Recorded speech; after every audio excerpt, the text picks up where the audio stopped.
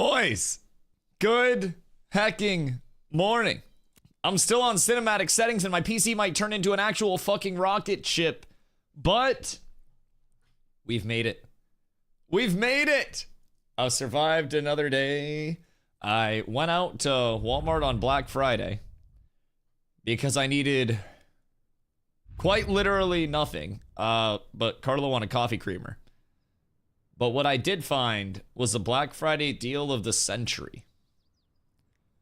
Fresh turkeys, whole birds, 50 cents a pound. 50 cents a pound. Grab 25 pounds of bird, threw those bitches in the freezer. Brother, 50 cents a pound, 25 pounds of bird. I'm set for an apocalypse out here. We're so up. Another day, another Leon first in chat. Brother, I appreciate you. Much love, much love. RIP your points as well. Yo, Beatron, what up, my boy Mojo, Phoenix, Esau. How are we? Over on YouTube. Oh, Mark, what up, dog? Turkey on mad sale right now? Oh, God, yeah. Because, like, the fresh stuff. What the fuck? Our guild is at war. Who in the fuck are the Power Rangers? What did I log on to? What the helly? Who's online right now? Who got decked on? Zombie? Yo, X for war. What the fuck? The 4 people online. We just got decked on. Just? Weird. Who though? Like, I think that's like red. I think it's just red, right? Isn't the Power Rangers like just red? What? I'm so confused. Why you chop chop? Wait, what do you mean why I chop chop? Chop chop what? Chop chop what? I mean, I need to chop chop people if we just got decked on. Did they like jump somebody? Why are you choppy? Oh, I shouldn't be. Yeah, no, refresh your side. That'll be on your end, I think. Cause like my side's coming through perfect. I meant your game. Me? My game's still fine. What do you mean? My game's running smooth. Was it? Oh, like when I move? It was laggy a little bit ago. Oh, it's probably because I'm on cinematic. Oh, you confused me. You confused me. I was so confused. Yo, Curry, what up, dog? Hope you're having a good day. Savo, do you see that Whirlwind's meat has a boat skin that costs over 40k USD? Combat's a lot of fun, but the gotcha skins are so funny.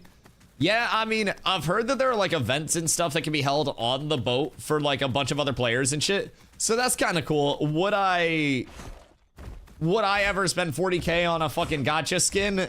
Maybe if I had millions of dollars, but like not in this current economy, dog. That's like 2 of my car. Like, brother is actually driving a couple well-loved Honda Civics right now. Genuinely, that shit's insane. I am happy that somebody is in a spot in life where they can spend that much on the fucking boat and not just disappear after. Someone buys a boat, a global announcement pops up, and there's a party on the boat. Jesus fucking Christ. Jesus fucking Christ. That's actually insane. I don't know how I feel about that. Like, it's funny, but I also don't know how I would feel about, like, somebody paying $40,000 and then being, like, the hub of players because of spending $40,000. I feel like, hey, I'm lowering my fucking settings. Holy shit. I'm not running on cinematic all day today.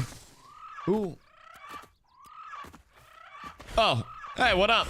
I was like, who the fuck is screaming in my ear? All right, everything's fine. It's just a terror bird. It's just the second worst mount jump sound in the game. The only mount jump that's worse than the terror bird jump is the ram jump. The ram jump genuinely fucking sounds like somebody is like just straight grunting in your ear. It's so bad. Would you spend 40k if the boat skin had anime girls and blackjack? I mean, I'm pretty sure that's what it has. And then like quests and events on it. But yeah, no, I don't have the 40k to spend. So like, I'm immediately out for that. I'm down horrendous there. Like, I'm a little torn on it having like more events and stuff like that. Cause I've heard that it has more events and shit. I don't know the details because I'm not playing Where Winds Meet. But it's also kind of like, I wouldn't want any actual change from like a super expensive gacha skin, you know? I feel like when it comes into like playable world changes and exclusivity due to having the skin, it becomes a little bit more than just, oh, ha ha ho ho, this person has a super expensive fucking skin. I don't know, man. I don't know. I don't like anything that invades the actual power scaling, but that's just my own personal preference to it as well. My game is running choppy as fuck today. Maybe I have an update that I need to run. I ended up getting a new SSD and re-downloaded Ashes, and my game is night and day different, so smooth. Should have done this a long time ago. Wait, what were you running on before? Just a super old-ass SSD, Savo? Because, yeah, Ashes is, like, I always describe Ashes as just a heavy game. Like, a lot of games are known for being GPU, CPU heavy, whatever. Ashes at this point in time is just fucking heavy. There is no way around it. There's no other way of describing it. The bitch heavy. Very much so. Very much so. Everybody who goes to the party gets the same reward. You get party points by doing minigames, and you get the same reward that the boat owner gets. It was on my preset internal one, and was just too much. Oh, God. Oh, God. Yeah, no, that was probably cooking your shit. You were probably stuttering simply because of that. Like, when players are downloading Ashes, I feel like there should be a prompt that comes up that they have to confirm, and it's like, hey, make sure this is downloaded on your fastest SSD with the most space. And then they would have to confirm that, and then do like a biometric scan, and then like fingerprint, and then do 3 captchas, and then make sure that it was on the fastest SSD before actually downloading. It would save people so much. Yo, Red, what up? What happened? I logged on and I'm like, my guild's at war. Weird. What's going on? And I was like, I'm pretty sure this is just Red. I think it's literally just Red. Could be 11th, I'm getting bored over here. I mean, what do you mean? You don't like watching me run around the world for 8 fucking hours and talk to chat about like what we're excited for every single day? Why not, dude? Stop being unreasonable. Clearly, this is the best MMO content that has ever existed, and anybody that says otherwise is just a fucking doomer, dog. Walking around the world and, like, just walking. Oh my god, dude, it's riveting. I don't understand why there aren't 10,000 people showing up to watch this shit. This is peak MMO gameplay, and if you don't think it is, then you're not fucking playing the right MMOs, brother. I would really, really, really like the PTR or something. Dude, I'd settle for boost NPCs, man. I would legitimately squeal with joy if they were like, boys, we got boost NPCs coming in for y'all today. Get your gear sets early, get your characters leveled, make sure that you're all level 25, get your mounts. I could get some people on to do a little PvP or something at that point. But as of right meow, I cannot do that. There is no incentive for people to get on to complete any PvP. So, you know, thoughts and prayers. Thoughts and prayers. I did, however,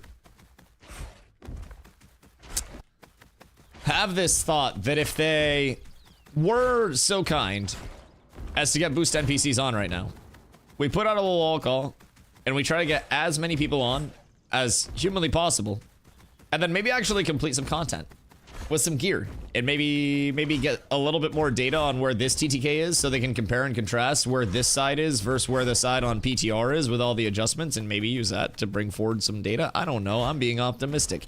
Maybe it's helpful. Maybe it's not. But if I'm being completely honest, I just want boost NPCs so some motherfuckers can actually play the game. Getting so many angry DMs. Are you just dropping guild decks on people? Wait, give me 3. Yeah, we got 3 to cop. We should have 3. I think the UI's bugged. I got you. Bet, where you at? Hold on. Can I invite you? I think I can invite you. Oh, wait. Can I not invite you since we're at war? Bro, that's tragic. They should let us unite the streets. I'm near Winstead. I'll just go over to Winstead real quick. Wait, can we trade? Since we're at war with each other? Also, Z, I hope you're having a good day. Van Vactor, what up? Is there a dev stream soon? Ready to see sport fishing. They're going to have 2 dev streams in December. I'm hoping they have one soon. Sport fishing is fun, I will say.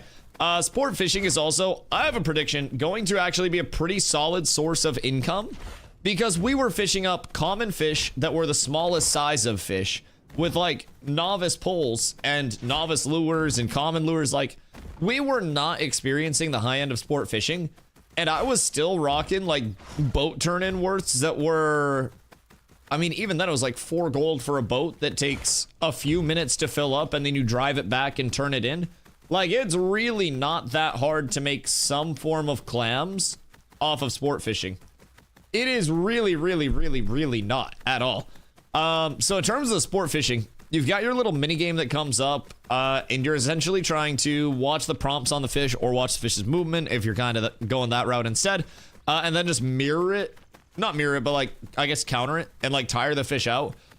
There are different instances of damage that you can do to the fish depending on what, you know, your movement and the fish's movements are. And then eventually the fish dies in the water or it gets away from you. When it dies in the water, you have to go swim out. You have to loot the fish. And then you have to put the fish crate on your back. And then when you put the fish crate on your back, that's when you're going to put it on your boat, go from the boat to the harbor sell, and then you're good to go and you secure some money. So it's really straightforward right now, but we also haven't seen, at least I haven't seen in my testing, and I haven't seen any linked on the PTR, like Lego fish or anything smaller than the fry size. So presumably there would be like the fry size and then other fish terms to go along with that. So curious as to what GPU you're running on. Kind of scary. You have to put settings on low. I mean, I don't like have to put settings on low, so to say. For whatever reason, I've been running really chunky in towns lately. I also think they're working on some of the like porting over. Oh, I would typically run this as well on medium, but that's also to run like 144 locked FPS basically. If I run on cinematic, like I can still, I would turn global loom on epic or high, honestly. But if I put everything else on cinematic, global loom is a real bitch to the FPS because that's what covers like the world lighting. And then if I go anytime now, the effects take a second. Don't worry. If you have any eggs in your house, you can just crack them on your GPU at this time and you'll be fine. The biggest thing is like the initial adjustment. And then when you go into an area right now, there is like a general FPS drop that can hit. But once you're on the frames for a sec, like it gets a little bit better. I mean, I'm still holding 60 to 80 FPS running around with pretty much everything on cinematic. And since I just switched to cinematic, I'll have to load shit in. I'll have to do all that. But my stutters are definitely worse when I'm running on cinematic, but it's also not like an unplayable state. Also, game feel and stutter stuff is like one of the highest priorities for them. So there is a stutter that's on the PTR build as well that is annoying the absolute fuck out of me as someone that's like a game feel enthusiast. But if they get that stutter worked out, like the FPS is just fine. Like, yeah. It's just that stutter, if I'm being completely honest. But like, this is on cinematic right now, everything except global illumination. Global illumination's a bitch. And like, my average FPS is fine. It's just the random stutters as I'm going into a new area for the first time. You'll notice those stutters are a lot worse. But once you're in an area for a little bit, like if I go back and cover this path that I was just on, I'm stuttering way less frequently than plowing into a new area. So that's kind of the weird thing. Like, I'm not really, you know, game dev man. I just play a lot of video games. Like, I'm not a game dev man at all. So I'm a big game feel enthusiast. I couldn't tell them what the coding is that's fucking up to cause the stutters, but I can damn well tell them that there's a stutter, just like I have, that gets worse when you go into a new area.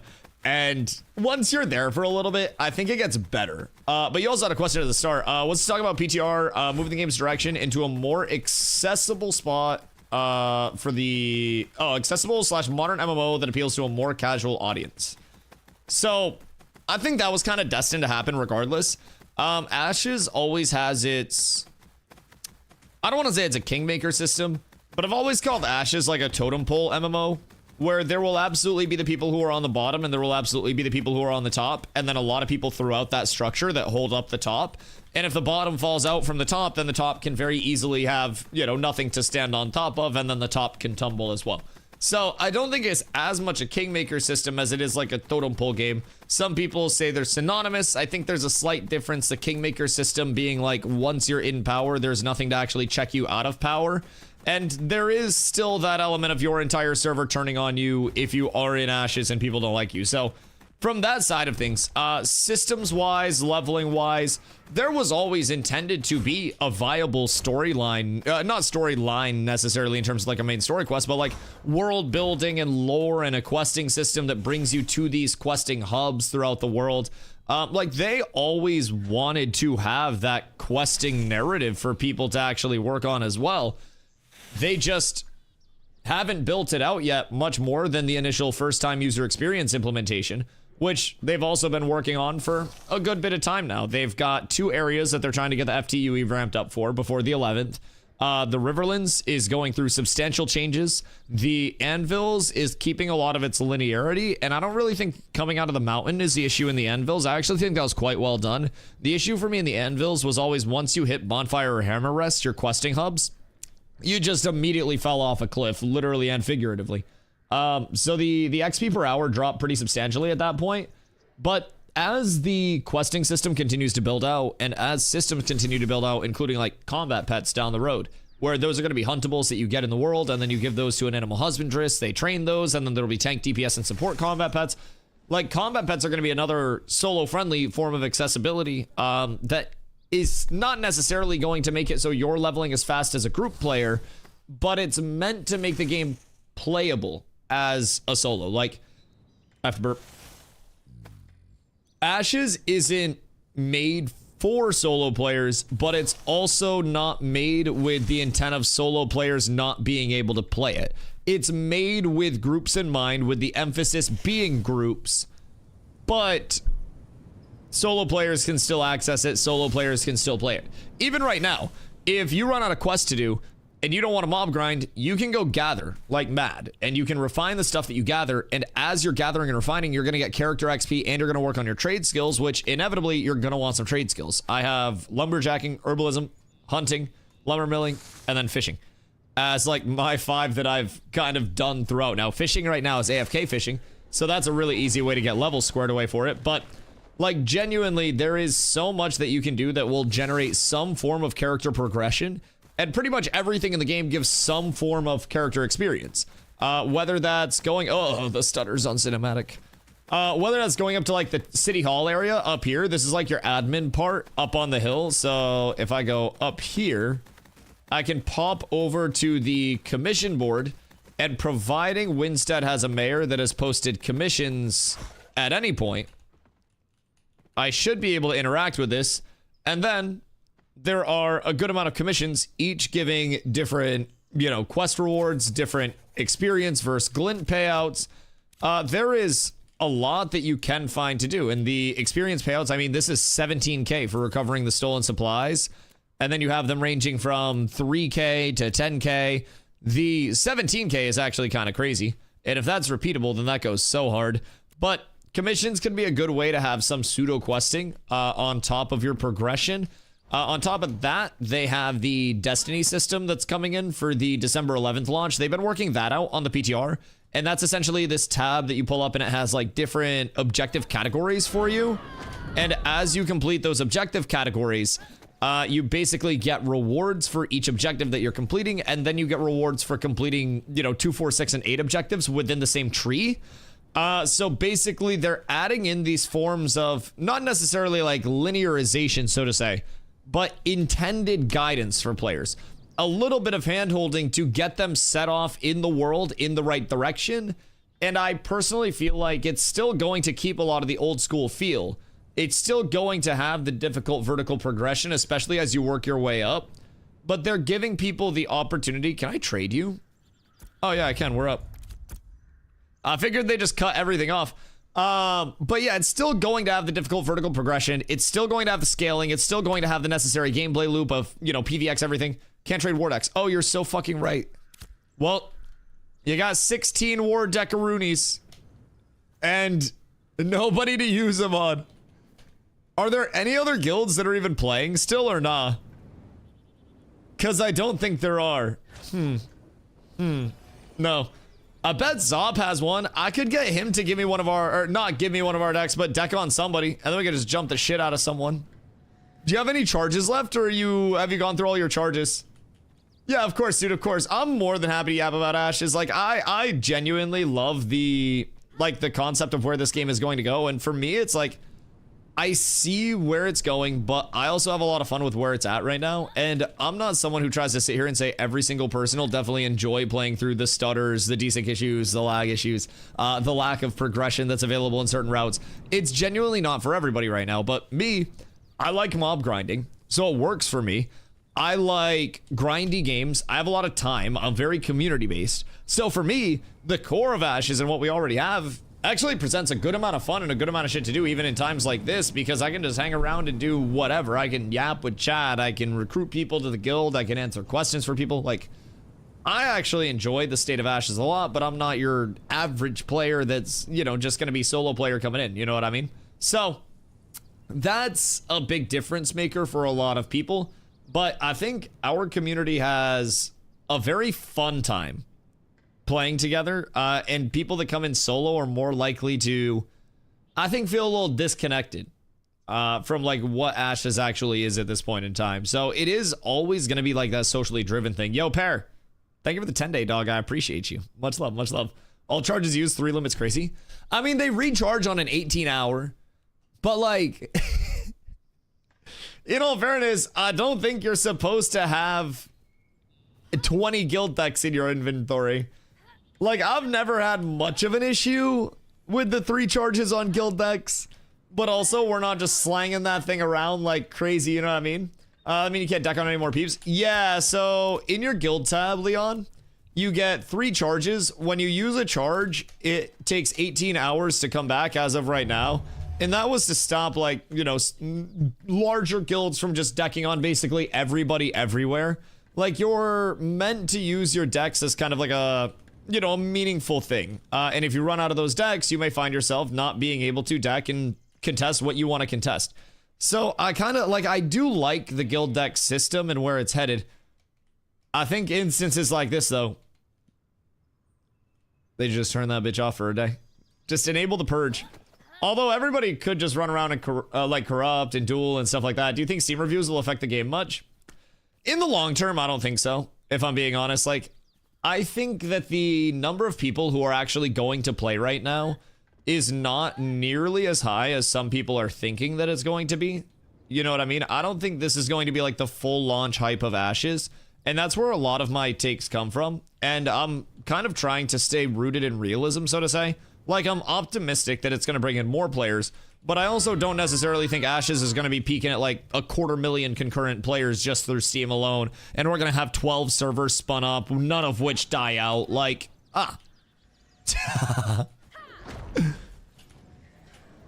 Get the heretic.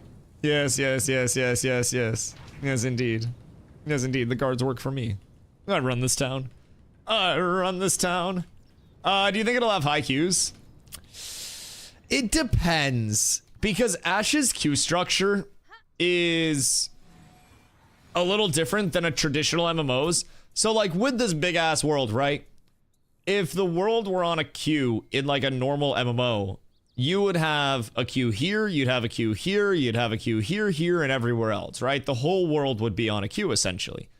With the queue structure in Ashes, it's dependent on each individual server worker. So at any point, if you hit page up, you can see which server worker you're on, SW, so I'm on server worker 24 here.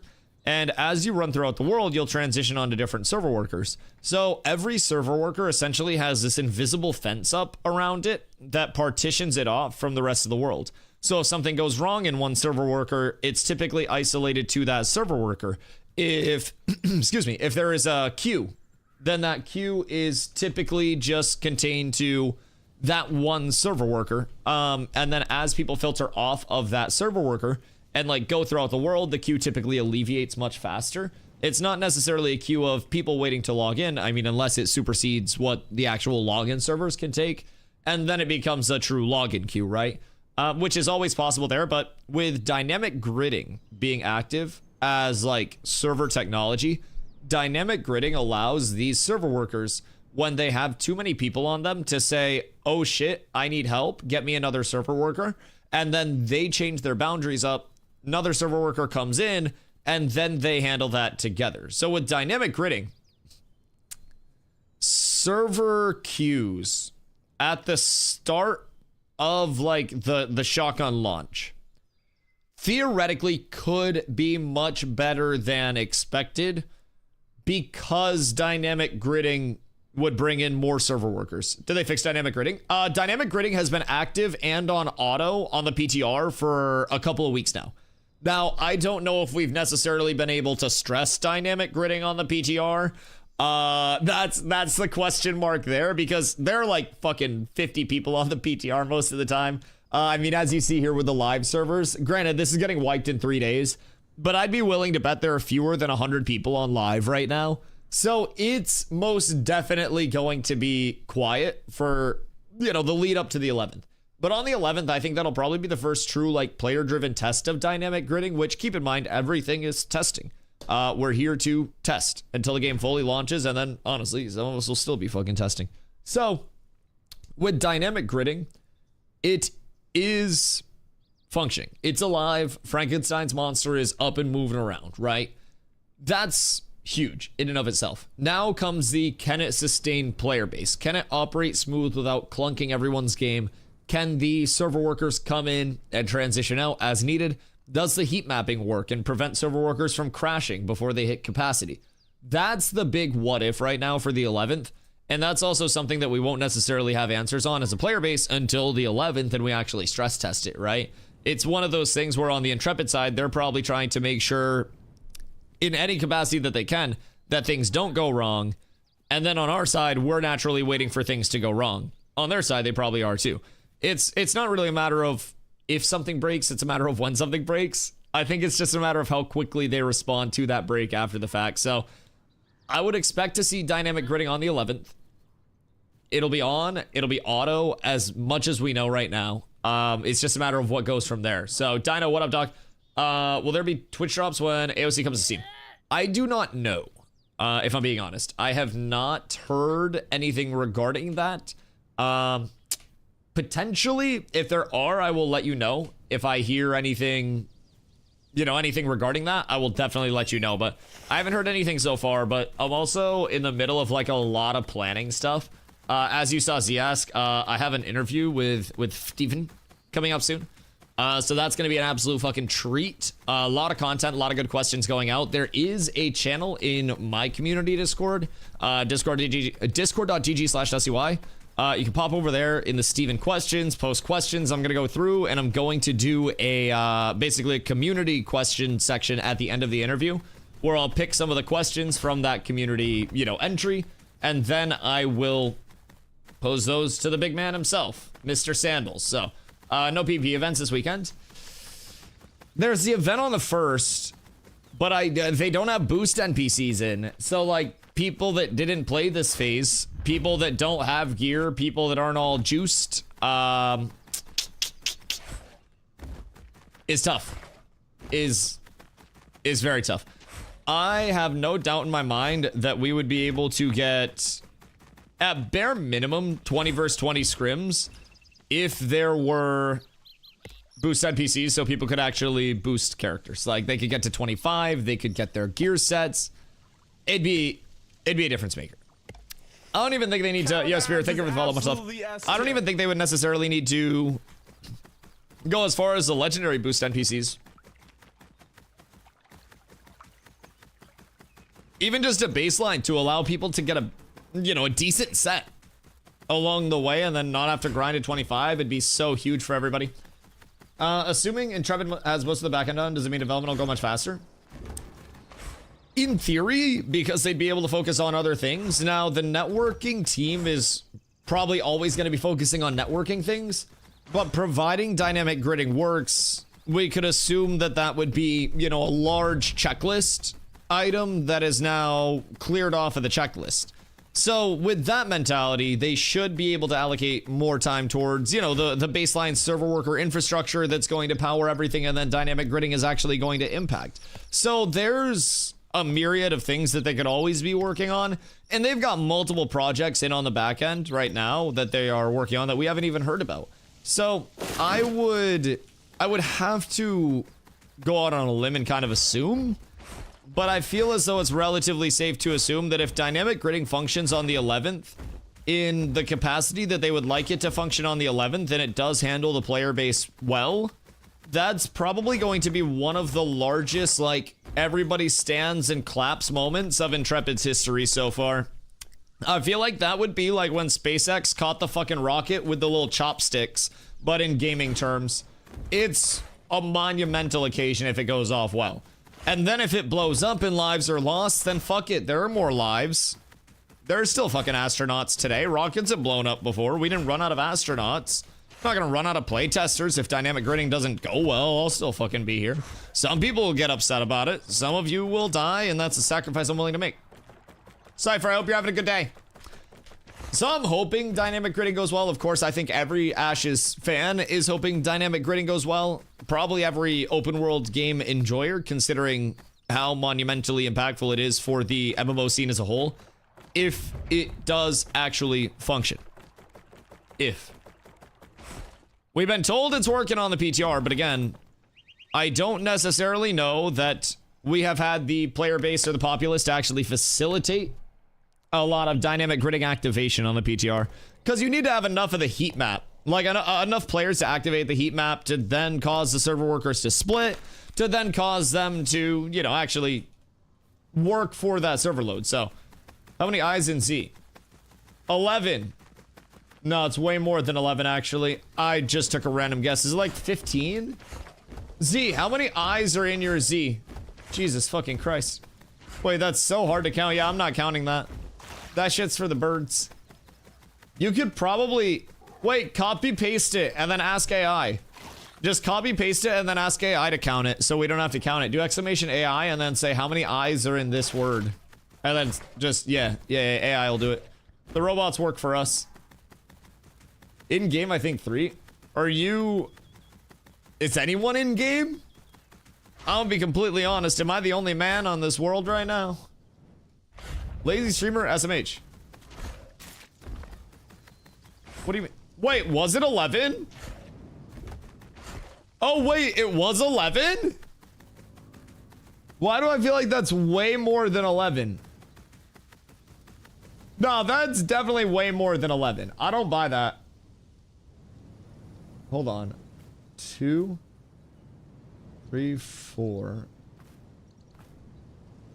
5.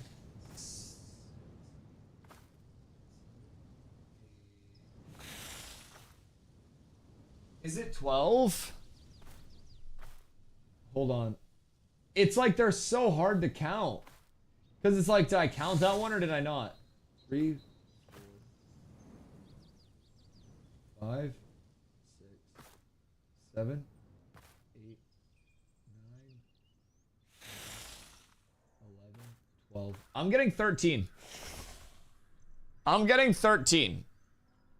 Is it 12 or is it 13? I know y'all are saying 12. Oh, fuck. I think I just strained my retinas. Oh, Jesus Christ. All I see are eyes when I blink now. Oh, fuck. Oh, my God. It's like cursed. Oh. Oh, God. It's like I got camera flash in my eyes, but it's all like Z's name. Oh, God. I hate that. So I think AI can't be trusted. I think AI doesn't know how to count. But I'm also not sure. I am not sure. I didn't... Wait, you checked in Excel, Mojo? I see 12. Okay, so it's 13 total letters. Oh my God. 12 eyes, and AI was wrong. Alright, so maybe we don't trust the robot overlords. Maybe we have to actually help them learn how to count. I've been asked this a million times. What's your thoughts on the game coming to Steam Early Access? I think it'll be a lot of the same thing that we already have. Honestly, it's not the most controversial take, and I don't mind answering it. And it's not like the most exciting take either. But I think any form of negative feedback already exists just through the Ashes launcher being so public already. Like, there is such a vocal player base within Ashes already. I don't necessarily think in the long term, when it's all said and done, even if the reviews are rocky, right when Ashes goes out on early access, brother, the reviews of Ashes have been rocky the entire time it's been in existence. So I'm not necessarily too worried that it's going to be this monumentally, you know, morale breaking or game breaking occurrence where people come in and a percentage of people are going to be unhappy with, you know, what they want the product to be and where it's at. And then a percentage of the people will come in and be happy with where the product's at versus where they want it to be. And it all just breaks down to that personal preference on things. And I try not to get too far into the, you know, into either circle of like the overly coped up or the overly doomy about things, because truly I think everything is gonna be just fine in the long term anyways. Ashes, and honestly every other game in the world, is always going to have a portion of negative reviews. Some larger, some smaller, but there will never, ever, ever, ever, ever be a game that is just perfectly well loved by everybody with zero critiques. So that's my take on it. I think anything in the world, man, you got positive, you got negative, you got reason to like it, you got reason to not like it. It just depends on who you ask, you know what I mean? I'd love to see the MMOs people are maining when they shit on another MMO. See, that's another thing that I don't really like right now. It's the tribalism in MMOs right now, where your yum is immediately a yuck to me if it's not my same yum. If you're playing a different MMO than me, I don't like the MMO that you're playing because it's not my MMO. If you're playing WoW, then you're fucking stupid because Ashes is on top. If I'm playing Ashes and you're playing WoW, then Ashes is a scam and WoW's the Titan and the untouchable. If you're playing Guild Wars 2, then you're just riding a hype cycle. Where Wins Meat isn't actually an MMO. But if you're playing Where Wins Meat, then you're on that side of the train. Like, it's devolved to a state where people aren't just willing to say, hey pal, what game are you playing right now? Oh, awesome. Why are you playing it? Tell me about it. Oh, cool. Awesome. Remember when we all had fucking consoles and shit and we were just asking our friends what they were fucking playing on their consoles? And then we started playing games together because of that, because word of mouth spread that people were enjoying it. Mayhaps. We just ask the people that are actually playing what they think of it, and then make our own opinion after that. So, I don't know, man. I think the tribalism, especially among MMO content creators, is really, really, really bad right now. There's so much content that goes out right now that is either this MMO is the next best MMO and it's the best game to ever come out since fucking Tetris Attack, and if you're not playing this game, then your grandmother's gonna keel over and, I don't know, fucking have diarrhea because you are a bitch for not playing this game. It's actually that clickbaity. It's fucking wild. And then I'm just over here like, oh, yeah, you have critiques about Ashes. Yeah, no, that's valid. That's valid. Ashes will get better. Here's what you have to look forward to based on those critiques. Blah, blah, blah, blah, blah. Like, we just kind of be yapping over here. We just kind of be yapping. Yo, Tuesday, thank you for the 40-day, man. I appreciate you. Hope you're well. How was your Thanksgiving? My Thanksgiving was so fucking good. And then the post-Thanksgiving has been even better. We got a ton of leftovers, right? A ton. So many leftovers. And then Carla and I went to Walmart today because Carla needed coffee creamer. And we got fresh turkeys. Whole bird, 50 cents a pound. Marked down from $2 a pound. Boys, we are so up. So up. So I grabbed a couple big ass fresh turkeys. I got like 25 pounds of bird in the freezer right now. So as soon as we're out of leftovers, I'm gonna just thaw another turkey. And then we having turkey again. I got a rotisserie. I could roast it. I could rotisserie it. I'm not gonna deep fry it because I would probably end up blowing something up. But you know, it's a vibe. It's a big vibe. I hope your Thanksgiving was great as well, dude. I'm still recovering from the fucking food coma. It was tough. I immediately got the itis and then fell asleep on my parents' couch. So it was rough. It was really rough. Thought New World was a solid game. I feel the reviews killed it. I don't think the reviews were what killed New World. I actually think more negative reviews earlier in New World's content cycle would have helped it succeed. I think New World was, instead of being something where the reviews were going out that it was going to be bad, people were hyping it up that it was going to be the greatest game to ever exist. And as a result, the peak player base was genuinely one of the highest peak concurrent user counts that an MMO has seen in a long time. A very long time. Like, it was unreal how much hype it had. However, New World could not live up to that hype in the long term. And it was a time where, you know, a lot of games were not coming out in a good spot. A lot of gamers wanted games to, you know, come out in a spot that they could just dump their time on it.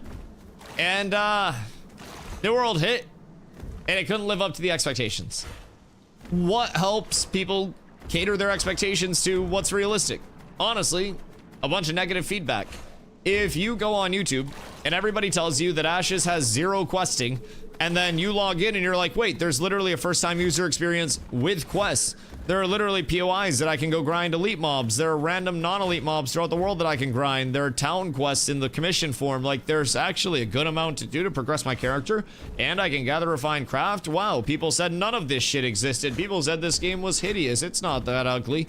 If people keep saying that Ashes is fucking 5'2", and Ashes comes out at 5'6", then people will be pleasantly surprised.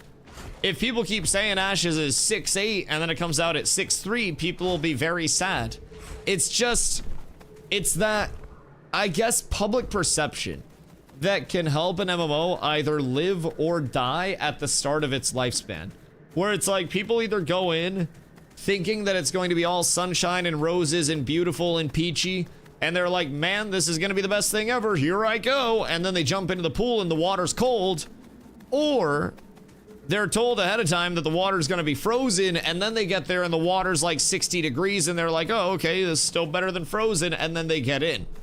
I'd rather have the latter for an MMO. Like, when we look at New World's player drop over time, it was, I don't even know if I have a tab pulled up. I have a tab pulled up for everything. Joke's on you. Hiya. We'll hit a quick refresh. If we look at New World's population over time, keep in mind, 913,000 concurrent players is a disgusting amount of players. Disgusting amount of players. That is so fucking high. Then immediately month over month, minus 62% first month. This was the result of, in my opinion, all of the hype being around a game that was supposed to have literally everything from the new action combat system to, like, the social system, to the politicking, to the territory ownership and development, to everything in between. Unfortunately, yo, Meat Juice, thank you for following, much love. Unfortunately, it just couldn't live up to the expectations. So again, I would rather have Ashes go through all of the negative sentiment, all of the critiquing now, so that way when people do hop in, they're like, oh, this is gonna be ass. This game's going to suck, I'm going to have no fun. And then they end up maybe having a little bit of fun, and they're pleasantly surprised because the combat system can actually be quite solid. If you do enjoy a tab target base, I think you'll very much enjoy the combat system, if I'm being completely honest. I think it's a nice modern take on a classic tab target system. Still needs a lot of improvements. Time to kill is gonna get refined 1,000,000 times over. I'm going to absolutely baby rage at my client stutter. But, like, it does have a lot of strong points to actively build off of. So, to be fair, New World closed alphas, had a ton of criticism. The devs were just deaf and were NDA'd to hell.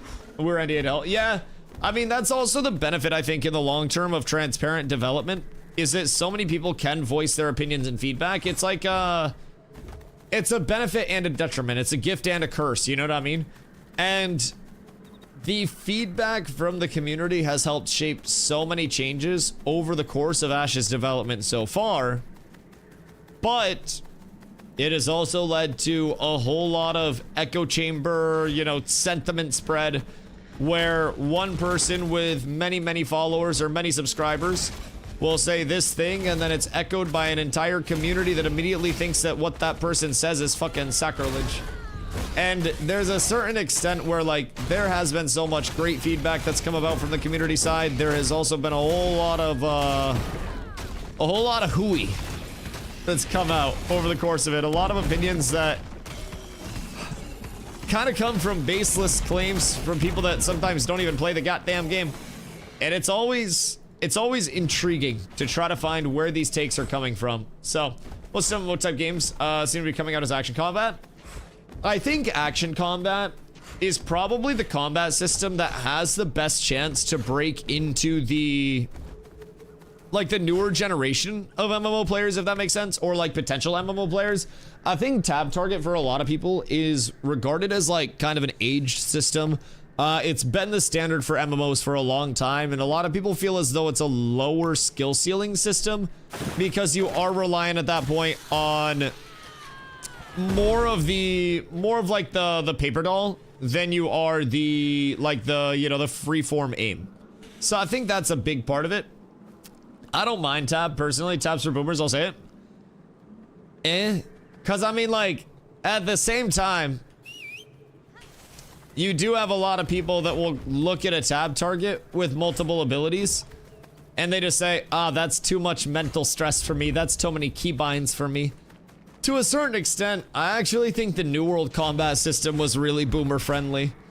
Like, New World's combat system was really boomer friendly and really brain dead friendly at the same time of offering some skill expression because of the freeform action combat. But you had 6 buttons, and those 6 buttons, well, it was 3 buttons twice. It wasn't the most mentally taxing game out there, if I'm being honest. I know some MMOs out there have a bit more of an action hybrid to them. I mean, shit, Ashes even provides some form of the stamina management at least, so that's great.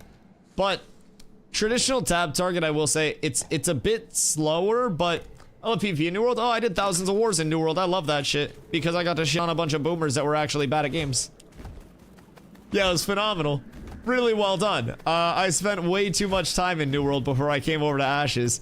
The combat system was a one-of-one feel because Amazon Games kept trying to move forward with an engine that probably should have been scrapped years and years and years ago because they wanted to have something proprietary to their game development name, and that seemingly just hasn't worked. So I don't know, man. It was the live or die method. It was live or die by the 3, except it was live or die by the Azoth engine. And I feel like that engine is freaking cursed at this point, brother. Oh my goodness gracious. Spend most of the time of those words on the respawn screen. Bo, you're not even a good shit poster. Brother, I've spent more time AFK in wars talking to chat than you spent slotted for wars.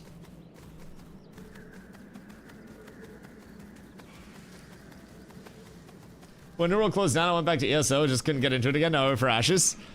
The straight combatage of New World, I don't necessarily think is going to be scratched by many games, just because how, you know, how one-of-one New World's actual feel was, you know?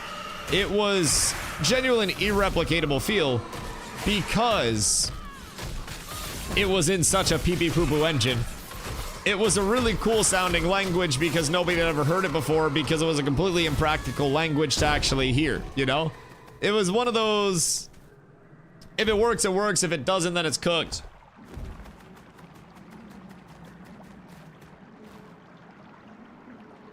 And unfortunately, it didn't. And they could never get everything, like, built up in the proper way around it. Still seem to lean more towards action. I don't have that motion. I actually like the split, if I'm being real. I think tab target is a very... People want to say action combat is going to be the next big thing. But again, look at what's done in most full action combat systems, and it's typically quite bad.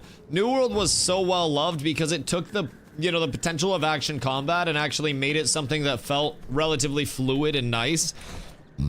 Much more than previous MMOs have. So I personally think in terms of the MMO world, New World was the first, not the first, but it was the most well done action combat so far in terms of a full freeform action combat system. Ashes does still have a lot of action combat elements to it, but by and large, it is, I would say, a tab target system. It's technically a hybrid, the same way that I'm technically a hybrid athlete because I take massive amounts of bong rips each day to condition my lungs through cardio, and then I also do leg pumps under my desk, so I'm doing weightlifting. Like, I am the peak athlete. I'm conditioning my body in a way that many men wouldn't even survive. This is the ultimate punishment route. So with Ashes, man, I do like the split. I enjoy it. Yo, Anki, thank you for the follow. Much love. Action's rough for clerics.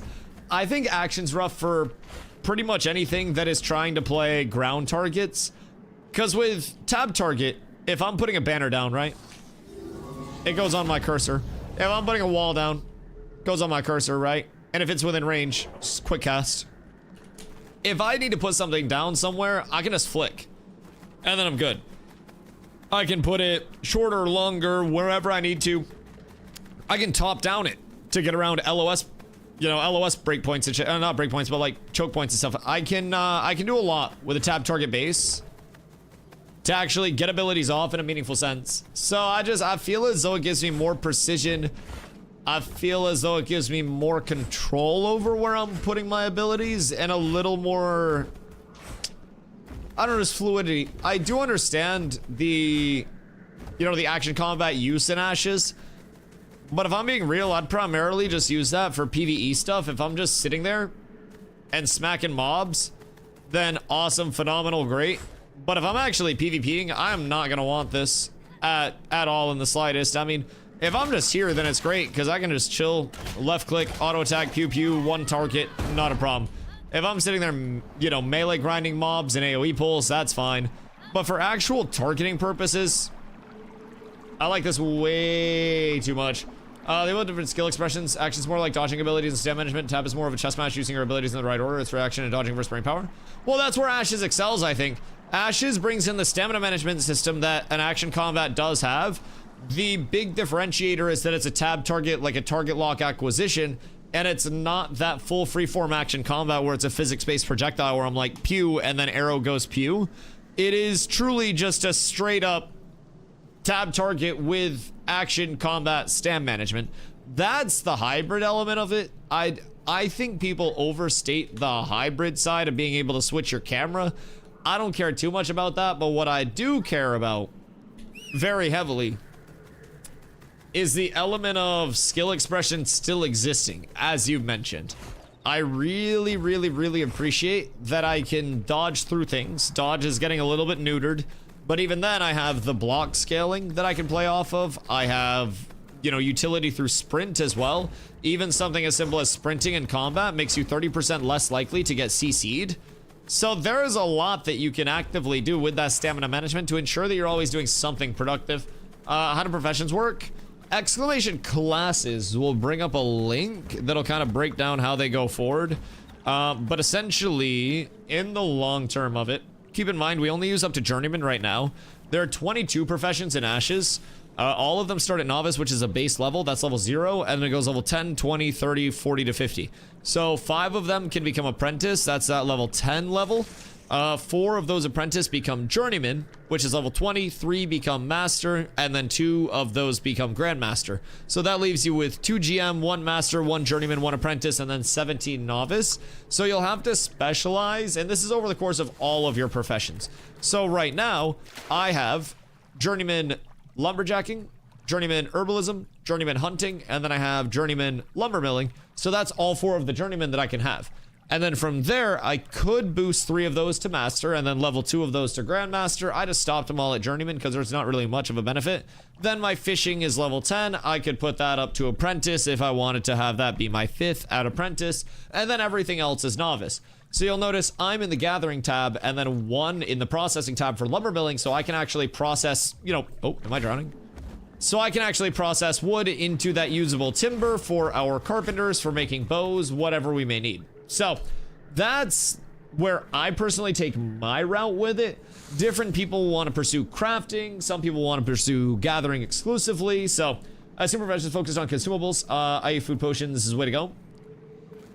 From a consistency standpoint, absolutely. There are a few options in terms of trying to craft for profit. Scribe has your scrolls, guild deck scrolls, attribute scrolls, all of that, maps, so that's great. Carpentry makes caravans and boat parts, so carpentry will be good for that side of things, on top of making bows, all of the rest of that. Then you have weaponsmithing. Weaponsmithing is, of course, weapons, but they've also allocated a lot of the trade skill tools underneath weaponsmithing, so you have some form of like, you know, replicatability there in terms of driving a profit. It's obviously not going to be an evergreen where people are consuming these and then going through them and needing another, but if you're in place with your weaponsmithing high enough level to make these trade skill tools and sell them, then you can make good money off that. Tailoring does cloth armor and then also siege deck banners and some bags. So with the bag side of things, that's going to be, again, kind of similar to the trade skill tools. You'll have waves of people ready to buy those. If you get the mats ahead of time, then you're good to go there. Armor smithing does heavy armor, and then... oh, it's also trade skill clothes. You have shirts coming from tailoring. You have, I want to say, like, belts coming from armoring, and then leatherworking is pants, if I didn't fuck that up. So they also all have trade skill armor that they can make. Jewelry. And then arcane engineering. Arcane engineering is like your wands, your focuses, your books. And then it also brings in survey pylons, which will be more valid on the PTR side of things. That'll reveal information about like which gatherables are in an area, the rarity of those gatherables, how many are active versus inactive. So that'll be a lot of valid information. Then from there, you have excavation kits and decon kits, enchanting charms, tempering kits, presumably ascension kits would also come from here. So there is a lot of the consumable side, or at least the wave-based crafting side to every one of the crafting outputs. It's just in terms of weaponsmithing and armor smithing, something in those realms, you're going... oh, no, I'll go fuck myself. That's fine. I have been getting more crashes than usual when I run on cinematic. I don't know why, but my game does not fuck with cinematic. I never crash on my old settings, but I think I crash like once a day running on cinematic. Same, are you running on cinematic? Because I don't crash when I run on my settings. I feel like cinematic is a fucking trap. It looks good, but it's not actually good. Das, Henry, Bongiorno, how are you guys? Consumables are gonna go hard for the 11th. Yeah, consumables are just sometimes tough, because you have an element of vendor competition, depending on when buildings go up. Consumables are always great unless they put in consumables on vendors that just put you guys out of business. But I hope player-to-player consumables are the emphasis instead of vendor-acquired consumes, man. Just being able to go to a vendor and like buy all the food and scrolls that I need in pots. Man, that devalues so much of the intended ashes loop. Had to shovel my driveway at lunch. Nah, hell no. Bro, are we actually gonna get snow like that? Do we know anything about the update release schedule post December 11th Harbinger's update? Not in terms of like specific dates in the long term or anything. I would assume more or less it's gonna be a period of just troubleshooting everything that they've got in for the December 11th side of things. So, yo, if I buy through the website right now, can I play it right away? Yes, but I would not recommend doing that, Kazoo. I'm gonna call you Kazoo because I have no idea how to say your name. But I would recommend waiting for December 11th. If you buy right now, it's the 100 USD pack. It gets you in through the remainder of development, right? Which is great. But that is only gonna be, at this point, like a 12-day difference or some bullshit like that. 13-day, whatever it is. December 11th, the pack price goes down to $42.50. These servers are getting wiped anyways, so like all of this gear gone. Everything that you see gone. This server will start back up on the 11th, and it will be brand new. So you are losing essentially nothing from waiting until the 11th. If you wanted to hop in now so you could try to familiarize yourself with maybe what class you want to play, check out the private test realm a little bit when that comes back up, then you could get a peek in at the build, get some love from the boost NPCs there, level to 25 instantly. You know, get all squared away with some gear sets. That is a very, very, very like new player friendly form of testing. But it depends on how badly you want to save versus spend like $50+ If you have the $50 and you really want to playtest in between now and the 11th, then awesome. Yeah, I'm turning my settings down. If you have $50 and you want to playtest in between now and the 11th, then phenomenal. I'm not going to stop you from doing that. But for most players, I'm being very, very, very forward of I would wait until the 11th, and then I would save the 50 bucks. Maybe get yourself some skins in the long term with the 50 bucks you save, maybe slash gift 10, you know, really whatever you're looking to do with that $50, but it's just gonna be a better spend of your money, if I'm being real. I don't know if this will make it to you, but I have snow squalls for the next 2 days. Bro, what the fuck? So I'm actually gonna have to be out here shoveling and shit. Yeah, that'll be awful. We got 6 to 8 inches and not in the sexual way. Okay, word. So we might actually have some snow coming down. Gosh, heckin' dang it. My only motivation right now to finish this Dusty video is being able to play Town to City and building my new Legos. Yeah, we motivate Carlo with the toys. Yo, Galaxy, what up, Doc? Hope you're having a beautiful day. Appreciate you coming through. Hope your Thanksgiving was good, my boy. But yeah, nah, nerds over on YouTube. I don't know exactly what their update schedule or update cadence is going to be post Harbinger deployment. Typically, we'll see multiple bug fixes a week. Like once their focus is actually on live. For example, on PTR, we see very frequent bug fixes along the way. We see deployments that are then troubleshot that then make those deployments better. So that's the big difference. Right now, live hasn't received any patches for a while because the PTR is the emphasis. Once live is the emphasis again, then live will be getting a whole lot of updates, but I don't think they'll be putting in like new content after the 11th for probably a few months, other than like some trickles in here and there once it's troubleshot properly. Fupo! Snow's like waters, first dust, you should like it. I do love snow, but I hate ice. I fucking hate ice, if I'm being completely honest. Every 6 weeks? 6 weeks is cap. I'll be honest. 6 weeks is way too frequent. That's assuming a 42-day content deployment. That's very, very fast. I would say for Intrepid, genuinely prepare for 3 months for major content deployments. And then within that, you'll get small deployments throughout that 3-month period. But I always try to tell people like 3 months is what you're probably gonna see for milestone updates. You'll see other small updates throughout that. You'll see a lot of bug fixes throughout that. But they tend to put something in and then try to look at that being used, get the data from it, and then improve that before they move on to the next thing and just let all that technical debt accumulate. So I feel like 6 weeks is a little quick, personally, just from being here in the time that I've been here. But they could always knock my socks off and just start slapping out 6-week milestones. That'd be fucking phenomenal. If I get the $100 pack right now, do I have to rebuy the game on the 11th? You do not. If you buy the pack right now, like just in the event that you want to, again, I would not recommend buying the pack right now unless you really just don't care about the 50 bucks. But for any tester who played prior to December 11th, so that would be now to December 11th, you get the 2 titles, Cultist of the Eternal Fire and then Knight of the White Flame. So you can either be a Cultist or a White Knight.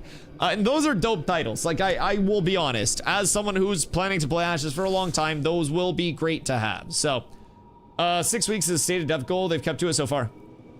What was their 6-week deployment after August? Because we got the P3 launch. I don't think we've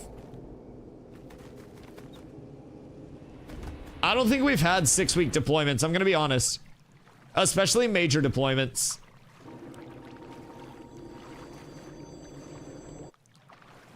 If they said the 6 weeks was their dev goal for milestones, and again, milestones are stated as something that's like a, what, 2 to 3 month goal? If I remember correctly. And so far, we've seemed to see a milestone like 3 to 4 months. At least in my experience, but I'm also maybe not seeing where the other patches along the way have been milestones on the 6-week cadence. But open to interpretation, I guess. No, like Vanilla Ice? I like Vanilla Ice, but there's some ice that just, it can't be allowed to live, so it has to get salted like a slug, man. I swear. It's like I would walk on snow all day. All day. I would love that. The slight crunch beneath my feet. The soft, pillowy goodness, being able to make a snow angel. Fuck me, I'd love that. But there's always ice underneath it. Ice wants to make you slip and fall. Ice wants to make you hurt your bum. And there are only a few things in this world that make me want to hurt my bum. And ice is not one of them. So I'm not a big fan of all of that, if I'm being completely honest. I love the snow. I would go snowshoeing. I would do everything. Gonna get really cold here, just no precipitation. Wait, where's here? Because I'm pretty sure we're supposed to get some precip where I'm at in Maine. Oh yeah, Sunday we have an 80% precipitation. I don't think we're getting anything until Sunday though. I think it's flurries today, sunny, and 25 tomorrow. And then 80% chance of precipitation Sunday. 65% snow Tuesday, a lot of snow Wednesday. Oh yeah, so Tuesday, Wednesday, we're about to get hammered. West Texas. Do you guys ever get rain? Is that like... What's in West Texas? What's in Texas? I would assume walking around in Texas just kind of feels like this, where you're just walking around in this super creepy, unrefined area and you don't really see anybody. I would assume this gives West Texas vibes. Get a Discord link? Exclamation Guild. Yeah, we got you. Love to live near the snow. Queensland in Australia gets hot as fuck. Oh god. And everything can kill you in Australia, right? Like, legitimately everything. Because I feel like that would be the worst part. Like, in Maine, there's not much that can kill you. Unless it's an old person that doesn't know that the light's red. Or there's just like, I don't know, a roundabout or something. Maybe if like a moose decides to charge at you or some shit. But then you're in the moose's territory and you kind of had it coming, so. Lots of oil fields. Oh god, fuck. Oh, my retinas. Holy shit. Anyways, lots of oil fields here and over in New Mexico to get to the volcanic. Wait, the old volcanic fields. Why does that actually sound fucking sick? What do you mean the old volcanic fields? Like volcanoes? Like down there? I didn't know we had those shits. I'm not like a geography guy, but I didn't know we had volcanoes up in this bitch. Wait a minute. There are things that can, but it's not really that noticeable. Don't you have grizzlies? No, we have black bears. We have very, very, very, very, very tiny bears. Our bears in Maine are like... I'd say probably slightly larger than a large dog, smaller than a wolf. They're just kind of like chonky. But black bears are not that big at all, and that's what we have primarily up here. We have like black bears, we have wolves, we have coyotes, we have moose, we have deer. We don't even have like poisonous anything. So, being from Australia, bears scare me more than everything here. What, the drop bears? Yeah, the drop bears go crazy there. I can't believe they've evolved to do fucking gymnastics. Two most common things you see is crocs and kangaroos.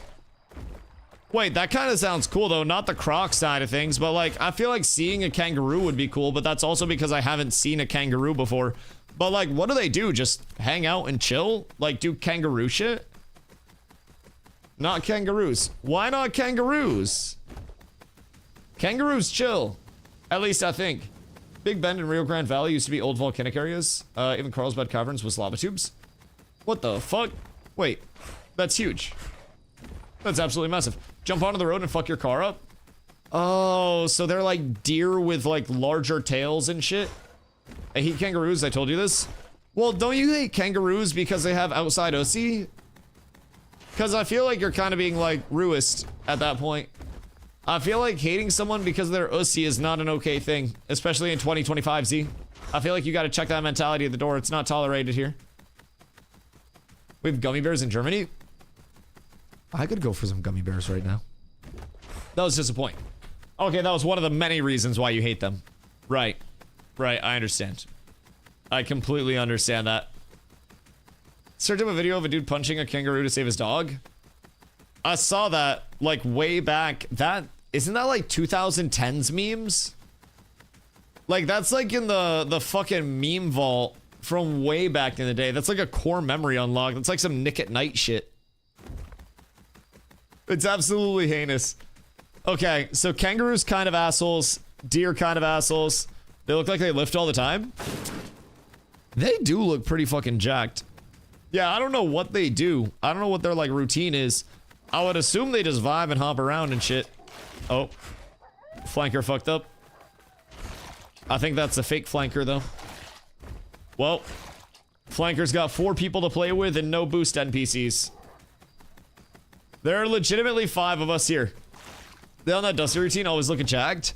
Listen, I wear long sleeves on stream so I don't intimidate anybody that's, you know, trying to, like, lift professionally. Because anybody that's, you know, a bodybuilder, one of those, like, sculptors and competitors, I don't want to shame them and let them know that somebody can sit here and play video games 8+ hours every single day and just completely outdo their physique from the fucking ground up. From the calf insertions to the quads to the biceps, like, it's just, I have to wear many pump covers and a literal fucking tarp, or I will instantly get recruited for, you know, Bikini Beach or Muscle Beach or whatever the fuck it's called. All of the beaches will try to get me out there. And one of them keeps trying to put me in a bikini. And I don't know why. I don't know why at all. And I don't want to go to that one. Full disclaimer, chat. I do not lift currently. I don't want to say I don't. I still do more, like, physical exercise on a daily than most people in this chat do, but that also means that I do a little bit of, like, light stretching every day and then a few dumbbell exercises before stream. And that immediately puts me in, like, the top 60% of the chat. Where wins meet PvP is interesting. It's just who can stunlock the other person longer. Yes. I mean, that's what I've noticed. I also, again, I haven't been hands-on with it, but I have watched PvP content because I try to watch PvP content from every MMO that comes out and give it, like, a fair shake. It looks like it's a bunch of animation locks from abilities that get me into a spot that I do not want to be in. And every time that there's an animation lock, the other person is also stunned, and it, I don't know. It's also not action combat, it's just target lock. Everyone's just target locking, it's just a tab target. I might be missing something, but you have to treat it like a fighting game. Yes! Yeah, you're literally just trying to hit wombo combos. Exactly. Exactly. It is 1000% just trying to get the right wombo combo in place where you're perma comboing and it's like, hi, and then everything dies. Yeah, exactly. Exactly. Mortal Kombat? Oh god. Favorite changes the last month or so? On the PTR side of things, I'm gonna be completely honest, my straight up favorite change is the Harbinger system coming in right now with some endgame replayable content. Now, that's also predicated by, I hope the Harbingers are actually populated with good reward scaling, so people have incentive to go out there and complete those events. Those have the potential to be a very fun gameplay loop. That's what I'm most excited for. What I am most excited for other players, like the Harbingers is for me, my gameplay loop. But what I'm most excited for other players is the Destiny system and the first time user experience revamps and emphasis. I think those two things will allow a lot of new players to come in with a little bit of guidance, and getting the first time user experience is always better because it's, again, quite literally the first thing people interact with when they're playing the fucking game. So that's huge in my opinion. I, you know, have obviously played through the bad first time user experiences comparatively, so I'm not too worried about that for me, but I am really excited that the emphasis is on the FTUE being a bit better, you know, earlier on, instead of a New World type situation where the first time user experience was always a little bit more up in the air early on. You know what I mean? That was a big point of New World's downfall. Early was that the first time user experience and progression was just so bad. It wasn't ready. It shouldn't have been pushed out as if it was ready. So I think that's my top two, if I had to be honest. Everything other than that, I think there is still a myriad of good changes coming in. I think the time to kill is a step in the right direction. I think the HP pools, I've talked about this a lot, but I think the HP pools are only part of the problem. I think HP pool times mitigation scaling is the larger problem that not enough people are willing to talk about. So from my take on it, I just think they have to figure out the ratio of where they want that damage versus power scaling, damage versus mitigation scaling, sorry, to be sitting at. And once they figure that out, they can just keep working at that, but it's going to take some time to figure out. Also, what's been on display was legendary plus 20 enchanted full consume 1v1 PvP, which is essentially giving a bunch of people the shiniest armor and weapons in the game and freedom to use any consumable they wanted and then just having them clink super powerful attacks off each other, but have those attacks be mitigated like crazy. So we haven't had a ton of dedicated, 8v8 combat, because there just hasn't been a lot of testing on the PTR for such. There have been a couple like PTR sieges and whatnot, but there hasn't been a ton of actual organic, PvP content. Scrims, we haven't been doing scrims. There have only been a couple of sieges, and those sieges were relatively undermanned. So we'll be able to get more feedback on it, more data on it, I think, from group-based stuff in the long term. Intrepid has said that they do have another iteration to the time to kill that's going to be coming in when the PTR comes back up. I don't know if it'll be ready for when the PTR immediately comes up, but it will be obviously in before the 11th. So they're going to give us another pass to that. Hopefully get it in a little bit better of a spot, and hopefully with, some more time to test. Because even if they seemingly nail a TTK day 1, what if people find some weird scaling day 3 that then predicates some more TTK changes? Also, Stomps, Zop, Keith was out there too somewhere. Strad, buongiorno everybody. I hope you guys are having beautiful days. Hope you've recovered from your Thanksgiving feasts and your Black Friday shopping. If you did, Black Friday sucks now. Best thing I got today was 50 cent a pound turkeys. We're up tremendous. Just keen for a wipe because I started the end of the phase, but I'm just waiting to level cap increase in second archetype. Level cap increase in second archetype are going to be fucking phenomenal. I think that'll probably be in the milestone update after this upcoming milestone update from what we've heard. But that's also like, much further out. We're still months and months out from that. I wouldn't say months and months, but we're still multiple months out from that. So I wouldn't get too necessarily amped up for the milestone update past this until maybe like March, April-ish type shit. That's when I'd really start to look into it. Hunter, thank you for the hydrate, my boy, by the way. I appreciate you. I just want to test the world boss stuff. The world boss stuff is very fun. It's also slightly hard to test the world boss stuff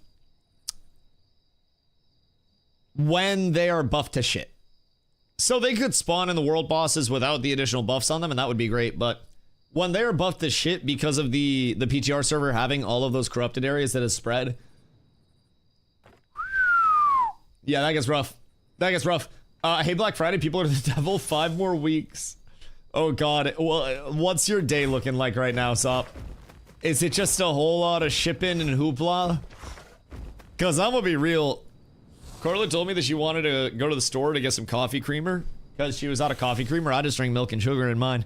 But, like, she wanted to go get coffee creamer. And I was like, yeah, sure. Why not? We have time before stream. And then I remembered as we were pulling into Walmart that it was Black Friday, and I was like, we are going to Walmart on Black Friday. We're so fucked. It wasn't that bad, though. I think it's because so many people online shop now, which I would assume is what is cooking your end, is just the amount of online shopping. Just finished up my route like 25 minutes ago. A lot of bullshit and people saying, oh, are you busy today? Oh, no. Wow, I bet you got lots to deliver today, huh? The first person probably got an, oh, you know it. And then the 8th person probably got a, yup. No, I know that. I've worked in too many goddamn front-facing positions. I can see skill ranks for the next milestone and the secondary archetypes the one after that. Maybe those together would, which would be cool too. They could also probably get skill ranks in as an interim update, like maybe truly on that 6 week if they wanted to hit like a mid-major update and not a milestone update on a 6 week. But I don't think we're going to be getting a milestone update 6 weeks after December 11th. Maybe, but that would put us, what, like February-ish? I don't think we're getting a milestone update then. I could see, like, a mid-tier update, which I think would be ranks, maybe. But it all depends on what their cadence is. Do they want secondaries in before ranks? Do they want secondaries in after ranks? Like, what is the process? Because I always thought that they weren't going to drop Summoner before they dropped ability ranks, because then they're going to have to like put Summoner in and then go back and then rework the Summoner tree when there are ranks in to get the balancing again. Whereas just doing it with the initial passover of ranks being included could have possibly saved some work or something. I don't necessarily know. I'm just kind of spitballing there, but hit him with a not at all. You're actually the only person who ordered something for Christmas this year. That's fucking demonic. No, I love that. I love that. Instead of each skill using 1 point each skill will take 2 to 4 points, and you'll get 4 to 5 points per level, meaning you could have more skills sooner, but none of them are as strong if you focus them. Right. Right. And I'm also hoping that they, like, instead of just taking the more points, because, like, they gotta always have it take more points, right? And then just have it be kind of like a stamina tree where it's 2, 2, 2, 3 or whatever. But I really hope that they just keep the point allocation simple and then have, of course, multiple ranks coming in. But I hope we don't get like point allocation bloat where we're now over the course of 25 levels getting 112 points because that's what the math predicates. I feel like that'll make it weird. I feel like secondary archetypes might not take that long if they still start with only tank and cleric. Yeah, that could be valid too. I think the hardest thing about secondaries is going to be working out the 4 schools of specialization for the secondaries. And then from there, probably figuring out where they want those augments to fit into place. But I'm assuming they're going to generally have like movement augments, you know, survive augments, damage augments, things like that. And then they just find abilities to maybe slap those onto and tweak them a little bit here and there. But if I want, for example, my fireball to hit hard as fuck, I just put most of my points into it. Yeah, there'll obviously, like, from what we've seen, there'll be a limit in terms of how many times you can, you know, level up something. But presumably you'd be able to specialize your build in, oh, the fuck did I just hit?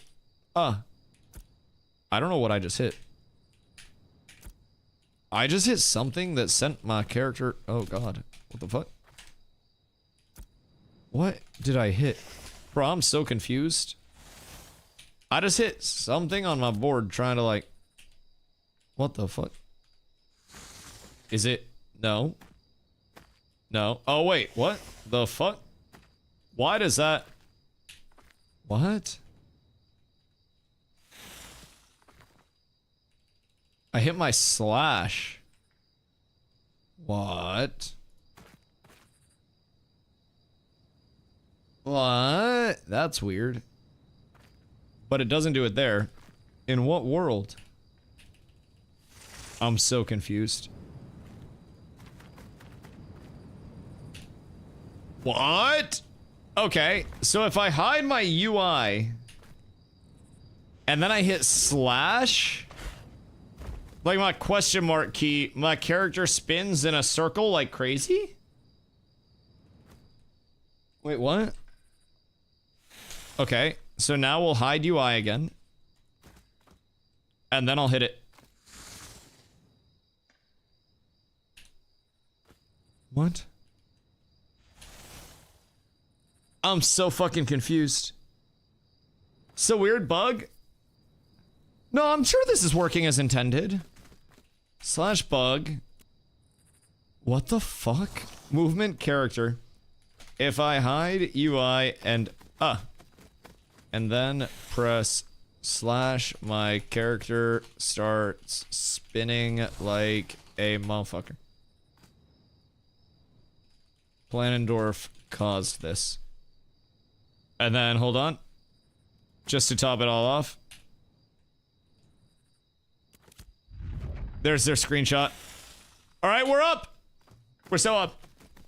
Steven from Discord. Wait, is this right now? Wait a minute. Wonder if Tank could just dump points in a wall and make a mega wall. See, that's kind of what I'm hoping. With the ranks coming in, they have a couple different ways they could approach it. They could go the method of, you know, you just get more of something, right? So rank 1 wall, normal wall, rank 2 wall, slightly longer wall, rank 3 wall, slightly longer and taller wall. Or they could have it be rank 1 basic wall, rank 2 wall gets more size to it, and then rank 3 wall has an element where it comes up and then trips people that are near the wall. That could be nice. Can you speak more quiet? I'm trying to work. How dare you? How dare you eavesdrop on my conversations? The Intrepid launcher will have the play button, but the install and updates will be through Steam. We did this to try to avoid the install and patching taking up refund time for players. Oh, wait, that's cool. All users will be playing through Steam. Okay, so now all of our updating and patching will be done through Steam. Huh. That's pretty fucking cool. So, Was Steven originally very averse to Steam and then just ended up seeing like more potential with it in the long term? Because when they first went over to Steam, everyone was very much yapping about how Steven said it'd never end up on Steam. So that's cool though. I like that they're putting it all in one place to simplify everything. And all players launching through Steam is honestly pretty straightforward at this point for many titles. So that doesn't surprise me a single bit. And trying to protect the refund time is huge. Very huge. Valve's made a great name for themselves, especially in the last 5 to 8 years. Yeah, absolutely. Where's the breakdown for the life skills? Exclamation crafting. That one. Maybe just likes the company more now. I mean, also, maybe it's a point of like, there's so many players that are on the Steam side of things that it's almost a silly point to not try to tap that market, right? My wife brought me home a new pistol from Black Friday shopping. America. I got turkeys. And I'm happy about my turkeys. Yo, Casey, what up, dog? Can't wait for the Steam launch. So excited. Feels so close yet so far. Brother, how do you think I feel? Shit, I gotta sit here and watch this just empty world that could have so much life to it, that had so much life earlier this phase. I just be running around yapping, waiting for more people to get on. It's going to be such a goddamn treat, though, to see these streets booming and bustling again. I need to remind people, you could not go into this town at the start of this phase because the entire town was overpopulated and it was causing the world to just melt. You couldn't come to Winstead. No matter how good your PC was, no matter what was happening, there were too many motherfuckers in Winstead. You could not come over here. And if you tried, the entire town was borked. That is the level of people that you're going to see here. Hundreds of people trying to hit the market. Yes, legitimately hundreds. That is not an exaggeration. Hundreds of people in the marketplace trying to get like onto that marketplace. How you on the roof? I have GM perms. Yeah, what you mean? Boyden, how are you? Can confirm Winstead was a lag machine. Yeah, I didn't go to Winstead. I'm not good at math. I'm not very smart. And you're 5'6" and bald. Rather be me than you. What up, Stomps? How are you, dude? Market needs fix. Yeah, they'll fix the market for sure. They'll improve the UX of it. They'll improve NPC load times and stuff like that. 1,000%. 1,000%. Dwarf plus Lizard not usually able to hop on roofs. Lizard jump high. So I just jumped high. Yes. Yes, indeed. Actually, now that comes up, maybe they should add more marketplace guys. I don't think it'd be a bad idea. Maybe like a couple marketplace vendors throughout different parts of like the higher tier settlements. Maybe with a tier 3, since you're gonna have that one marketplace and probably less emphasis on that, the one vendor, and then expand the marketplace in a T4 presence to maybe have, you know, wrap through or maybe like a secondary marketplace over here in this empty space. I feel like that'd be kind of cool. Have one market here, and then as it pops up, just have, you know, have maybe another market on this side if it grows and expands out here with T5 evolutions. Because theoretically, it would at T5 build out this way and then fill more of the cork, because at T6, T6 was originally supposed to take up this entire cork. So we don't know what the T5, T6 scaling differentials are going to be, but I would assume T5 is going to go around the back here. Maybe like enclose this area, enclose this path, and then branch out a little bit more here. And maybe have those paths a little bit more covered. Maybe have this all inside, but T6 is supposed to be huge. Huge. City planner Dusty. I would time to peen the shit out of that job. I would see how functional a peen traffic pattern could actually be, and I would absolutely make it work. Maybe my airport.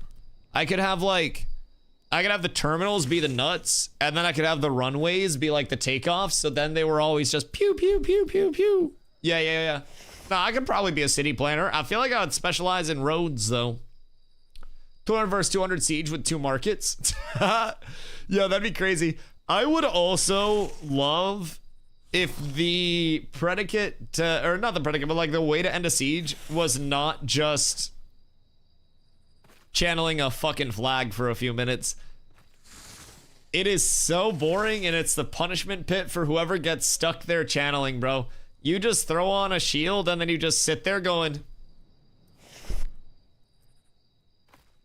for 5 minutes, and then you hope that you don't die.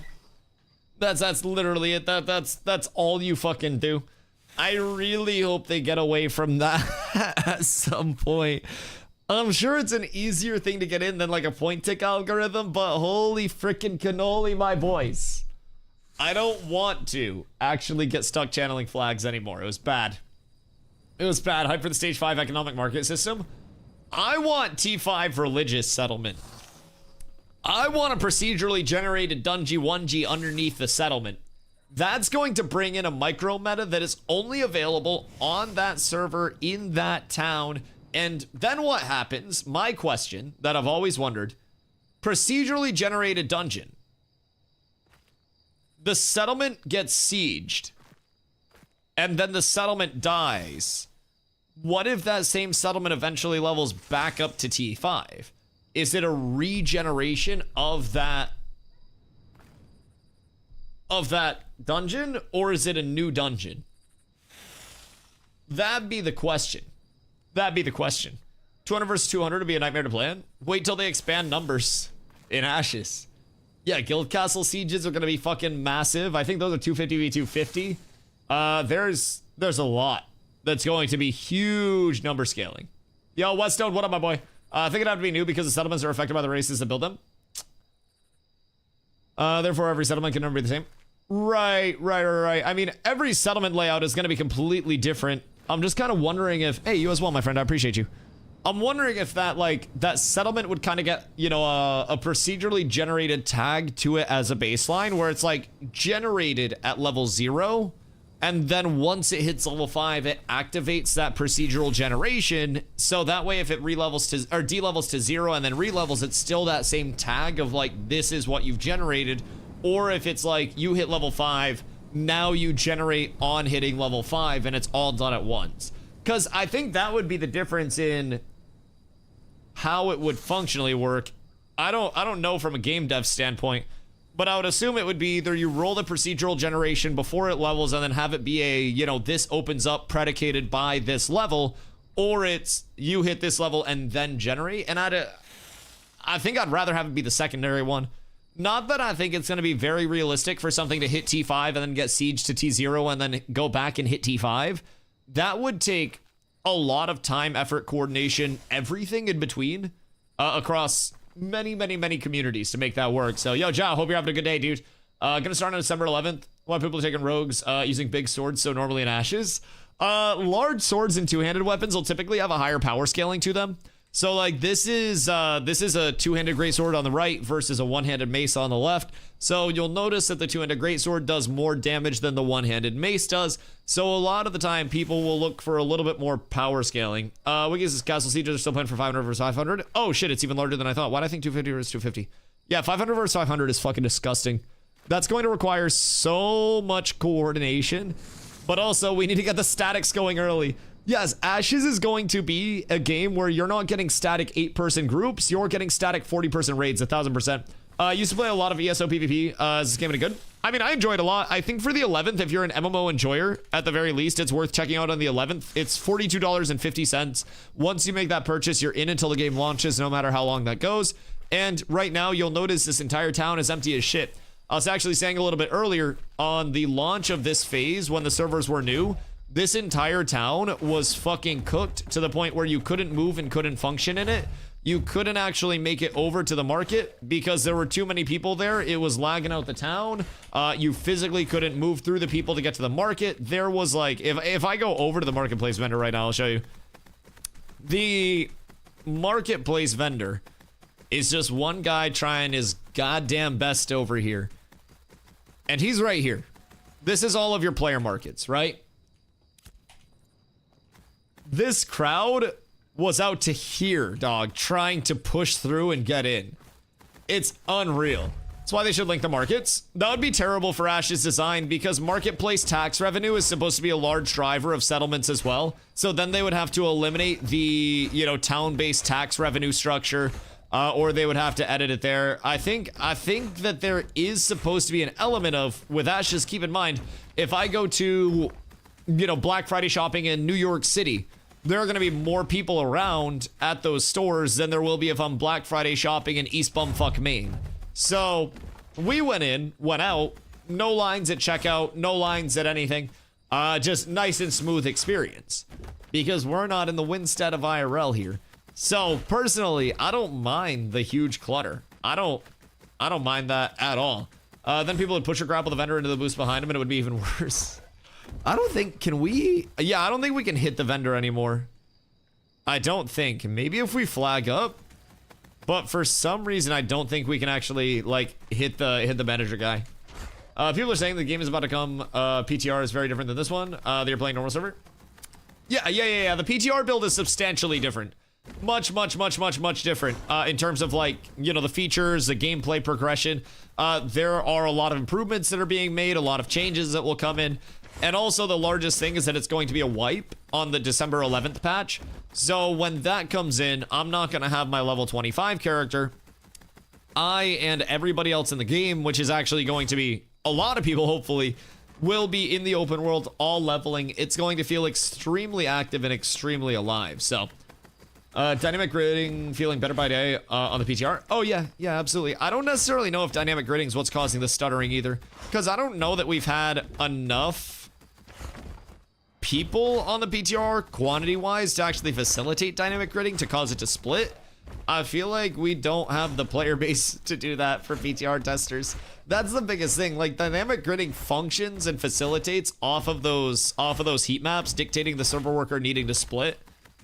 And without that, then dynamic gridding kind of just sits there unused. Now it's on and it's been on auto, but I don't know that there have been enough players anywhere, even when we were doing our siege testing. We didn't get any indicator that the server workers were splitting during the siege testing, because it's also not a matter of each town just has a dedicated server worker to it. It was, you know, just the normal server worker infrastructure. So I think the early game introduction and questing has to be great for people to stick with Ash on Steam launch and love the game. Most people are casual. That's been their big emphasis. Obviously, like, they have many emphases with the huge amount of patch time that they've had. Summoner, sport fishing, Harbinger update, new TTK, new movement system, but they have put such an emphasis on primarily 1 to 10 progression. The first time user experience, the gearing, the drop rates, the destiny system, the guidance that new players have. They have been cooking there. I will say, just wholeheartedly, as somebody that's goal is to start my character and get the fuck out as quickly as humanly possible and get into mob grinds, they have done a phenomenal job at trying to streamline that first time user experience, and not necessarily streamline it in like a matter of let's eliminate what's actually doable, but streamline it in a matter of, hey, here's your intro, yeet, get the fuck out, and then they kick you out into the world. And that's an ideal first time user experience. You leave feeling like you have some idea of what to do on a baseline, and then you press L and that opens your Destinies tab, and that gives you some objectives to follow. And ideally, as the questing continues to branch out, we'll see what I call bridge quests that are like, hey, you need to go to this area next. Go talk to the fucking Dr. Doofenshmirtz over there, and he will start your next set of quests, and then that introduces you to another questing hub. That is, in my opinion, one of the best set of circumstances that we can see. If you're in line hold for more than 3 minutes, you're doing it wrong. Oh yeah. Yeah, you get into line hold, you get the fuck out of line hold. 1000%. There is nothing in line hold that actually presents worth right now to stay. 1000%. Ash has a lot to learn, so new players will be casual for a good minute. Oh god, yeah. No, absolutely. And we'll start Sleeper Biz.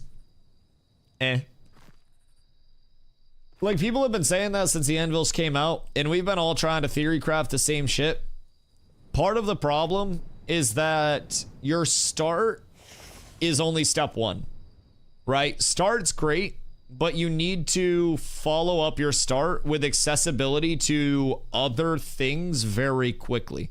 And what I mean by that is, if we're questing to level 7, we need to then have a level 10 grind, a level 13 grind, a 16 grind, a 19 grind, and then we're good. And then we're 20 plus. So with our objectives, we're trying to get quests, complete quests, reach a certain level where we can then go grind and hope for, you know, our future tier of drops. Because again, I just tried to pull up my Destinies tab. Fuck. When we complete, you know, our starting loop, my group, we'll have our first steps of our Destiny tab done. So we'll have 2 weapons. We'll have pieces of armor. We'll have consumes. We'll be set. We'll be good to go. We'll have some glint to cover repairs. We'll have a few levels to get started. Ideally, we get to level 7 to 8, depending on what the changes are that they're going to be bringing into the first time user experience. And then we just get the hell out. Now, that's our ideal. Do you feel they want people to be able to level in both ways? I mean, to be able to level in both ways, absolutely. Questing just hasn't developed enough to be at the point where it takes you 1 to 25 right now. It's more of a, you know, a true first-time user experience introduction. They have it set up with different questing hubs, and there aren't enough questing hubs throughout the world to facilitate more of a carryover, right? So the big thing right now is that the Anvils gives you first-time user experience into a questing hub with Second Sword Outpost, and then gives you a very centralized location where you can go to desert grinds, you can go to June Dark grinds, you can go to Tropics grinds. If you're in the Anvils, you've got a questing experience that brings you to the equivalent of Lionhold. You do a dumbed down Lionhold, which is meant to be a 3 to 5 minute thing if you're speed running it, and then you're out to the wilderness and you're like, all right, I guess I mob grind. The Anvils can be good, but it needs to have follow-up to it. So, enough quests for new people to play past the refund point? I mean, yeah, but I also think 2 hours is not much refund time at all, if I'm being honest. That's the one thing I'm most sad about for the December 11th deployment, was the retirement of the 90-day refund period, but, you know, it is what it is. With evolution comes evolution. So, I'm not the decision maker. I can mourn its loss, though. Would you say that questing will keep going even after level 10 up till 25, just because average players will want to quest grind instead of mob grind? Yeah, they will. They will. Right now, it's just like it hasn't developed enough. You know what I mean? The questing system was implemented, God, I want to say right around phase 2 in terms of having any meaningful quests. Like, it existed prior to that, but I want to say the first semblance of the questing coming together as an actual system was around and throughout phase 2, at least in my personal experience. Prior to that, it was always very borked, and honestly, phase 2, it was very borked too. So they've worked on a lot of the functionality, a lot of the continuity, and the actual, I guess, like the playability and fluidity of the questing experience, and making sure that those things worked completely. And now they're kind of extrapolating on those things. So they're trying to make them a little bit better, trying to get them a little bit more squared away as it goes. But Swapcam dying? Oh no, it's a Sony A7, and like the lens is a manual focus. So if I relax and sit back too far, then I go out of the range of the focus on it. Yeah, no. It's, the camera doesn't like autofocus being this close. The lens is like too much of a portrait lens that it's supposed to be further back. So if I autofocus it, it'll focus like back there on my shelf and shit, and then I'll be blurry. Ideal for the scenario for launch is questing and mob grinding in group is the same leveling speed.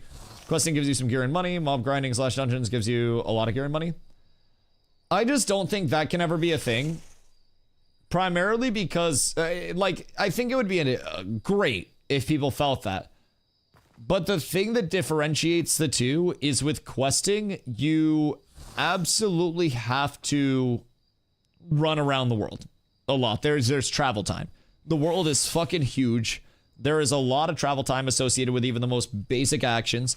And if I'm going from Second Sword Outpost and doing Road to Jova, that's still going to be like a 10-minute run over the course of knowing exactly where to go and making this route. So, knowing that, you got to realize if you're going into late game questing, you're going to be spending so many hours just running around the world. And anytime that you're running around the world to get objective to objective, you're at a net 0 XP gain during that time. Hello, friend. How are you? You're at a net 0 XP gain during that time. You're not killing anything. You're not gathering anything. And with mob grinding, you're able to go to an area, put your feet down, and say, we are sitting here AoE grinding this until it is no longer efficient. And then there's minimal downtime because you travel place to place once, sit there until you're done, and then go again. So just on that aspect alone, unless they were to make quest rewards so ungodly high scaling that nobody did anything else, then it would always favor mob grinding a little. Now, the caveat to that is that if they make, quest scaling too high, then nobody's going to mob grind because questing is going to be a little bit less completable than mob grinding is in most instances, especially if the quests are easy to complete. They're like, run here, talk to this person, find this on the ground, do that.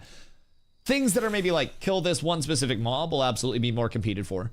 But pulling people out of mob grinds will make all of the POIs feel very... Oh shit, it was Craig. Word. It'll make it feel very devalued, I think, personally. I wanted to favor mob grinding, but only for the gear and money. Maybe it was simple to take. No, I mean, everybody has their own preferences. I think that's important to remember. Just because you prefer a type of leveling doesn't necessarily mean you're wrong or anything, right? I don't think it's like that at all. I just think it all breaks down to kind of like where people skew in terms of their gameplay loops. And I don't mind questing being good. I just don't think there's a realistic world where questing can be on that level because of how much travel time there is, you know?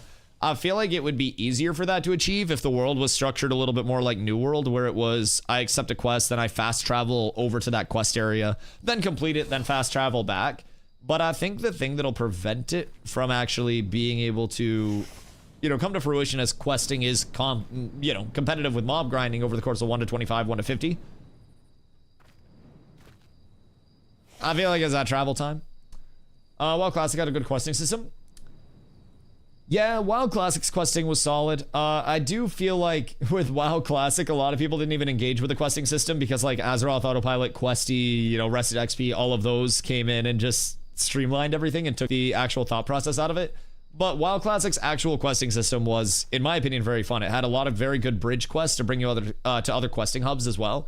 And that's kind of where I see Ash's questing system shaping up to be. It's like you stumble upon this questing hub, and there are multiple NPCs at this questing hub that you then talk to, get a questing narrative started for that area. After completing that questing narrative in that area, you then go back and you find a bridge quest, a pinnacle to one of those chains that then brings you to your next questing hub. And if you find a mob grind that you want to sit at during, your questing adventures, you can do that. I'd love that. I think that's the expansion that'll naturally come about when we get more second sword outposts, when we get more questing hubs, when we get more areas, more NPCs that actually have those quests to them. I think that'll be great, but I think that'll be probably a bit further down the line, seeing that 1 to 25 completion. What about the hardcore players? They've been improving the endgame content. I thought they'd improve the max level on Steam launch. The endgame content, I'm gonna be honest, like they are always working to improve the endgame content through attempted time to kill changes, like ability balance passes, gear balance passes, complete regearing structuring of adding these set bonuses in and emphasizing set bonus combinations for gearing. They have genuinely come a very long way with how their gearing architecture is with their endgame. Thing that lacks from endgame right now is, in my opinion, replayable gameplay loops once you have your gear. Anybody, also Hunter, thank you for the hydrate.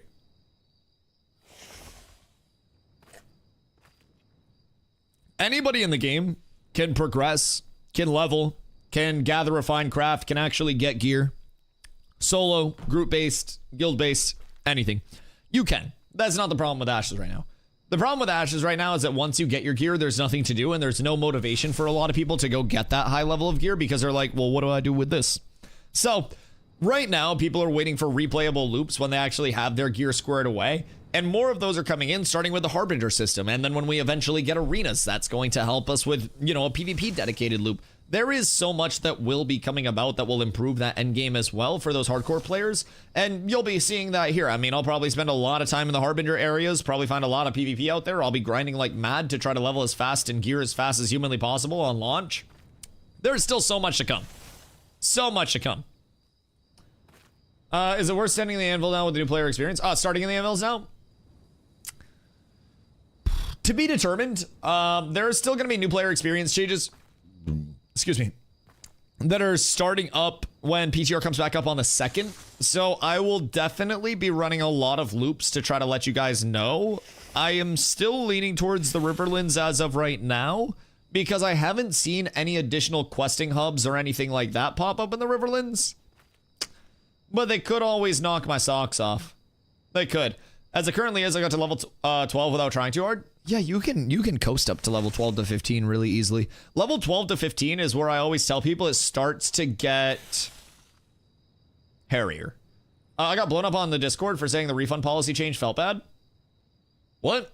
Who's blowing you up on Discord for that? Other than saying, yeah, that's valid. The fuck?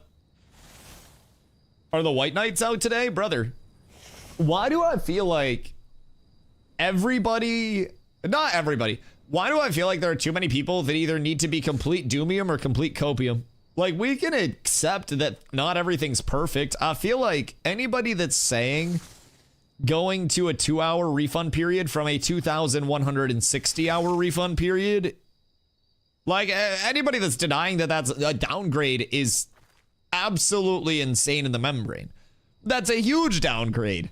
It's probably better for Intrepid as a business, but on the consumer side, yeah, that's a massive downgrade. I understand why they had to do it, but to say that it's not a downgrade, I mean, I'm sure Steven himself would say from a player-sided standpoint, if we were to ask Steven, hey, Steven, would you rather purchase a game that had a 90-day refund period or Steam Standard?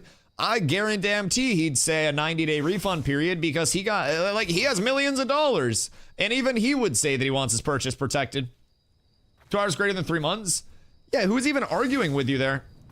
Don't swear at us. Oh, fucking spit my spit where I want it and you'll catch it, Ray. Hope you're having a good day. Hope you're having a good day. But yeah, no, I don't understand what some people's takes are. Keep in mind, I'm a very optimistic guy. I'm a very optimistic guy with Ashes.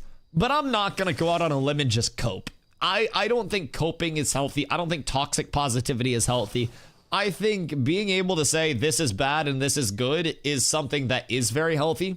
Refund period nerf is a nerf. Anybody that says otherwise, you are delusional. From a consumer standpoint, 2,160 hours of legitimately unlimited gameplay during that time is Bissington. It is Biss Wellington, served up with a nice side of au jus and Biss juice. It's fucking wild. Unfortunately, it had to die. So, then maybe I curl a super soaker with soap. Why soap? We don't use soap in this house. I honestly think the Discord sometimes bad for the game. Hope Intrepid has sticks to their vision. So many people in guild pushing bad ideas. Discord and Reddit are where people go to yell the loudest, most incorrect takes humanly possible, in my opinion. Like, everybody on Discord and Reddit, not everybody, I don't want to say everybody, I need to get out of the habit of saying everybody, but so many people on Discord and Reddit just want to go yell to somebody. Organize scrims today, please.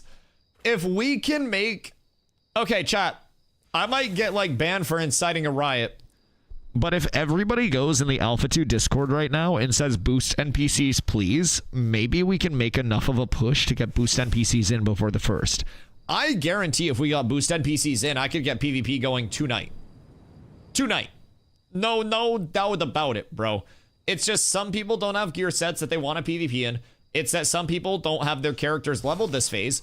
I guarantee there would be people that would hop on right now if there were a boost NPC. I'm just saying. Brave? Z, you won't fucking do nothing.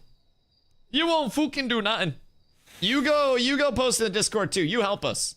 We need some influencers with us. There won't be a goddamn thing done about it. Video denied for sure. Won't boost NPC's pathway right now. Yeah, absolutely. I think that's probably the best thing that could happen right now. Only if you go to my DM. Okay, hold on. Let me go. Definitely not take a bong rip and check DMs. Un momento. 1 sec.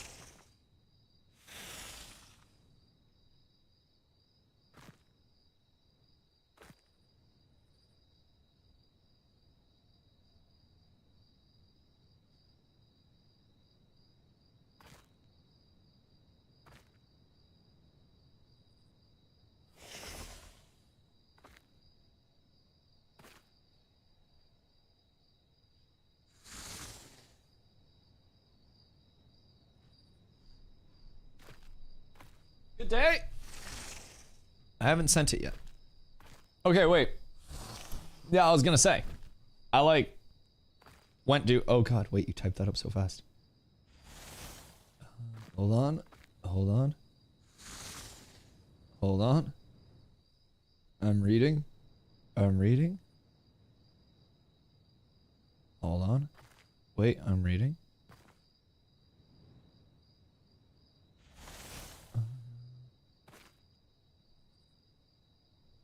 Okay. I will read more in depth. Because that requires more thought. I will remind me, and I'll hit you back up after stream and respond. I was like, wait a second, this is a long thing. Okay, that was a lot of reading. I got you though. I got you though. Sounds fun. Imagine taking a bong rip legally. Oh yeah. Yeah, I went to the weed store to buy my weed. Yeah. Just came from my local bud shop. Yeah, keep in mind, like, in Maine, it's recreationally legal too. And it's been recreationally legal for so long that you have competitive pricing between rec and med at this point. Granted, I'm not buying like wrapper weed or anything, but I'm out here buying $100 ounces and it's good enough stuff. It's good enough stuff, personally. I've worked in cannabis a little bit. I know my stuff. And let me tell you, I'm more than happy paying $100 an ounce for some, you know, mid to high end instead of paying $600 an ounce for wrapper weed. We go stand on a bridge until someone asks us if we want some of the ganja. Yeah, it's just, you gotta know which bridges. Yes. We have $20 ounce pre-rolled cones. I would not go near that. I would not go near pre-rolled stuff, if I'm being honest. Pre-rolled shit is usually bottom of the barrel, like bad. Dr. Frankenbob. Oh my God. Brother, thank you for the 25. Goodness fucking gracious. Oh my goodness. Frankenbob, $25. You're absolutely insane. Treat yourself to something well. Happy day to you, Happy day, dude. treat I yourself appreciate to you. something well. I appreciate you. You are absolutely insane. Thank you for the 25. You're unbelievable. Unbelievable. Oh my God, thank you, dude. I hope you're having a beautiful day. Not bad, actually. And like, I don't think they're bad, but it's also kind of like you could get better, right? It's not that you're gonna die, but pre-rolls where I worked, we had this like big industrial grinder, and we would take, it wasn't boof weed or anything, but anything that wasn't good enough to go into our deli stuff. Oh, see, with the 10 gifties. Oh my God. Oh my fucking goodness gracious. Oh my God, it's raining love on me. Oh, I'm gonna catch it all in my mouth. Thank you guys. Thank you guys. Thank you. Dr. Frankenbob and Hoofsy. Holy shit, the stimulus is hitting. Boys, we're trying to save for a goddamn house on this side. I greatly appreciate it. You guys are amazing. Thank you. Yo, Bokter Sack, thank you for the follow. Much love. I appreciate you. How do you get that mount? Animal husbandry. Yes, all of the mounts are huntable throughout the world, and then they are given to an animal husbandrist, which is one of the trade skills, and then an animal husbandrist will train the mounts into either a mount, which is rideable by players, or a beast of burden, which pulls caravans. So this is the flail runner. There are a few spawns for this guy throughout the world. He is currently the second fastest mount in the game, ground mount anyways, behind Protector's Pride, which is a lion. So there are some pretty cool mounts out there. There are also mount skins. So if I wanted to, I could put on my mount skin for my Shatterclaw, and then when I put that on, that'll cover the cosmetic of any of the ground mounts that I summon. So this is still the same movement speed mount. It takes the same stats and everything for my previous mount, but will then replace the skin with this guy. He has a bellyache, don't mind him. But just kind of like Doggo of Doom type vibe. But I like my flail runner because it's a little lowrider, and I feel like it looks very cool to have very tiny dwarf on very low mount. So I haven't been using that skin too much. However, I will absolutely be using that skin when I only have a horse to ride around on. That will cover me. What do you think of the opinion from Richie? I have not seen. Yeah, I haven't seen it. I don't typically get around to watching too many videos before stream. I'm usually like just chilling and stuff. Where do you get the cosmetic? The cosmetic I actually got for finding a very bad bug on the private test realm and reporting it. So with the PTR, if you find like an exploit or a bug or a dupe and you're the first one to report it and it's something big, then you can actually get rewards for it. So the cosmetic is something that'll stay with my account forever. And I got it for finding a loot table bug in Citadel of the Steel Bloom. So over here, there are a bunch of humanoid mobs. And this is like a really large area. I can actually run over there on the map to show you. But basically, we were killing mobs in Citadel of Steel Bloom on the private test realm, just testing out what the drop tables were. And we killed one mob and then bam. Every single new elixir and scroll that they had added to the game dropped from one mob. So immediately, I slash bug it while the loot table is still up before the roll's even completed on stuff. And fortunately, my bug report was the first one to go in. So it was the last dev stream that they did. They actually shouted out a few people who had submitted bug reports. And then I was just chilling, like watching the dev stream on my stream. And I heard my name and I was like, oh shit, this is awesome. So now I have this this mount skin. Not this one, the Flail Runner one, but my Shatterclaw mount skin, the doggo. So I'll be able to put that over any mount that I get forever in Ashes. And then from there, I'll have another mount skin that comes with my pack, because I have one of the older access packs. And then from there, you'll have on December 11th, the Transmog store coming into the game. I don't know what level of rotation that's going to be, how frequent the rotations will be, how many skins will be available. But there will be a Transmog store coming in starting on the 11th of December with that big update. It will be, again, transmogs only, no pay to win, no pay to progress, no power scaling or anything like that, just drip. So for this mount skin, for instance, it just covers my existing mount and it keeps the same exact stats. So if I put it on my Flail Runner, it's still a Flail Runner, it's just got a body kit on it. If I put this over a horse, it's still going to be a horse in terms of its speed, in terms of its health, at that 135 base move speed, it will still retain those attributes. So it's nothing that's going to actively scale your mount anymore, it just kind of changes the look of it a little bit. Can't wait for the Transmog store.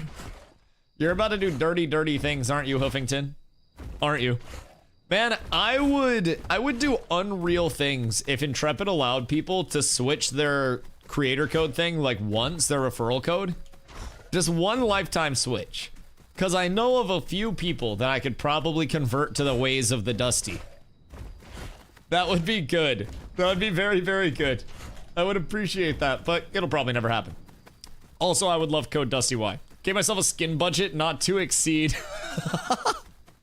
Listen, I like that. I like that. I budget my weed. So you budgeting your skins, it's good. Any form of excess spending is only excess if it's out of control and not accounted for. But if you're budgeting for it, keep in mind, my weed budgeting went crazy because my weed price dropped 20%. Whoever was mad at me before, wait till you hear this. I was previously buying $120 ounces, but because my dispensary has been doing so well with business and they now have more suppliers that are putting product in their storefront, they're able to buy more bulk for cheaper, and as a result, they're getting the same quality stuff at less of a price point, and they dropped the $120 stuff down to $100. We're so up. Budgeting's so easy, dude. I don't understand inflation, splation. I don't fucking care. Always go with the sales? It's just a permanent price change now. They have a $120 ounce, but it was their old $160 ounce. So they basically shifted everything down like one price point, and then they brought a whole lot of good stuff in at the top, but I don't fuck with the good stuff. I budget my golf, I just add zeros when I hit it though. Golf's fucking expensive. Zop, what do you think of my tech with golf? Golf membership for a single person, very expensive, right? Golf membership for a couple saves a lot of money over the course of two people.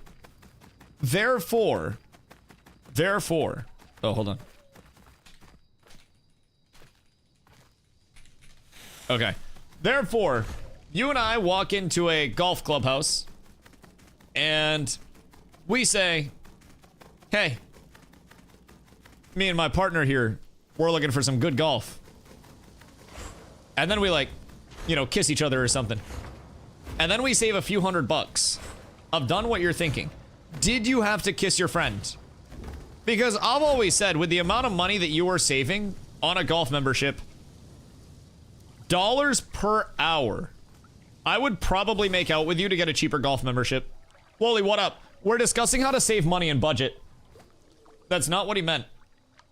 Well, that's what I meant. I'm saying if I go in with one of my best friends that golfs a lot, and we're just like, we want a couples membership. They just ask for our IDs. Oh, that's dope. That's super easy. Okay, interesting. Interesting. So if Carla won't golf with me when it warms up, I have a plan. I have a plan. Now, would you have committed if he was like, yes, IDs in 5 seconds? Like, because I'm saying, for the amount of money that you're saving at any solid golf course over the course of a full seasonal membership, oh, bro, it's good value. That's very good value. You get paid way less. I get paid way less to do that. That'd be crazy. Should I see if you rework mage and a break tank mid entirely? Maybe you should just not get hit, Nin. Maybe just don't be so aggressive. Should I get myself for Christmas? The 1,000 subs is crazy, hoofs. Also, didn't they disable the 1,000 subs thing? Because something they didn't like how the subs were being distributed to people. Because not many streamers actually have 1,000 people watching their stream at all. So they didn't like how the subs were being distributed, and then they disabled it after all of the negative community feedback about them having the 1,000 sub threshold in the first place. It wasn't the craziest thing, correct? Disabled. Huh. Well, fortunately, the only limit on an exclamation donate is what your guys' credit card company allows, so we're still good there, boys. They can't stop us. I love, by the way, how on social media, there was this wave where as soon as it first came out, everybody was like, oh, haha, what a feature. Everybody tests this, blah, blah, blah, blah, blah, right? And then there was a second wave where somebody was like, I cannot believe they'd allow somebody to gift 1,000 subs to a content creator. Not acting like if somebody came in and gifted 100 subs on 10 different occasions that they wouldn't freak the fuck out and be incredibly grateful. You're not gonna ban somebody because they're gifting you subs. You're not going to get mad at somebody for supporting your channel. Maybe Asmongold will because he's dead rich, but all of the streamers that are out here fronting like, this is something that I would not support. If anybody gifted me this amount of subs, I would not condone it. Brother, yes you would. That's what allows you to stream full time when you're a small streamer, you goober. Asmon said to his chat, if they gift 1,000, they're permabanned. Yeah, unless they make 7 digits or more. He said if you send through your tax information and you make 7 digits or more, then you can gift 1,000 subs. And I'm gonna be real, odds are there's a motherfucker in this chat that makes 7 digits or more right now. That's kind of a realistic thing in today's modern America. If you are looking at the top 1% and you have more than 100 viewers, you're good. I didn't say that part. He said, unless you can verify to me that you are a Saudi Arabian prince or you send through your tax, your 1040, and it is more than 7 digits, you will be permabanned.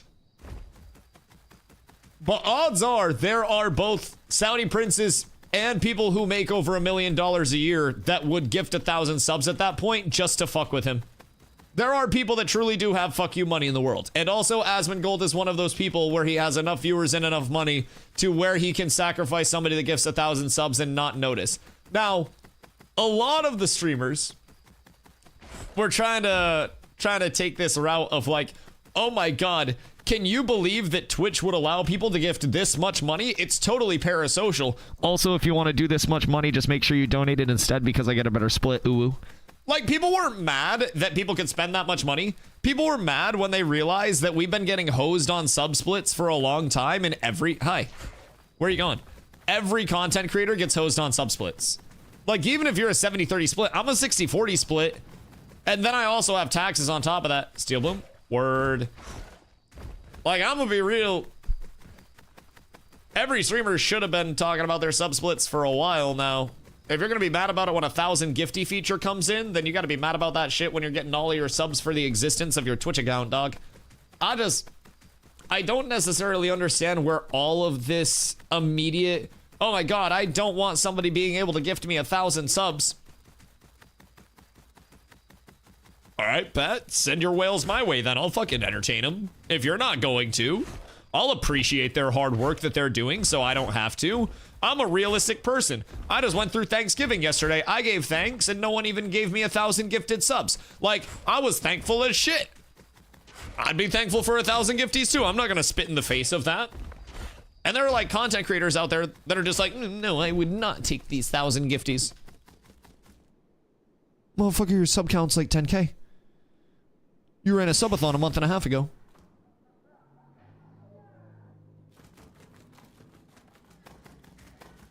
Motherfucker's making a Honda Civic Plus. I don't know, man. I go through the painstaking process of custom looping a 5080. Why? Why not just not custom loop it? Is custom looping a 5080 kind of like the PC guy equivalent of having really cool LEDs in your car, but never having bitches in your car to show off the LEDs to? Because that's kind of what I'm picking up, Nin. It's like, man, I'm going to have this super sick thing that I'm going to post a picture of in Discord. I mean, maybe if you just want to, like, take it to shows and stuff. Can I just keep juking these guys? I want to break the mob AI. How long can I keep them doing this for? Is this the new tanking tech, boys? Because low-key, high-key, this might be it. This might be that shit. I think I have broken them. This is so good. Wait, this might be the best place to go. It's also really good at cooling. You know what also is really good at cooling? Cleaning your PC semi-regularly. Yo, Double P, what up, dog? Don't expect a super polished game once it's early access. Oh, you shouldn't. No, that's gonna be jank. I like running around and just trying to break things personally. I think that's one of the most fun parts of Ashes in its current standpoint. I think the amount of jank makes it fun, providing you go in with the mentality of, I'm going to be jank hunter. I'm gonna find as much fucked up weird stuff as I can to help it be polished in the long term. Cause like for me, I came over from New World, you know what I mean?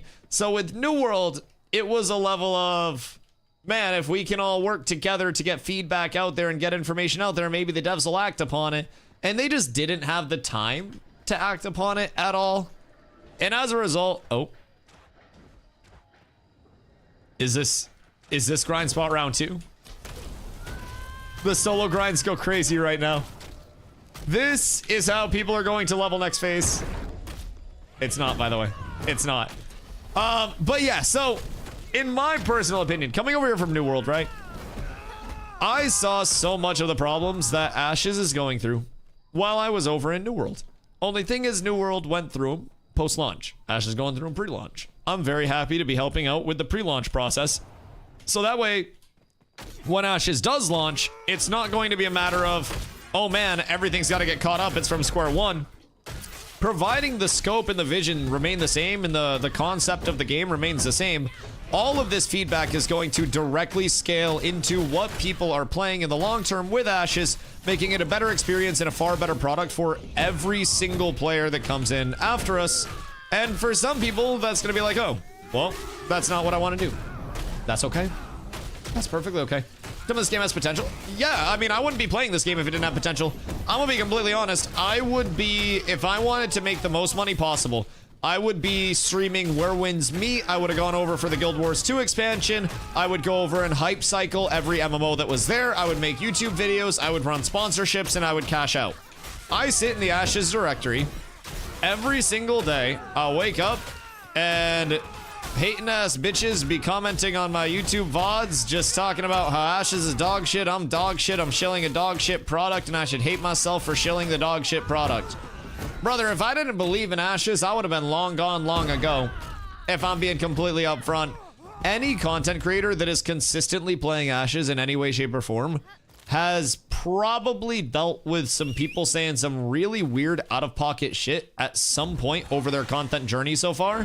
Even if you're one of the new ones, it's a very weird approach that a lot of Ashes content creators have to deal with. And keep in mind, I don't know if there is another content creator in the Ashes directory that is like a full-time Ashes content creator that is, you know, truly a full-time content creator in general. Like, I don't think we have anybody that's perma Ashes that's full-time. It's not a thing that every content creator's out here making a lot of money.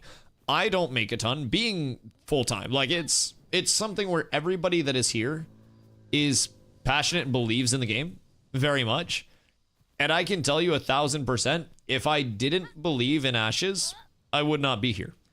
I left New World back in December because I no longer believed in New World. And I no longer wanted to be in New World. I risked losing my entire channel, and I lost most of my viewer count. Took me a while to build back up, and I still go through the ebbs and flows of it. But I'm here because I know in the long term, Ashes is going to be something that does thoroughly bring me, personally, a lot of enjoyment. I think it's something where I believe in the long-term vision of it.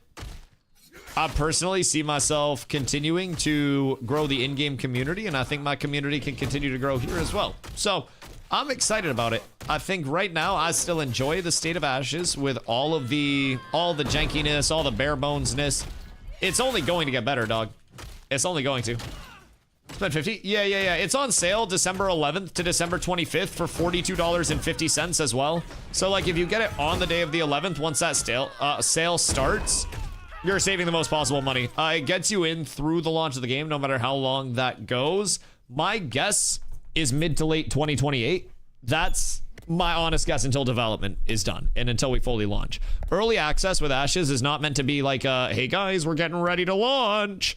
It is a, hey, we're just continuing development and it's going over to Steam, boys. That is the largest differentiator. Everything else is just business as usual. It's a huge update. It's a wipe. And other than that, we're chilling for it. So 3 more years. It could be less. It could be more. That is my, like, guesstimate on where it's leaning. But again, I could be way off on that. My predictions are notoriously dog shit. So I have very, very, very bad perception of that. Steam key giveaway on 12/11. I need to figure out if they'll let us do stuff like that as a part of the content creator program. That'd be nice. I would love to do pre-server launch key giveaways though. That would be dope as shit. For people that don't have their keys, do some marble races and then get keys sent over. Although what I think would be cool is like we could do like a 12 days of Ashmas where we give away 12 keys over 12 days. A marbles race at the same time each day. I would love that. I don't know about the rest of the world, but here in Brazil, Ashes became very hyped with the Steam announcement. Really? I mean, Brazil probably because like the price and the conversion, right? It's such a harsh conversion. I know even with the refund period, when I talked to people from Brazil, it was like the $100 was always a huge barrier. So I'd assume there's such a percentage of the player base that's going to be coming in willing to check it out and excited to check it out because of that initial price reduction. That is fucking huge, brother. Huge. I am so happy that more people are going to be in a spot where they can check out Ashes in the first place. So we need a good MMO in the West. Bro, Western MMOs are tough right now. Western MMOs are really tough. There have been many promising, not even promising projects, but like potential promising projects that have got axed. Funding is drying up. I mean, it's unfortunate, the state of Western MMOs. So I'm really, really, really hoping that Ashes can be, you know, one of hopefully many Western MMOs that are able to withstand the test of time and actually become somewhat of a staple again in the community. Because I don't really think there has been anything right now that is leaning towards long-term sustainability in the Western MMO scene. Didn't NetEase pull out of almost all their Western MMO studios? Oh, absolutely. Absolutely. NetEase pulled out of Jackalyptic, and I think Fantastic Pixel Castle was also funded by NetEase, if I believe, or if I'm correct, if I'm remembering correctly. There were a few. I know there were more than just that as well. But I want to say Fantastic Pixel Castle and Jackalyptic were both NetEase funded. Amazon Games was not, of course. God, who else has got axed from Western MMOs recently? Like, dude, it's been bad. And keep in mind, this isn't like, oh, in the last 2 years. This is like recent. Like the Western MMO scene basically had like SEAL Team fucking 6 with the sniper rifles looking at them in the goddamn boat. And it's just bop, bop, bop, and they're all dead. That's what it's at, man. It's rough. Log chop and stream. I'll chop your log, baby. Thoughts on Hightail? I don't think we've yapped on that. Like, I'm not too passionate about like that whole genre of game. Like, I was never a huge Minecrafty person. I think the story of Hytale is really cool. I'm just not too, like, I don't know, hyped up or anything personally. I think it's a cool story. I don't go too deep into that side of it. Minecraft, I didn't play Minecraft until I was in my 20s. Like, this is my confessional. I was never a RuneScape person. I was never like a Minecraft person. Like, I played Diablo 2, and then I played WoW, and then I played Dota, and then I played Fortnite, and then I played New World. And at a certain point along that line, DOS convinced me to do like a little friends Minecraft server, and I learned from scratch. And I went from building a basic ass house to figuring out how to have a hot tub in my house and like do some wall designs and shit. And I still wasn't good. DOS built a whole ass underwater bat cave and shit, and I was clueless, but it was fun. It's just, you know, I'm a very particular person where, you know, my personal evergreen genre of games is very community-based and MMO-y.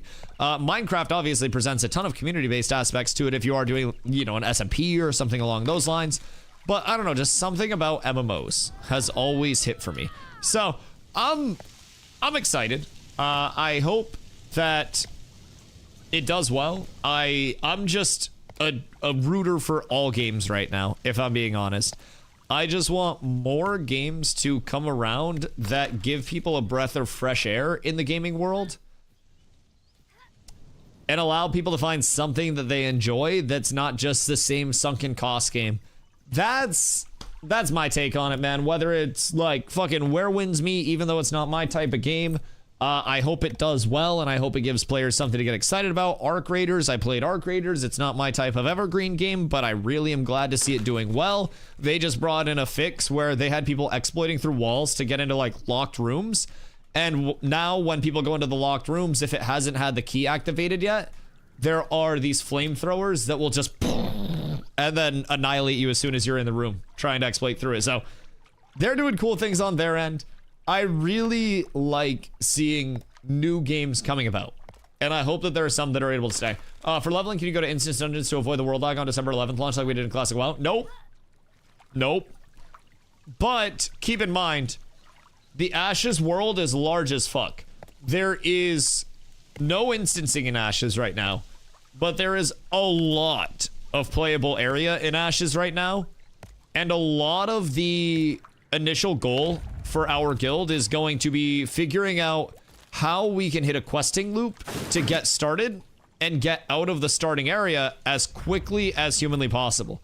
And once we get out of that starting area, we just want to keep the progression going. We want to get into a grind spot, and then we want to mob grind, mob grind, mob grind, mob grind, mob grind.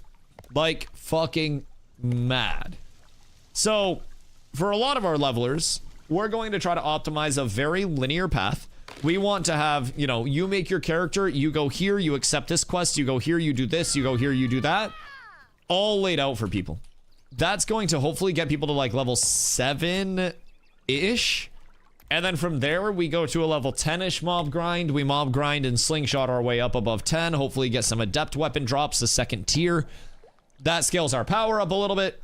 And then we just keep snowballing off of that. Now, the nice thing about the mob grind aspect of it is if you have a very good starting route, you can get so far ahead of the curve that your mob grind is essentially undisrupted.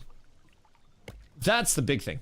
They didn't fix their starting area because first impression will keep players. That's been a big emphasis of the private test realm. So they have basically gone through, and they're still in the process of it. Keep in mind, even when December 11th comes out, it will be better than it was when people experienced it last on like this server's launch.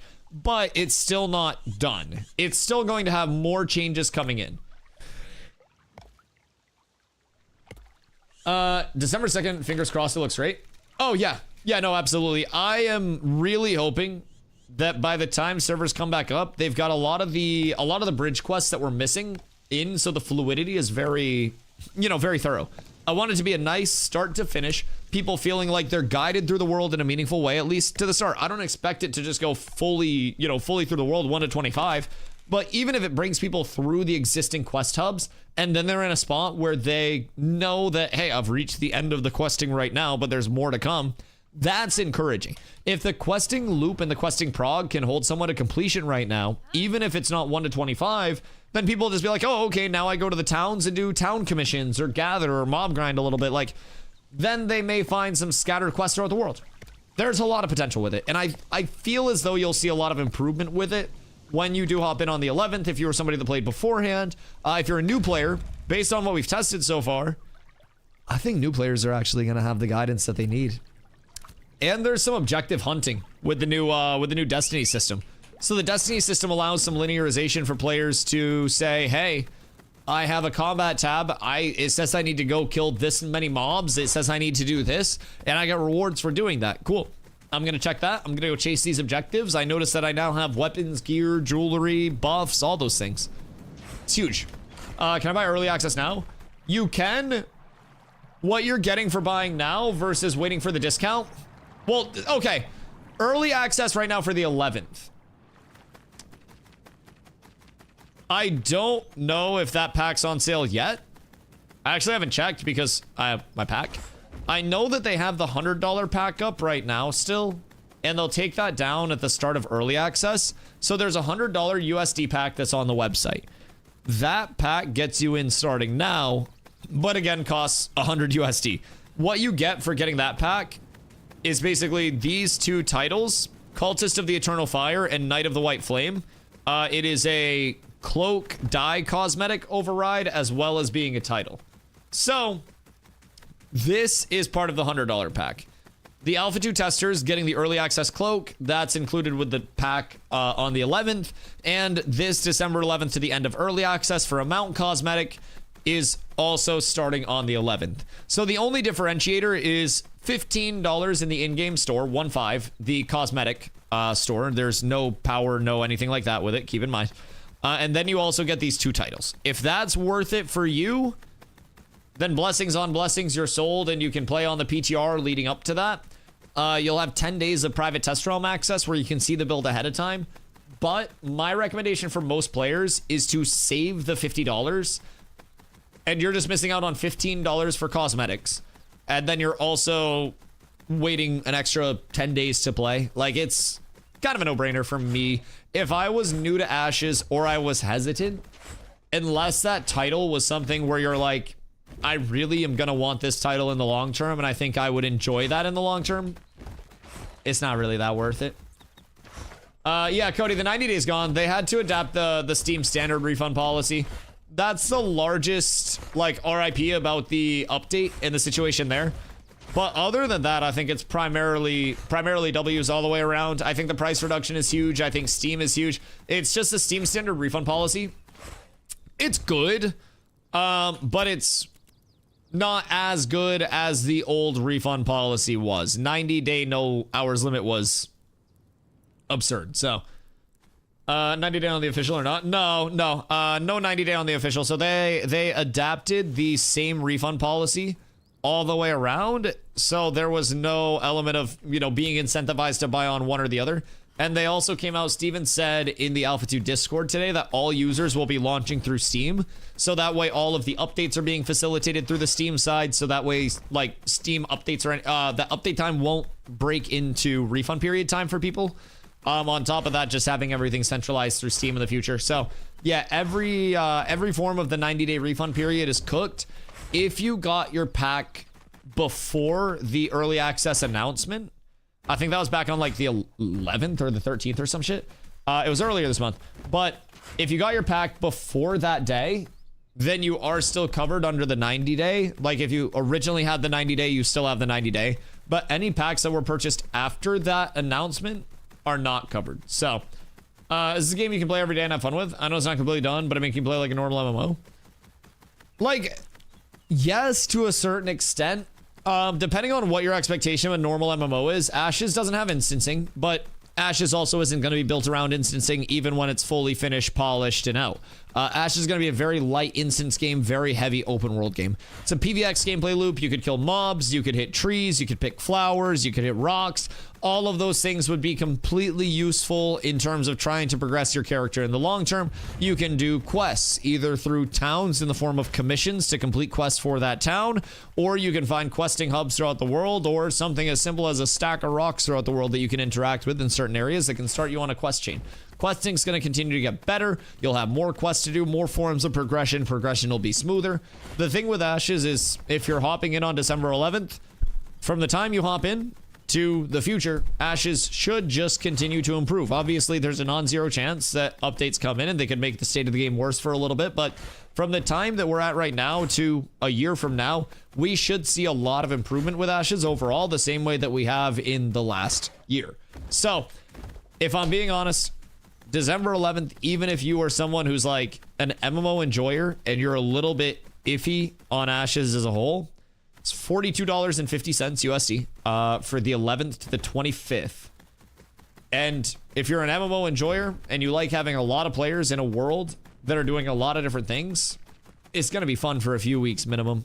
I have about 3,000 hours at this point, and that's before the upcoming early access launch with the Steam conversion and all the other players over there. And brother, it's more fun with more players. You'll notice right now, there's nobody in the world. It's empty. Now, granted, these servers are going down in a few days. They're being wiped. Kind of makes sense that it would be empty and that people aren't going to have a lot of things going on that they want to do, essentially. It's a yap fest right now. On the 11th, I'm not going to be able to move without seeing another player. I will not be able to go to a mob grind without seeing other players unless I get so far ahead of the players that nobody can get to me. So, if you're an MMO enjoyer, my recommendation is give it a try. If the 11th rolls around and you got 42 bucks kicking around, at the end of the day, you will very bare minimum have a lot of people around you that are playing, leveling, progressing, and building the world for a few weeks, month plus maybe, depending on how player-based retention is. Worst case scenario, I'd say a few weeks to a month. It'll be really active. Then we'll kind of hit a lull in the content cycle while people wait for more content. And then after that, we'll have more people come back in. But basically, each update tends to bring in a big splurge of players, and then those players can either be retained or die out over time. So far, they've died out over time, but every update puts the game in a state where it has a little bit more possible retention than before and a little bit more viable retention than before. So, it'll keep getting better. That's the biggest thing to remember. I think if you love MMOs, you can easily get 500 to 1,000 hours of fun from Ashes.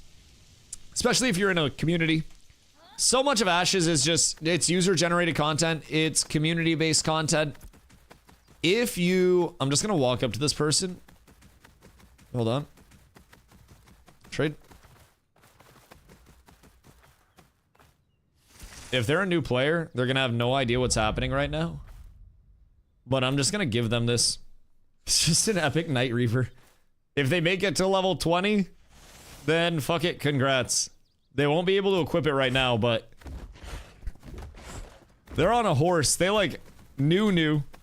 They might have just picked it up for the pack. All right, cool. So if they hit level 20, now they have something great to use.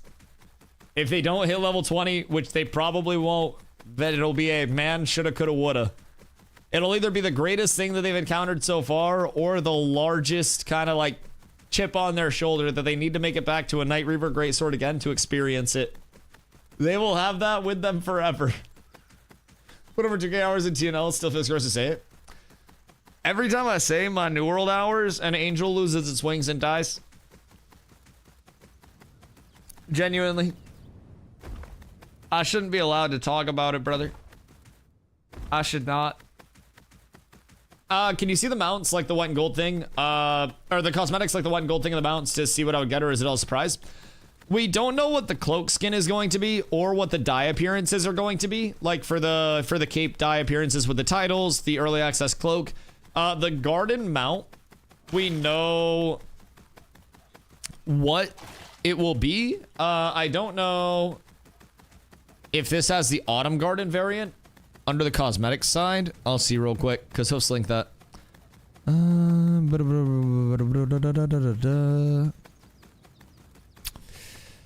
I don't think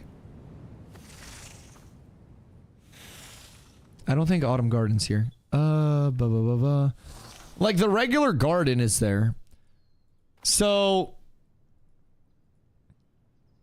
this is Wiki doesn't want to bring me over.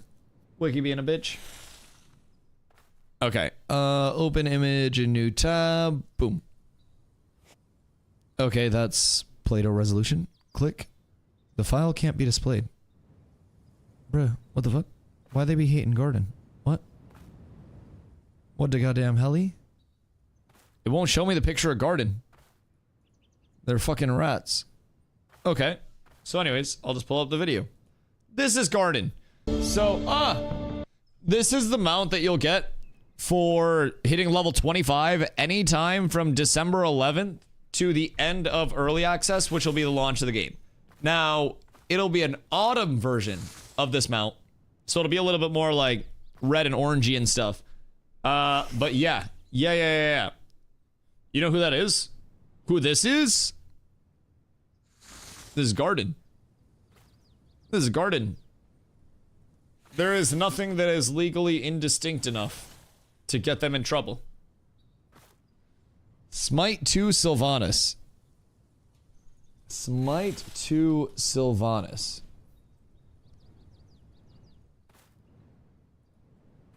Wait a minute.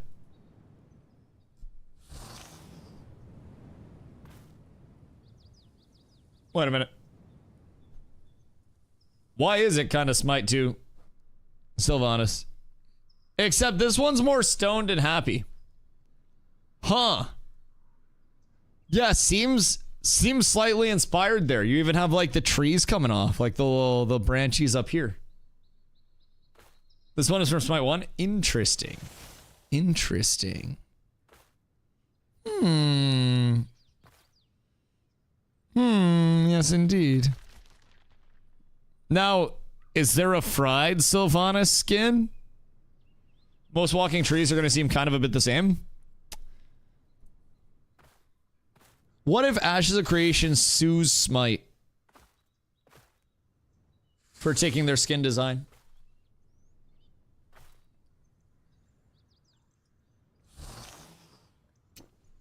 What if Ents have been around forever?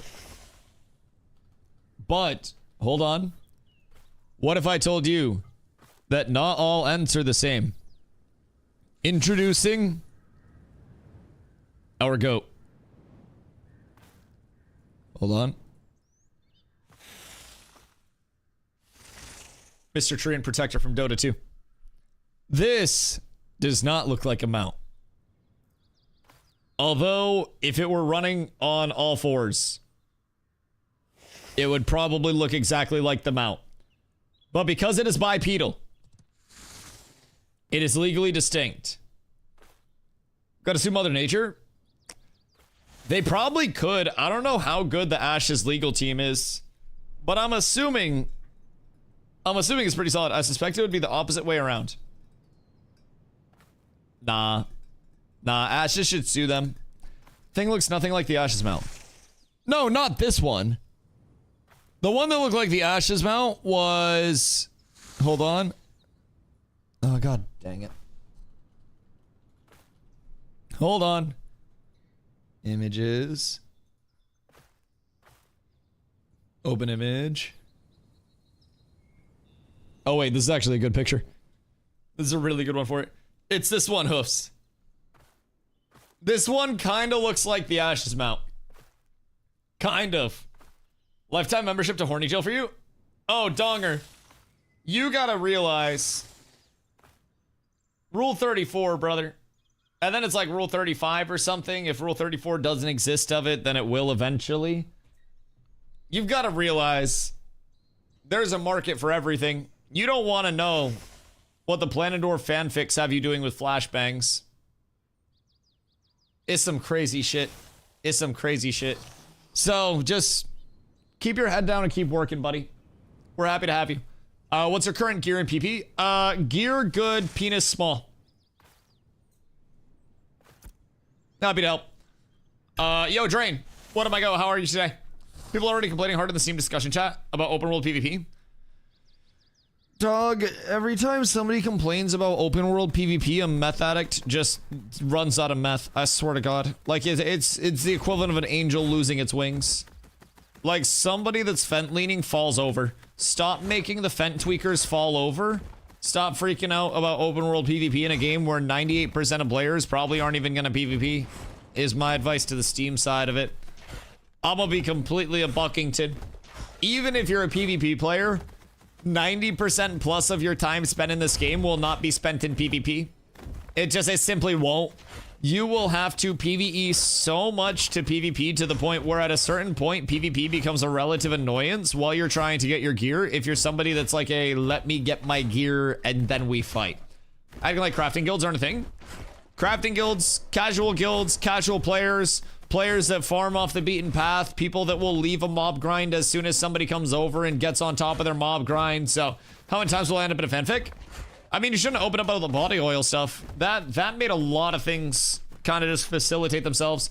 Also, Donger, I know you're good with the whole like putting NPCs in live when they aren't planned to be in live. What are your thoughts about a boost NPC today? Have you had time to think about it? Hope your Thanksgiving was good, dude. Because the people demand boost NPC. And I'm not even the people. I got gear. I'm fine. I'm sitting at 290 fizz power. I have a sword and board on. I go up to 299 if I put a 2-ender on. But I absorbed gear from people who were dying. So some meaningful PvP doesn't count. Randomly ganking all day does. Wait. Doesn't Foop. No, we're not going into the predator instinct of just ganking. No, you cannot gank my pigeons. You cannot gank the newbies. Fupa, no. That's very bad. Meaningful PvP is consensual. You ask those men if they want PvP, and if they don't want PvP, then you fuck off. PvP players saying it's too punishing to PvP, and the PvE players saying any open world PvP will kill the game.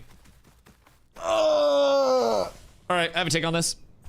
The PvP players are not the ones that are saying it's too punishing to PvP.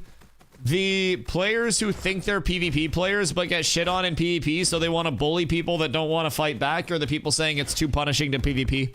Because the people that are saying it's too punishing to corrupt are the ones that are banking on killing players who are not flagged up or fighting back and being able to get away with that without any punishment. That is what the people who are complaining about that are looking for. And anytime they're called out on that, they'll be like, well, it's a form of PvP. It's my form of PvP. And I'm like, brother, if you want to PvP that way, just go punch a wall and then call yourself an MMA fighter, because it's the same goddamn thing.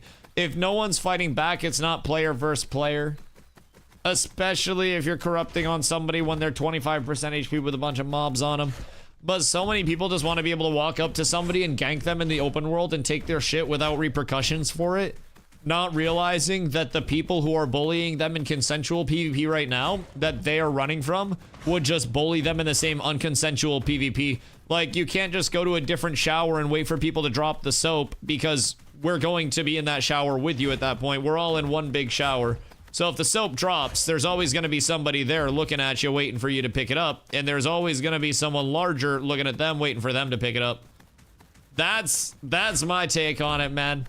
If anybody is saying it's too punishing for me to corrupt, it's too rough, I should be able to gank players in the open world more freely, Brody, keep a guild deck on you.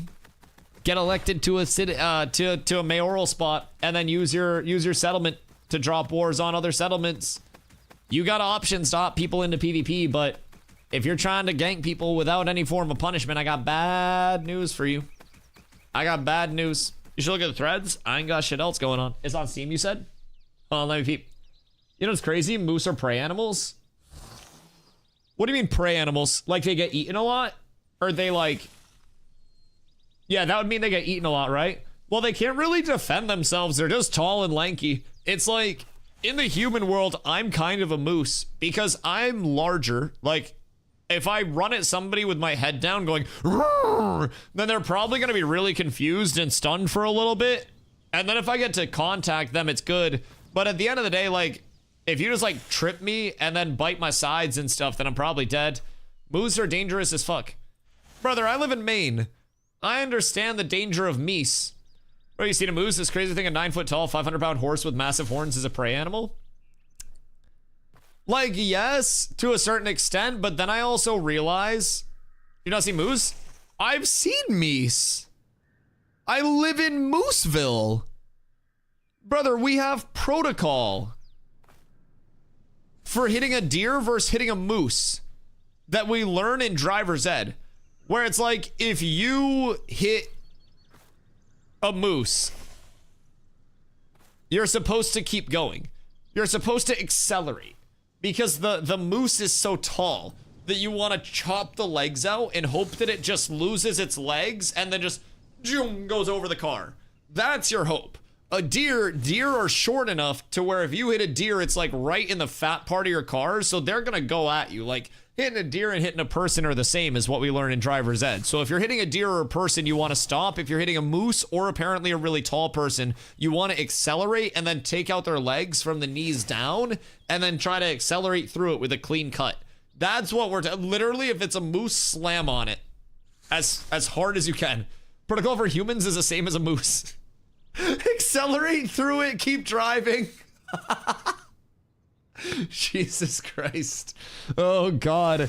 That like 3-month period of Twitch streamers texting and driving be like? Jesus fucking Christ. Wait, Carly, you're so up to my Cody. Oh no. It's a sad birthday for Cody. Oh, that's so sad. That's so sad. Killing non-PvP players is considered my PvE for me. Jesus Christ. Jesus Christ. Listen, I get bored with non-consensual PvP. I would so much rather take even fights than just jump somebody with 50% HP. So much meat on a moose. Oh yeah, there's a ton of meat on a moose. Yeah, moose meat's used for everything. Deer meat and moose meat up here make the economy go round, dog. Yeah, everybody has deer and moose meat in their fridge. One thing that's weird though is like certain parts of Maine went through a do not eat order because there were like PFAs and shit and like, I don't know, microplastics in the moose's balls and stuff. So, you know, we weren't supposed to eat the moose meat for a while. And then at a certain point, they just like lifted the do not eat order. And I don't really think the microplastics went away. They just kind of called it good. They're just like, yeah, it's not a problem. Chronic wasting is a problem in the Northeast. What's that? Like wasting food and shit? Not really. Like a lot of people just have big ass chest freezers and stuff. We have like hunting limits though. Oh, like the disease? Oh, I thought you meant people being gluttonous. Hold on. What is chronic wasting? I don't know what that shit is. I thought you meant just people throwing out a lot of stuff. You got 2 deep freezer chests just for venison and stuff? Oh yeah. Yeah, it's Biss. Also, if you guys have a Walmart near you, your Walmart locally is probably doing 50 cents a pound, like fresh turkey. Cause I went with Carla and we got like 25 pounds of bird for fucking like 12 bucks. It was unreal. Unreal. So now my freezer is filled with turkey. I got a couple turkeys. So that way when we eat all the turkeys, we're good. Crock pot all day turkey. Oh, dude. Although there's just like, there's so much turkey to actually crock pot up. But yeah, you could make a mean turkey stew with those bad boys. It would be so fucking meaty. Ooh. Ooh. You might be cooking a little bit. But bro, it's a big turkey.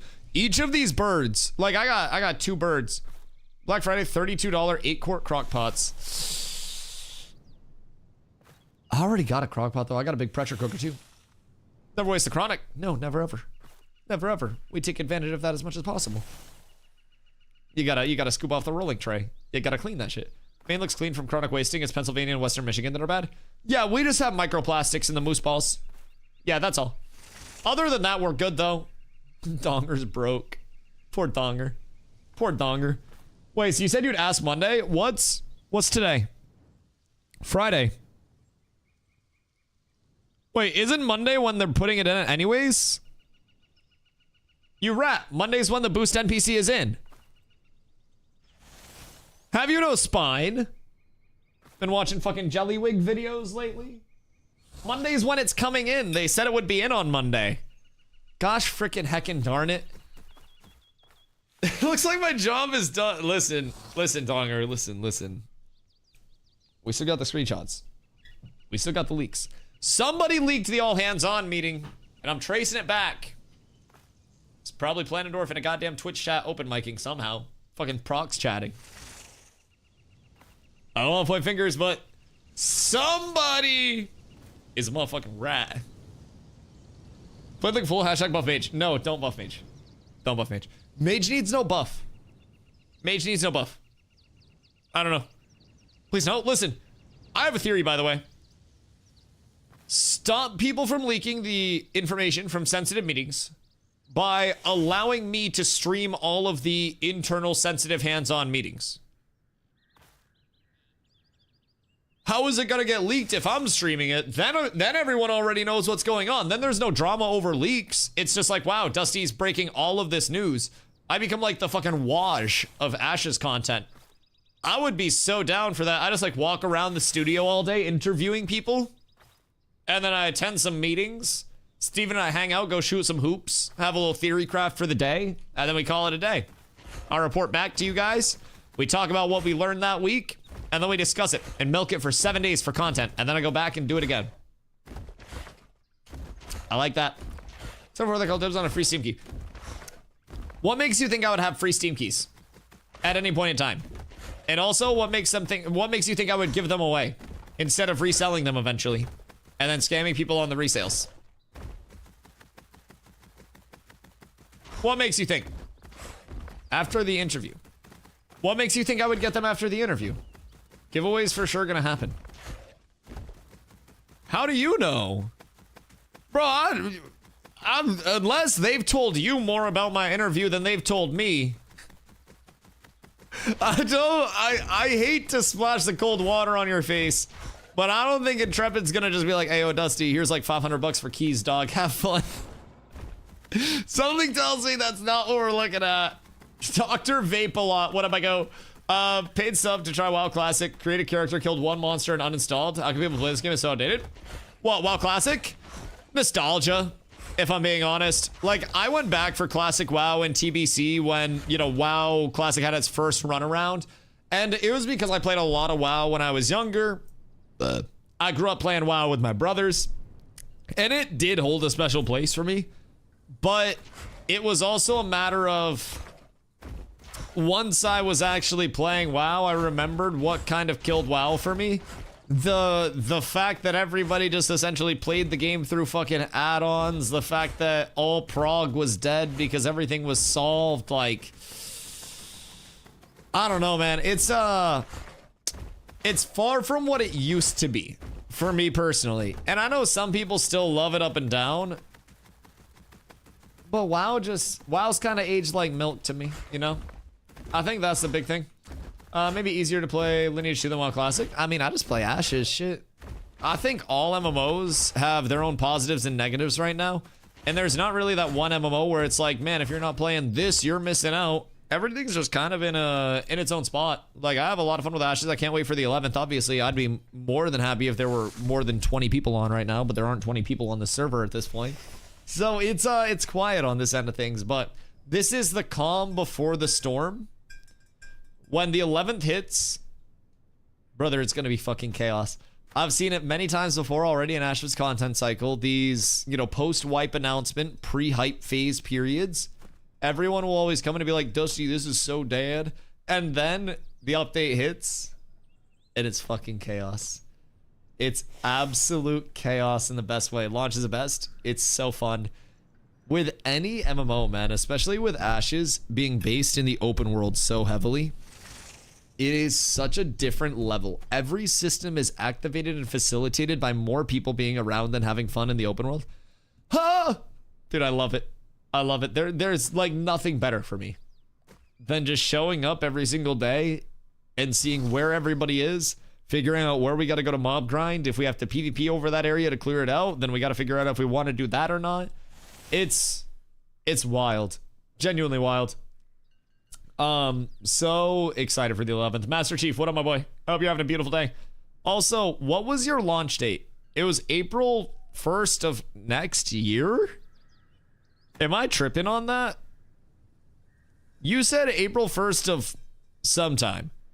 Remind me of that whole thing, because I'm pretty sure you were on Fent one day and you decided to throw out a bet offer that Ash's launch date would be incredibly early. I don't even remember what it is because it's so blasphemous, but New World's my biggest love since then. Man, I want a New World to be so fucking good. I put in so much time over there to try to get feedback up to help solve some of the New World problems in any way that we could as a player base, as a community. New World was cursed. It was cursed, man. It changed direction way too deep into its lifespan and development. Its core was thrown out, and it was completely reinvented as a social sandbox leaning MMO in essentially no time on an engine that was not really made for that. An engine that was barely running. It was rough. It was rough. Gonna be interesting to see the 125 rush this time. I feel like the biggest departure from early game balance that we've done to date. Looking forward to seeing how the high intensity versus low intensity players deal with that. Biggest departure from early game balance. What does that mean in stupid person terms, Donger? The biggest departure from early game balance that we've done to date. Does that mean you're putting more emphasis on late game stuff? What the fuck does this mean? Stop being cryptic with me. Use your terminology in your goddamn meetings. Like, this is the most you've removed from early game. This is the most that you have. My brain's just not comprehending that for some reason. I'm trying to compute it, and it's just not hitting. It had 0 PvP content for years and made me quit to return 2 weeks before it died. Oh god. Oh no. I mean, I played for a very long time, and then December rolled around, and I was just at a point where I'd like met my wits end, so to say, with that, with New World, with Ashes, and I left Ash.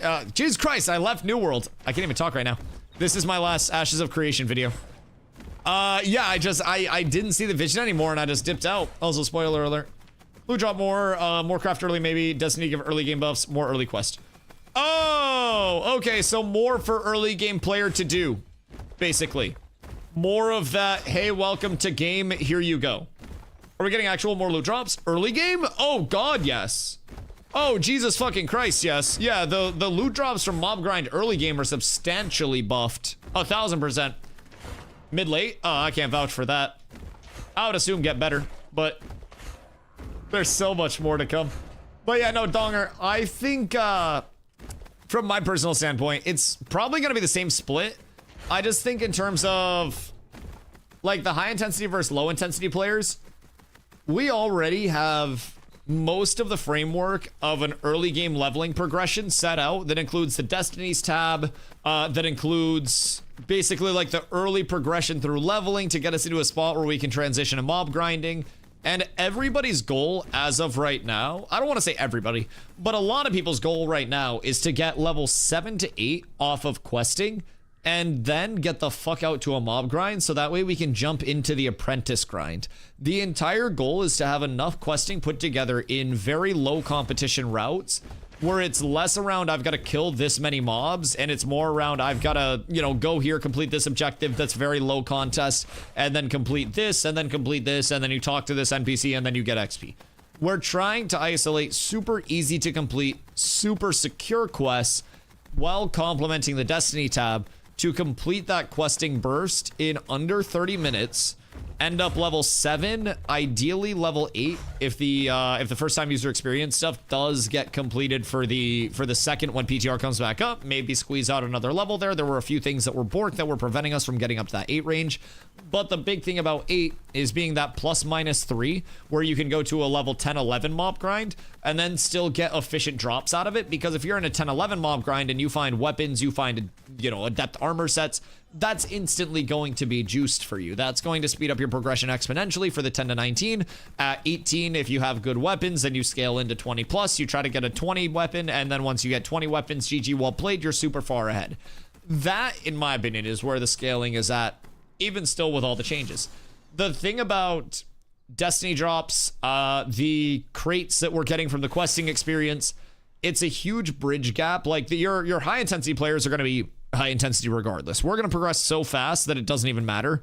I think this is such a huge buff to the casuals because like the people like me will go to level 20 half naked and then we'll say that's fine because I'm just going to get my armor set when I get my armor set. I don't need level 0 gear because I got my level 20 gear waiting for me, right?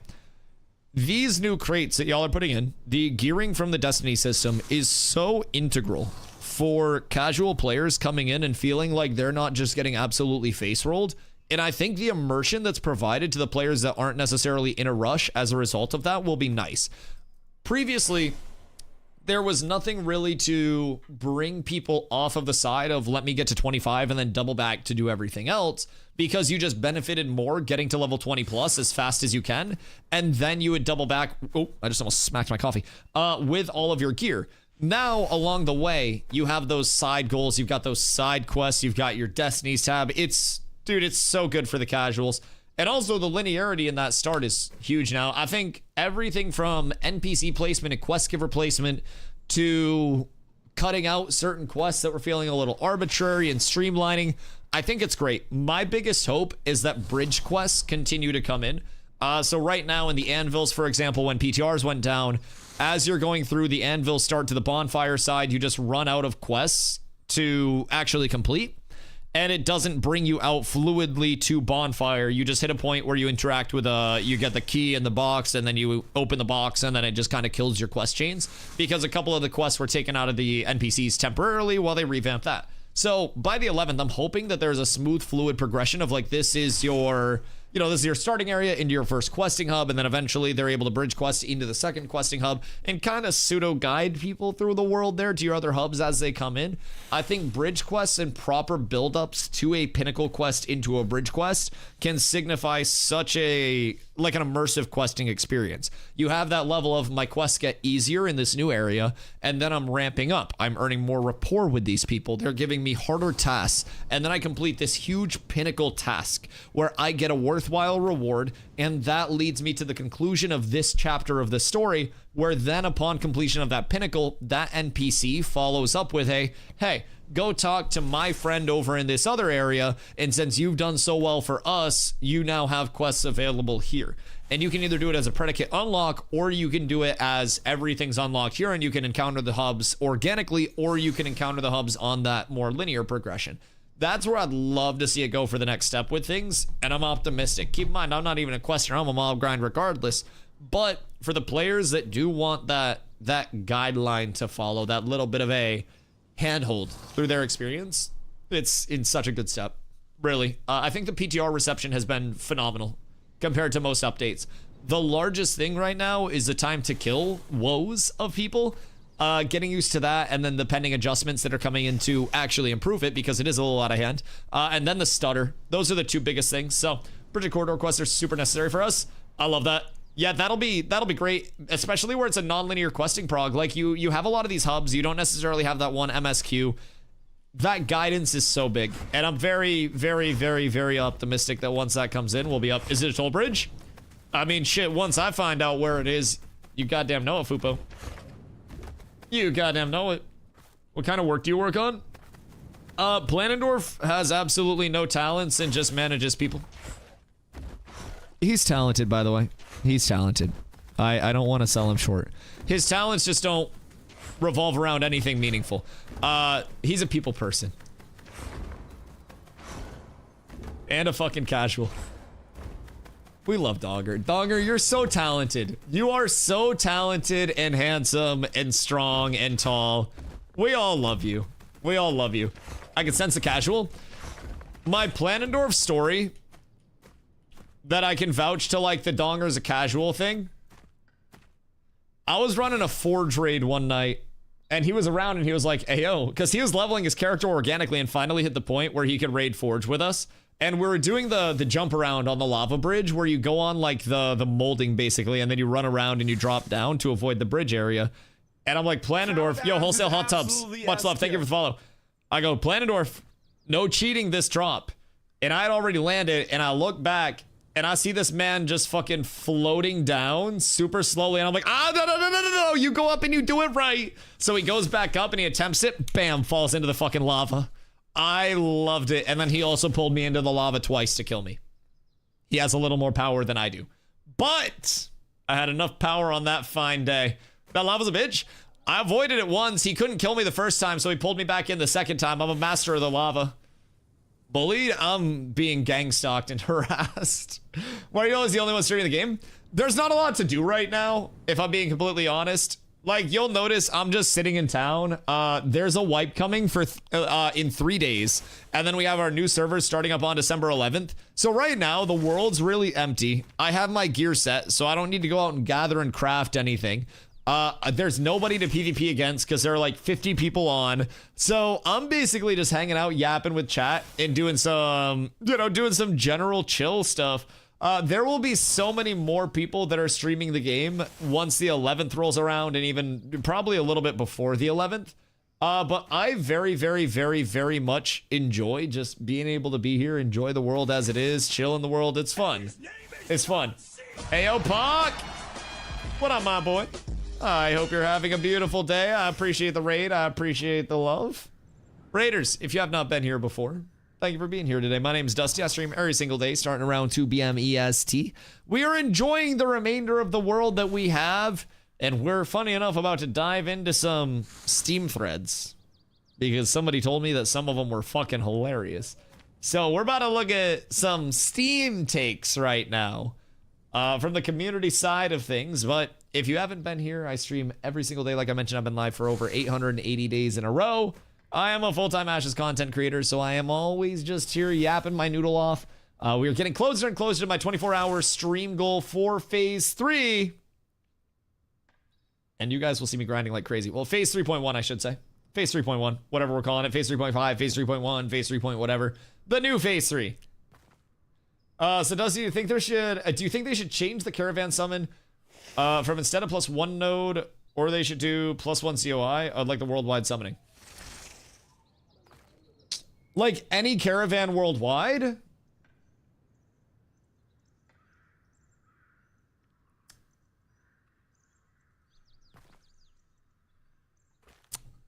It doesn't really impact me that much, if I'm being completely honest. It really doesn't impact me a lot. So I'm not too passionate about either side of it. The only thing that I realistically use caravan summons for is to call one in to get multiple raid groups linked up in one raid. But even that's a relatively low use case. Scrims you get a caravan out for, but in terms of summoning caravans, I don't really do too much with it. Wouldn't mind having a van per COI that's upgraded, but if I destroy a van in Mira, but just had to run mine to KT, I'm just fucked. Yeah, I mean, I get that side of things. Maybe have an upgrade with the caravan where you could actually, like, once it's crafted and deployed, have a further call radius on it. Maybe some form of, like, I don't know, like an antenna on the caravan for the beacon, allowing it to be called from further. I don't know, though. It would be intriguing to see how that would change it, but also global things kind of... You buy multiple beacons and hop it across the world. Yeah, you can buy multiple beacons, but then you have to run every, like, two biomes. Like, you have to have that buffer zone, basically. So it's a little bit of an inconvenience, but I also think that that's part of what Ashes is to a certain extent. Like, having that scenario where, oh shit, my van's actually in KT, I just had my backup van cooked in this area, now I'm vanless. That's also the same thing as, like, oh, I was bringing materials over to this settlement so I could craft here. And then once I got to this area, I ended up dying to mobs. I ended up getting a guild war decked on me. I ended up getting corrupted on, and I lost a portion of the mats. Now I have to go all the way back and grab more mats and then get over safely. I do feel like the limited, like, distance on calling it and stuff is very within Ash's intents and within Ash's gameplay loops. I don't necessarily favor many things being global in Ashes just because of the structure of the game, but I wouldn't necessarily be too upset either way, if I'm being honest. It's nothing that really, like, strikes a chord with me, but I'm also not someone that's rocking caravans like crazy. So I'm not out there just going wild for it. The true Phase 3. The true Phase 3, yes. I do think that this is honestly where they probably wanted Phase 3 to be on launch. And I'm hoping that people come in feeling like this is a very substantial point of progression comparatively to what they have played previously with Ashes. Returning players feeling like they're coming into something well progressed. New players feeling like they're coming in with something to look forward to. That's a huge benefit to what we're looking at now. Absolutely S tier. Yo, Sir Goyabao, thank you for the follow. Much love. I appreciate you. Let's give you things. Yeah, I mean, it is what it is. I just think it'll continue to get better, but this state of affairs is far more progressed for, I think, new players and casual players especially, than Red for Fun. Much love. Thank you for the follow. I think it's far more progressed than what a new casual first-time user would have encountered back in August. I do feel as though this state of affairs is going to lead to much better retention. So Dusty, I want to hear your prediction for how many players are going to be peak on the 11th to the 13th weekend.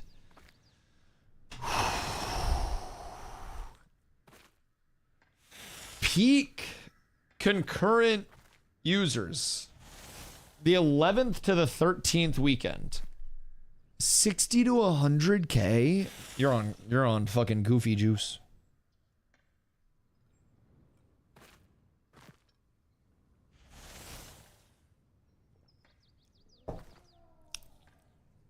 Like peak concurrent users?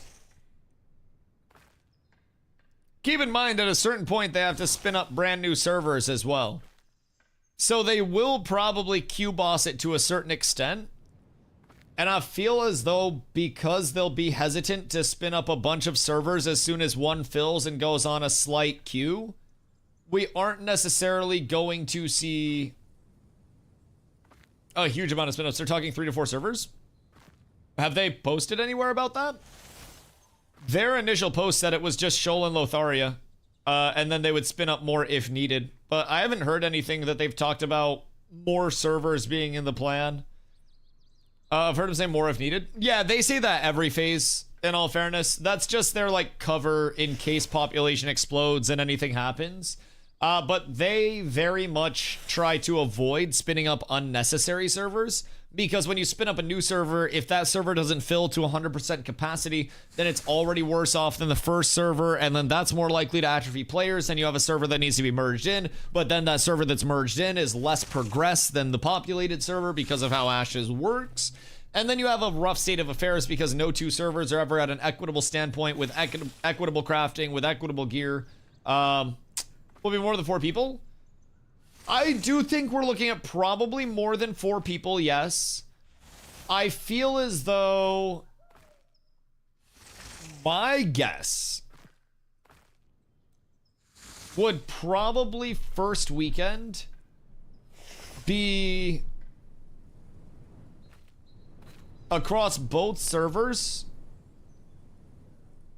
25,700 is where I'm locking in my number for first weekend peak. My theory for this, and why I think first weekend peak will be a bit lower than a lot of people's estimates. Ashes is not something that sits in the same throne that New World sat in when it was getting ready to go into a more public standpoint.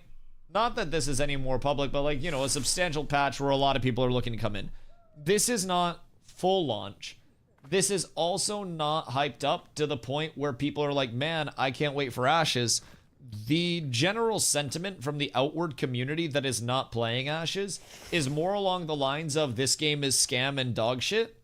And personally, even with larger content creators coming in, I would predict that if you watch a lot of the larger content creators' chats when they are coming in, it's going to be, why are you playing this scam game? This game has nothing in it. And then half of what they're going to do is go, nah, chat, this actually isn't that bad.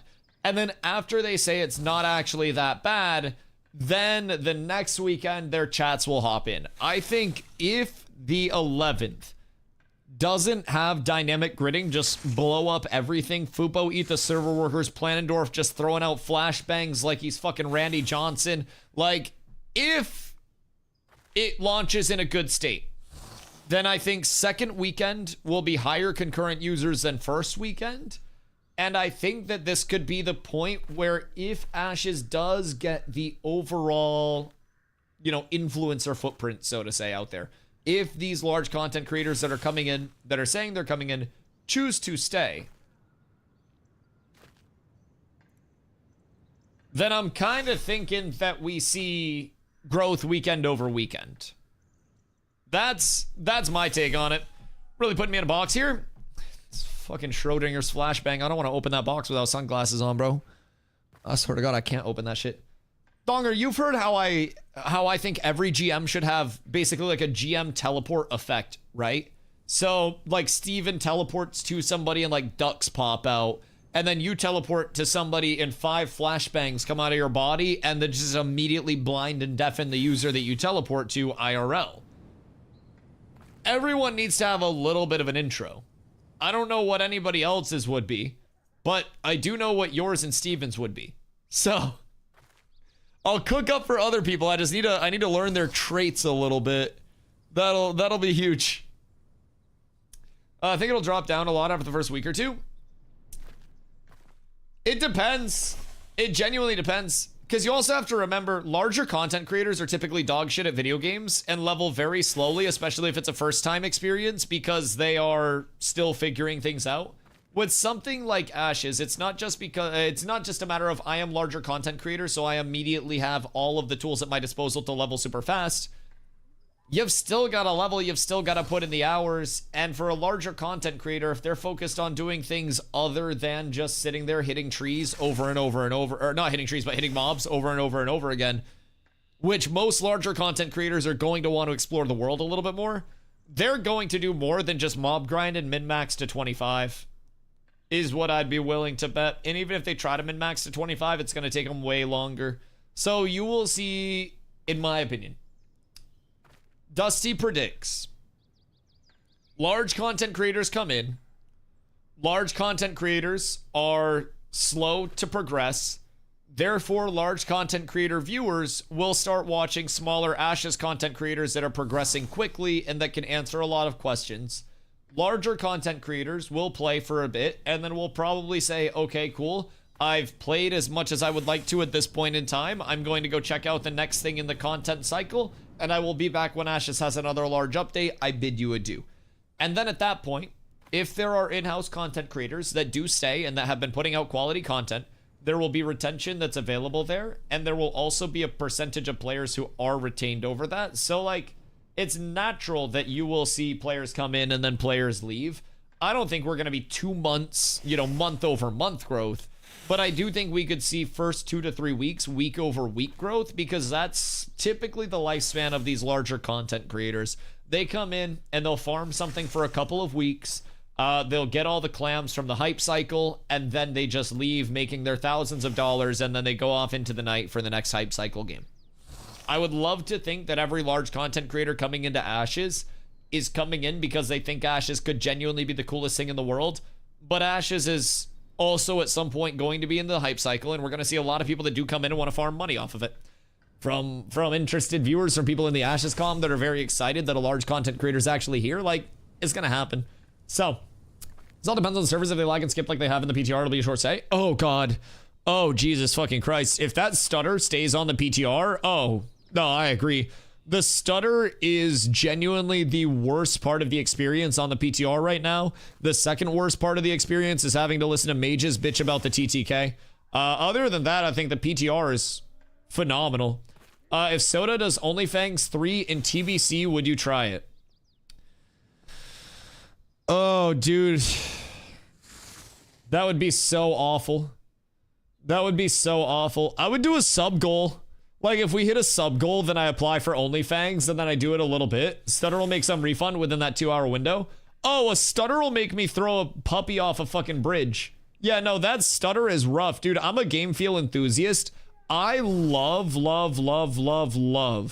fluid game feel.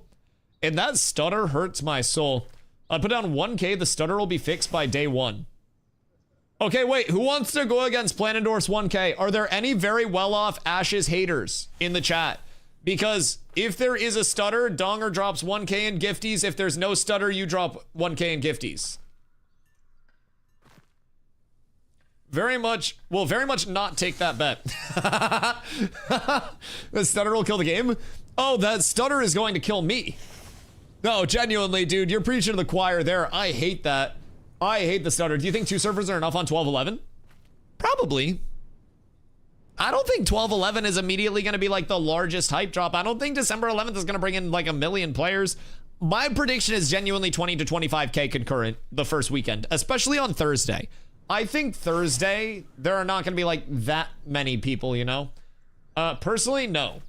Fupo, how many people do you think will come in? I know you can't count past 4, but like just your predicted number. You have no information. This is not insider information. Over 4. You motherfucker. God fucking damn it. Bro, I hate this cat. I'm thinking 30 to 40 by the weekend. It could. It could. It all depends on what the large perception is from people as they're coming in. Like, these large content creators can move fucking mountains. At the end of the day, for every 10 players that see Ashes through my stream, there will be 100 players that see it through somebody else's stream. If large content creators come in and they say, even for a second, this is fun and it's enjoyable, bro, that can carry a lot. That can carry a lot. Hype alone for one big guy, even for a week, will bring a lot of people in. Oh, yeah. Yeah, absolutely. I mean, people very frequently sleep as well, I think, on the number of total people that are influenced by a large streamer's channel on a daily basis. So, like, if I go to Twitter real quick, let me pull something up, because there was a tweet from Myth where he basically posted his stream summary recently, and this was from one of his Arc Raiders streams, right? So Myth has been doing really well in Arc Raiders, but keep in mind, this is from a 7,000 average viewer stream, okay? 7,000 average viewers over the course of a stream for a, I don't know how long this stream was, but ready? 165,443 unique viewers. Unique viewers. 165,000 unique individuals over the course of a 7,000 average viewer stream. And then the stream before was a 2K and change and still had over 100K average viewers. Putting way too much stock in streamers. A lot of played this game before and it did nothing. What? That's absolute cap. What? Pirate Software played this game and had the largest guild that has ever been present in this game in terms of just sheer numbers at this point in time. When Asmongold played, he got griefed so hard that there was an Asmongold rule put in. Obviously, it's not at 1 million concurrent players, but content creators are the largest thing that can actually facilitate immediate reception being heard by people within the scene. I'm gonna be honest, like, content creators are the reason why the perception of Ashes is so bad right now. Content creators are the biggest chance for Ashes perception to become good, because at the end of the day, even if the community as a whole is saying this game's great, nobody hears a normal person from the community, and nobody outside of this community hears me, DustyWhy, the 80 to 100 viewer Andy that's in Ashes.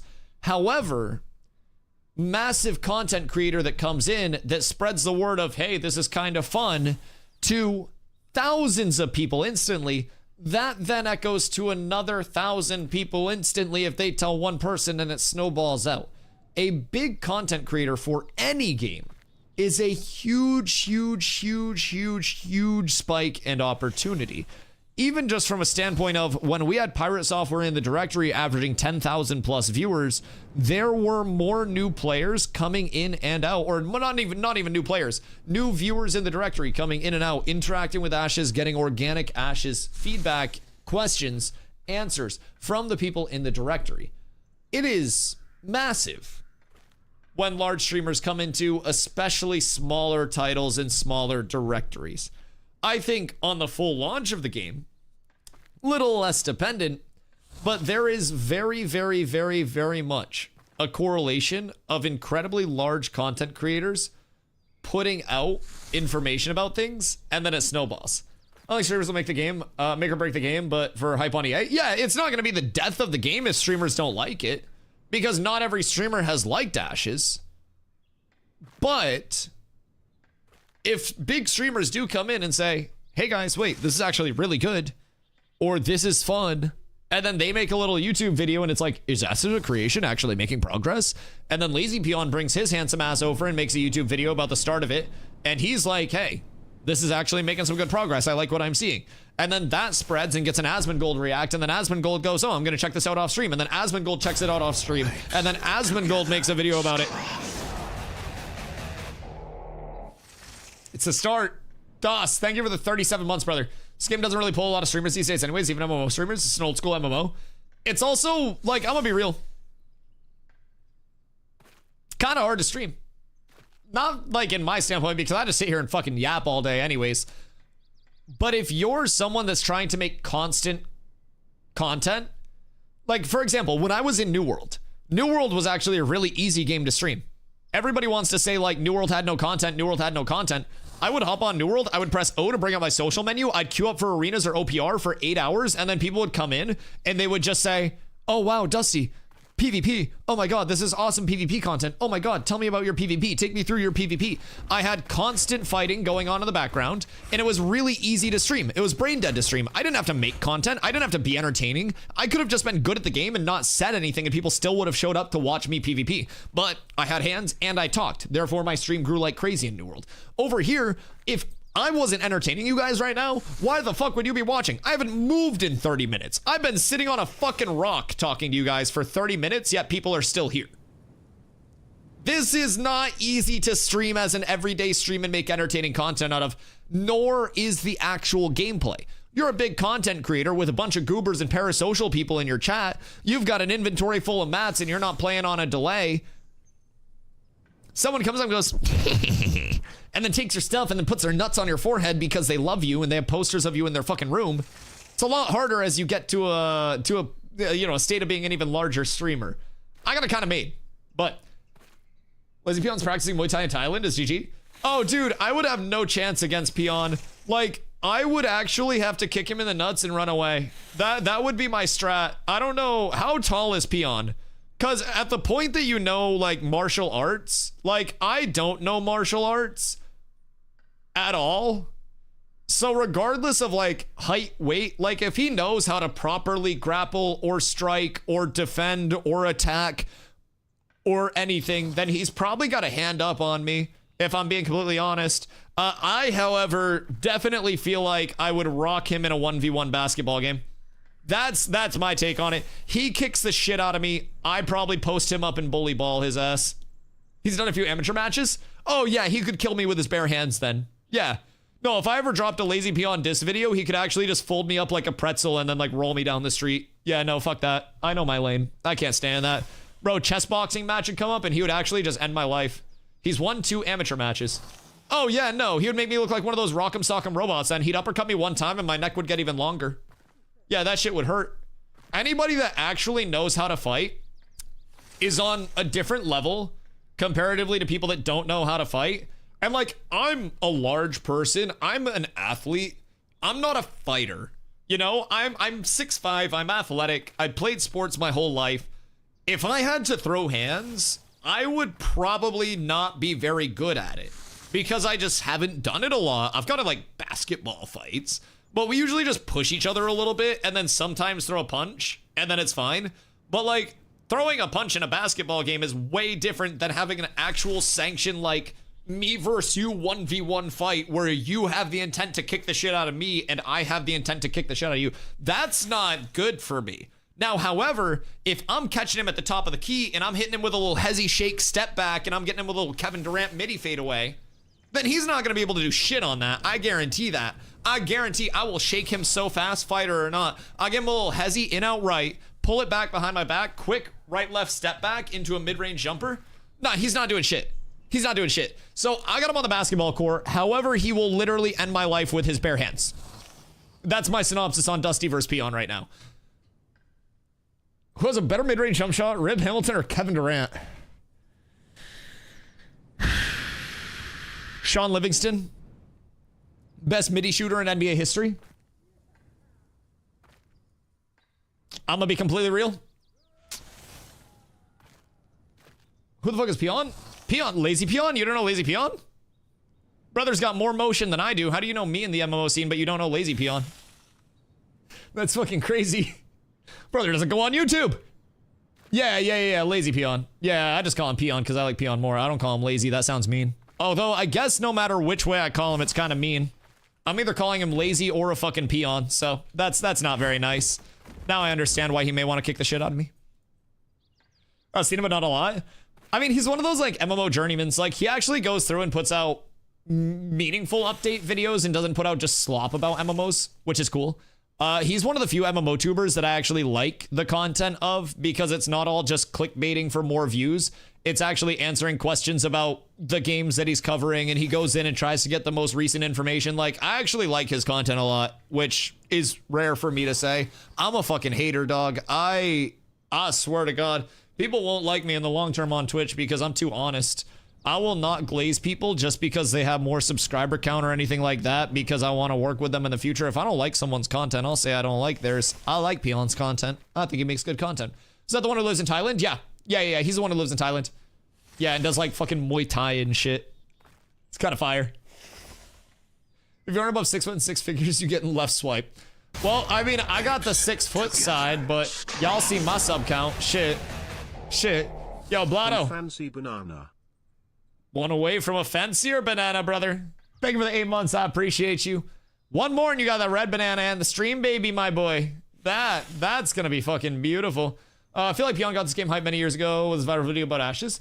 Oh yeah, I mean, there have been a lot of content creators that have put out content about Ashes that has got into the like MMO mainstream hype cycle, which has done phenomenal work. I mean, at the end of the day, I always say I sit here and I'm very blessed to be in the spot that I'm in, but I'm just a small content creator, man. I'm not dropping YouTube videos that are getting put in the recommended feeds of millions of people.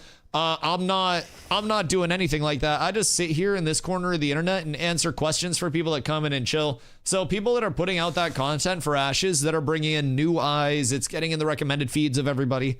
Dude, it's huge. You see the guy who made a YouTube video on YouTube about playing Ashes for 100 hours not so long ago and went pretty viral too? Yeah, I've seen like in passing a lot of the Ashes content that gets posted. I don't have a lot of time to sit there and check out every single second of every single video, but I usually poke my head in and kind of like, you know, scout around a little bit when videos go up.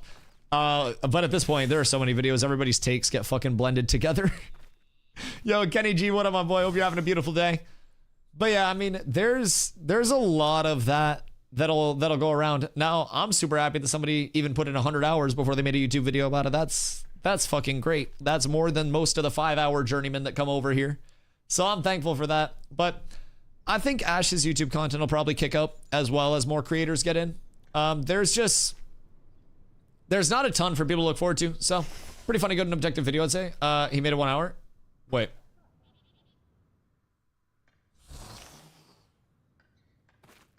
He made it 1 hour of like game time? Yeah, no, you can. I don't have any weird like mod rules or anything. Yeah. Aspen Gold to play? I don't know. I don't talk to him. Aspen Gold. You in chat?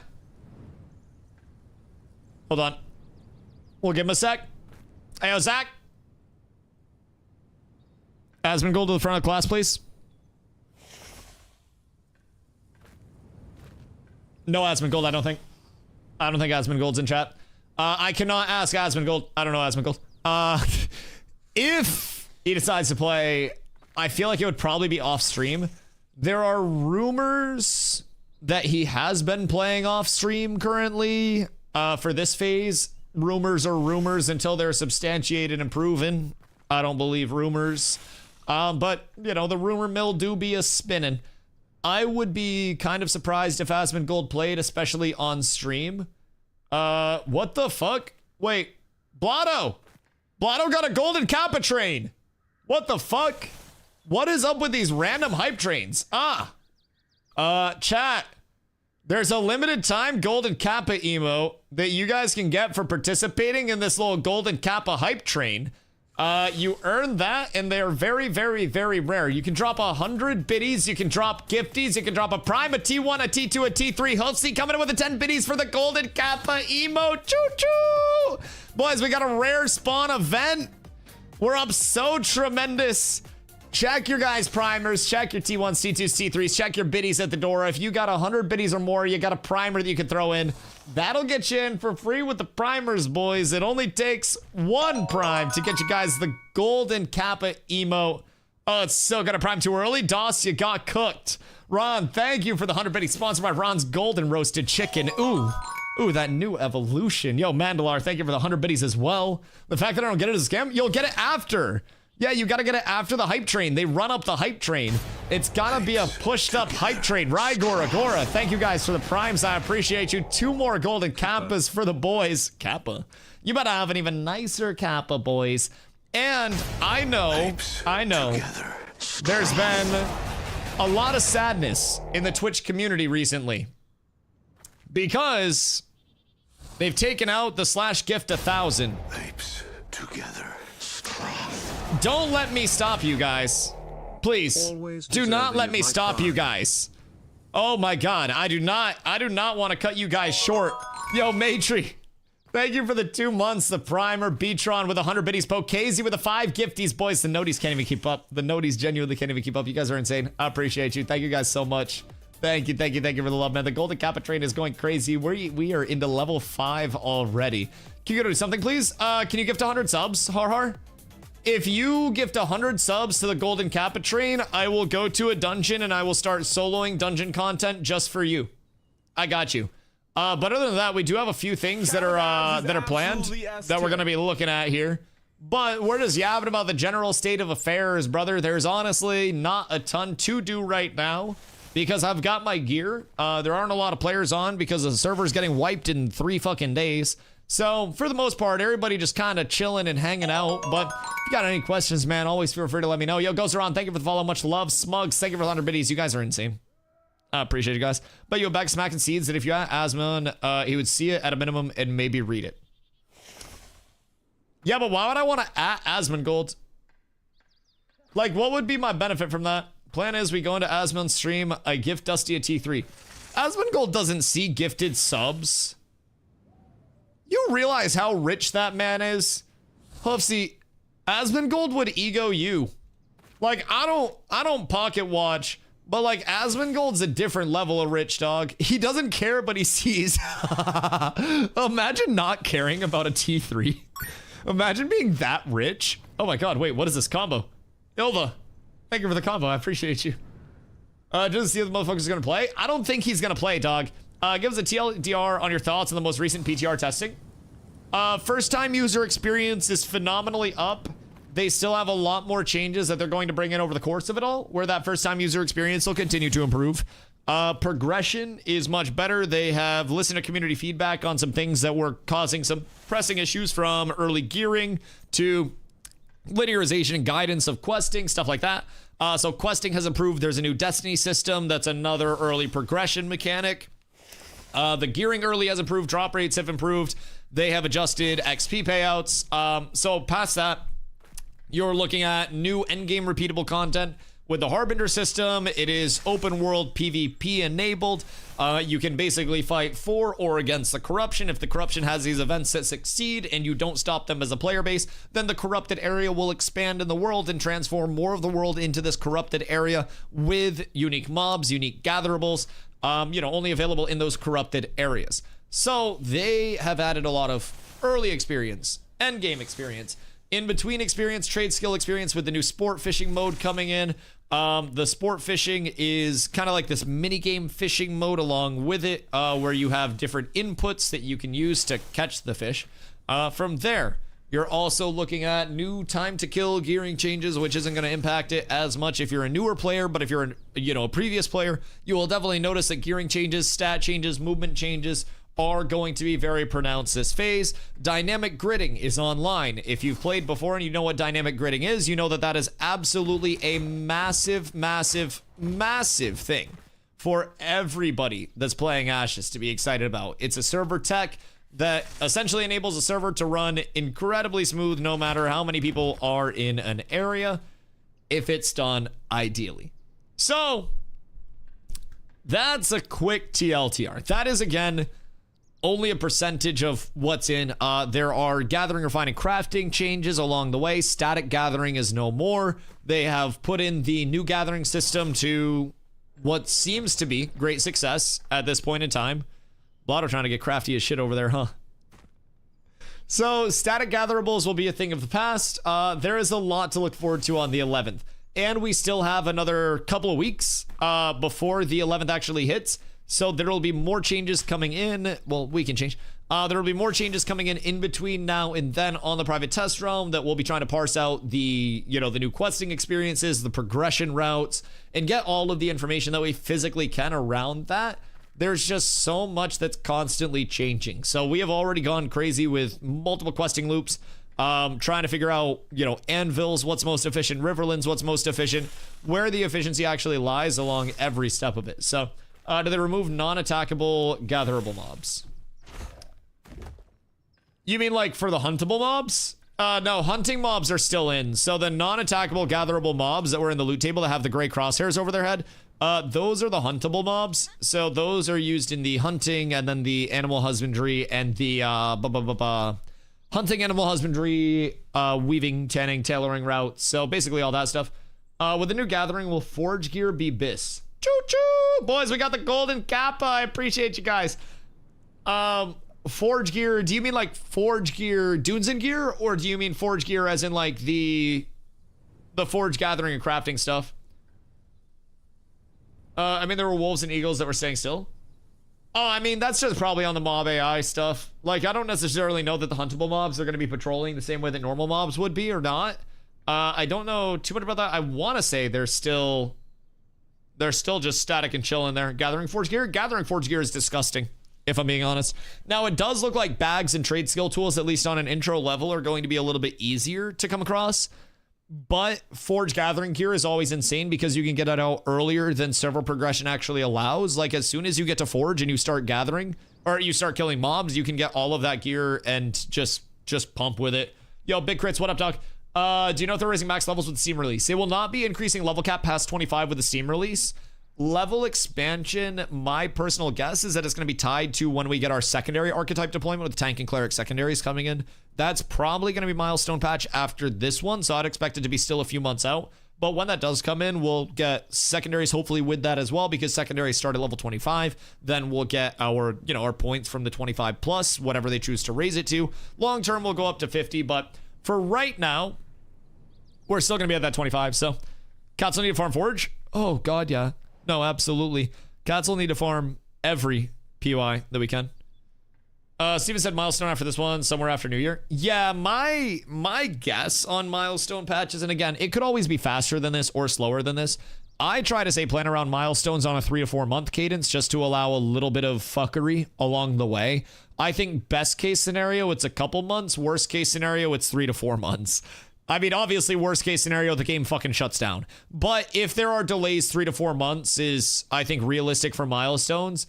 My guess is like mid to late March, maybe early April for that next milestone patch. So we'll see. Yo, Dad, thank you for the follow. Much love. If you have any more questions, dude, feel free to let me know. I am, as you can tell, doing quite literally fucking nothing in the game right now.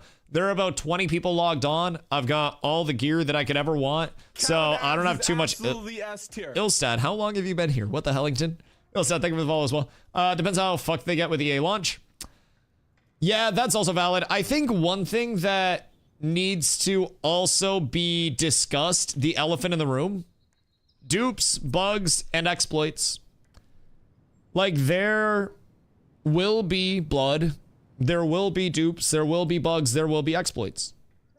Along the way, Intrepid is going to have to respond to those things in a very prompt manner to preserve the state of the economy if they do want this to be a long-term state of affairs.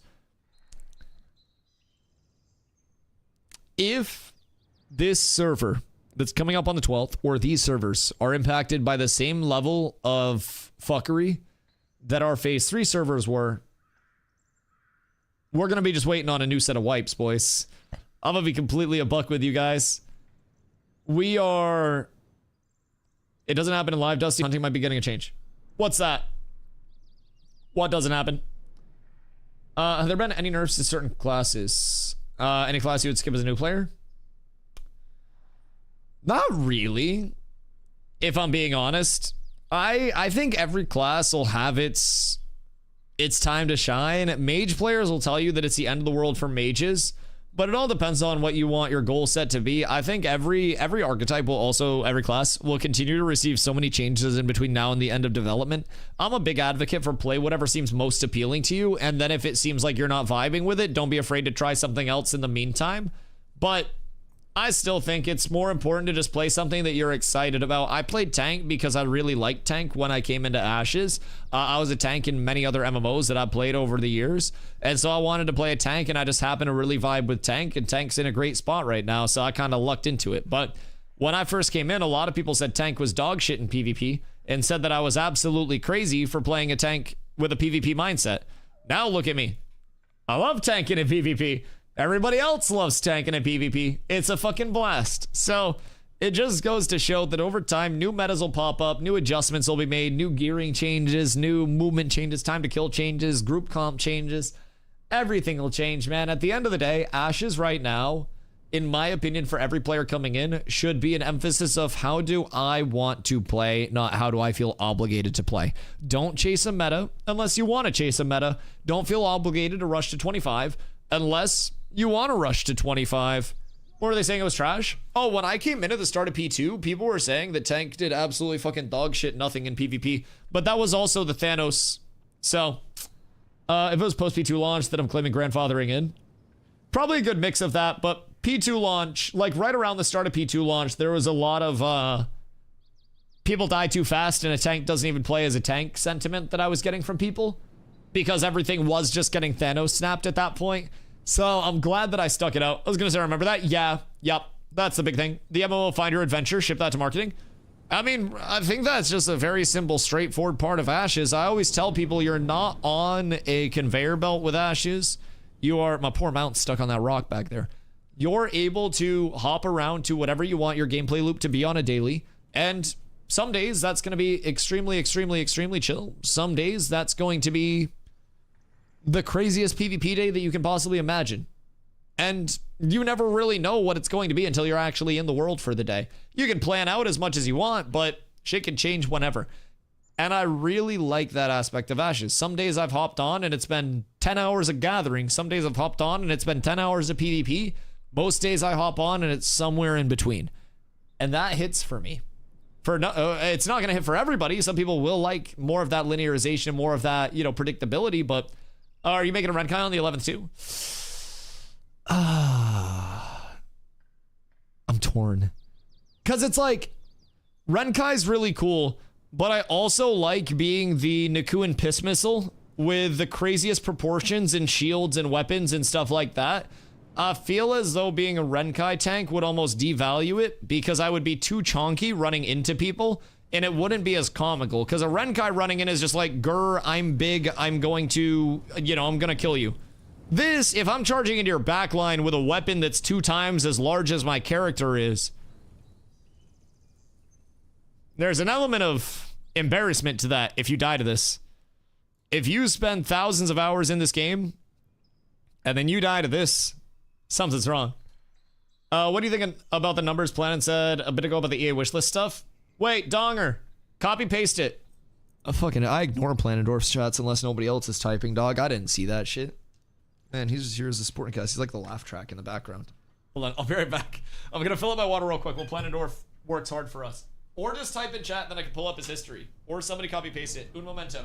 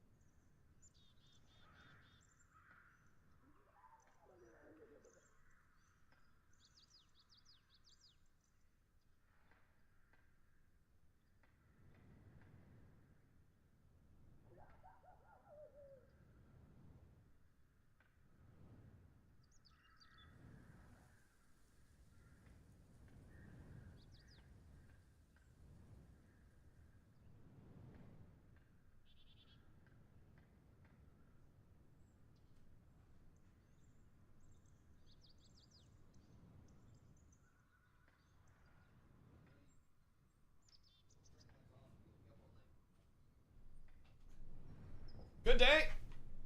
I've returned. How do I find my old shit? Nope, that's all I needed. I got you. All right, let's see. Let's see. All right, all publicly accessible info. Okay, coming in with the hot leaks from Planendorf.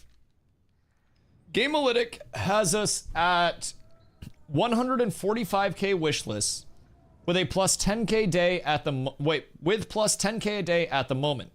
The average first week sales on that is approximately 15%, with that going to 25% in the first month. So 145k wish lists, average first week sales on that is 15%. So we're looking at 15% of 145k, which is going to be,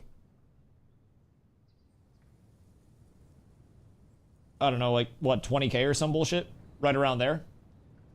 So out of that 20k, what would we be looking at for peak out of that? Because out of 20k total users, some current testers already wishlist. Yeah, absolutely. Absolutely. So that would be 20k sales. Keep in mind, 20k sales, providing that 15% figure is correct, would not result in 20,000 concurrent players coming to the game. I hate to splash that cold water on everybody's face, but knowing that those are the numbers and that that's the average conversion at a 15%, I'm actually going to lower my concurrent guess from 20 to 25k to 15 to 20k. I'd like that to be my final answer. Now, I also think, yo, Amerix, thank you for the follow. I appreciate you. I also feel as though wish lists can be absolutely cooked. 21,750. My point still stands. Wish lists can be only a small fraction of the total hype around a game. And this is also where I lean into the content creator side very much. Because again, these numbers were posted from, granted, a different directory, a different type of streamer. But this is just a look into what large content creators see for numbers. 7,300 average viewers, 165,000 unique individuals coming through a stream. One stream from a 7k average viewer is on average going to result in more total viewers seeing the title than the number of wish lists that we have at this point in time. Streamers can absolutely fucking cook the wish list. Absolutely cook the wish list. Streamers could come in, and if it's Summit, if it's Esfand, if it's Pirate, if it's Lyric, even just those four, and then some mid-sized streamers coming in, because keep in mind, we're going to get back a lot of the Jonah Vales that have been elsewhere doing other shit. Like, a lot of the Ashes content creators that have come in, I mean, like, you have Tangent and those guys, I'd be shocked if they didn't come back in. Like, there are a lot of people that are in between me and those super large streamers on the top end that also will help get exposure around this. So, food for thought there. But, who does I? Tangent. Yeah, there was a dude that used to stream to a few hundred players, a few hundred people, when I first started coming over here. His name was Tangent, I think, or something like that. I want to say it was Tangent. He usually co-streamed with a few other people. Plus not taking into account all the beta people incoming as well. Yeah, no, that's entirely valid. Price drop, week-long sale, beta people, little beta bitches. Yeah, the beta's coming in. There's a lot. Tangents of Creation. No, not their podcast. No, it's actually just some dude named Tangent. No, I know Jamie and Annie's podcast. But no, it's just some dude. He had a group of like 3 people that he would stream with. Asmon? I don't think Asmon is going to come back. I don't want to say that. I don't think Asmon's going to stream Ashes. At least this point in time. At least this point in time. I'd be kind of surprised. If Asmon did, that'd be cool. But like, I don't know that he will at this point in time. But even if we think just Summit, Pirate Software, Esfan, Lyric, I mean, how many average viewers is that? No, but I'll check it out when it drops. Yeah, that's kind of my thought on it. I don't necessarily expect Asmongold to play it on stream or anything, but there have been rumors that Asmon has been playing Ashes at least a little bit this phase anyways. I can't substantiate those rumors whatsoever. I don't talk to Asmongold. I don't know Asmongold. So, you know, I can't provide any validity or anything to that. There have been rumors that people know where he is and like know what character he plays on. I don't fucking know. Just look for the bald avatars.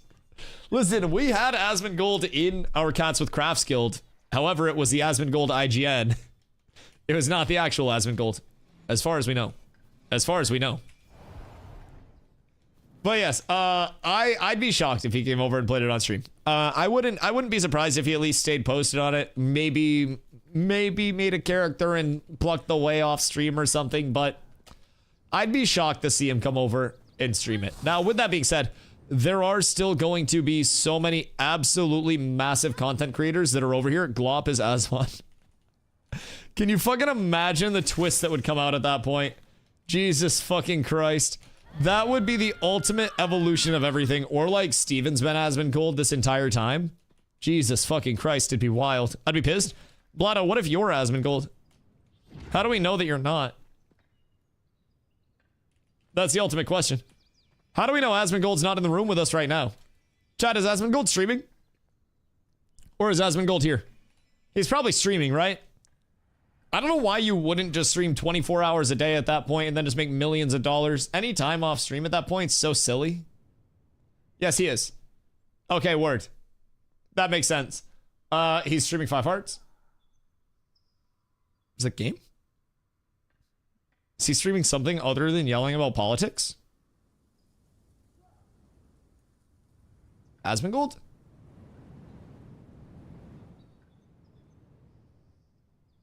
Not yet, 5 Hearts soon. And that's a video game, right? It's the Korean dating sim. Oh, big titty Asian girls. Yep, no, that's Asmongold's type of game now. Okay, no, that makes sense. That makes sense. Yeah, 1000%. Basically, Asmon is streaming 24/7 streaming since he also got the 24/7 channel. Yeah, and that shit gaps my viewership as well. Yeah, no, straight up. the ad rev of that, bro. Just make a 24/7 channel with 22 minutes of ads and then let it run with the lurkers on it. Jesus fucking Christ. It's absolutely insane. I bet that shit pulls in some rev as well. Yep, no, that's good comms. Things go well and some streamers show it off. Could potentially could hit 30 to 50k would be insane. I almost wonder, would I want 24/7 channel has 110 viewers when he's live? So people would rather lurk in the not up-to-date Asmongold VOD. And the number of people that would rather lurk in the 24/7 channel than watch the live Asmongold channel is still higher than my average viewership. Man, I gotta start farming more views or something. I'm about to go on a rant. I'm not going on a rant. We're not doing that. I don't care about viewer count that much. I can pay rent, that's all that matters. Because Twitch millions based on his channel not running ads and being political. Yeah, I don't fucking care. I don't give a shit. Dude has more money than one man could probably do anything with. I'm gonna be real. I don't really... I don't know. I don't really get into the millionaire men screaming about their problems all day meta. It just at a certain point becomes very tiring to listen to a bunch of millionaires yell at each other over who the most based millionaire is, while they're all never worrying about paying a single fucking bill in their life because people have given them more money than they can comprehend what to do with. As someone who is only able to stream full-time because people are incredibly generous and take money out of their wallets to make this possible for me, every streamer also has to realize at a certain point they were also in that same spot, and I don't know. I don't know, man. I don't know. Anyways. The thing about a pro wrestling is just millionaires play fighting with each other too? Yeah, but pro wrestling has better cinema. I'm the most base millionaire. If you were the most base millionaire, you would have a gifter badge. I feel like if you're a millionaire without a gifter badge, you're down horrendous. Personally, I feel like I couldn't. What about billionaires? What's that for streamers like XQC and Trainwrecks? I don't even think they're B-word billionaires. I think they're probably like 100 millionaires, like multi-hundred millionaires. But I don't know if they're billionaires. A billion is a lot. A billion's a lot. I don't know if there's a streamer with a B yet. Probably X or Trainwreck are the closest, because I'm assuming Trainwrecks just makes so much fucking money off of all of the gambling sponsorships, but those millionaire streamers can just give up and give themselves an engagement ring. Stop. Stop. You're gonna get an entire simp kingdom to come at me. I'm gonna get mean Twitter DMs soon, Hosi. Anytime somebody mentions their queen, the swords come out. Be careful. Be careful. Jesus Christ. Do you know that the NFL is the only professional sports league that's classified as entertainment?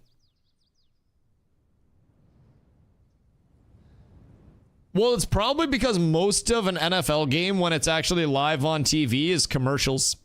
It's like 10% actual football gameplay, dog. It's down horrendous. They should basically be having 3 football games run side by side by side, like it's an AAU basketball setup, and then just flip back and forth between all 3 of those as the action's happening. Like, Sunday Ticket should just be the default, in my opinion. That'd make football a lot more watchable. X said he has more than 100 mil in crypto, plus he has other assets. Yeah, you got money.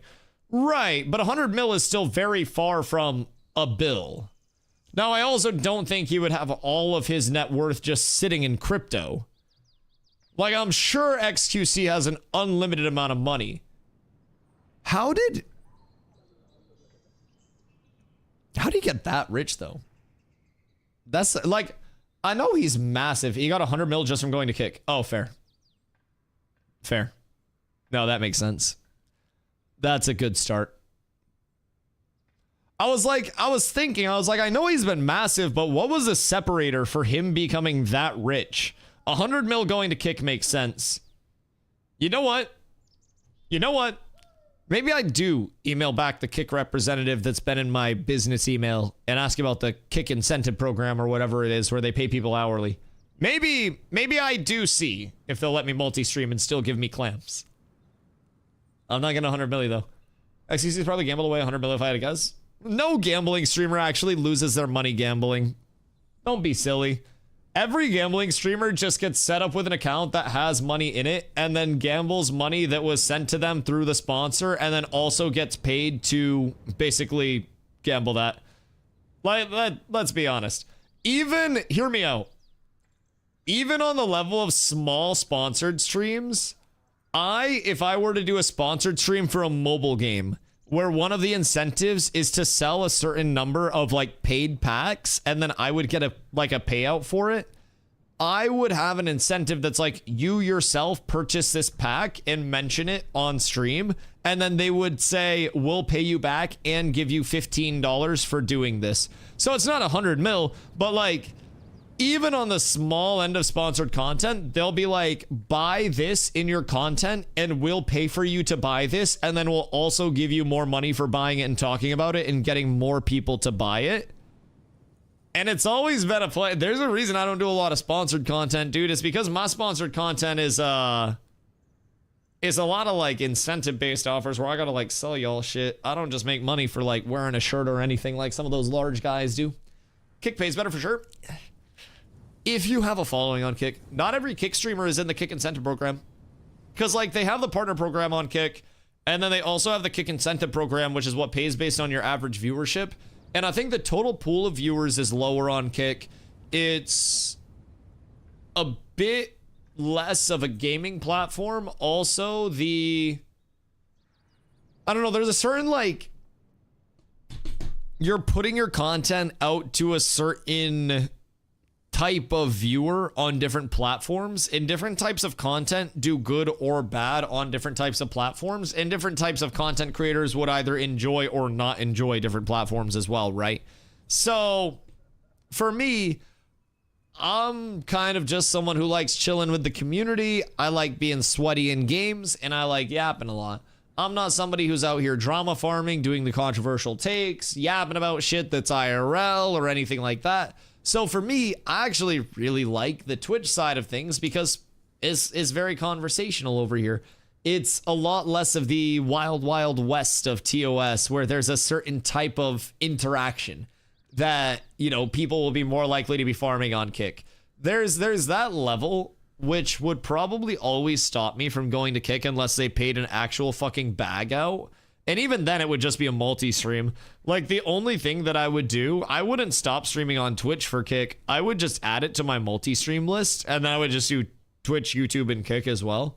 But even then, like, just what comes with making a certain type of content or making content in a certain place can be incredibly annoying or taxing to deal with, you know? My Twitch interactions, my YouTube chat interactions, like everybody comes in genuinely curious. We deal with an occasional goober over here, but it's not anything too bad. Someone like me probably wouldn't do the greatest over on Kick. I don't think I'd grow much on Kick because I'm not the most controversial person. I'm not talking about IRL shit. Like, I just sit here and I play video games and I do video game content.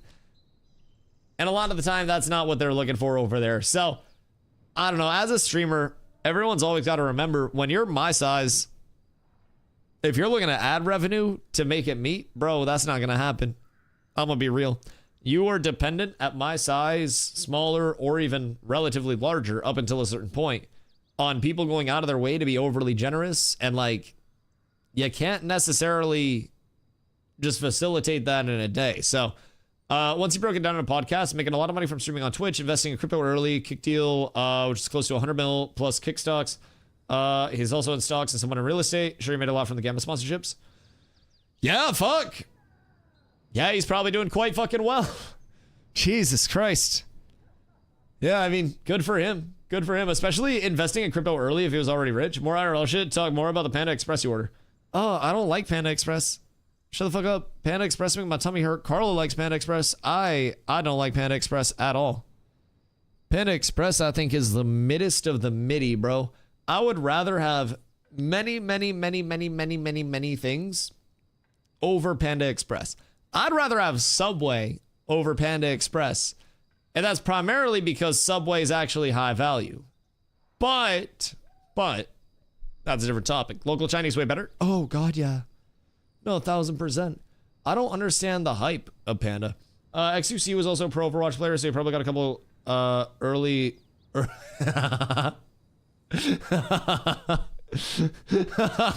early bags from tournament winnings. Yeah, I mean, that's also valid, but well, like, what's Overwatch paying for tournament winnings? I would be willing to bet that XQC's Overwatch earnings are like basically me spitting in my cup of water right now and then saying that's the liquid. Like, I'm sure he got some money off Overwatch earnings, but it was probably like his stream revenue while he was simultaneously a pro Overwatch player and then scaling the stream revenue off of that as Twitch continued to develop with more monetization. I don't necessarily think the pro Overwatch scene was handing out bans.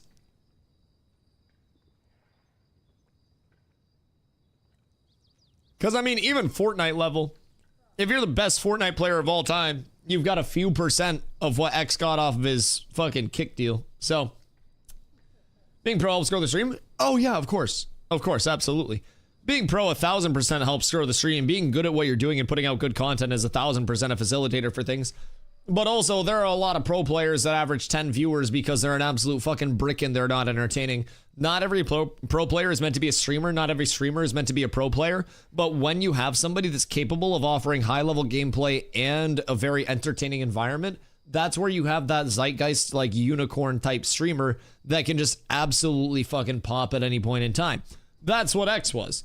X had the draw of his gameplay. Granted, he was, I'd say gameplay fucking lightly. He was playing Winston. I'd say that incredibly lightly. But anyways, his monkey definitely helped to bring people in.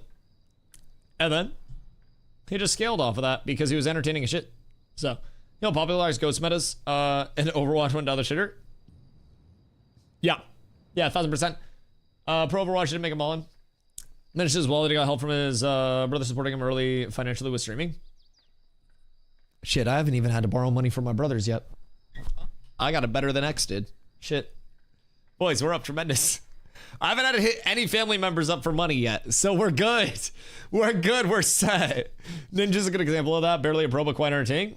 Yeah, there's also a certain level of like, you don't have to be rank 1 player. If you are good at the game in a PvP sense, or even in a high level PvE sense, you're already in like a top X percentile where people will come to your stream or your community just to watch you play. At a certain point, like, to a certain extent, you can be very unentertaining as a content creator as well if you're good enough at what you're playing. But again, if you are that unicorn that is good enough at what you're playing to put out that higher level gameplay while also being entertaining during that, you're gonna grow like crazy. Just see a YouTube video. TLDR, Intrepid seems to be making these changes on PTR more to the modern MMO gamer and is starting to meet in the middle to appeal to the larger crowd. Thoughts?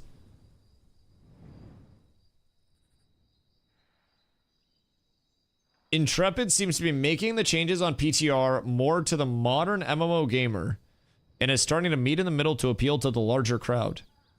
Well, these are all changes that were originally in the structure of Ashes.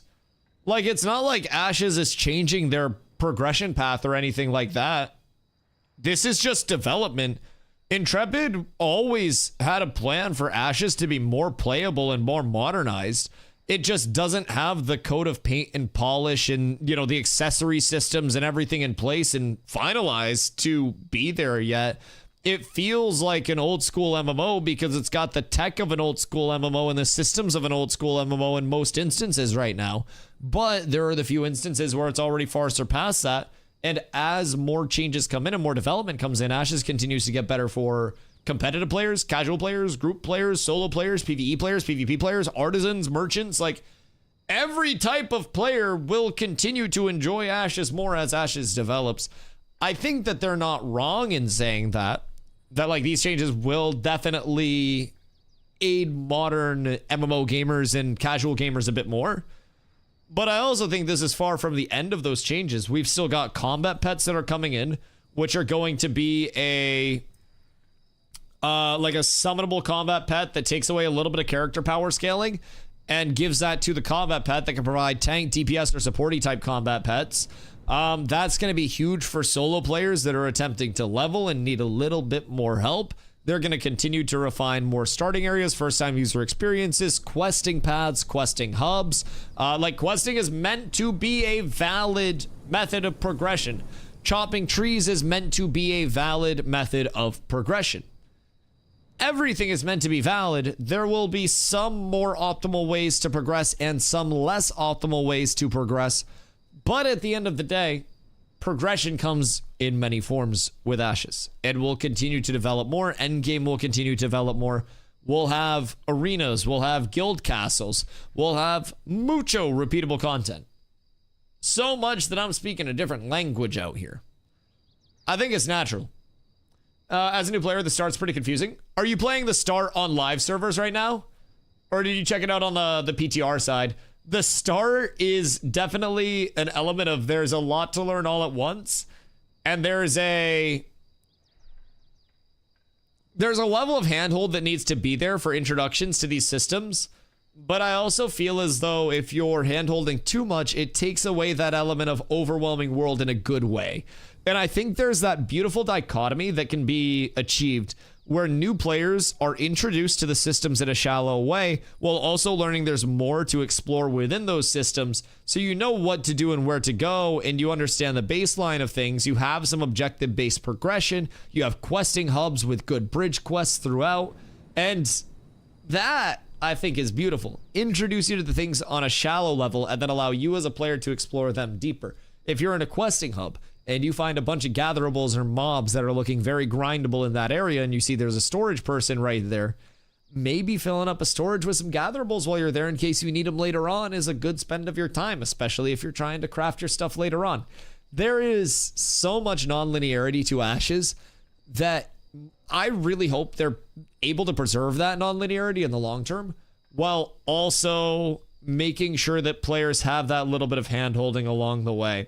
Gotta head out so I can focus. Oh, dude, this is not the second monitor content if you gotta lock in and focus, brother. Let me tell you what. Dogger, I appreciate you hanging out, brother. Much love. Also, Boost NPCs this fucking weekend.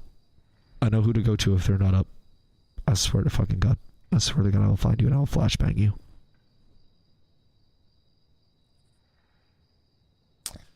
Chat, how awesome would it be to have boost NPCs in on live right now? Just real quick, would it be good or bad to have boost NPCs on live? I think it'd be good. I already have my gear. Boost NPCs 2025, please. It would be so beautiful. I'm working so hard right now. What food are you making for me tonight? Ooh, I can do hot turkey sandwiches tonight. I got you. You need water? Stat. My bong should be nice and chilled on the porch at this point. It's 30 degrees Fahrenheit, so it should be just warm enough to not freeze the water.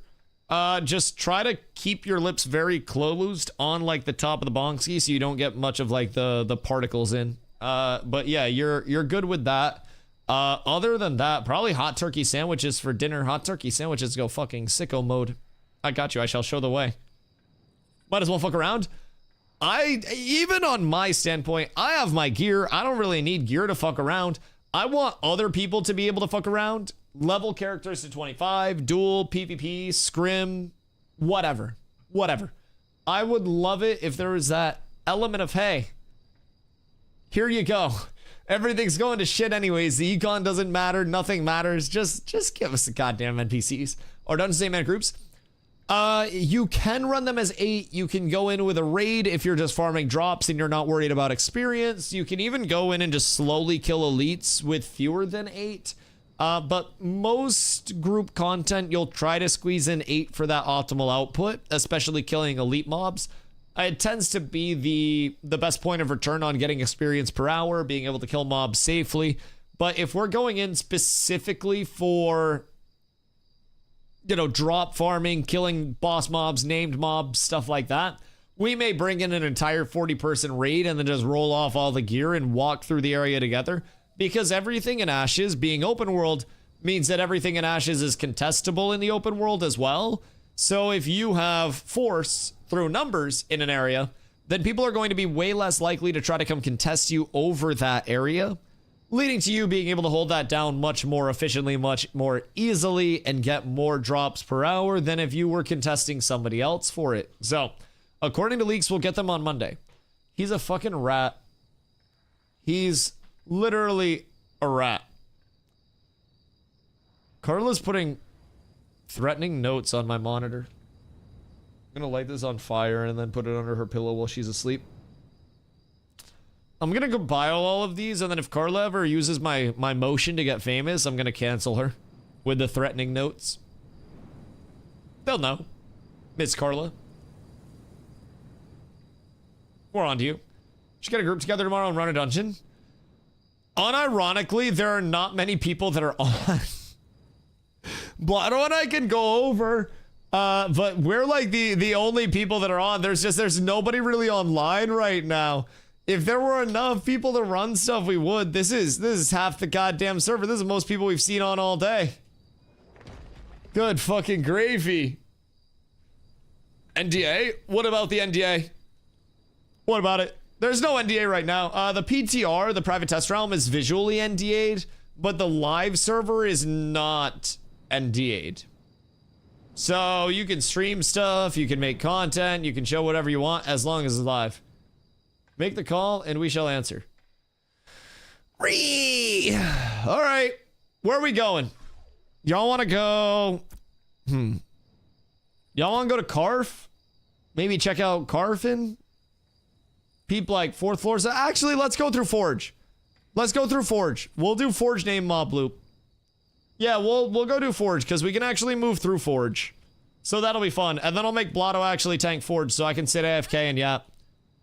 Hold on, I'll post in global/global. Anyone 20 plus wanna go raid Forge for fucksies? Message Blotto Magic. All right, Blotto's lead. Everybody get Blotto up. Live is back up. Live is up, but probably shouldn't be. They're doing presumably some back-end stuff over the, you know, Thanksgiving break with the PTR. But live is up until the 1st, and then it's getting wiped on the 1st. So right now, there's nothing to do, nothing to play for on live. I'm basically hanging out because I love Ashes and don't really want to go stream something else for the day. And I really like being able to answer new questions, questions for new people and shit. So the wipe happens on the 1st, and then the 2nd through the 10th, it's private test realm testing again. The final round of testing before we have the deployment on the 11th. And then on the 11th, the new servers come up, completely wiped. Everybody will try to log in on that Thursday, probably run into Q-Boss and Crash Boss, and the race is on. And then we pray that there are very few dupes and exploits, and if there are dupes and exploits, we hope Intrepid gets to them very quickly. Very quickly. So, that's essentially the rundown right now. Live will have a boost NPC in on Monday, but there is no boost NPC in prior to Monday as of right now. I don't think they're putting it in this weekend. I would freaking heckin' love it if they did, but it's not looking too good. They're probably all stuffed on Turkey and Black Friday shop out, so we might be down horrendous there. Yo, Matty K, what up, dog? Have they done a better job streamlining the beginning with easier to follow quest lines, etc.? That has been one of their large points of emphasis with the PTR updates so far. Now, of course, they have many things that they're working on with the PTR update that's coming over to live on the 11th. But the first time user experience has received substantial revamps to do exactly that. Streamline it, make it a little more well laid out and well progressed. Yo, Charlie, thank you for the follow. Much love. So there is... When's the last time you went under the map? Not recently enough. There have been a lot of improvements to that first time user experience, to the initial questing hubs. We've seen some changes there. Now, we are going to see more changes coming in, presumably on the 2nd with the PTR, and shaping up over the course of the remainder of time before the 11th. We've gone through, as a guild and as a community overall, doing multiple different questing routes to see what's good, what's bad, what's hitting, what's not, what's deleted, what's not. And I'm going to be honest, as soon as the PTR comes back up, everybody is probably going to be completely redoing their questing and progression routes again, because there will be even more changes coming in. So it is truly in a state of good progression over there. There's a new Destiny system that's added as well. The Destiny system has some objective-based progression where you have different tabs for like combat, adventuring, first steps, gathering, processing, crafting. And you get individual objectives that you can complete for XP and glint, so money. And then once you complete a certain number of those, 2, 4, 6, or 8, you can complete the overall objective for that tree on your on your Destiny's tab, and that'll give you different rewards from, the gathering side. If you complete all 8, you get a gathering tool chest. The crafting side, you get crafting recipe chest. The first step side, you get weapon. The combat side isn't in yet, so we don't know what you're getting there until they actually throw that in. So there is a lot that's coming in there. With that being said, I still would not say that questing isn't a point that players are going to go 1 to 25 through questing. I think if they're able to cook up the first time user experience, it'll be ready for a good 1 to 10 questing prog. But that's if they're able to add in some quests that are missing right now. Right now, it's good for like level 6 to 7, really linearly, really quickly. And that's a, 30 minutes or less 6 or 7 route if you know where to go and what to do. But there is also the element of if you don't know where to go and what to do, is going to be way longer than that, right? Scarred by Scotland's pronunciation of Fatui. I mean, Fatui is how you say it. Like, Fatui isn't bad. I fuck with Scott Lane. I don't know why Scott Lane was a demon to everybody. I don't mind Scott Lane. I thought Scott Lane was a good dude. I thought he was kind of a goofball, but I thought he was a good dude. I still think the problems with New World went so far above Scott Lane and everybody else that was involved with the immediate New World. I think it was just cursed on a deeper level, bro. I think the problem is far above. Far above. I feel like if they want to have a successful Steam launch, they need a very easy / engaging levels 1 to 10 to keep people hooked. Yeah, they've even gone as far with the 1 to 10 prog as, increasing drop rates for those base tiers of gear, and trying to help get people squared away with not having empty slots of gear, not having consumes, not having buffs, not having gold. Like, they are genuinely putting in a lot of work to make that first time user experience better for players. And I'm pretty confident that, again, while it's not going to be finished for the December 11th launch, it's going to be better on December 11th than it was when I started the game. It's going to be better next December 11th comparatively to this December 11th, hopefully. So we'll all be able to look back on it and be like, damn, I know so much more than I did the first time I leveled. And new players that are coming in will be able to say, oh wow, look at all the progression, look at all the information that I've gained, look at how much differently I'm approaching the leveling prog now. It's crazy, because I will tell you, it is crazy how much more you start to see of the game and how the different processes kind of align over time. It's really nice to see it come together, especially from a knowledge standpoint. Do you know how much EA on Steam is going to cost? $42.50 from December 11th to December 25th. And then on the 26th, it goes back up to $50 USD, which will be the standard price from here on out, at least for the foreseeable future, until they decide to change price again, which maybe going into betas could be a thing. I'm not quite sure what their long-term plans are, though, past this. I personally didn't even predict the $50 change, so fuck me. But it'll be $42.50 for the 11th and 25th, those first 2 weeks that it's out. Then $50, and that gets you in the remainder of development, no matter how short, long, or anything that goes. The only benefit of spending the $100 right now is a $30-day game time and embers. So you do get the 30 days of game time with the $50 pack as well. The $42.50, whatever you want to call it. That $50 pack brings the 1 month of game time in. The embers are the differentiator, and then you also have like a title that you get for partaking in the, or like playing the game before the 11th. So technically 2 titles. The cloak is for any Phase Alpha 2 tester. So with the cloak, that is for anybody that has Alpha 2. Alpha 2 will be the remainder of Alpha 2 Phase 3, which is this as well. As far as we know, this is the early access cloak for all testers that come in. If users play from the 11th of December to the end of early access, which is a launch, and get level 25, you'll get a mount cosmetic. And then if you play prior to December 11th, you'll get the 2 titles. So that's essentially the, where's the link for this? I got you. Copy. I got you. There you go. But yeah, so you get the 2 titles. Cultist of the Eternal Fire and Knight of the White Flame. Those will alter your cloak die appearances and of course give you the title in-game as well. So those are the differentiators. Keep in mind with the $100 pack, part of the reason why that price drop off seems so steep is because the $100 pack opened up access back on May 1st originally for people.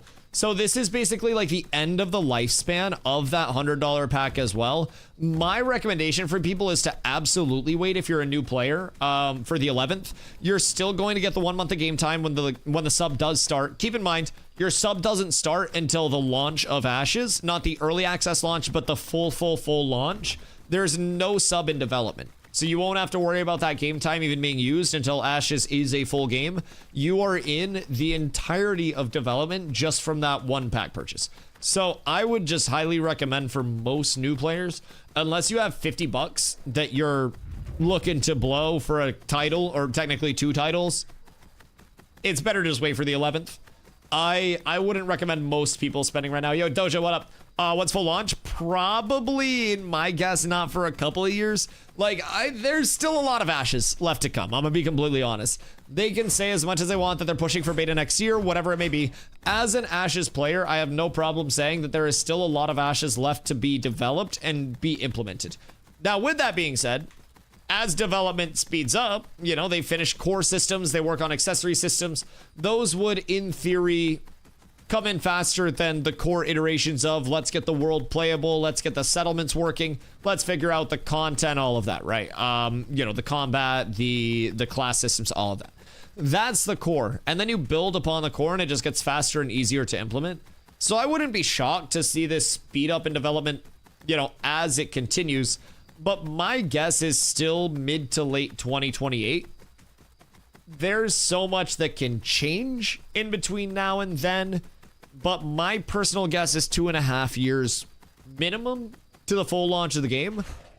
Primarily because Intrepid has said many times that they want to wait to launch until they feel they're ready to launch. They want to wait to move into beta 1 and beta 2 until the game is near feature complete and feels like an MMO, and then the betas are just for final coats of paint and polish. So it could change. That's not an official date. That's just my guess as a Daily Ashes player and content creator.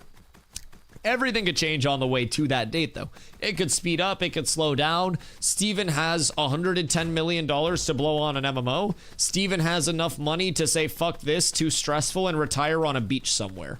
So, from my standpoint, anything could go up in flames at any point.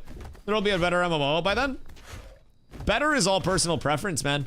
I think that if you look at the MMO scene right now and you ask 10 players what the best MMO is, you'll get 10 different answers probably. Better is all in the, you know, in the eye of the beholder. Beauty is in the eye of the beholder with MMOs type shit. Some people still really want New World to be around by then. It's all just personal preference. And in MMO development, there's not really much that's looking on a near horizon. Riot MMO will be BIS. So, I can't tell if you're trying to rage bait or not, so I'm gonna ask a genuine question. What is your indicator that the Riot MMO will even exist, other than the Riot MMO being called the Riot MMO? You can't tell me a title, you can't tell me what the MMO will be based off of, you can't tell me who's working on the project, you can't tell me any of the team leads because there are no team leads. You can't provide any, like, actual substance about the Riot MMO whatsoever, and the Ashes MMO is in a better playable state and further playable state and a more public playable state than anything Riot MMO has ever been put out. So by all means and measures, the Riot MMO is actually more speculative at this point in time than Ashes. The Riot MMO may eventually be really good, but Ashes is already playable. It's been announced already, it was Greg from WoW, but it's not anymore. So can you find me who it currently is? Because trust me, as an MMO person, I've followed the Riot MMO. And the Riot MMO has always been going dark for multiple years. Team leads getting moved off of it. Game leads getting moved off of it. Everybody getting moved off of it. And no substantiated progress being made whatsoever. If you find me any recent developments that show that any tangible progress has been made with the Riot MMO, then awesome. But I'm gonna be honest, I think the Riot MMO is the same IP cope that Dune got. And I think that people that are fully bought into the Riot MMO before you have even seen the conceptuality of it coming in, you don't know the combat system, you don't know the social systems, you don't know if it's open world or instanced, you don't know anything about the Riot MMO, but you want to say the Riot MMO will be BIS because it's Riot. At the end of the day, it's the same thing as Dune being good because it's a game in the Dune universe. Like, at the end of the day, so many people are willing to IP cope like crazy, and I think IP cope is a very dangerous state of affairs. Now, I'm also willing to say, if you took Ashes in its current state, and it was being developed by Riot and shipped as the Riot MMO, and it just had, you know, League lore and that Riot lore build out instead of the Ashes lore build out, people would already be going, wow, look at how far the Riot MMOs come. This is so insane. This is going to be so good. Look at all the social systems as they're going to shape up. But because Ashes of Creation is Ashes of Creation, it's being made by Intrepid Studios, who doesn't have a reputation. Everyone wants to immediately jump to the fact that there will never be a tangible product when there is already a tangible product. So I'm just not very confident in the Riot MMO any more than I am in Fantastic Pixel Castle to resurrect from the dead and get their funding back and then put out Project Ghost. So I just mean they're the biggest games company in the world with 6 bill to spend, so the budget's unlimited. I don't think budget's enough to make a good MMO though, dog. I mean, look at what happened with New World, you know? I feel as though budget is definitely something that helps. You are not wrong in that regard, you know what I mean? Having unlimited money to throw at something and not worry about it failing in a set time frame is good, but also Amazon Games is a subsidiary company of Amazon. They truly have daddy's wallet at their disposal and are just pumping out published game slop trying to find zeitgeists in the wording of their CEO.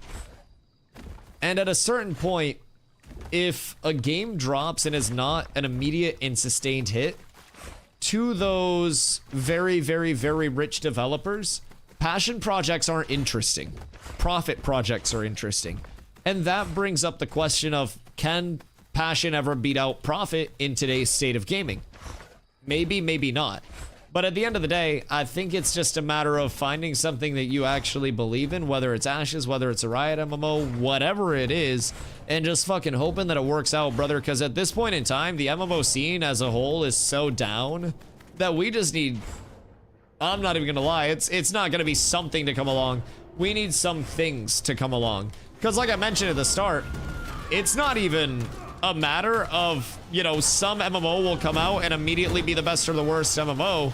Like, people will not like MMOs regardless of how good they are or bad they are in somebody else's mind. You will always have personal preference around it. Dune was so disappointing. Well, Dune wasn't an MMO. Dune was a survival multiplayer, and a mid one at that. I called it once Dunin for the longest time because it was legitimately once human with sand. I think that's a big thing. It was literally, it wasn't even an MMO. Wouldn't be too shocked if Riot drops the MMO. Oh, I wouldn't be shocked at all. Like, are we not paying attention to NetEase pulling out of all Western MMOs? And like most of their prospective MMOs that were being funded over here are absolutely cooked. Now, of course, that's Western MMOs. But, man, MMOs are not what they used to be in terms of the valid investment standpoint of companies. It is far from just make an MMO, be a cash cow, have staying power, be an evergreen. And I feel as though a lot of companies started to chase that, and then once it was realized that it's really hard to break in as an evergreen, a lot of companies got very scared of MMOs very quickly and no longer wanted to be involved in MMOs. What a fucking shocker. Once Human's better than Dune? They both got their problems. It's like comparing shit and poop, but to each their own. To each their own. We're playing both for sure. Does Obi sound like Great King along? Yeah, no, I feel that. Survival multiplayer that hates PvP. Never forget that New World was supposed to be survival multiplayer. Genuinely, never forget. They switched that bitch up so fast before New World's launch. And they're like, hey, we need an MMO out of you ASAP. No fucking Rocky, my boy. And as a result, we got an MMO, but at what cost? At what fucking cost? New World was cursed from the... Blood. Blood, I was just gonna pull this up here, dog. Watch. You pew pew, and then pew pew.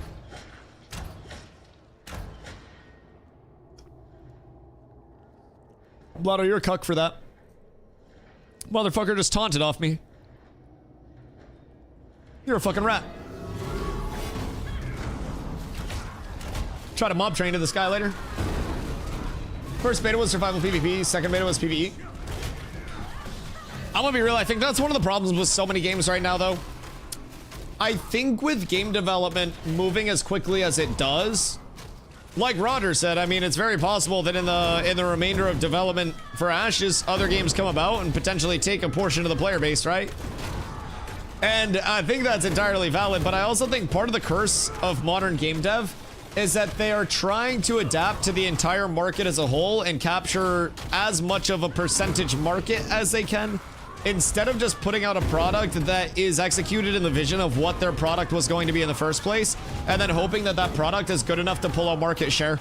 I feel, and I'm not a businessman, I'm not a game developer, but I can definitely tell as a gamer when titles are compromising their systems to try to appeal to a more diverse part of the marketplace, a larger group of gamers, more of this type of player that wasn't originally a part of the core vision, more of that type of player, chase this number, chase that number. I just feel like that shit's so detrimental to games, and so many projects see such a vision shift very late in development as a result of that. It's just, it's such a dooming fucking curse. It really, really, really is. Yo, Parch, good morning, my friend. How are you today? Watch what New World had their first test, and it was PvP, and all the testers were camped at the spawn by the PvPers, and AGS freaked out. Yeah. Other than no content outside of wars and OPR and test runs. Yeah, there was no OPR at the start. No OPR, no arenas. Arenas were added way later on. OPRs were originally single server when they were added, but they weren't in at the start of the game. So you legitimately had open world PvP that nobody else had to opt into at any point in time. You had chest runs, and during those chest runs, keep in mind you had to keep a watermark spreadsheet because the gearing system required you to find certain item level pieces of gear before you could work your way up the item level bracket ladder. So when I hit level, like max level, 60 at the time. When I hit max level, I could only find up to like gear score 500 gear. And once I found something that was above 500, it unlocked basically like that tier. So you'd have 500 unlocked, and then you would find something up to, you know, 508. You find something at 508, that then allows you to find something X amount higher than 508. So as you go up, you're kind of like watermarking where your gear score is actively at for each slot. Only problem is they didn't have any UX to keep track of the watermarks. And as a result, everybody had to run spreadsheets for their watermarks. And I still have my OG watermark spreadsheet. It's absolutely fucking cursed, if I do say so myself. It was so bad. Yeah, I have my watermark spreadsheet. It was really bad.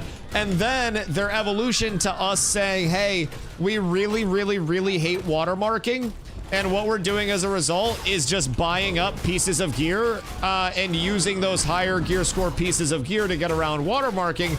They said, hey, fuck you trying to speed up our shitty gearing process. Now anything that you're wearing that's higher than your watermark has 50% effectiveness. So if I was watermarked 500 and I bought a 600 gear score piece of gear, it was effectively 550 instead of 600. So they forced everybody to watermark with their shitty, stupid, dog shit watermark system, and then that caused more people to leave. Not to mention the dungeon content. You had to make tuning orbs, which were ungodly expensive, so you couldn't even do dungeons at the time to watermark. Brother, I was there. I was fucking born in that shit. People ask me why I'm so happy playing Ashes. It's because I played New World for 3 fucking years. I had it worse. Ashes right now provides more content and more fluid playability and progression than New World did on its launch. And that was because New World was shifted so late in its vision and so late in its progression to be something completely different than what it was supposed to be in the first place. And unfortunately, that tends to make things very difficult for titles. So, Guardian of the Merc Mages for watermark. Jesus fucking Christ. Bro, you would sit in specific spots to try to get jewelry watermarks, like certain ring watermarks versus amulet watermarks. Yeah, you fucking know it. You fucking know it. It was really bad. I genuinely hated that shit. Shocking it's being shut down? I don't think it's shocking it's being shut down, unfortunately. The reason that I left New World was because in August of 2024, their CEO, Christoph Hartmann, AGS's CEO that is, did an interview with IGN where he basically laid out everything that was going to happen to New World. He said in that interview, word for word, that they were taking their first steps out of the MMO genre. He talked about how they wanted to incorporate AI, not to bring costs down in game development, but so they could streamline hand-done processes, so even if they failed, they could at least fail faster and go on to the next thing. So basically bring an AI-generated slop to make the failure process in MMOs faster so they can pump out a game in 3 years instead of 5 years, was what he was saying. Anything small and anything smaller than a larger-than-life title would not be interesting to Amazon Games because they're a larger-than-life company and they're not in here to do some cute development. They unfortunately laid out every single aspect of what was to come with Amazon Games far before the shutdown actually occurred. And that is why I got the fuck out of there as quickly as I could, dog. Watermark systems suck ass. Yes, they do. Yes, they do, Foop. Thank you. Why is it called watermarks? Isn't that just gear score? So the concept of watermarking was basically as like high tide comes in on a wall, the tide goes up to a certain point, and then as it goes back down, it leaves the watermark on the wall or that high point of the water. So then you know where your high point is previously. Loot the Hounds is crazy. Doss screamed that shit. Yeah, that's how we always explained it to people. It was basically just retention of your high point of what you found. and then off of your watermark, you could then go up a certain amount of gear score in pieces that you could find, but you had to go from like 500 to 512, that bracket, find something within that bracket. If it wasn't 512, then it would bump you up to whatever you found, then you would find something off of that bracket, and so on and so forth. Is this a dungeon? It is, and it's gonna be a scary one because we only have 6 people here. So we are in Befallen Forge. Befallen Forge is this very large underground build out. I should probably load up my settings for this. I got you guys, I got you guys. Hold on, I'll give you the good show. Gosh fucking dang it. So Befallen Forge is this like underground large build out where it was originally Braithreach was the name of it, and then the dwarves lost control of it and it got all cooked, and so now you come down here and try to fight back against everything that's overcome the forge. So as you can tell, cinematic settings look way better. PC going to the moon. Now my frames really aren't that bad. So a bunch of cleric do this by himself no more than 2 weeks ago. Was that on that cheating ass PTR build though? Because clerics go fucking crazy over there. It's a goddamn shame they're allowed to exist in that monstrosity of a capacity. Jesus Christ, scary shit is our cleric thinks he's DPS. That's fine, we got 2 tanks for a reason. As long as Blotto protects me, we're fine. And I'm not even the main tank. I just like standing and shit. Yes, yes indeed. It's a perfect set of circumstances. The stars align. And Ashes, how does storage work with 2 characters? Any shared space, or if you want to transfer from one character to another, need someone to help transfer? No character transfer unless you have someone to help transfer. So get a trusted friend, tip a streamer, because then if I scam you, you at least know where the stuff is, and I have to show up to work the next day so you know where I'm at. So at the very least, you get scammed and you know where your materials are going. So that's cool, you can see them put into effect. But yeah, typically find the friend or a guildie or something like that. Buy a second account. You can buy a second account and then go that route. There is also the risky route. If you have ever done a self-drop transfer in Diablo 2, then you'll probably take the risk of this. I used to run in, but when I didn't have somebody to transfer and I didn't want to take time to perm a game, I would go into mule games and then I would drop transfer to myself. I'd find an area that not a lot of people were going to go to. I'd drop stuff and then I would go pick it up on another character. And it used to be off a waypoint that like not many people would go get. So drop transfers got me through a lot. You can't drop transfer in Ashes, but you can player market transfer. So list something on your player market on character 1, buy it on character 2, list it super cheap, and then try to get the most out of it. But that can come with some risk because people can absolutely snipe your shit. A lot of people are going to be buying second accounts with it costing $42. Yeah, but second accounts for what? I guess I don't understand that aspect of it. Like, I get trying to optimize your output, but also does that not make it more boring, not leaning into the social side and playing with the community? Because for me, I actually kind of like the reliance of, hey, here's my specialization. I provide lumber milling and also have this, you know, type of material.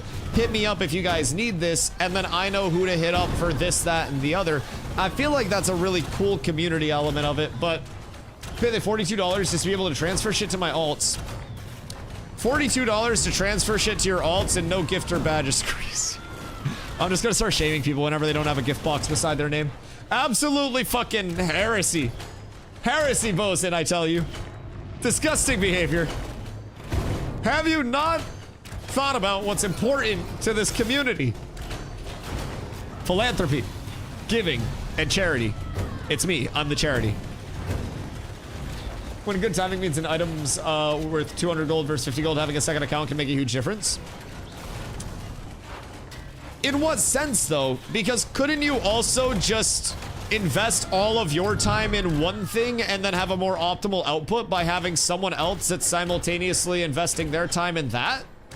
Like, I understand if somebody wasn't going to gather on a character in the first place, but like, I'm just gonna find the crafter to craft an item for me. I'm just gonna get processors to process it for me. That's kind of what we're building the guild up for in my mind. Now, I know the timing can be important on a day-by-day basis, and if there's a huge crafter queue, that's bad, but like, I don't know, I kind of think that forethought and planning is part of the fun aspect of it. I don't know, I don't necessarily see the element of, if I'm waiting for Johnny Pockets to get online to process the wood and they're off in KT doing some air shit. I mean, I get that aspect of it. I get that aspect of it. where the convenience is also there, but that's also kind of the side of MMOs that I like. If nobody's on, I gotta hold on to my stuff until somebody's on. It's all just personal preference to things as well, but it's more of a want to be self-reliant. Right. I guess for me, I'm getting into Ashes partly because the need to be codependent is at the forefront. And that was something that I really used to like in MMOs. If I wanted to be self-reliant, I would just play Path of Exile and I would self-craft all my own shit, and then I would run all of the solo content as good as I wanted to, as quickly as I wanted to. I'd do all of the solo content I wanted to in the game without ever having to worry about another player's inputs. If I want to play something social and lean on social systems and partake in social systems, I'm gonna play an MMO. And for me, I don't really want to take those social systems out because it devalues a lot of what I enjoy, you know? It's also that, but as someone who gets very impatient with other people not being on time. No, that's fair. Now, do you think as our community expands, it will be less of a need to be self-reliant, providing the crafting infrastructure of the community follows suit? It's a flaw that I'm fully aware of. No, it's just personal preference. It's not a flaw. Personal preference isn't something bad. Like, it's not like I, you know, dictate the rules of how you have to like MMOs. That's just your preference, dog. It's nothing bad. But do you think if you had that readily available, I ask for crafter, there's one available within the community, it would take off a lot of the pressure of, man, I really, really want to get this done? Because I think that's something that in the long term, we all naturally want to build cats towards, where everything is available in-house. And we have that established hierarchy of like, these are the people that you go to. There's always someone on because our footprint has expanded. I think that would be my personal goal for it. I'd absolutely go that route. Yeah, that makes sense. Just when that's not available and as populace gets a little bit lower, you're like, damn, I really need somebody to do this and nobody's on. No, I feel that. I feel that. It's like when nobody's on to actually do dungeons and you're like, I wish I had some Guild Wars 1 followers right now. Yeah, populace is a huge thing. I think people mainly make accounts for processing, not crafting. Yeah, processing time is a valid save, but also for what? I mean, maybe like higher level processing to do journeyman every processing, but at the same time, I would just have one of my processors in guild do it, you know? That's where I'm at. Also storage. I just use the guild storage as my storage, my guild, my storage. So I don't really have to deal with that. Source, our guild storage was actually just full of recipes that I dumped in there over the course of the phase. I just threw that shit in there. No more fuel? Oh my god, no more fuel will save so much storage space for processors. That'll be great. Feel so bad having someone's bench be held up for 2 days. I don't. Maybe they should have planned ahead. It's my bench now, bitch. The fuck? You work for me. Storage gets filled with 29 eye level 23 JC recipes that we already have. Okay, hold on. But we really need to get this weapon over on Busty. Listen, it's only his 7th skin stripper recipe. I feel like this one is the difference maker. This is the one that will truly empower him to weaponsmithing fame, bro. Everything else was just lead up to this. Why the laborers look so fucking caked up on cinematic? Wait, nah, turn around again real quick, dog. Let me see that shit one time. Why is that swinging like that? Jesus Christ, it's built like Meg the fucking Stallion.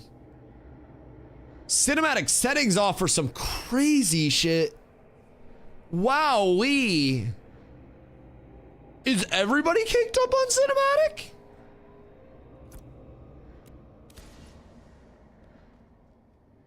I'll still be flat as shit. Cinematic didn't help my butt cheeks at all. While the laborer caked the fuck up. What the hell? That's cheeky as a motherfucker. God damn. Having the recipes in the UI is such a win. Oh my god, having the recipe tracker as well. Like, you're able to see which recipes you have learned and haven't learned. You're also able to pin a recipe to track it, even if you haven't learned the recipe, to see how many materials you actually need for that recipe. So if I'm trying to craft something, I can then say, oh, I need this many materials, and then I get those materials over, so it's not a matter of, did I give you enough copper for this? Dude, it's so good. It's so fucking good.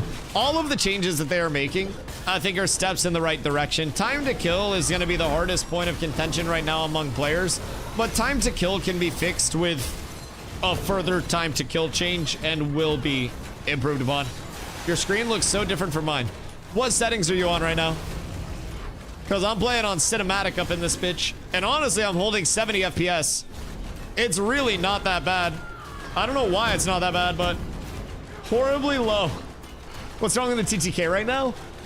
On the private test realm, they have inflated health values a lot, like a substantial increase to health values across the board. It was originally a 4x, and then they brought it back down to a 3x. And the thing about that is there are many instances of HP and mana regen that are percentage based in Ashes. So as those values scaled up on the HP side of things, mitigation, which was already very scalable in the first place, became even more impactful because you were protecting more of a health pool, further extending your effective health pool, right? But also every instance of percentage-based regen, like Inner Fire, which is deadly finishers and extended finishers grant 2 stacks and restore 1% additional max HP, mana, and stamina. And then over here on finishers and extended finishers, the top part, it increases health regen, mana regen, and stamina regen by 0.02% of your max HP, 1 stam, and 1 mana per tick. Stacks up to 2 times. So you get that buff up. And then you're going to be able to get 2 stacks, and deadly extended finishers and finishers are going to heal you and restore that immediate burst mana. So you'll notice if I'm popping these off right now, you'll see 148 on the heal, and then you'll see 14 mana come in when that does pop. So even right now, I get, oh no, it's 53, sorry, the 148 was from a different source. So the 53 tick is already solid, but if you inflate my HP by 3x, and I'm sitting at 21k HP, which is what my tank is at right now, I'm gonna be healing 150, sometimes up to 200, depending on how high my HP scaling is, on all of those procs. So you factor that in with me having a shitload of mitigation, as a tank especially, and building very mitigation based, being able to scale up my own raw mitigation and then use a sword and board and capitalize on block rating gear. That allows me to mitigate effectively. Yo, Sifu, thank you for the follow, much love. That essentially allows me to mitigate 90+% of all incoming damage. Then I have a god HP pool. Then I have sustain. Now, on top of that sustain, you can switch over and you can run ward. Ward gives you 5% passive block chance. Remember how I said block mitigation was strong scaling? Then all of my finishers and extended finishers grant temporary health equal to 1% of my max health for 10 seconds, stacking up to twice. And then if it's a finisher or an extended finisher after casting an ability, it doubles the HP shield. So now I have percent HP based shield coming in. I have percent HP and mana based sustain coming in from my Inner Fire, and I'm able to protect my HP and my mana pool, my resource pool, with more mitigation, more percentage based shielding and sustain. So everything basically got multiplied a little bit in terms of the base modifier, and then that raw numerical quantity in terms of sustain scaling, in terms of how much effective HP and effective mana I have before I go or out of health. Those got substantially increased as a result. And I think that was kind of the oversight of like part 1. Everything came in and immediately nobody died. Now, as a tank, I still feel very tanky in this current build, but it's a bit excessive over on PTR. They will get it sorted out. I, in 1v1s, I should say, feel extremely tanky still, even on this current build. I, in raid-based stuff, can very easily die and don't really get to play as much of a tank at all in large-scale content, especially when it comes to trying to play my melee weapon. I physically do not get to play my melee weapon in PvP. So, these changes that are coming in on the PTR will help immensely to me as a melee being able to play as a melee, and me as a tank being able to be a tank. Unfortunately, every other class also acts as a bit of a tank right now, so that's a bit of a... That's a little unfortunate, but remove the death grip chain. Remove your shitty fucking attitude, pussy. The fuck do you mean? Get the fuck out of here, Cody. You go take that blasphemous take elsewhere, bitch. Hunter, thank you for the hydrate, dog. I hope you're having a good night.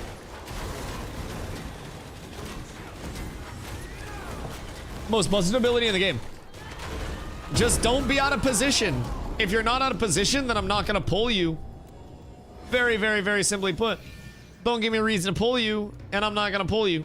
But if you give me a reason to pull you, I will absolutely pull you. I want to keep eyes on my siphon procs. I need to try to see... Blotto, you can keep pulling if you want. I want to keep an eye on my siphon procs, because I'm pretty sure I'm procking 2 different siphons, because I have a 5 siphon and a 3 siphon. So I need to keep my eyes peeled on that, because I'm using 5 Akadira, and then I'm using 3 Bloodrunner. So if I'm double siphoning, then we're up tremendous. I'm very, very, very up tremendous. I'm gonna auto-follow Bunny for a second, and I'm almost out of water, so I need to get more water real quick. Hold on. Also, your hydrates are making me have to pee. One sec.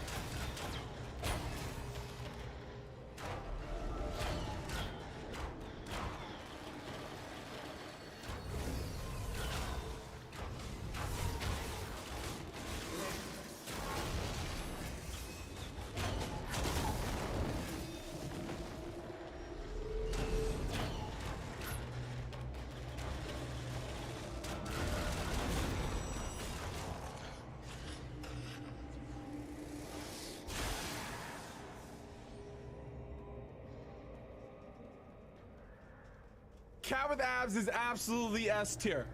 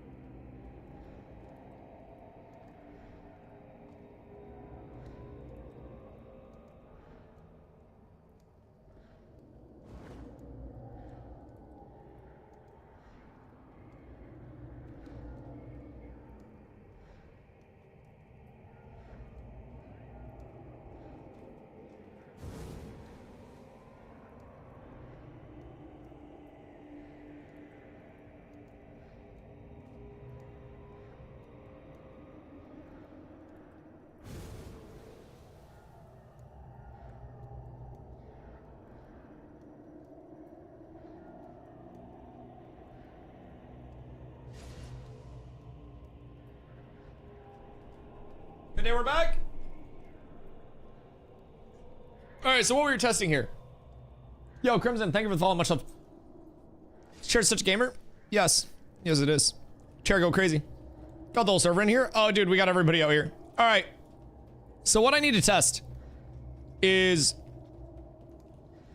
Am I double procking Siphon? This should be easy to test. Because I need to just watch... Pew, and then wait for a Siphon proc, and then I'll need to wait for another Siphon proc. Alright, there's one Siphon proc, and then I need to try to see if I get a second Siphon proc at any reasonable point in time. Because if I do, then it's double Siphon proc. If I don't, then it's single Siphon proc. The 44 ticks are not from a Siphon proc. Those are from my bleed. Seems like no double Siphon proc right now. Blah jumped off a bridge. Why? What do you say to him? Your healing's not that bad, by the way. I want you to know. Don't let him say anything to you. Your healing's great, Puck. I don't know, like your DPS and your healing, your pumping. I see no problems with it. I think he's being a little dramatic. Maybe it's best that we let him jump. Snake, shall you come grind? Wait, so where the fuck is Blotto now? Is he trying to get back in, or like where'd Blotto go? Cause now I'm intrigued. Also, cool thought. Just in case there are any Stevens in the chat. Having these be mob spawners, where basically whenever one is in the vicinity for these patrolling mobs, this is the point of origination for the patrolling mobs. So they don't just pop into the world, but there's an animation where they are like born from the fire, so to say, and then they start their patrol and then they go back. I think that would be so sick for like the fire puppies and the elementals. Like they have a central spawn location and then they kind of teleport, or not teleport, but like walk throughout to their actual location. I think that'd be kind of a cool immersion element. God damn it. I play on cinematic for one dungeon and I'm thinking about immersion now. I hate it here. I hate it here. So much. Alright, what y'all talking about with dungeons, by the way? I see dungeon talk and I see instance PvP or not talk. What are we wondering about? Is there anything I may assist with? Let me a good deck. Oh, dude. Guild decks can be some of the most fun content. Genuinely. It is so good. For December 11th to the 25th, bundle will be 15% off. Yes, sir. It will be. And if you haven't made your account yet, you can do !ashes and you can get 15% off of my appreciation for using my link and supporting the channel. That's available for anyone in chat, baby. That's a Black Friday deal you can't miss. Better than the Walmart doorbusters this year. Best thing I got at Walmart was 50 cent a pound turkey. It was the fresh turkey too, not the frozen. That's literally 25% of the original cost. Boys, we're up tremendous. I got 25 pounds of bird in the fucking freezer right now. It's another arcade thing, so much fun. Especially when you do this, you can take a lot of valuable things. Also, just being able to contest the areas as a whole. I always say that that's kind of like your opt-in to PvP, where you, not you opt-in, but, well, obviously you do, but where you can also opt other people into that PvP at a moment's notice. Where it's just a matter of, hey, you don't want to fight me? Well, too bad. How am I doing for level 23? Wait. Bunny, I didn't realize you had no gear. Hold on. I got you. Hold on. Come back and stop hitting people for a sec. I have something that may assist you in your grand journey. You must arm yourself with something proper if you're gonna be out here in these mean streets. Here. That'll help. That'll probably be a little bit better than what you've currently got. And I don't need it where I'm going. It's gonna be a very fucking short journey for me. And I hope you use it better than I could. Also, I have a one-hander and a shield. Oh, what? Your weapon's not that bad? Well, I'll go fuck myself then. God fucking damn it. I'll give this to somebody else. I thought you were gonna be using dog shit. Huh, well, I guess I'm just judgmental. My bad. Well, I'll hand that down to somebody else. You're not that poor. Man, I thought I was giving handouts. Yo, Cole, what's this guy have? He's 4,200 HP. He might be better geared than Blue. What the fuck? Bro, how are everybody so goddamn geared in this bitch? I can't even give people handouts. I'm trying to do something good. Yo, good night, Paulo. I hope you think about me. Have a beautiful one, brother. Much love, much love. Yo, Fat Mike. I hope you're having a beautiful day, brother. What's amazing, it creates so much drama and fighting.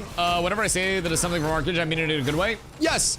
Yeah. Like, I have always said, people, when they're watching Ashes or when we're discussing Ashes systems logic, I feel as though many people are able to pick up on elements of different MMOs that they have played through a myriad of different MMO subgenres, right? And it's just this familiar element where they say, oh, I've interacted with this system before or something similar in this game and I really enjoyed it.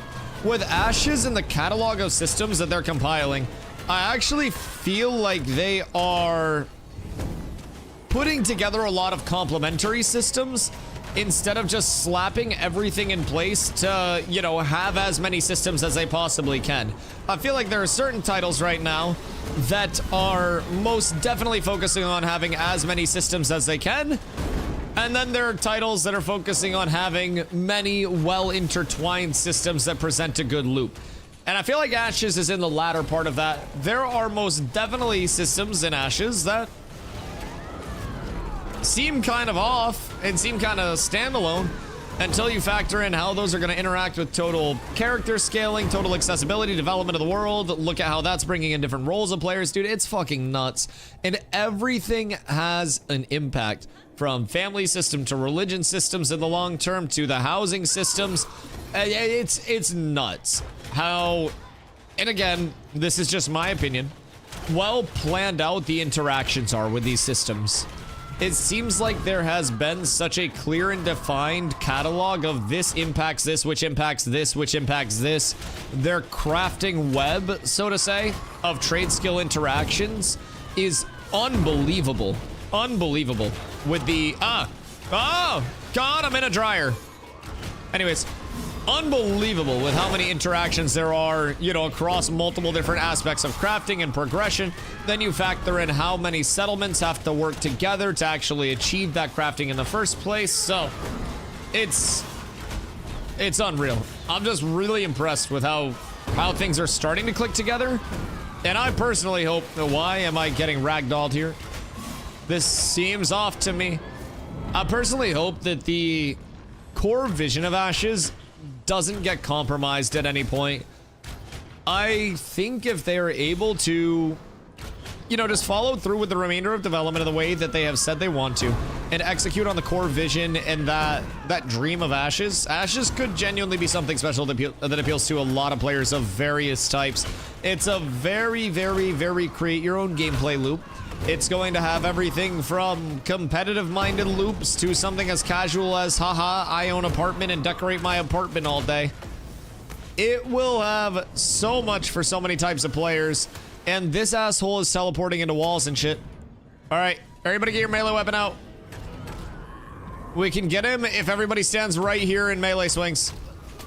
We got this together, friendos. This is fine. This is fine. Sometimes you just gotta go into the fucking wall to get those bad boys. Where drops a shield? Which shield? The one that I'm using? This is Tumok's shield. It's a shield of Briarhome. It's kind of ass cheeks. Also, the mob's dead, guys. The mob's been dead. It's okay. It's okay. We got it. It can't hurt you anymore. Come up to the middle. Yeah, it's my loot. Puck, you gotta go in for it. Nin's really good at getting into walls. I don't know what it is, but I guarantee you can find Nin. Yo, Grandpa Names. Much love, dude. I appreciate the recommendation, dude. I was just sitting on my fucking keister in town yapping. I was about to go check out the Steam community threads. I was so down bad. Yo, Arbsy, what up, dog? Can I link a photo about Steam and Intrepid launcher from Steven? Yeah. Fuck it up. Why? What is it? Is it the announcement about how everyone's gonna be launching through Steam? RIP people who have 5 accounts. Wait. What is this? Okay, hold on. Our team created the assets and we work with a studio called Brazen Elver and other shots. All users will be playing through Steam, and the Intrepid launcher will have the play button, but the install and updates will be through Steam. We did this to try to avoid the install and patching taking up refund time. Oh yeah, I mean, people are still gonna have multiple accounts though. People will absolutely just buy 5 copies of it through Steam and then just switch Steams. I have 2 different Steams for 2 different New World accounts. So, yeah, people will most definitely just have multiple accounts still. I don't think that's going to stop anything. I do like that it's being put all through Steam, though. I think that's a big W.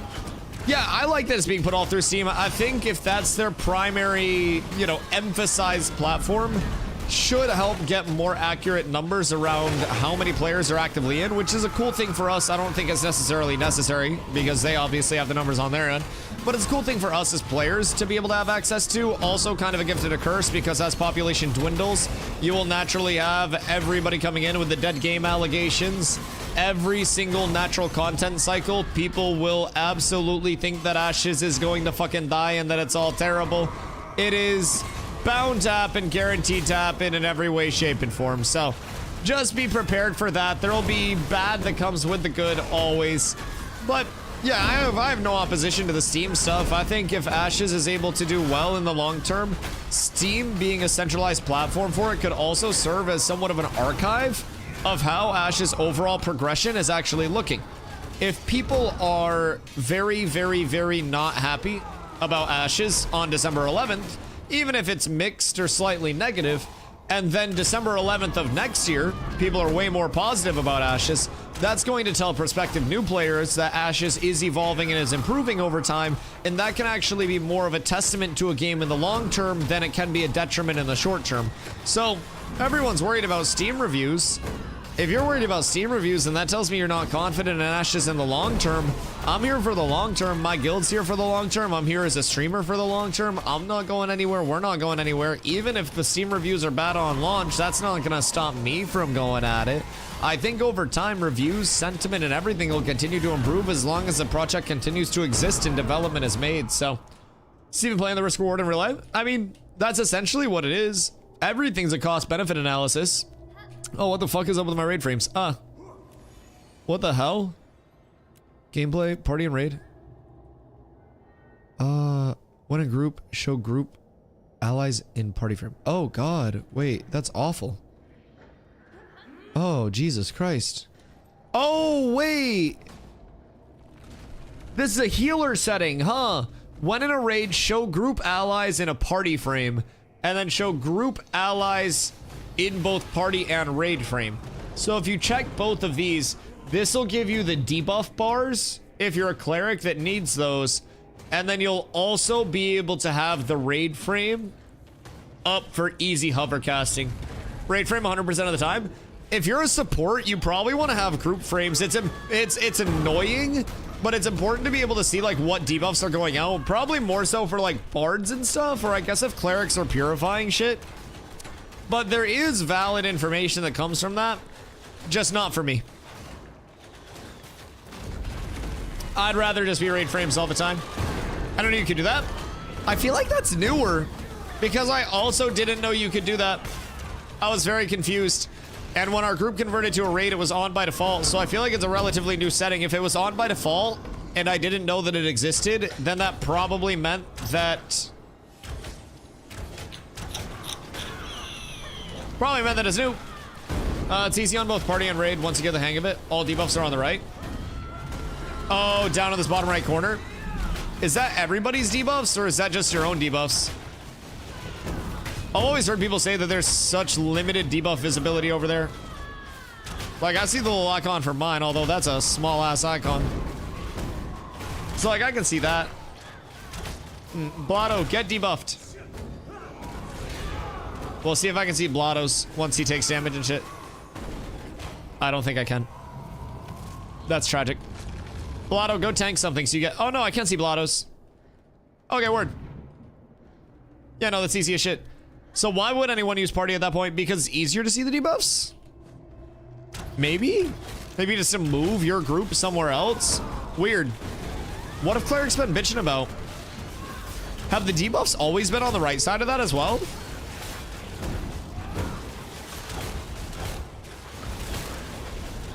Why have I never noticed them there before? Now I'm like Baron-staining myself. I'm trying to think back. Like, have I noticed those debuffs there before? Because the only debuffs I care about are my goddamn own. And I just watch my buff bar for that. I'm not looking at group debuffs or anything like that. I just throw shit on health bars going down. I have a very large indicator. Buffs on left, debuff on right. So why were people bitching about not being able to see it on raid frames? They've been there, it's just small. Maybe they're saying they physically can't see it because the icons are small. But I guess if you know, like, which... for gore. That's my bad. I tanked a black lung. That's on me. I fucked up on this fine day.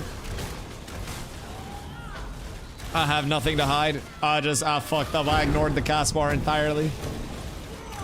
What do all your buffs do? All right, this is settlement buffs for being in the, like, the area of a settlement. This is grit. Grit is increased mitigation. This is indicating that I have a heavy 5-piece set bonus on. This is indicating, and that sigh was because there's a lot of them. This is indicating that I have finesse on for a set bonus, which is another 5-piece. There's force, fortitude, and finesse. Basically, force gives strength and int.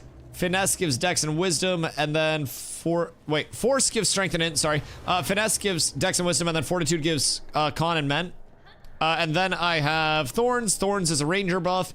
Regen is a ranger buff, and then iron aura is another defense thing. So thorns just reflects damage back to attackers, and then regen gives me some HP regen per second. Other than that, anything else will be situational. This is inner fire. So inner fire is percent base regen. Bullseye is crit chance on abilities. So there are a few rotating buffs that'll come in as well. A lot of the ones that are rotating in that are duration based that you'll see are going to be based off of like weapon combos. So also, I think there's a 0% chance that we kill Zammer, but I'm still so beyond down. Like, I have no opposition to this whatsoever. I feel like we can die in a glorious place. Thus, RIP your points, but at least it's not all your points. You probably would have won that if it was a gamble all. Just for perspective. Sandbox games are not as impacted by content cycles, but yeah. Content cycles are always a bitch, though. I think the content cycle right now is going to be very harsh as well, Logic, because while Ashes is sandbox leaning, people still look for some form of something lightly linearized or something to fight over within the sandbox, you know? There's the element of, even with a sandbox, there's gotta be an objective. Why am I fighting in this sandbox? Once I have my gear, what am I fighting over? I'm just fighting to fight right now. So as Harbingers come in, as more endgame systems come in, keep in mind Harbingers are on the 11th. That's going to help mitigate the, the high-low of the content cycle, and will help bring it into a much more stable, whoops, that's an int scroll.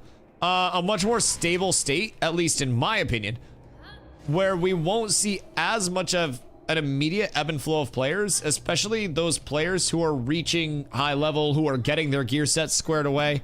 I feel as though this is the start of a lot of endgame replayable content for people, if I'm being honest. Fighting to be the very best like no one ever was. What you trying to catch out here? Is this a dungeon? Yo, Kraken, what up? It is a dungeon, yes. This is Befallen Forge, so keep in mind all dungeons are open world, but we basically have all the players in the world right here. It's pretty straightforward. The server is not very populated. There's not much to do. So we came out here to smack some mobs around and have some fun with it. So, Fish, you gotta fight Scaper for that. That's gonna be tough comp. Scaper will corrupt on your shit. We will all call for Scaper's fishing hole if we need to. I will protect Scaper's hole at all costs. We will have the fish locked down for December 11th. We've got the entire Fisherman Corpse. Yo, honestly, Cats with Fish would kind of go hard, just as a fishing guild name. Just everybody goes AFK, everybody fishes on a shore. That might be nice. That might be very nice. And then they get decked on, and all the nice is gone because the pain of the real world comes in. Unfortunately. But yeah, Befallen Forge is one of 2 open world grand dungeons, they're called right now. These are the, like, I would say other than world bosses, supposed to be the hardest PvE content in the game. And they're still working on the difficulty scaling of, making the trash mobs hard enough but still killable, making bosses do a lot of damage but still be reasonable.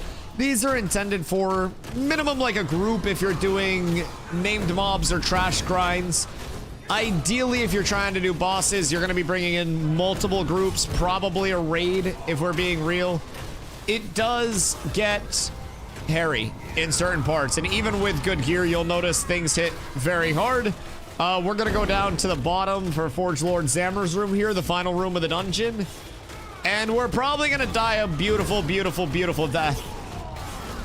If I'm being honest, that's probably what we're looking at. There's no real scenario where we come out on top of this.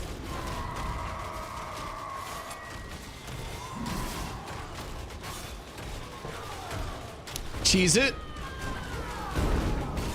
Like, just, can we get everybody? We'd have to get past him and then get up on his stage. And does that stop him from resetting, though? Because I feel like you still have to have a tank on the ground if you're cheesing it, right? Or do you just have everybody up? That's how we do it. Wait a minute. Except you stay down? Right, right. But I don't know that we'll be able to survive. I'm not quite sure. There's a cheese now. No, not an in-game cheese. Not an in-game cheese. Blotto is a dirty cheating bastard. And because he can't kill the mobs that are designed to die to us, he wants to cheat. It's a goddamn fucking shame what this player base has come to, man. Those that sought to bring down the cheaters have actively become the cheaters. It's wild how the turntables. Goblins drop rancid cheese. That is true. There is technically cheese in the game. Yeah, that's good comms. Although the rancid cheese isn't right now, right? Oh, wait, what the fuck? Blue, did you just level? Huh. Word, well, I guess this is productive after all. What's for dinner? Dinner tonight after stream is going to be a hot turkey sandwich, open-faced, toasted bread, turkey gravy, seasoned salt, probably a little bit of stuffing on top, a little bit of cranberry sauce on top of the stuffing, and then some mashed potatoes with some gravy, probably some corn on the mashed potatoes, and then maybe some more stuffing and cranberry sauce on the side, depending on how I'm feeling. But yeah, that's the immediate plan. And then drink. I'm not much of a drink while I eat person. I know this sounds absolutely sociopathic, but I eat things very one at a time. Like if I have multiple things on my plate, I will eat things one at a time and progress through the sections of my plate, and then I will wait to have my drink until after I'm like concluded eating. I don't like having interruptions. I like to enjoy and be able to focus on one thing. Uh-oh, Blotto. Yep, no, good idea. Good idea. Always important to get the banners out. Everything's fine. Everything's perfectly okay here. It's all good. Oh wait, Puck's got aggro. Oh, it's bad. Mix everything up. Yeah, Carla mixes everything up. My dad puts ketchup on everything and mixes everything up. So I'm kind of ashamed to come from that bloodline, but garbage pile all mixed up eats easy. You were facilitating the stereotype that American Thanksgiving food is legitimately just slop piled onto a plate. You were a part of this perception, I want you to know. You're doing us terribly here. 14 HP is plenty of HP, by the way. There's no need to worry. 14 HP is unironically so much HP. Nobody has to die if you just refuse to fucking die, chat. That's what people forget about. Dusty, you're a nerd. What the fuck am I supposed to do here? We're supposed to pull one of these hoes? Alright, fine. I guess I'll pull one of these hoes. Come on. Come on. Come on. Uh-oh. Come on. Nice. Alright. We got one right now. No, pull everything. Well, I didn't pull everything. I didn't even pull the dwarves that were up there. I just pulled all 3 skeletons. I figured the 3 skeletons. Who done did it? Because that one wasn't me. I'm just putting that out there. That one was not me. That was not a Dusty pull. I did not do it. I will not tolerate the slander. You did pull the dwarf. You pulled the dwarf. I'm gonna pirate software your shit. If you didn't stand there in the first place, then the dwarf wouldn't have been fucking pulled. You're the tank. You positioned the mob in that place. This is your fault. You got aggro, not me. Look, your health is moving. Everything. Oh, fuck. I have aggro on that one. Everything here is your fault. Look, if you didn't have aggro, then you wouldn't be dying. I was completely correct. There was literally nothing else that I could have done. It's gonna be an ocular that spawns in on top of me if I keep fucking yapping. He has too much power and Steven's always hearing things. Thanksgiving food sucks? I said what I said. You said Thanksgiving food sucks? My dog, you just have not been getting the right Thanksgiving food, if I'm being completely honest with you. What do you mean Thanksgiving food sucks? What don't you like about Thanksgiving food? Because I'll have you know, I picked up 25 pounds of turkeys. They were fresh turkeys that were for sale for 50 cents a pound because they needed to sell off the fresh turkey stock because the frozen's gonna last longer than the fresh. And then I just got the fresh turkeys and then I froze them. Fucking works for me. No problem in my mind whatsoever, boys. But what do you hate about Thanksgiving food?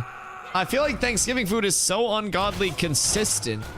Like, turkey is good, mashed potatoes are great, ham is good.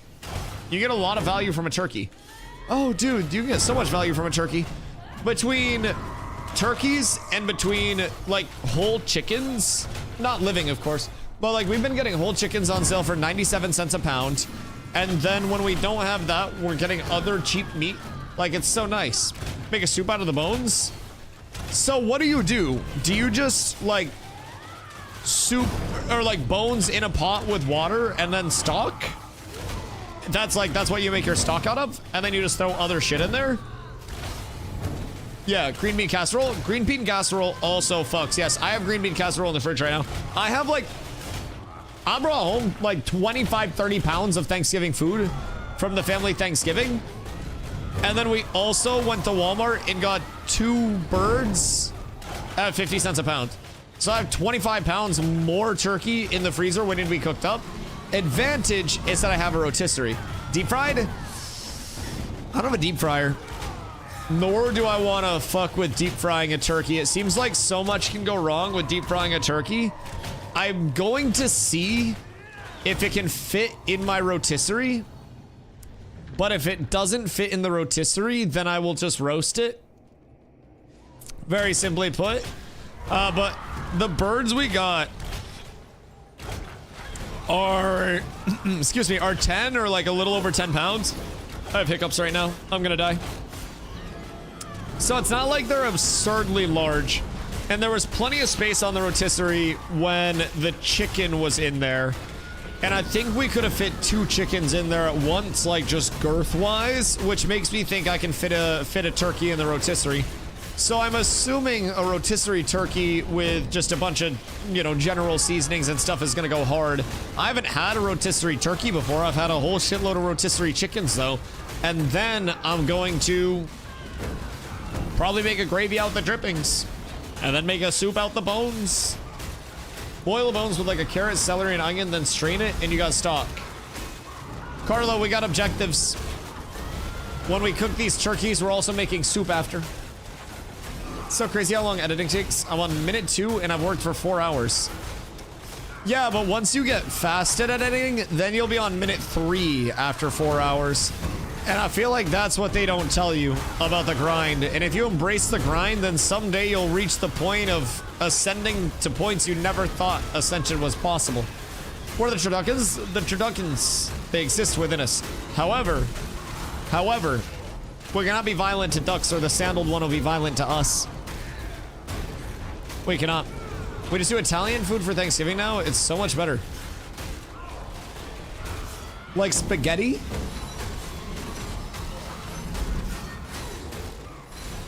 What Italian food for Thanksgiving? Like, I'm not knocking a plate of spaghetti, but like, Thanksgiving food goes fucking hard. You can do Italian food any night. You can do Thanksgiving food any night if you're not a bitch. Don't let social trends dictate what you do. I have 25 pounds of meat in my freezer right now.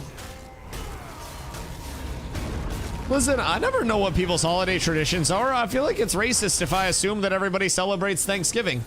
If you say you have fucking Italian food for Thanksgiving, then I gotta trust that you have Italian food for Thanksgiving. I don't know who you are IRL. I don't know if your family's like doing this and stuff. I don't know. I just try to assume that people aren't gonna be lying ass hoes. I'm just saying. I'm just saying. Thanksgiving only comes once a year. You can be thankful literally whenever you want. Turkey's a D-tier food. That's a bad rage bait.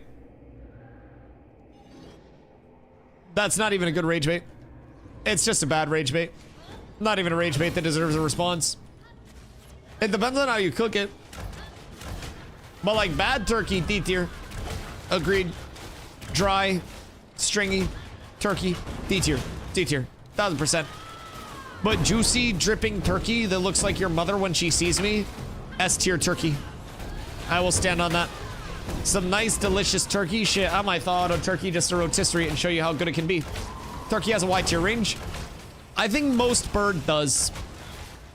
I think chicken also on the top end of chicken preparation is like, I will sit here and I will pick all of the chicken meat off of this bone and it will be phenomenal. And then the low end of chicken preparation is, man, I don't even want to finish eating this chicken breast. I feel like bird is a very, very, very skill-based and seasoning-based cooking process. Although, I don't know, I feel like meat has more bailout available because even a well-done steak can just be doused in A1 and it can be consumable. But I don't know. You can't just, I mean, maybe you could buffalo sauce way overcooked chicken, but just deep fry the steak or what? Thankful for streamers who committed to at least 884 days in a row. Someday you'll get there.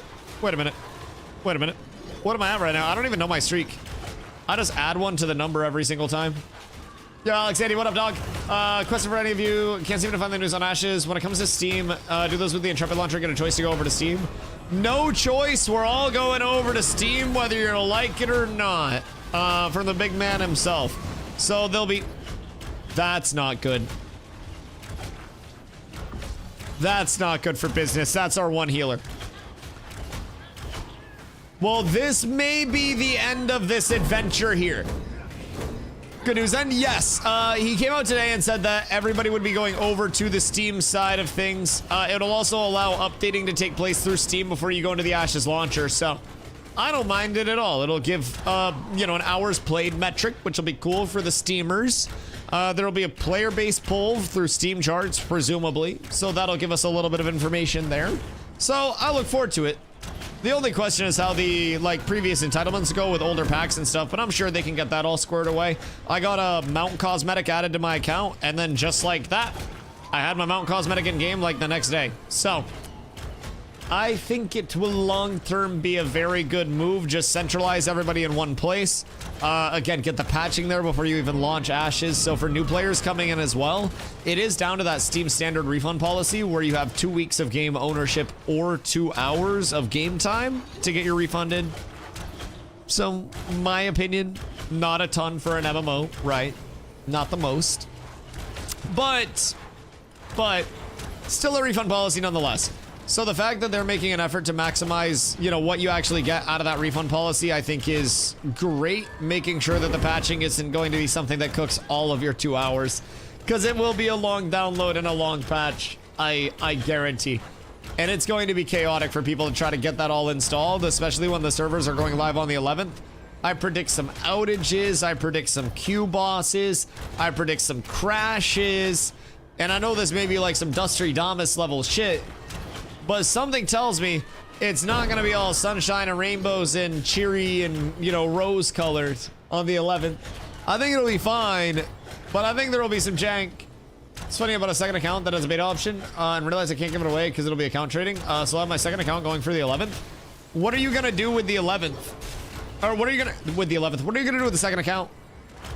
Are you just going to sit it in town and, like, process bot? Like, trade some gold over to it? I have an idea that I've had for a while. And this would be chaotic good to some, chaotic evil to others. Processing and crafting fees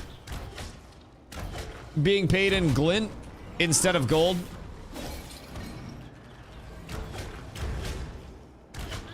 I would love that so much. I think that would be so great because it would incentivize people to actually go out into the world and participate in the PvX gameplay loop that Ashes promotes so heavily. And it would also bring back the validity of glint farming.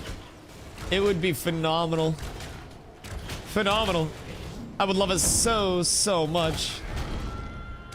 Yeah, Simu, we're all moving to Steam. Yeah.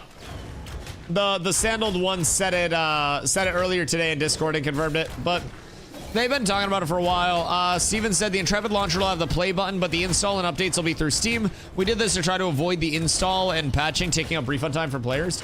So that should help streamline the process and just kind of linearize it a little bit for new players that are coming in, which will be good. Which will be very, very, very good. Now, I'll have to get my Steam side all set up. And I think that you just link up your Steam and your Ashes account via email. And then you should be good to go once that happens. Existing accounts will have to use Steam after the 11th. Yes, you will update and patch through Steam. And then once your Steam is all updated and patched, it'll bring you through the Ashes launcher where you'll click play. And then that brings up your game. So everyone will be going through Steam as their primary. What's max level? Max level is 25 right now, but long term it is going to be level 50.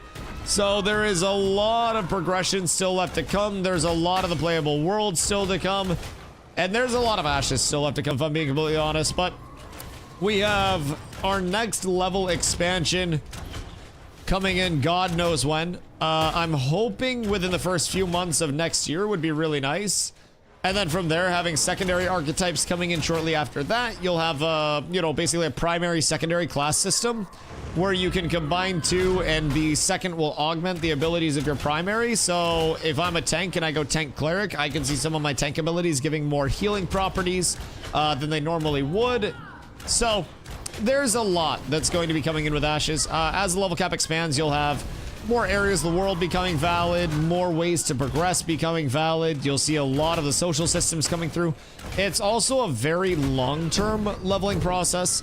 For 1 to 25, which again is going to be a mid-game point, all said and done, we're looking at, in my opinion, for new players, somewhere around... Oh, I'm the only person here. I'd say somewhere around like 100 to... I'm gonna need to get up here and reset. I would say 100 to 150 hours with the new servers because of how populated they're going to be and how there's always going to be a lot of contest on these servers.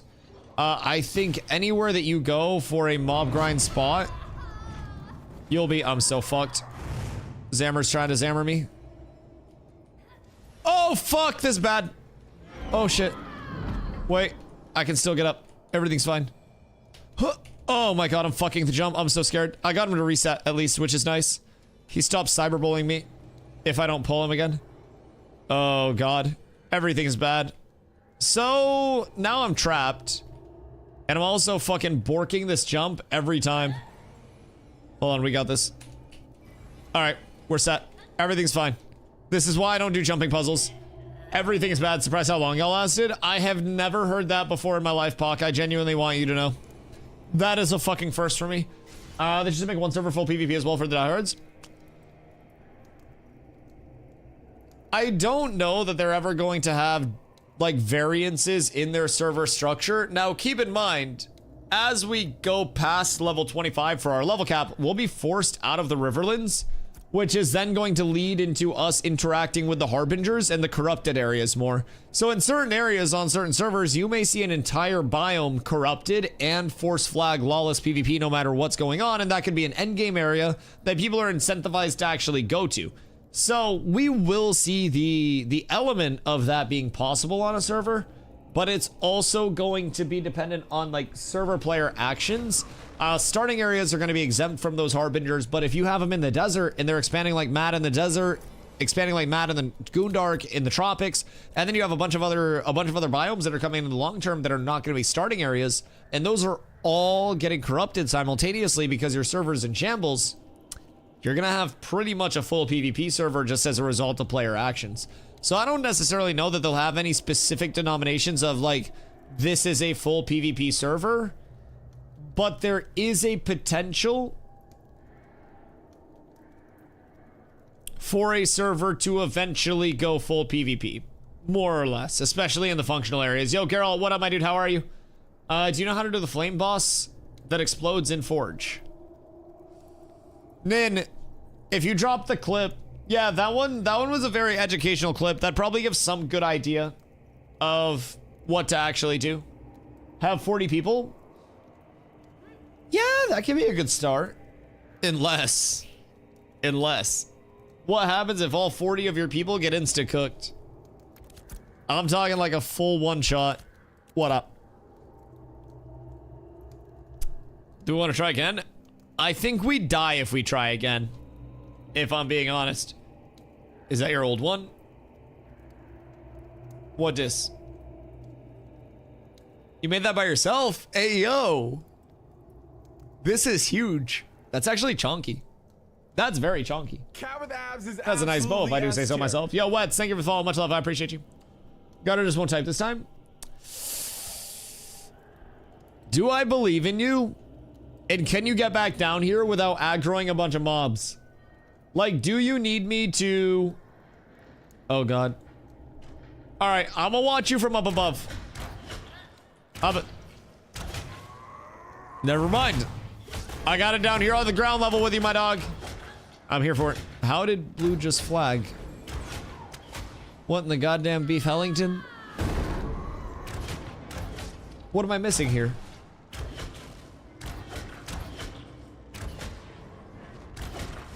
Playing Aeon 2, ayo.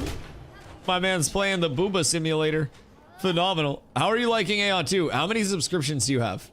Half troll question. But how many active subscriptions do you have on Aeon 2? Because I have heard that it is absolutely bonkers over there, my boy. And if you're playing it free to play, then good for you. Or not free to play, but like subscription-less, I should say. That's the big thing that I've heard that's a large negative over there. I'm glad to not be getting Netflixed and Hulu'd and Paramounted other than my Netflix and my Hulu and the Paramount. But that's nothing cool. Should I install Alpha 2 or Private Realm? Alpha 2 is what's up for right now. Alpha 2 is also the live server. So when the servers do go up on the 11th, it will be the Alpha 2 environment. But the private test realm is going to be up from the 2nd to the 10th. That's basically an early look at what the new build is going to be, right? The 0.18 update. So you'll be able to test out the summoner early there. You'll be able to test out the Harbinger updates. You'll be able to test out sport fishing, pretty much everything in between. So if you already have your access, right now it would be Alpha 2. From the 2nd to the 10th, it'll be the private test realm. Then on the 11th, it's through Steam. It's a little bit of a journey. I know. But on the 11th, everybody will be going through Steam anyways, so.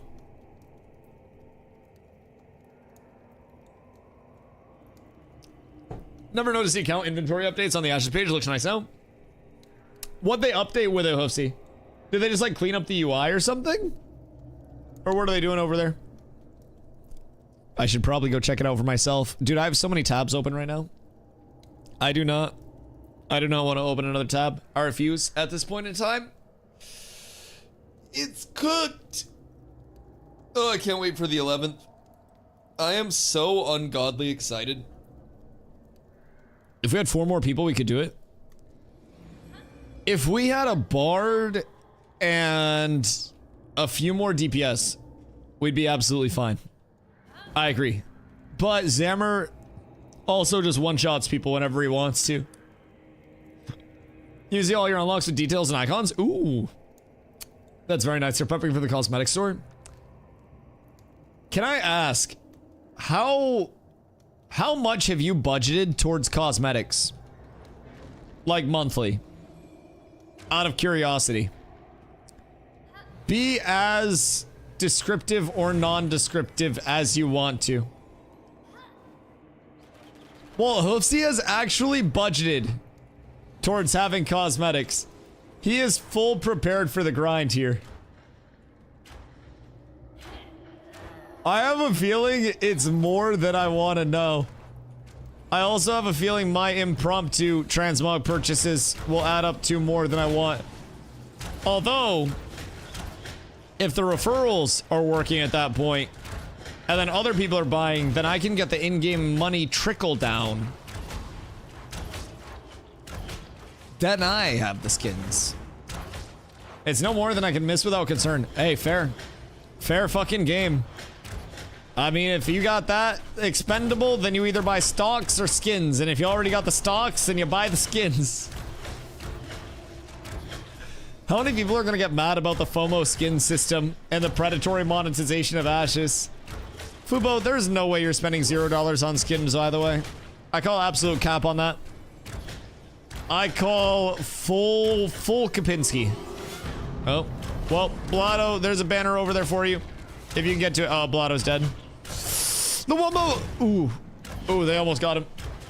Fubo said $0 budget, not spent. Okay, hold on. Before you start giving Carla ideas, when I ask how much she plans to spend on something, let's slow down. Let's slow down. We cannot be giving her any alternatives. Do they have pickaxe skins and stuff? Not yet. But I would assume they will. I don't buy skins, never have. I'll believe it when I see it. Yo, Googs, thank you for following. Much love. I'll believe it when I see it, Fupo. Your determination will be tested. What do you buy instead of skins? Like Bugattis and stuff? Cause like Taco Bell? Oh, Taco Bell's so good. Dude, Taco Bell is so good. I buy the fuck out of skins, CBH. I'm not huge on buying a lot of skins. I try to find a skin that I really like and then make it like the Dusty skin. So that's probably what I'll try to do with an early skin. I'll probably try to have like a weapon combo, skin combo that I very much enjoy. Skin purchases steal my gameplay experience. Most of my time will be spent getting dripped out. Absolutely. CSGO skins, only one's worth it. Yeah, I mean, CSGO has an open marketplace. Dota 2 has a pseudo open marketplace. So that's also cool. But yeah, CSGO be the play if you're trying to skin flip like mad. Since 2011, I've spent roughly $10,000 on Guild Wars 2 and probably $6,000 on DCUO. For what? For drip? I mean, I guess over like, that's like $1,000 plus a year. Bro, you're a whale. I don't even think that constitutes whale. I think $1,000 a year on skins is still small fry. I won't even lie. Cause that's since 2011 and we're in the end of 2025. That's not that much yearly when we're looking at what actual true whales will spend on skins. It is a lot on the top end of whaling. Like when you're getting hunted by off-coast boats, that's when you know. Is it not gonna be like, oh shit, he has Ashbringer, etc., and Ash is based on visuals? To a certain extent, no, but also that breaks down to what the player wants to show off. So if I have a really crazy weapon that's enchanted like mad, and I want to show that off, then maybe I do go the route of not using a weapon skin and showing off that cool ass weapon that I got. And then once more people start to get that, I go back to my weapon skin.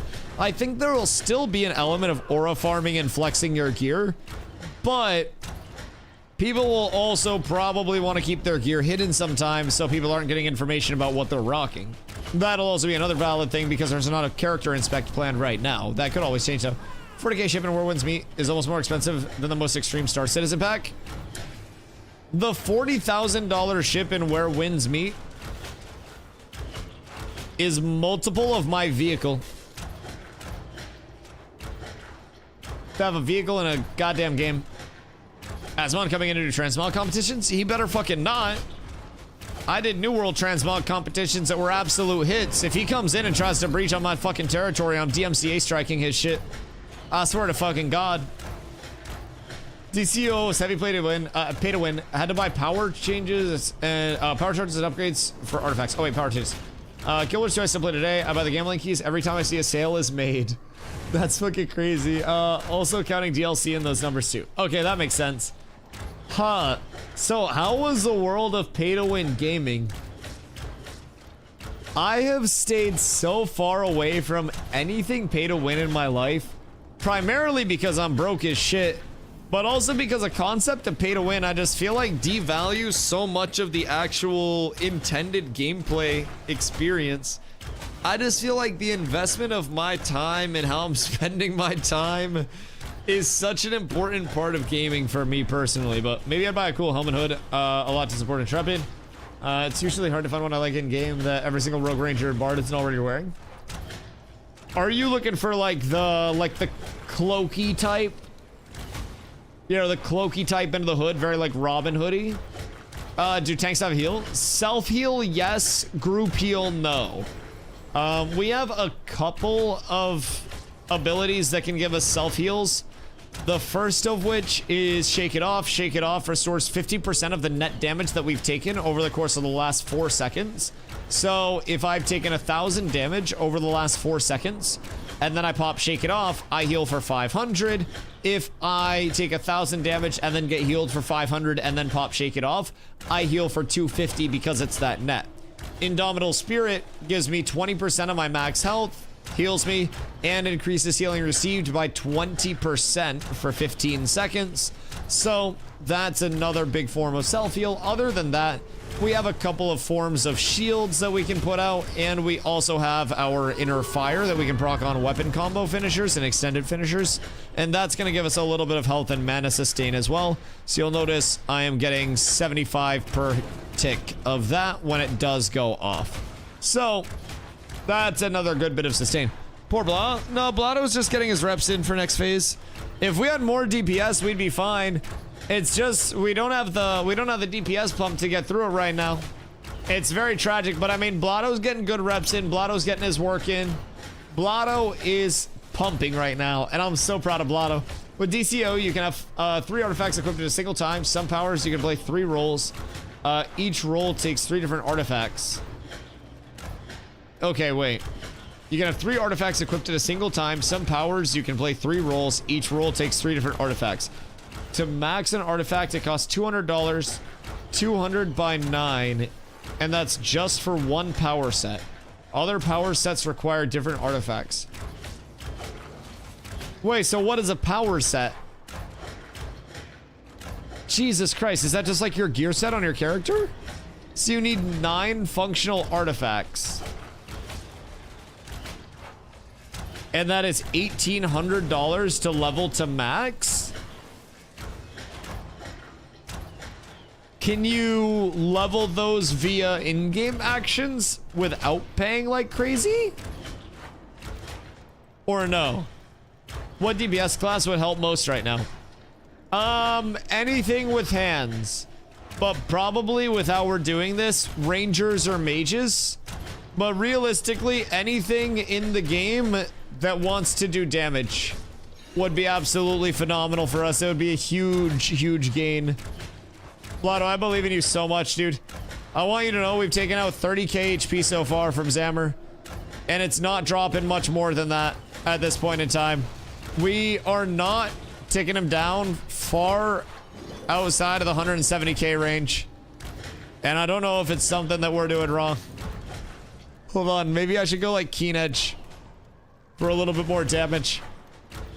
We'll get the crit strike chance from Keen Edge, and then we'll be absolutely balling. I'll have so much crit chance. Wait, the damage is coming through. Oh my god, we're so set. I'm critting like crazy, boys. I'm actually not critting that much. Does he have regen? Yes, he has regen.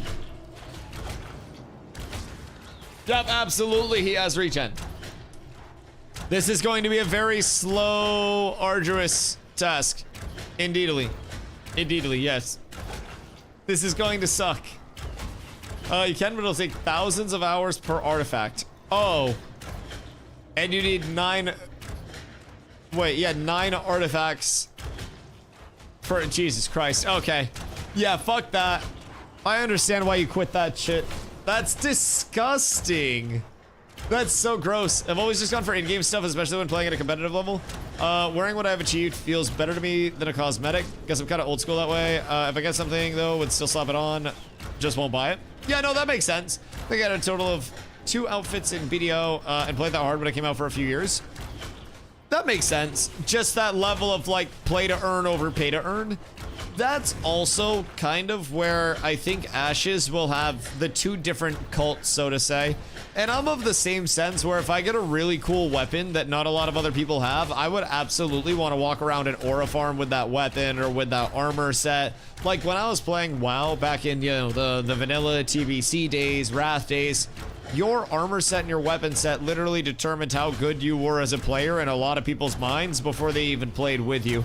And if you had a better gear set, if you had that drippy tier gear and those BIS weapons, oh my god, dude, it was different. Why are you just shooting arrows to tank? So, Blotto is also a tank. He's running around trying to just kite Zammer around in circles and not get hit because it's me, Blotto, and Blue Bunny. Blue Bunny's a ranger. So, we're up here right now just trying to... Oh, Blotto's dead. No, he's not. We're up here right now trying to not pull aggro, trying to not get down there and take a lot of AoE damage and not fuck up while Blotto just runs around and goes everywhere. So even if I were down there, I wouldn't be able to get a lot of my abilities off in a meaningful way. So say Thunder Fury. Oh no, not the Thunder Fury spam. There's not even a Thunder Fury here. But yeah. That's gonna be my question is, are they gonna make sure that earn cosmetics are BIS? Steven's already answered that one. Yeah, Steven's already said there will be an emphasis on play to earn cosmetics over pay to earn cosmetics. That was in a previous dev stream, but I don't remember which one. He's talked about that very much.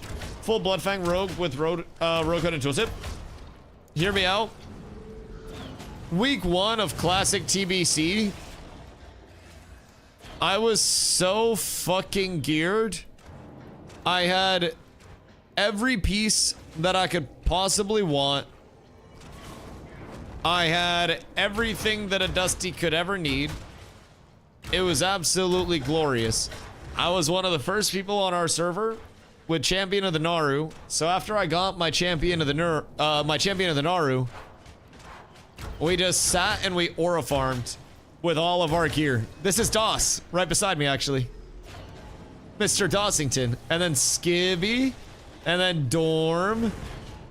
Yeah, we got all the OGs. Doss, my right-hand man. And then Pal Farfarrell, Nico in the front, Stelio. That was the gang. Does he stop audio? No, I'm autoing now. Everything's fine. Everything's fine. But yeah, I didn't even have a guild tabard on because I wanted to show off all of my tier gear.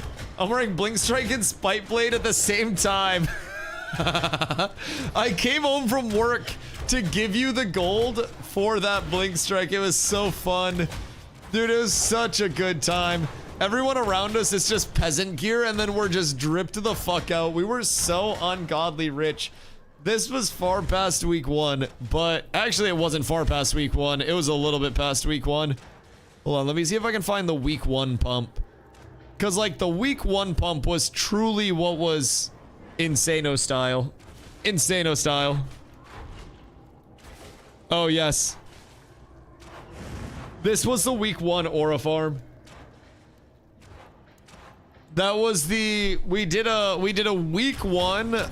Pug Kara because we outprogged everybody else in our guild and we could only get so many people from guild, so we had to bring in randos. And then we brought in the randos and we cleared Prince and I got like 3 or 4 pieces of gear that run. So I was immediately Omega God geared comparatively to so many other people on the server. And then we just kept scaling and scaling and scaling like fucking mad off of that, dude. I was parsing my nuts off. But no, the autos are still going. Everything's fine. I bring my mage, but I saw no troll after they took the bench down and announced a wipe, so I couldn't craft anything. Yeah, is tough out here. I wish they would bring the NPCs in, because they're gonna have boost NPCs in on the 1st of December. But the boost NPCs are not in yet. So people aren't really in a spot where there's a ton to do. We just kind of fuck around all day and hang out and shoot the shit and yap. Oh. I just closed a browser that I don't want to close. Other than that, it's a whole lot of waiting for the 11th, if I'm being completely honest. You and that French-Canadian dude almost killed each other over leveling. Oh, what the fuck was his name? Oh my god, because he kept taking my fucking gems, dog. He literally... Loot me? Wow, what do you have? Where are you? Where the fuck did you die? Loot you. You don't have anything on your body. What's on your body? You don't have shit. That might be the end of our journey down here. Nano? Oh, yes. Yes, that is it. Yep. Yeah, he kept taking my fucking gems when I was RJC. Yeah, it was fucking ridiculous. Do you think Ashes, long-term, if scope hits, you'll enjoy more than Prime WoW days? I think it's a little bit different because, like, Prime WoW, for me, I was a literal child. I started playing WoW when I was 8. And so, like, peak WoW for me was TBC. And that was the most fun that I've had because, you know, I was at the time so immersed in gaming. But it's also different types of fun. I wasn't looking at WoW back in those days as me being competitive minded. I was having fun with it, and I happened to enjoy raid leading and calming and stuff before I knew what a parse was. So I kind of settled into what I enjoyed in the first place. For me though, I always really liked the social side of WoW, and the coordinating people, the interacting with people, the completing content with people. And, you know, we wipe on something and then we try to work together to figure out why we're wiping and get through that. That was always a big part of WoW prog for me, especially on the PvE side. I wasn't much of a WoW PvPer. Then after WoW, I played Dota 2, then I played Fortnite, and then I played New World. And in New World, after playing Dota 2 and Fortnite, I was like, all right, well, New World's PvP looks fun.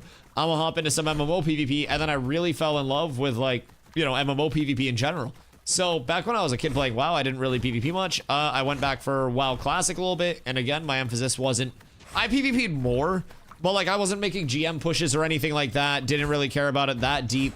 So for me at this point in time, my enjoyment comes from different things than it did back in the day. I like, you know, I mean, still similar things, but slightly different. I enjoy building the community. I enjoy the high-end PvP. I enjoy the scaling and the trying to, like, make metas that people will then use. So, for me, if Ash's scope hits, I think it's going to be an ungodly amount of fun. I think I will have just as much fun in Ashes as I have in any other MMO that I have played and enjoyed. And it will be right up there in my, you know, in my top MMOs. There is going to hopefully be something for every single player. There are going to be so many different elements of the gameplay loop, and within all of those gameplay loops, you have to work together. And that was something funny enough, like my screenshots. It was all about talking about how my guild worked together to get the COTN title, to come together to complete that week 1 Kara run that was a server first pug that was put together. Like, we accomplished that shit together instead of me, I accomplished this myself. And Ashes is all about we accomplish this together, which for me already makes it hit in a much deeper way than many other titles have been able to. So I think scope aside, I'm already resonating a lot with the core elements of Ashes on a deeper level than many people probably would. And I think that is something that's unique to me. Not in a sense of like, wow, I'm so quirky and unique. What's this? Probably a dueling area, if I had to guess. Maybe this is intended to be one of those little like open world duely areas where people come here and then they drop a duel against each other. Because the banners are here. Freehold? Is this a freehold plot? Where are we? Where am I? No. This doesn't look like a freehold spot. Because freehold spots are indicated on the map. Like, wait. I'm over here. My dumbass. Yeah, that's not a freehold spot. God fucking damn it. That was the wrong spot. Freeholds look like this. So much different, personally. I don't know what this is, though. This looks like it would kind of be used as a duel spot. Because if we fight here, you've got the walls to close it in. It looks like it was used for skirmishing. Just from a lore standpoint, because then you would have somebody here sitting on the stool, the little cut chair. And then they'd be like, hey, you beat the shit out of that guy. And then you guys duel here. Looks like something bad happened, though. I don't know what this is. That's like rusty armor. Jousting? Oh, jousting could be it too.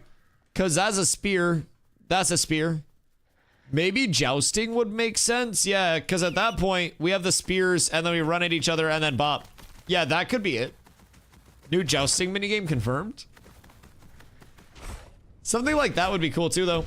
Why stools? To sit? Yeah, why not? Stools are efficient to make, sittable by everybody, and encourage good posture. Yeah. They've been there a long time, I think, since at least phase 2. Jousting confirmed. Joust has a fence down the middle. What if this is freeform jousting? What if it's like you can hit your zigzags and your swerves on the way up. You can kind of try to juke them out like it's a free kick in soccer. Is your guild recruiting for EA? Yes. Discord.gg/catswithabs. You can make a ticket, or well, you can post in public, make a ticket, get all squared away for the casual guild, even if you are a casual.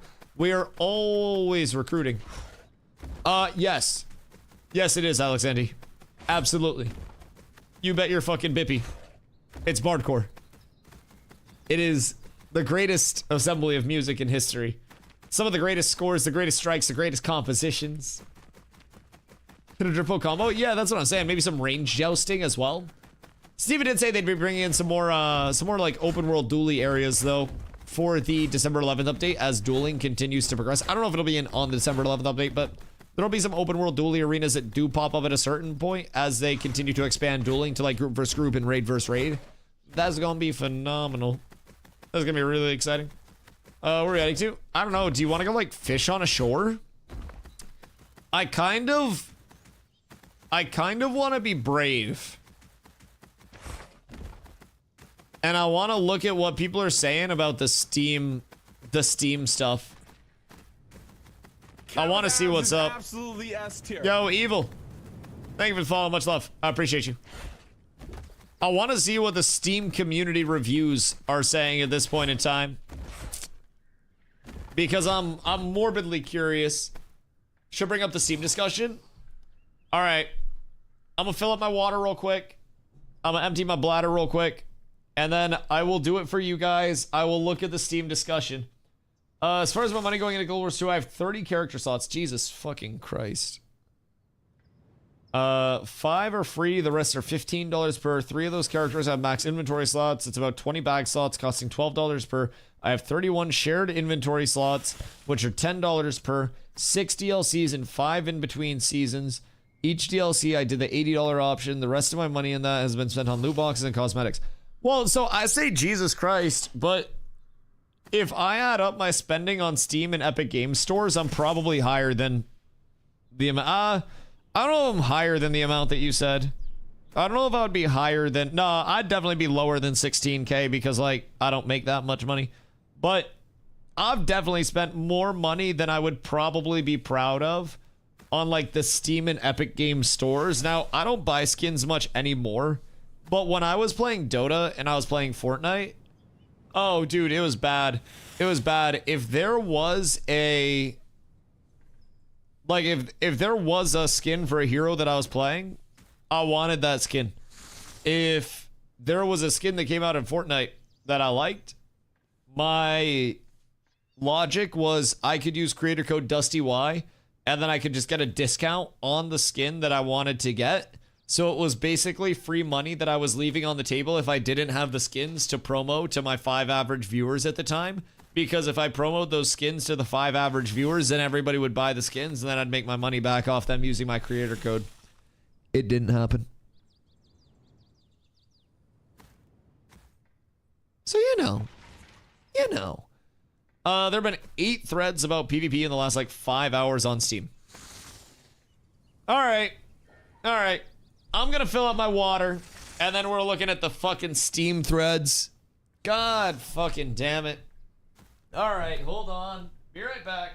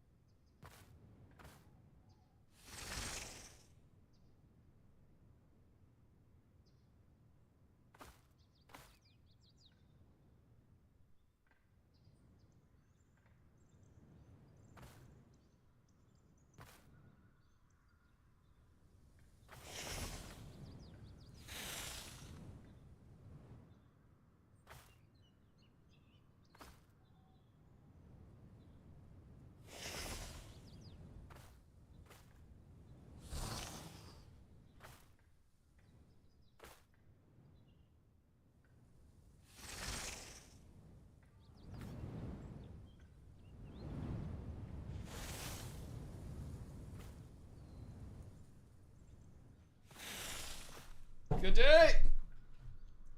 Do I dare? Water will be needed. Okay, how bad is it? Actually, genuinely, how bad is it? Hold on, let me pull up my Steam real quick. Let me pull up my Steam. Boys, somebody switch Prime so we have the new noti. Oh, wait. My overlay's off. Ah. There we go. I have the overlay up now. All right. I have to check Steam. We load up Steam. How do I get here? Is it the community hub? Where am I going here? Like dates? No, that's crazy. Some people have good takes, but mostly it's a good laugh. I'm looking for like the community hub, right? All right, hold on. Ashes. Hiya. Has anyone ever told you you're handsome? They used to back in the day, but not recently. Now people tell me I'm dog shit and I'm washed. I think this is the right place, right? Or am I in the wrong place? Before I start delving down this rabbit hole. Then next to all hit discussions. Wait, where? This is it? Click discussions. Oh! Okay, cool. Oh, fucking golly. Wait. 267 active topics? Oh my fucking god. Okay. Alright, you're now in the trenches. Alright. People already complaining about PvP in game they haven't even tried. Okay. Solid. That guy's based. That guy's trying to put an end to the misinformation.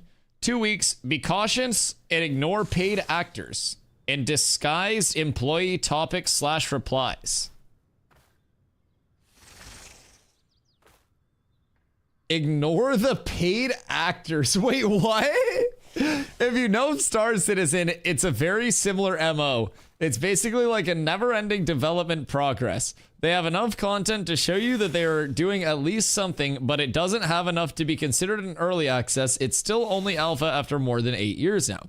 They've been funded so many times, and according to their statements, they don't even need the money. However, for a long time now, they've been selling meaningless and limited cosmetics to create FOMO and make people invest financially. Make people invest. Meaningless and limited cosmetics. Emotionally into a game that didn't even exist at that time. They sold alpha keys for more than $100 and made people who buy them feel special and basically told everyone else who criticized them, you don't need to buy it. Well, because you didn't. Here we are. The same key that was for $100 is going to be sold for $40. It's not the same key at all. The argument, we need more testers. Well, it's not the same key at all. You're getting $15 less with kickbacks, and the $100 key also got playtesters in back on May 1st. Let's see. Why not randomly choose and give keys to 20k people every 2 to 3 months to test your game? Well, because that would be stupid and there would be no guarantee that those people would be actively invested playtesters. All right. This has a lot of buttons just like Arcade. We did more ESO and New World setups. I think each can exist in a reasonable way. I played a lot of New World as well, and definitely the new player friendliness of New World with the 3-button structure was quite nice. I do hope that some Ashes builds have the potential to be more like limited new player friendly builds, and certain classes do have more of that new player friendliness to them, where it's fewer, you know, just mass button spam and more maybe rotational based stuff or situational stuff. So I hope we see that get a little bit better in the long term as well and avoid that massive button blow. I personally don't mind button blow, but I do absolutely agree that, you know, too much of it can be a very big intimidating factor for people. Now all these people who bought into it feel the urge to protect their little financial and emotional investment. Dude, why is he so like... He's so like edgelordy. They feel the urge to protect their little financial investment. And they force themselves to play and defend this game blindly. Steven, the owner of this company, knows how to talk to them, how to say the correct words and sentences, just enough to keep the milking going. I watch many, maybe 20 development live streams, and honestly, he knows how to talk in a way to make people feel secure in their investment. Okay. Even though he might not have the full thing to show, he has enough bits and pieces to talk about so he can sell you the idea and make you feel secure enough.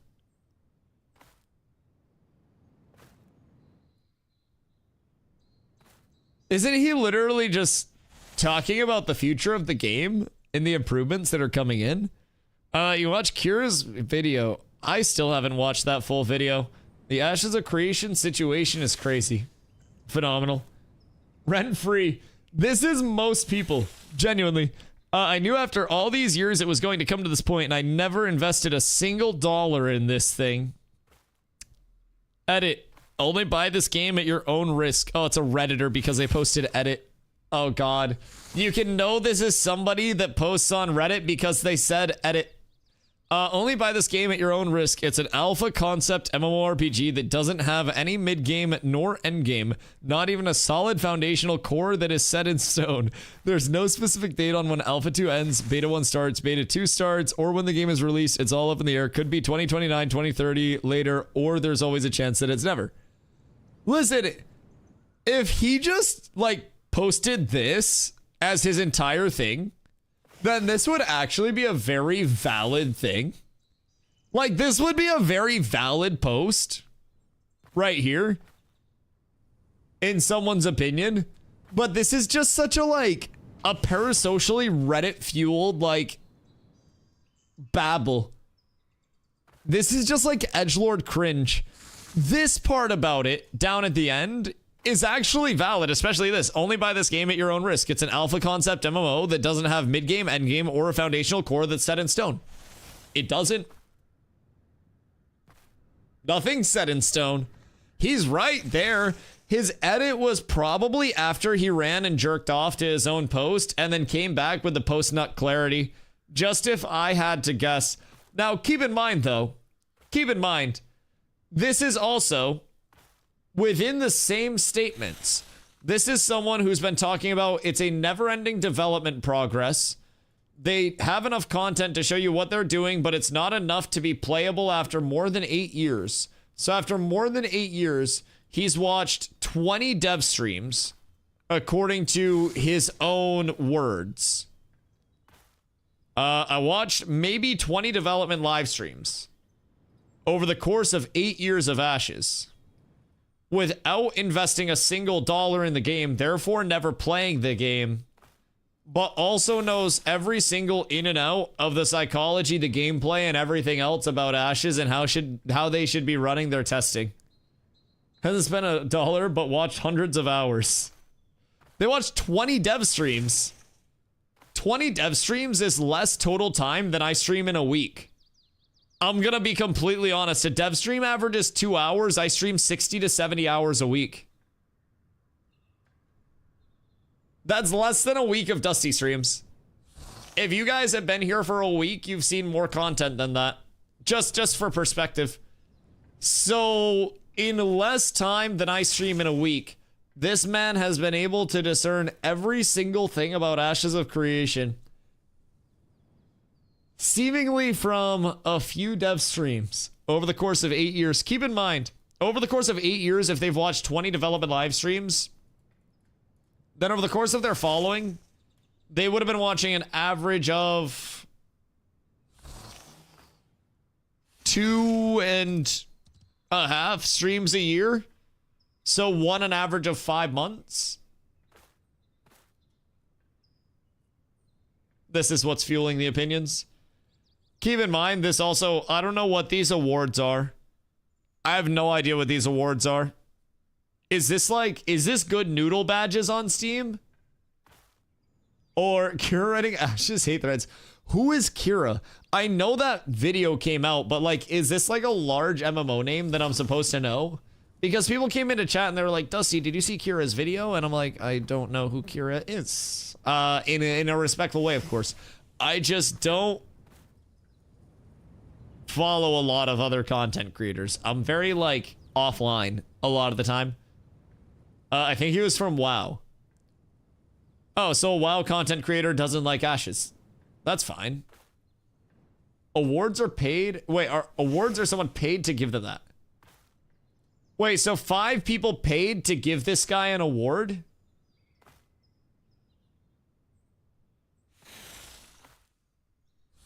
What the fuck do you mean?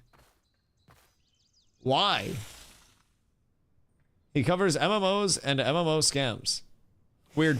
I haven't watched his latest video. Does he think that Ashes is a scam? Because I'm gonna be completely a buck. Anybody that's still on the Ashes scam train is so delusional, much more so than the copers of Ashes. And not targeted at him. I don't even know what he said in his video. But anybody that is on the Ashes as a scam train is holding on to something that is far progressed past that.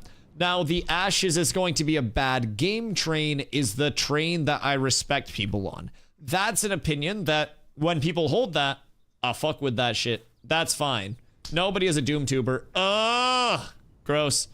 Listen, I respect when somebody says, I don't believe in, like,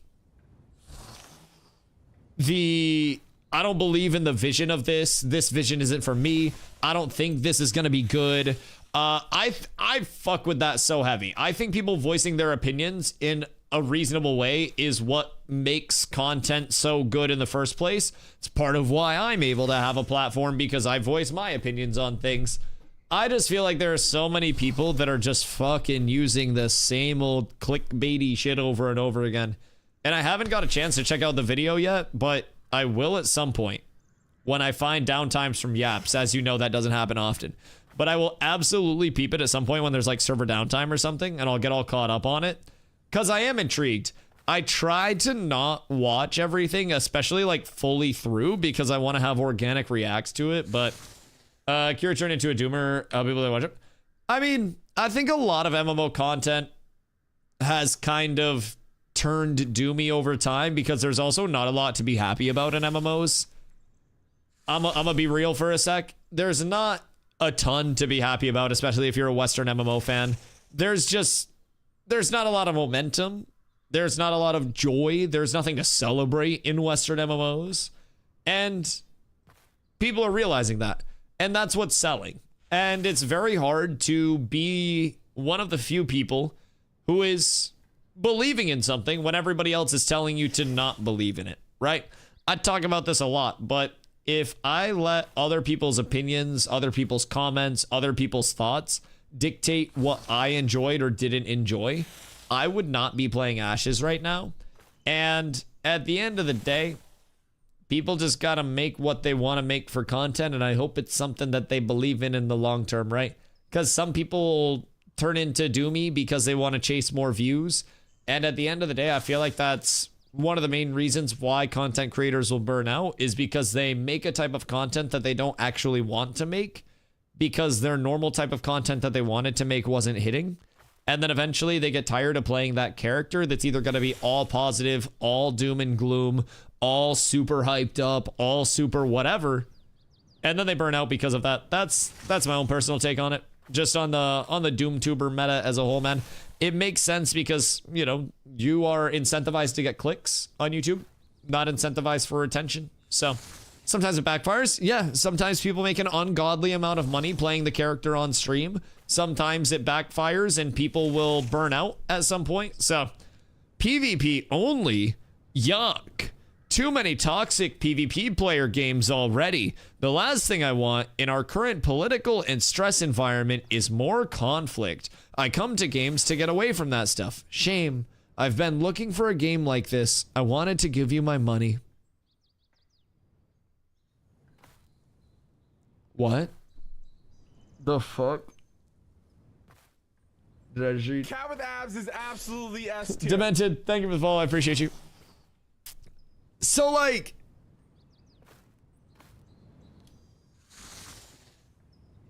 are they asking a question?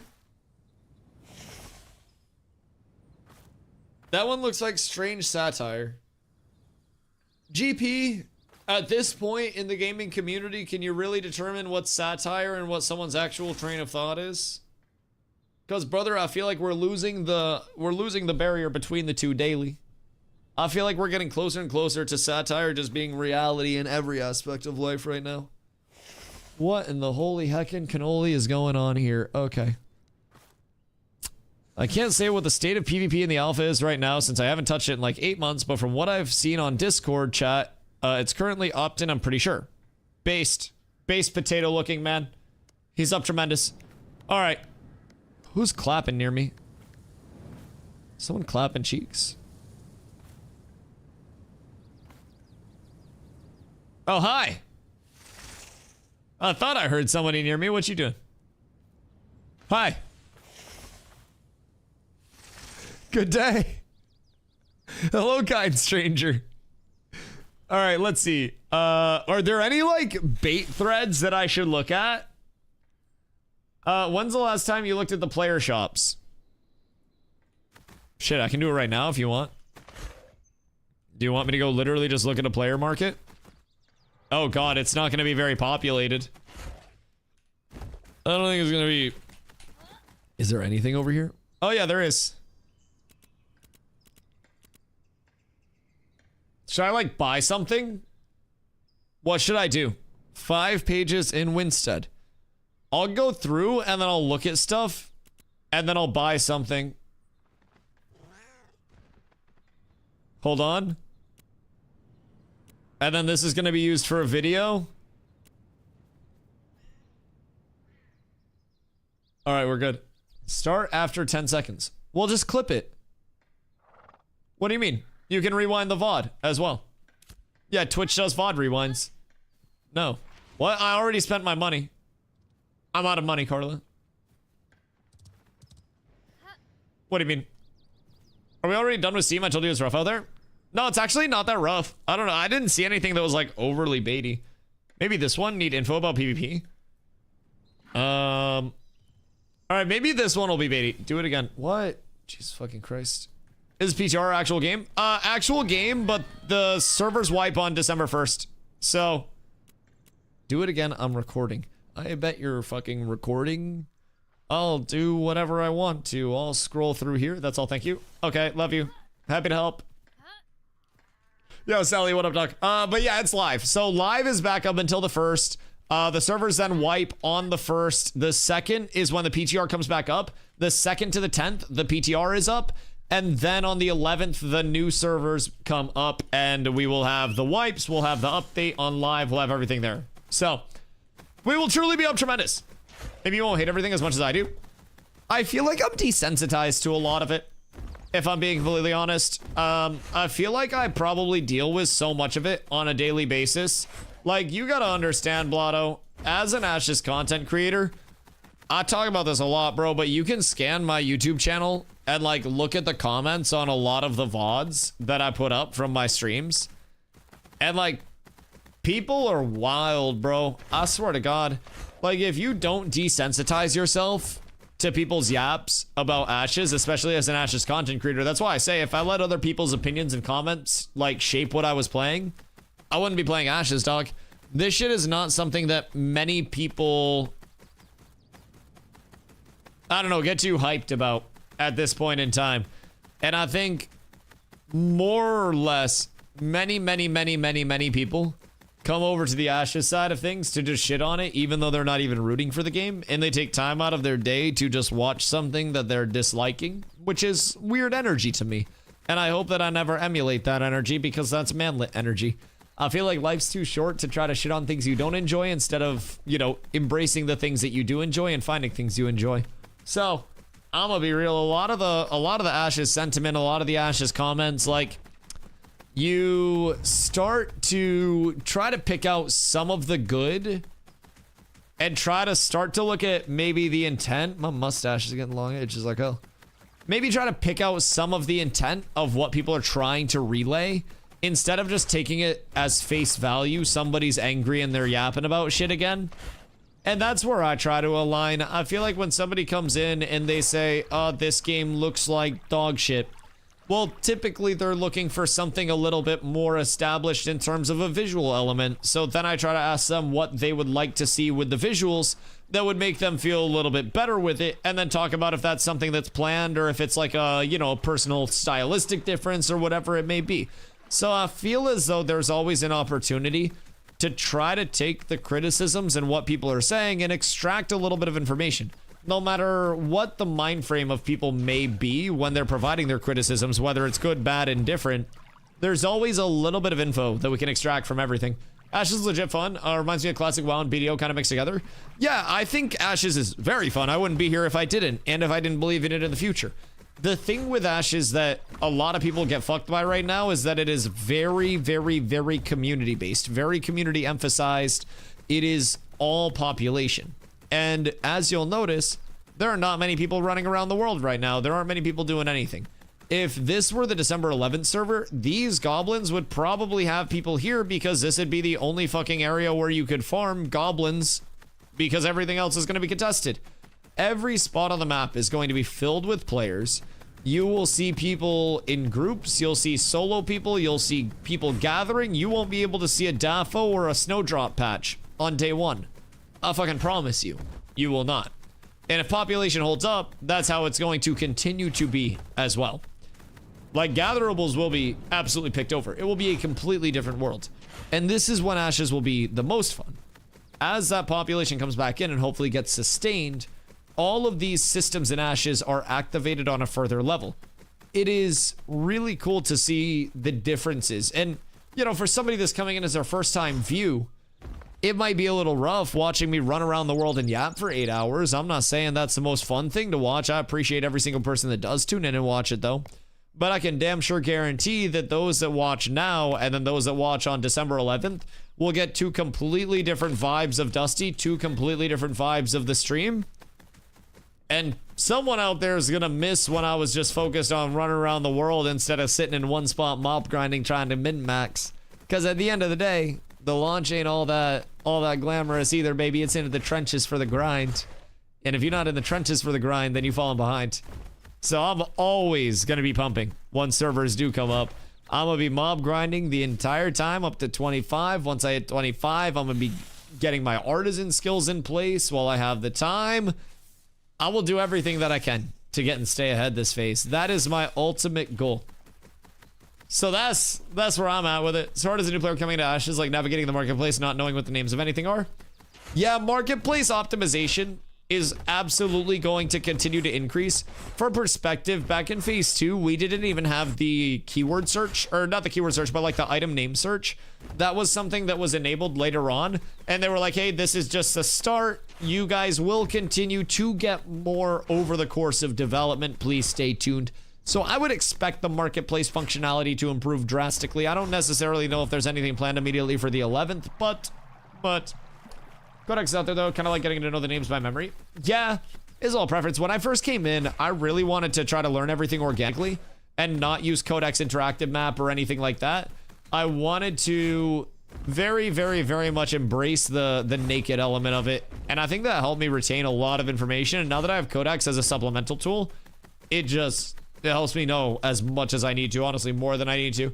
Assuming two servers, is Cats going to the same server as the big hitters or dodging? We're just going to SHOL. I don't think there'll be two servers. Like, Cats just goes to the server that's up. I haven't heard any ramblings about two servers or anything like that. We'll just be on SHOL, man. Once we make once we make our characters, we're kind of set. If other guilds decide to go elsewhere, then it is what it is, but the intent is for SHOL to be the main server. So another streamer said they were taking Codex down. Who said that? Because there's been a lot of hubbub and hullabaloo going back and forth. But Codex doesn't necessarily need to get pulled down. Intrepid is just cracking down on data mining. So if everything is hand entered, then Codex can still exist in a normal way. So I don't have any insider info on Codex coming down, but Westoned? Weird. Where did he hear that Codex was coming down, I wonder? Stuff on Codex was coming up a little early. Yeah, I mean, Codex stuff used to get, like, PTR data mined, but then Codex stopped dropping PTR stuff, and this last patch, Codex didn't update until the servers came up. There's been no indicator that Codex is getting taken down. Intrepid's just cracking down on people data mining stuff, especially posting stuff early. But I mean, if anybody can find information on that, feel free, but I haven't heard anything about that. Well, if our Portuguese friends have set up shop in the Tropic settlements. Wait, have they? Codex is data mined? Correct, but it can still be compiled in a way that doesn't have the data mining going directly through and then it's hand entered. Because Ash's wiki still has ability tooltip and information, or like item and ability tooltip information. Like, there's still a lot on wiki as well. So I think wiki would be just as susceptible to those crackdowns as Codex, because everything item-wise is sourceable on wiki too. It can still be friendly to the game. Yeah, I mean, they just have to do it in a way that isn't pissing Intrepid off, but to my knowledge, I haven't heard, and again, just because I haven't heard, this doesn't mean that it's not happening, but I have not heard any indicator that Codex is going anywhere. I haven't heard from Taken or anything, but Taken is a creator of Codex, so someone could probably just ping Taken in the Ashes Discord to be like, hey, is Codex going to be up for the new servers? And then ask. I don't really know, but that'd probably be the simplest route. If Codex went down, I feel like another site would rise up. Or it would just be back-end, like, speakeasy community run shit that just data mined, scraped, and then compiled all of the information, and it was just on a community-to-community threshold instead of being open to everybody in Ashes. I think Codex is the lesser of two evils, where even if they want the information and not be compiled, somebody's going to compile the information regardless, and then somebody's going to have all the information in one place regardless. It's just a matter of if that is actually accessible information for the rest of the general populace, or if that is gated behind the few communities that actually have that. I think that is the big differentiator between codex and no codex. Because I'm gonna be honest, the data mining happens on a community side regardless. People have developed DPS meters for the game. People have done a lot. People have done a lot. Got like $170 worth of clothes. What do you get? Some drip? Did you get yourself some Jenko jeans? I'm learning that wide leg pants are both fashionable and comfy as fuck. Let me tell you what. I got some wide legs, bro. I look like an influencer out here, and also it feels like I'm wearing sweatpants. It's taken. I don't know how it's spelled, but I despise jeans. Okay, well, you could get wide legs that aren't jeans. You can still be drippy as shit. I should do a wiki the way Guild Wars 2 does. They have in-game commands that you can do /wiki, then whatever you see in the game, and it overloads a wiki page for that item and everything related to it.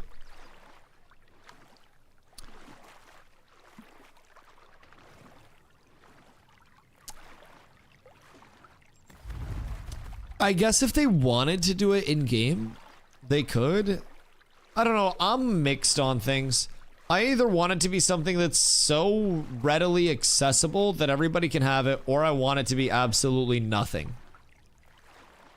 That's kind of where I'm at with it. Just remembered I got seeds. Oh yeah, hold on. I was supposed to give Carla a pack of sunflower seeds.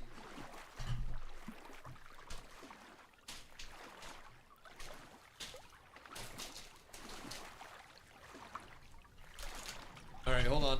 One sec.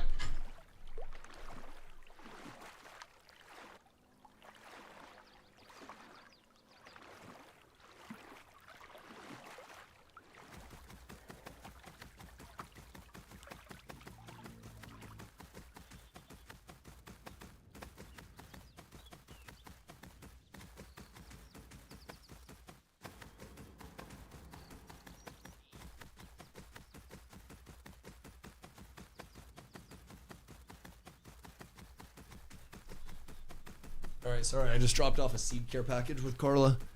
When she's editing, she likes something to munch on that's crunchy, but she's like, I don't want to eat food. So now she has sunflower seeds. We're up tremendous. Do you know if being able to hot swap weapon skills in combat is planned to change? Hope not, I like it. I do not know what their long-term intent with that is, because you can hot swap weapons, armor, you can hot swap abilities, weapon skills, everything. Because if an ability is not off cooldown, you can hot swap that. So I could, in theory, have, I don't know, maybe protect on my bar, and then if I need to pull protect off my bar real quick to cast something else, then I could cast that other thing. Like if I need to get protect off my bar and put like a banner down if I don't have banner. And then once I'm done with the banner cast, I might need protect again, so I could cycle something else out to get protect. And I could effectively be rotating through a gambit of most of my abilities if I was really on top of that. But also keep in mind, respecking is not going to be free in the full, you know, version of Ashes. It is just free for testing purposes at this point in time. So it is meant to be something that is a bit more of a decision-making process than just going all willy-nilly with it, right? But I do like being able to swap of it. Surprised at how far you just auto-ran dodging trees. Oh, you learned the lineups. Yeah, no, people come into chat sometimes and they're like, Dusty, you're just running around the world not seeing anything. And I'm like, no, I'm intentionally avoiding everything because I know every single line on this map to take to avoid mobs at this point. I have run so much of this world over the course of the last like 3,000 hours that I've been here. And so much of my time has been spent in the Riverlands. Like I set it in a direction and then I take off. Well, you're AFK? I know. I've learned the AFK lineups as well. Like right here, if I wanted to go AFK, I would just go here and then I would point at this tree in the long term and then that would push me through. You just gotta know what's where and where's what, and then you're good to go. As long as you know your lines, you're so up. The seeds are yummy. Yeah, the seeds are bis. And like, you can just crack them, and then honestly, sometimes I don't even eat the kernel. I messaged 1,000 years too. I gotta get more siege. That's the goal. I must get a seed re-up. We need big box and also all their new flavors. It's drip. Oh no. Oh no. Carla, are you shitting on... All right, hold on. Am I supposed to? All right, sweatpant joggers.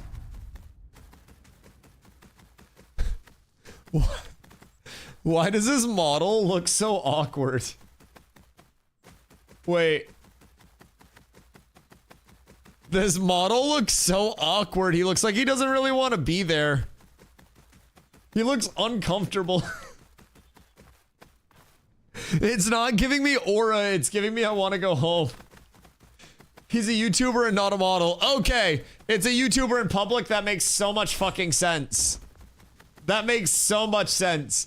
It's actually, it was giving YouTuber vibes. That makes so much sense. I'm glad you clarified. Cause they if they were literally like, hey, look like you really want to get the fuck out of here ASAP, I would hit that pose.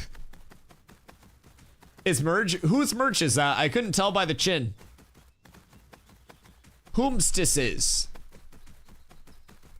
I feel like you could make it work. But I'm also not a huge like... I'm not a huge like massive branding person. That's always my thing. If I design merch, I would kind of want minimalist merch, but minimalist merch is just kind of saying, hey, buy a t-shirt from me instead of the store. So therein lies the issue. I'd have to white label some shit, but I'm not rich enough to be able to white label something successfully. Like Ludwig did bidets and literally just like upsold the bidets and people bought it and supported him anyways, so. There are levels to it and I'm not on that level. They make the Hema clothes so short these days. They do make shirts for the tall guys. Bro! No, large tall gang, rise the fuck up. No, I swear to God.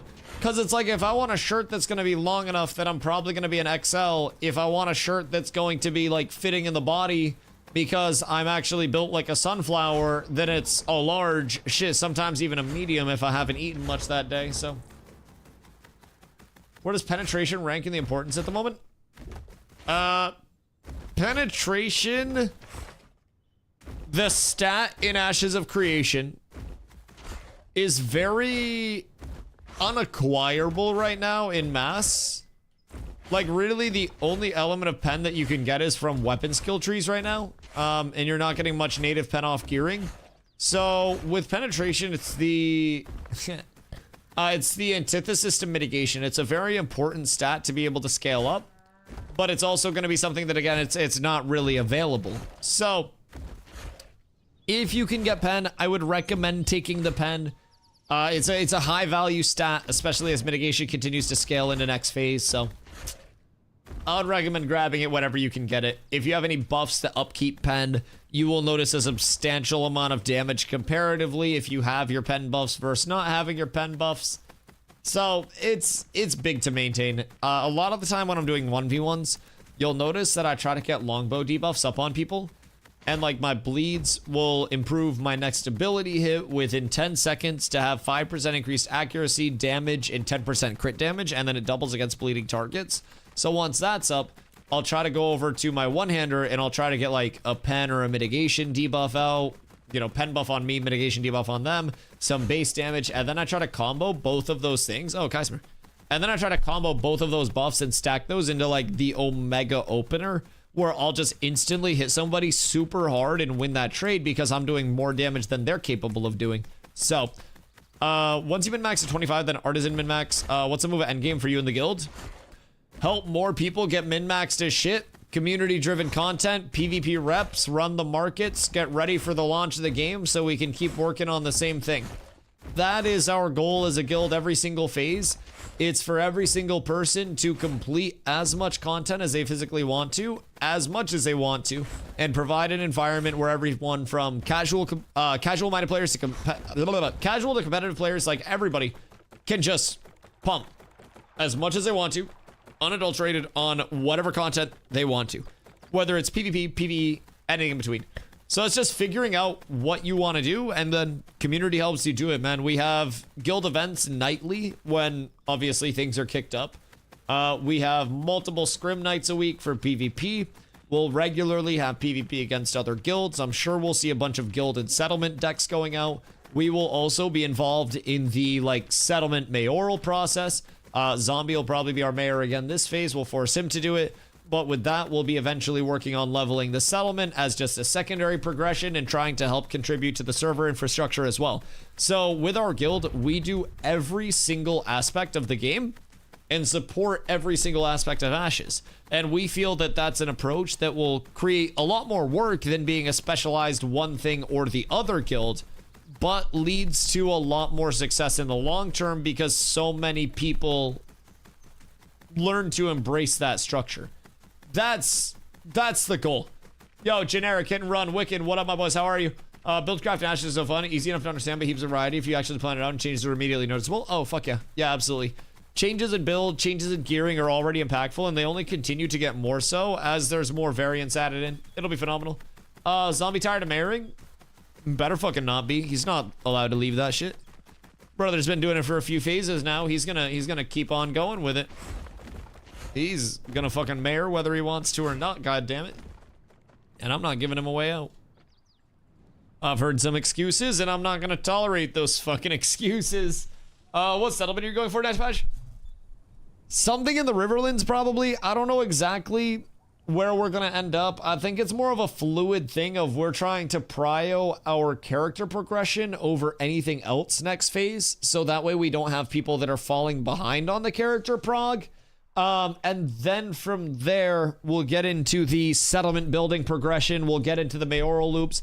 Obviously, when a settlement that we want goes up for election, Zombie's going to run for that, and we're going to have everybody go there and vote for him. But in the event that Zombie gets in or doesn't get in, our approach is still going to be the same. Finish leveling your character. The settlement itself will passively level, passively get gold set up, you know, get materials from players that are doing that. We need to have every single person in guild leveling to 25 as quickly as they are capable and willing to do. That is such a huge power scaler for every single community, is early level 25s. So I'll be spending a lot of my time once I'm level 25 trying to get initial gear drops in mass for people. I will pretty much always have a group or a raid somewhere grinding gear drops to get people squared away, to get people set up. And depending on what those gear drops are and how frequently things are dropping, I will either be in one of the endgame dungeons, maybe Steel Bloom. Shit, maybe it ends up being that gathering is the most efficient route to try to secure those gear drops. And not necessarily the immediate gear drops, but gear drops aren't dropping and we end up making our shit instead of relying on gear drops. Anything could happen, and being in a spot where we are all level 25 or have a large majority of our people at level 25 allow us to essentially go where we need to go and hold that down by force so we can have access to the best stuff. Is there a lot of POI PvP contests early on? Oh God, yes. You're probably going to see multiple hundreds of people fighting over Steel Bloom. I'm not exaggerating. There were days where Steel Bloom was shut down and there were multiple raids from multiple guilds out all fighting over Steel Bloom, opted into like caravans and shit to get their raids together. Guild decks will go out. Every single mob grind will be contested.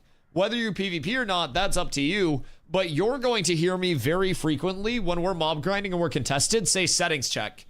The settings check is the Christmas noob level of Ashes of Creation. So basically all of the new players that are coming in are going to have default PvP settings that lead to them having all of their AoE abilities able to hit people that are flagged up next to them. And they won't know how to stop that from happening. So if somebody's contesting your spot and you're confident that you can beat them, I will call a settings check for my group and we will walk into somebody else's AoE. I will flag up. They will hit me back. Once they hit me back, their cleric will heal the person that hit me eventually. The cleric will flag up. The bard will flag up because they're buffing the person that flagged up. The tank, if they put any buffs out, will flag up. The DPS will eventually flag up due to AoE. And then everybody in that group will die and we will win. And then people will come in and they will be angry about it. You think they'll fix that default-wise? Maybe, maybe not. But also, even if they do, you get somebody to target you and then they hit you anyways. And even if they fix the default, a lot of people would still switch it over and then just forget that they have it switched over to the PvP settings. Or people will just have their PvP settings on regardless. That's my take on it.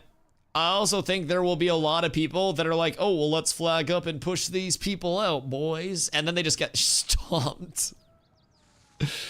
Oh, God. But leveling PvP is some of the most fun PvP. Exclamation classes, Carla.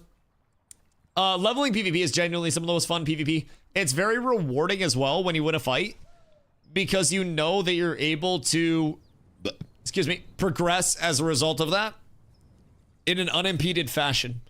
Knowing that you have held down your grind and that everyone else has to fuck off and you now can progress in the way that you wanted to progress. Oh, dude, it's so fucking worth. But I will say getting pushed off of a grind feels equally bad. It feels very, very, very bad to get pushed off of a grind. And it will happen to everybody. No matter how many people you have, somebody will always all call at some point to push off an 8-person group. We have had many guilds call over multiple groups and fuck multiple people's leveling processes to come over and contest one of our groups in cats before. It's bound to happen again, this leveling process, because there will be leveling competition this phase. There will be a lot of it. And I guarantee at some point, you're going to see me have a bunch of groups pull up, and then you'll see me say, everybody that's in the area, pull up, and then we will hold down the entire area. This leveling process, we were fighting Supple over an island. It was Epstein Island, actually. And basically, we were sitting here minding our own business, and there was another group that was over on this side that was kind of like clearing like this. And they decided that we were too close to them, so they came over and started sitting on our mobs after me being there for like 30 minutes just farming this, knowing they were next to us, because I love PvP, but I'm also like, I would rather keep my head down and grind to 25 than PvP. Unless somebody pokes the bear, then I'll PvP as much as possible. So I'm chilling here, minding my own beeswax. I'm getting grind. There's no reason to be a dick or anything.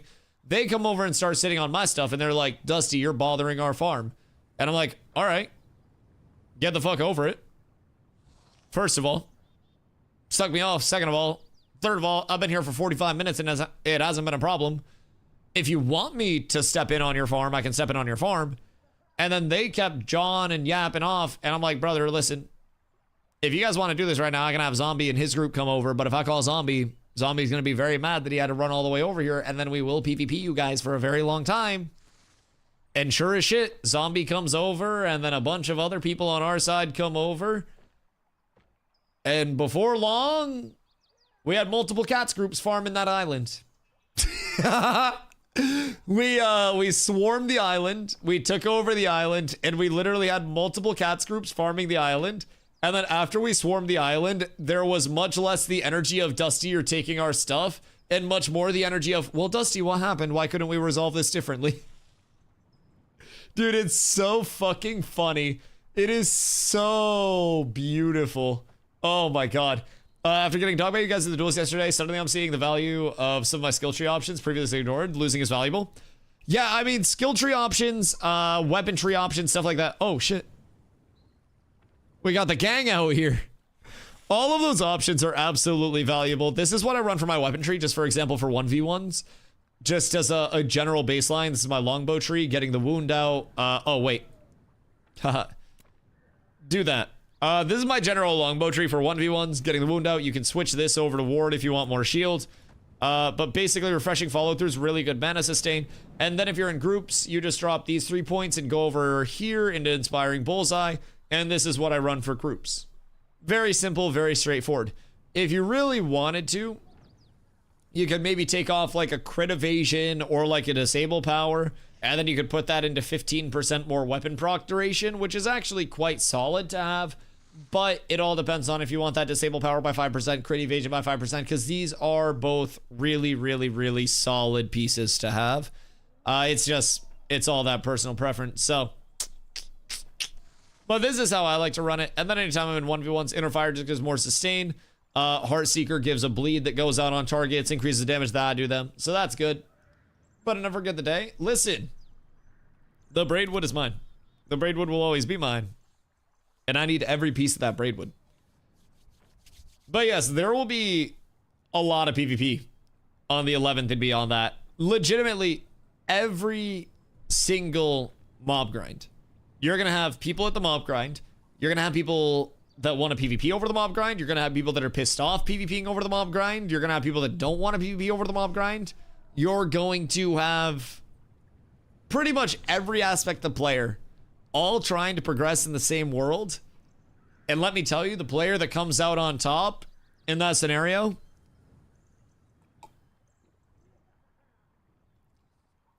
it's the player that kills everybody else.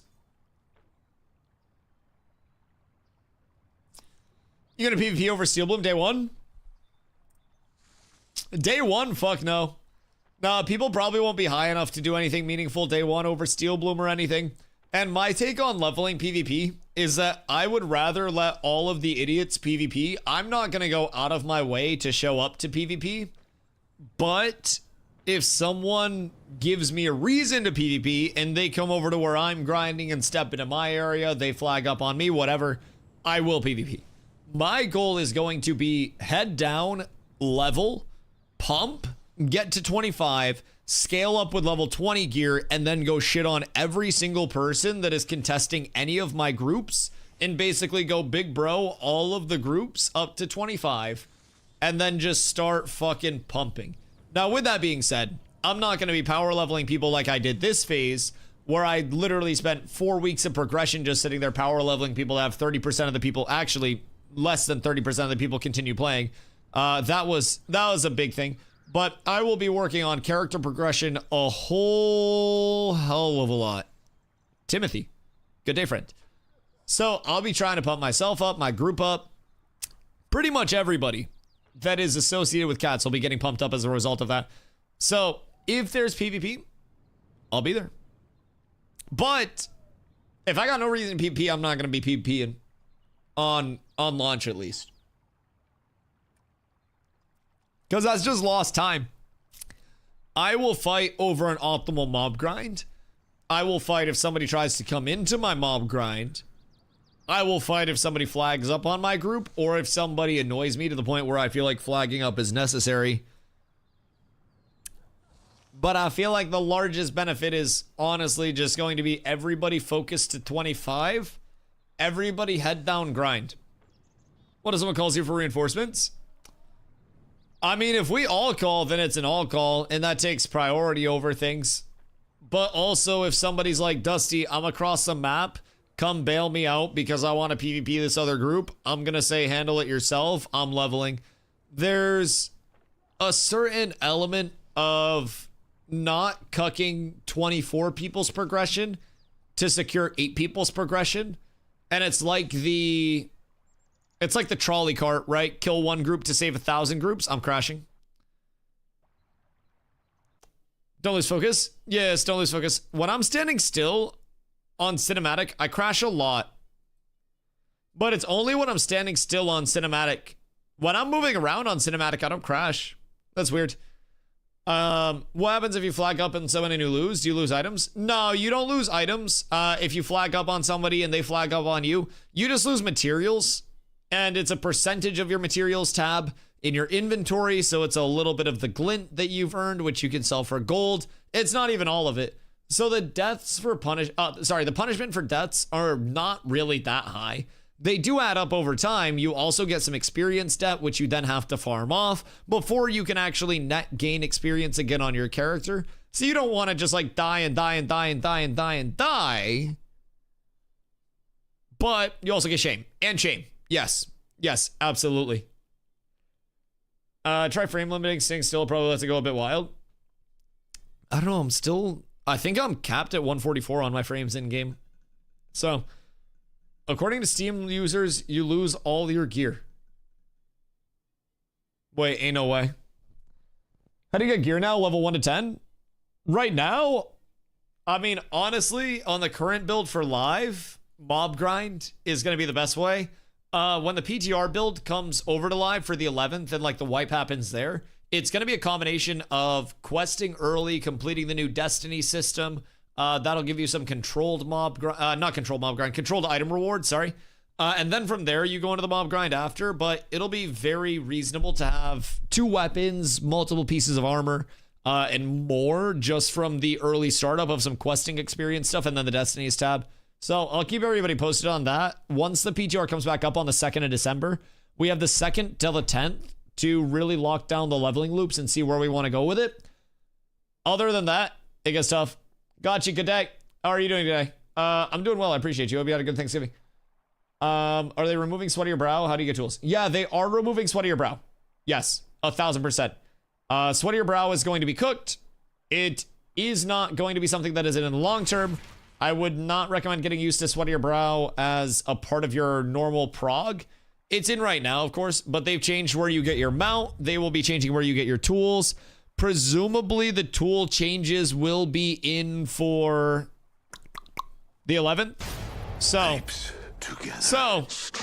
that's the goal. God, thank you for the 8 months. Much love, much love. Yeah, been chilling over here, try harding in Conquerors, Gross. trying to get top 25 The fuck is before the Conqueror's season Blade? ends. Z's. It shouldn't top 25 be easy in a game that 30 people play. I feel like that's doable. How do you get tools on the 11th? I don't know, if I'm being honest. They have not hit the full revamp yet. We're still waiting on more changes to come in around that. That's going to be like throughout the 2nd to the 10th. As of right now, there is not a tool replacement. Presumably, they're going to work a quest chain in and kind of optimize it over the course of, you know, the first time user experience somewhere. I just don't know necessarily what they're leaning towards. I don't know if they're leaning towards something more like the anvils, where it tends to be a quicker time to acquiring your tools. Maybe we just spawn with them. Yeah, maybe we spawn with crude tools. Maybe they take out that quest chain to acquire them as a whole, and they just work getting your first mount into one of the initial quests, and then the tools are just something we have, and then we make our other tools after the fact. That could entirely be a thing as well. I think that wouldn't be the worst. You just kind of spawn with a couple of weapons and a basic tool set. I wouldn't mind that. But some people would also say that's a lazy approach. I think leaning into here you have this baseline set of tools, use them to gather things to make a better set of tools, though, is a pretty straight line aspect, pretty straightforward aspect. So I don't really mind that. Did they lower crafting costs, or what are the changes to crafting processing? Dude, a million changes to crafting and processing, if I'm being honest. A bunch of recipes were looked at for consistency shit and some adjustments. Costs have been adjusted with a bunch of things. Fuel no longer exists for processing, so I think tools being a part of a quest is too skippable. Yeah, no, that's very true. Although, somebody's got to do it, right? Hope they're reworking Set to Motion, my favorite lore quest, and it's out right now. That's the one that's over by Karf, right? That gives you, like, the Karfin sword. The one-hander. I'm sure they will implement a lot of lore-based quests as it goes. I'm not necessarily certain what they have disabled versus what's enabled still, because so many things are just rapidly being bing bang boomed right now. It's genuinely hard to keep up. So once the 2nd comes up, I'm going to be checking out so much questing, like, related information. I would give us crude tools and put a quest to craft novice tools. Yeah, or maybe, like, give us crude tools and do, like, the quest in the Destiny system is what you're saying? Because I think that'd be good.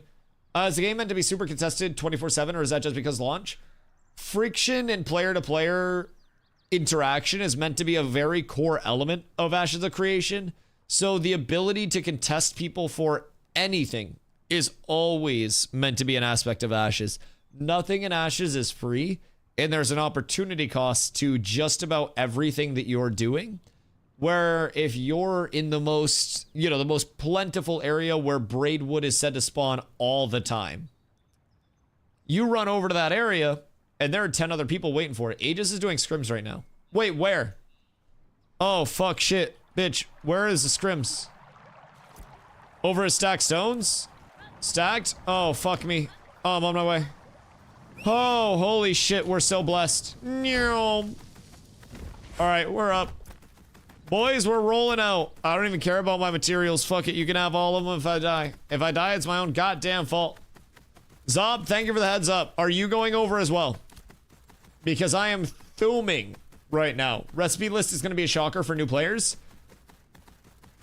Yes, but also I think it'll be a larger shock for returning players who have spent a lot of time previously gathering, refining, crafting, and then come into the surprise of like, wait, what do you mean this now exists and I can track recipes?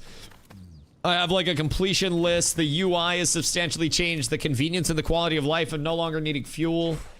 I think that's going to be quite nice. I think that it'll be more of a nice little oh shit for returning players though, because crafting UI exists in every game, you know. How long will early access be? We don't know, but my guess is minimum 2.5 years. I think personally, I lean towards them launching mid to late 2028, but everything could change along the way. The aspect of Ash's development that can either be the most encouraging or discouraging thing about, you know, about the state of development that we're in is that their emphasis is going to be on launching the game when it's ready to launch and not beforehand. Not rushing something out. Not, you know, hitting a date to hit a date. So, yo, Black Blood. Gang. Hey, yo, thank you for the 9 months, brother. Much love, my gang. But yeah, so I think in that aspect, I would expect Ashes to always kind of lean on the side of if it's not ready, it will receive more time to cook, which could lead to some people feeling like development takes too long or has taken too long. That's all up to personal opinion. Some people would rather wait a little bit longer for a finely cooked meal instead of going to McDonald's and getting a McDonald's meal. To each their own, and I'm willing to wait for something that is cooked properly and is going to taste very good and be enjoyable for me when it is ready to be served to me. I'm not the one that's cooking it myself, so I'm not going to turn the heat on high. I'm not going to try to cook it up faster. I'm not going to expect it to cook faster. I'm going to sit back in my comfy chair. I'm going to be happy, and I'm going to just wait for that shit to be cooked perfectly, and then when they serve it up to me and say, Dusty, enjoy, I'm going to hopefully enjoy it. And if it comes out and I'm not happy with it, then maybe I don't eat at that restaurant again. That's up to the buyer. That's where people can voice their opinion. But I'm also not the one to say when that's going to be. I'm willing to be here along the way. I'm willing to spend my time and, you know, my community's time play testing and trying to improve the features in the long term and the state of Ashes in the long term. And not everybody will want to do that, but for me, I look forward to it, man. It's very fun for me. Oh, no, well done? Well, well done's kind of gross. We don't need to overcook. It's illegal to be reasonable like that? Yeah, no, absolutely. Absolutely. If you ask YouTube, I am the most unreasonable person in human history, and I'm an Ashes shill, by the way. If you ask YouTube comments, bro, it's crazy. The YouTube live chat's nice, but like YouTube comments are fucking wild. It's like anytime somebody mentions that it's not the end of the world with Ashes all the time, it's instantly, you're a paid shill. You're a shill too? Yes. Yeah. I've recently gotten the shill that doesn't value my viewers at all. I've got the egomaniac comments. The internet's full of bots. It's so funny to me. I just have fun with it. Like, I'm someone that's very recognizing of my content will never be for everybody. And people genuinely, like, no matter how good your content is, there will always be people who don't like your content. Burnt Peanut, when Burnt Peanut was popping off, probably had people going, why the fuck are people watching a stupid fucking dude as a peanut? Guarantee it. Guarantee it. You will always have haters no matter how well you're doing, brother. And you just gotta stick to what you believe in. So, I just do what I do. The internet is 1000% full of bots. And it's not even the clankers. Sometimes the clankers are the most reasonable people. But it's just on Steam page literally just says Ashes is best MMO full of rage. Oh god. Steven talking about pushing towards beta next year on Twitter worries me. I think people are misinterpreting that. Now, of course, I could also be misinterpreting that. Just full disclaimer.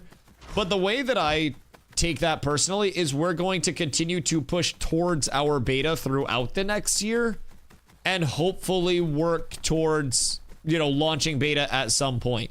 Because it's not like they're just going to say, well, we're not working towards beta over the course of the next year. Like Steven and the team are pushing towards beta next year. That doesn't necessarily mean it launches next year. If he was like, we're pushing towards our beta launch, which will be next year, I would be very concerned. But pushing towards beta next year leads me to believe that 2026 is going to be a heavy emphasis on getting Ashes beta ready, which means getting it closer to a feature complete state.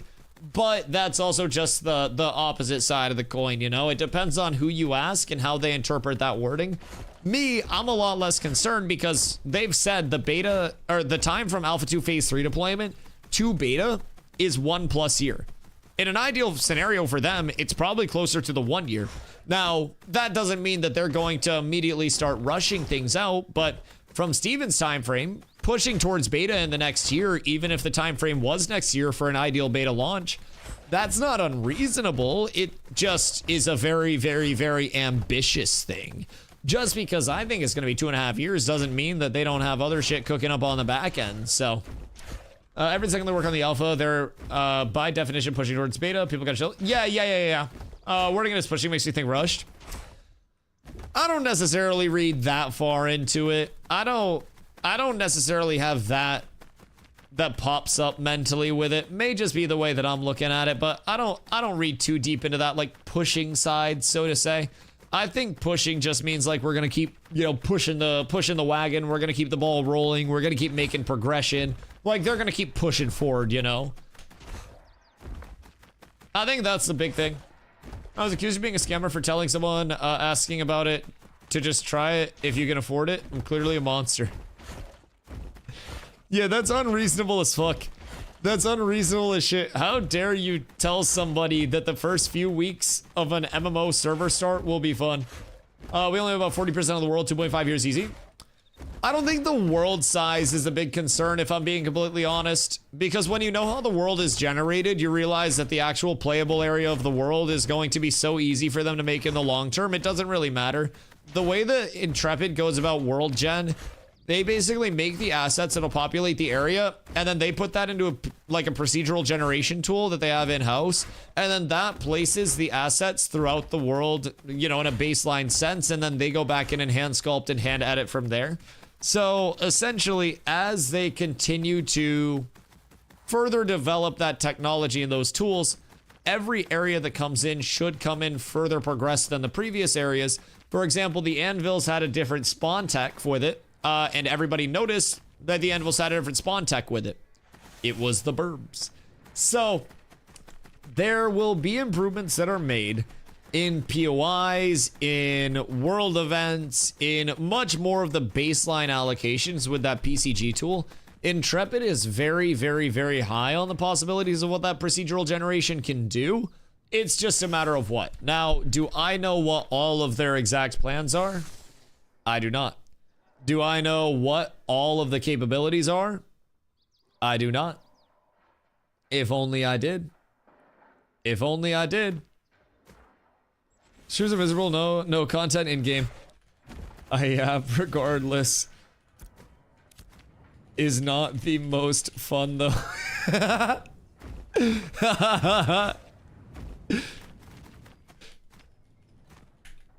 I like him being real. I just try to show up and make the best content that I can. Yeah, no, you're a real one for that. There is not a lot of content in game right now, but I just try to go around and make the most out of it, man. I try to do whatever I can. It's much less miserable though. I mean, I just like to sit here and yap regardless. If I'm being real, I consider myself kind of lucky with it. Just means they're working hard. He's getting just getting recent posts on his page as prep for the inevitable rees. No, I totally feel that as well. I want POIs and biomes like the ones we have in the Riverlands. There is a POI team that's assigned to the anvils that is working to get points of interest actually out and about in the world in the anvils. Where that's at, we don't necessarily know at this point in time. But Steven has confirmed that they do have the POI team in place that is working to implement that. I would like to hope that we could see some very heavy patching coming over the course of, you know, now until December 2nd on the PTR. And in the event they're able to bring in, you know, some new POIs in the anvils, first time user experience changes, and more of the sort on the PTR, that will be very, very, very nice to have it, you know, just start to all click together, right? So we're a few POIs away from maybe having 1 to 15 continuity in the anvils. A few world events from having some world events to do. We are a first-time user experience update away from having a very, very valid competitor to the Riverlands. And I look forward to that potential in the long term. It's just a matter of Ashes actually realizing, you know, the potential within the systems. And I don't mean realizing as in saying, oh, we can actually do this. I mean realizing the potential as in actually having that content that is completable within the game. Right now, it's super easy for me to say, oh, well, the POIs are coming. But until the POIs come, that's not enough to actually, you know, make people excited about the state of affairs. So I'm also very, very, very excited. I want more grand dungeons too. One of the big problems right now, in my opinion, is that because we are limited to, you know, level 25 progression, we don't have anything that's pushing us out of the Riverlands. We have nothing. So as you started coming on POIs, I'm still going, don't you worry. Now I'm on to grand dungeons and like the leveling prog. Because starting areas are meant to take level 1 to 30 progression and then get you through that point. And then once you hit level 30, theoretically, you're moving out into your secondary areas, filtering down to the desert, to the Goondark, to the tropics, and then to the other secondary areas that are coming throughout, which will then be our endgame areas. So hear me out. Right now, everything is in the Riverlands. There is nothing that actually says, hey, get the fuck out there, get out into the world, into the great beyond, and enjoy it, bucko. And as a result, we just gotta fucking sit here and take it. So many people will sit here in the Riverlands. They will never have to leave the Riverlands. Obviously, you will get better rewards if you do leave the Riverlands. If you're ahead early and you want to go down and you want to farm Hawk Bow to get a nice bow to start out before crafting becomes available, and you want to farm a skin stripper, then that'll help you be strong early. If you want to scale up stronger later, you're going to have to do more than just the mob grind. But getting out of the Riverlands can be kind of nice. Now, I have to sneeze. Hold on.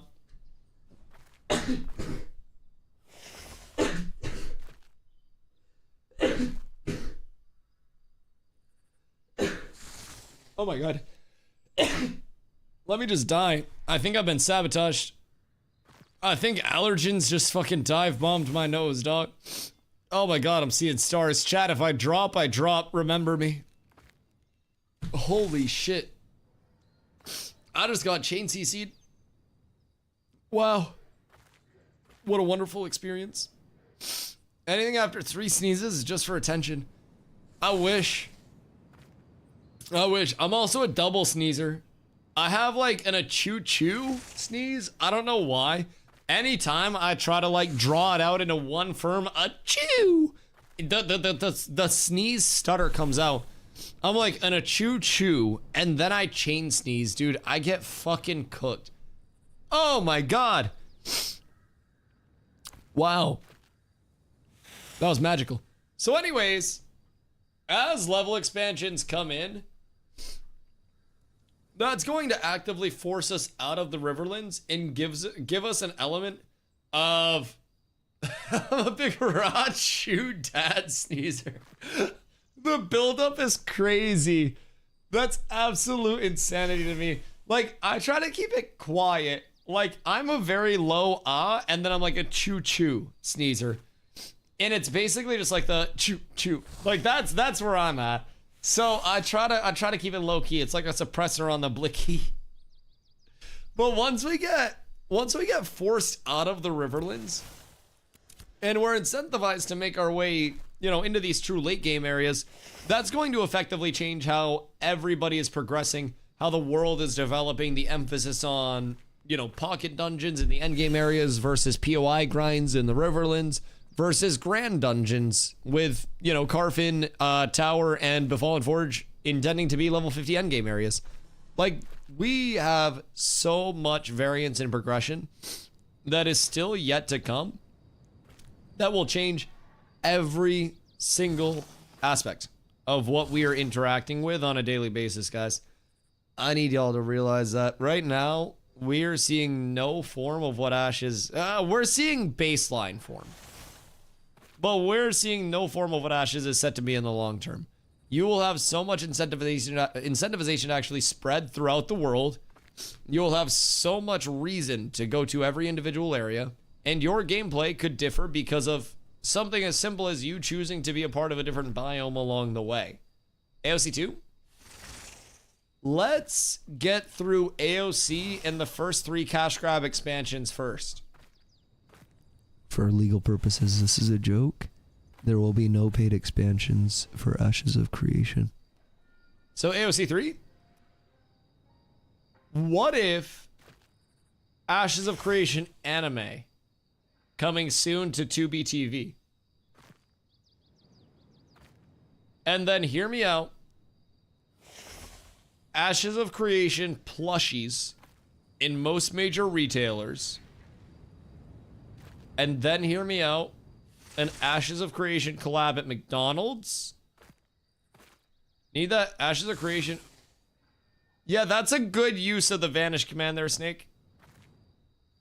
That's damn good use of the Vanish command. I would say that's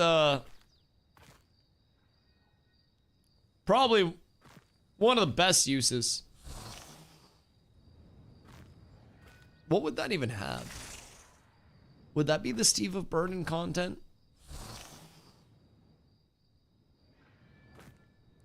I don't think I want to know. Who wants to know what it said? I feel like, unfortunately, too many people saw the naked models. Right. Except I don't have to pay for that. You just have to... I wonder if I could see titties in this character. Hold on. Because it happened more when you were switching armor sets back and forth really fast. Hold on.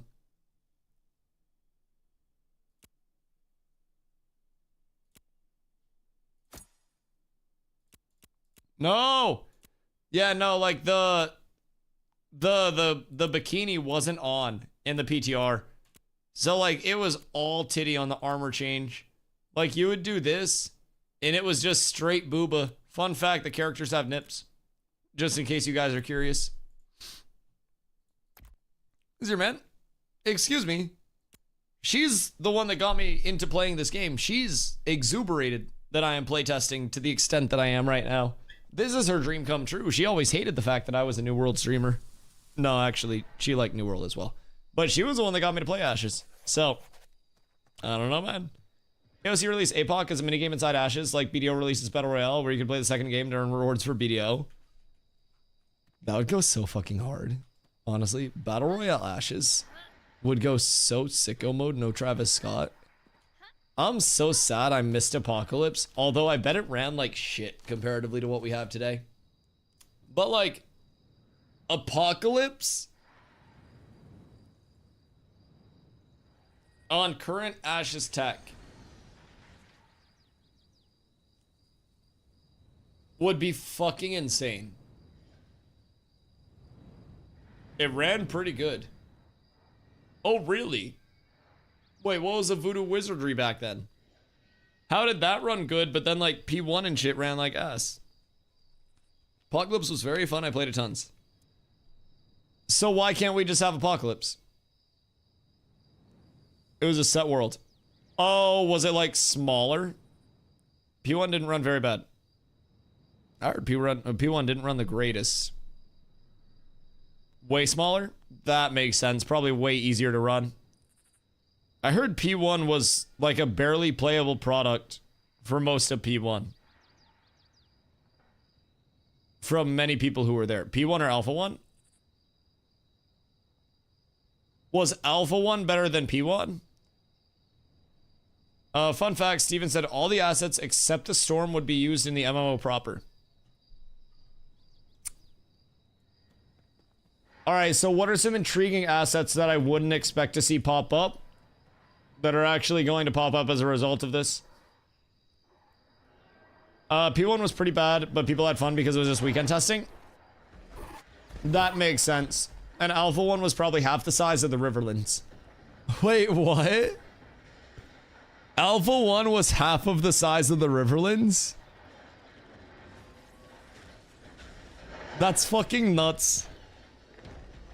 That's insane how far it's come. It was just Riverlands? I mean, even when I hopped in as a daily player, we had the Riverlands, and then we had the 3 in the desert. That was it. This was the map when I hopped in. That's it. Just those. Nothing fucking else. Giant ass mushrooms. Oh, like Underrealm mushrooms? Where's everybody going over here? Because Underrealm shit looks insano style. Aren't they adding a desert raid like Carve? I'm assuming they will long-term have many grand dungeons. I don't know how many grand dungeons they plan to have as a whole, but they will have more world bosses, more grand dungeons, more of that endgame build out as well. What are your top 3 things you're most excited for to come to this game in scope? Guild castles, arenas. What's my other top 3 in terms of my personal? Guild castles and arenas are definitely my top 2. What's my top? What's my third?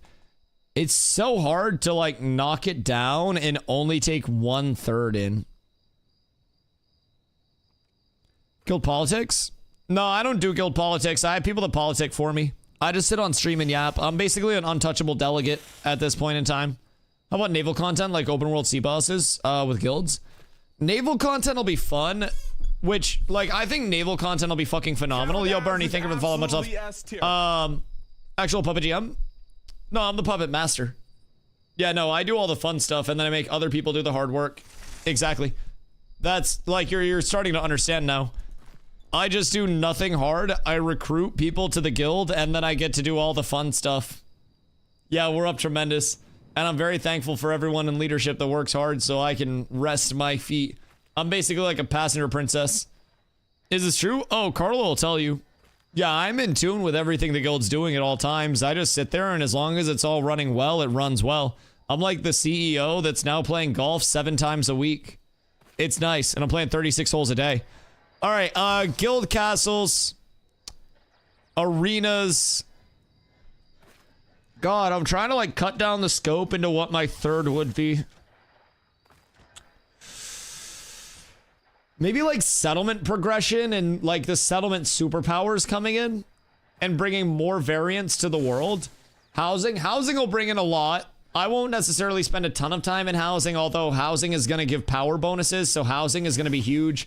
But I think settlement progression would be my third, just because settlement progression is such an overarching change to the gameplay loop and what's available on the servers and like what the metas are. So the truth has been revealed. Dusty is a bum.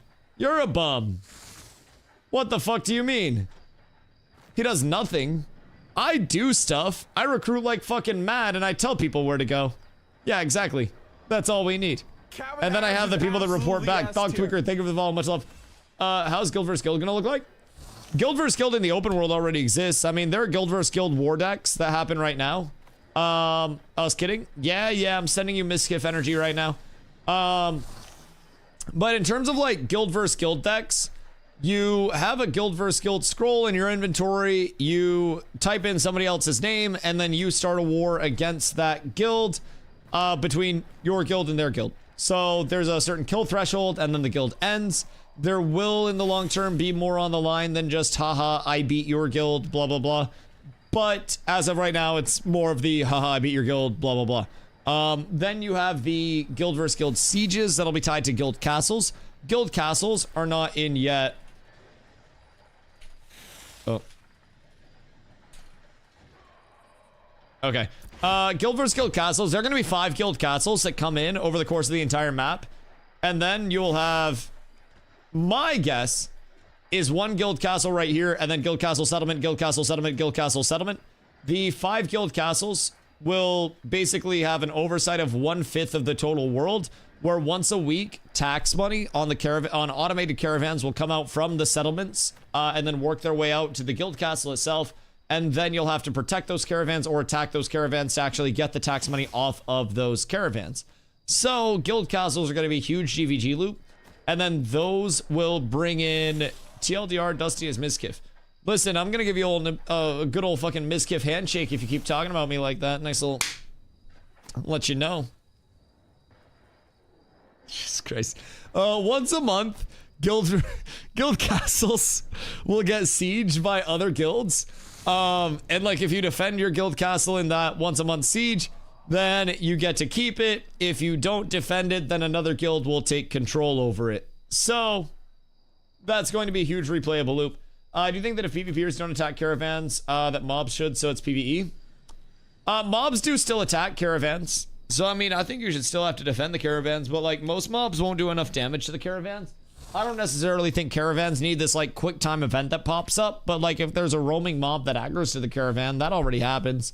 It's just there's not a ton of damage. Guild castles on fire. Guild castles are going to be such a replayable loop. And keep in mind, that's going to be the top 5 guilds on the server at that point in time holding a guild castle when all 5 are in. And then you'll also have the guilds that are underneath that top 5 all competing and vying for the actual guild castle. You may see multiple guilds link up to try to get one guild to guild castle. There's going to be so much. Also, Dog Tweaker, what up, dude? How's the game and how can I get it? It's not available in the streamer access?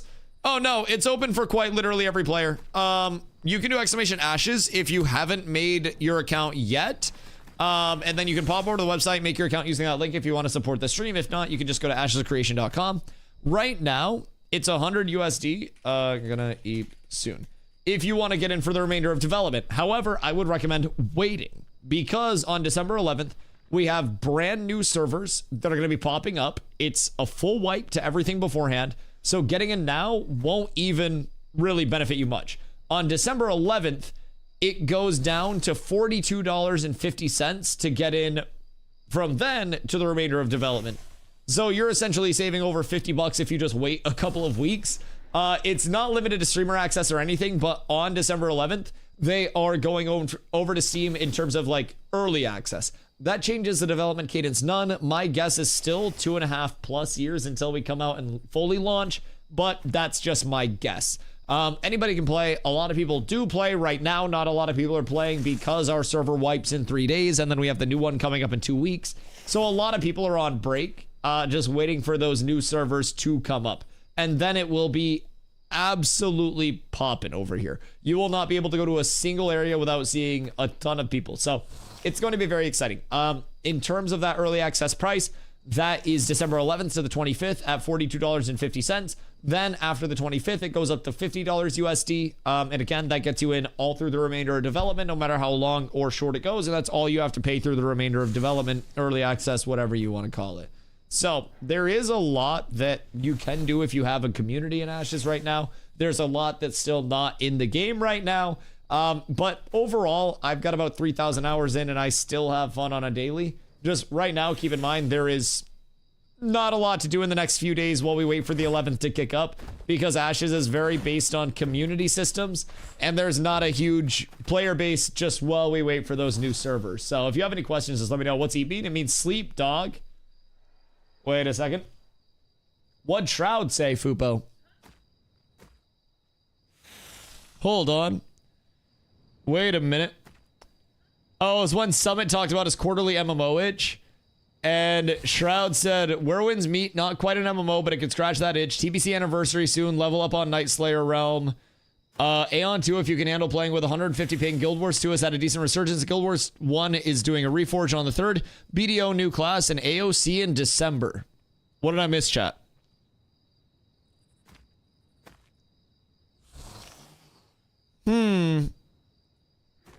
Does Shroud know that we exist, chat?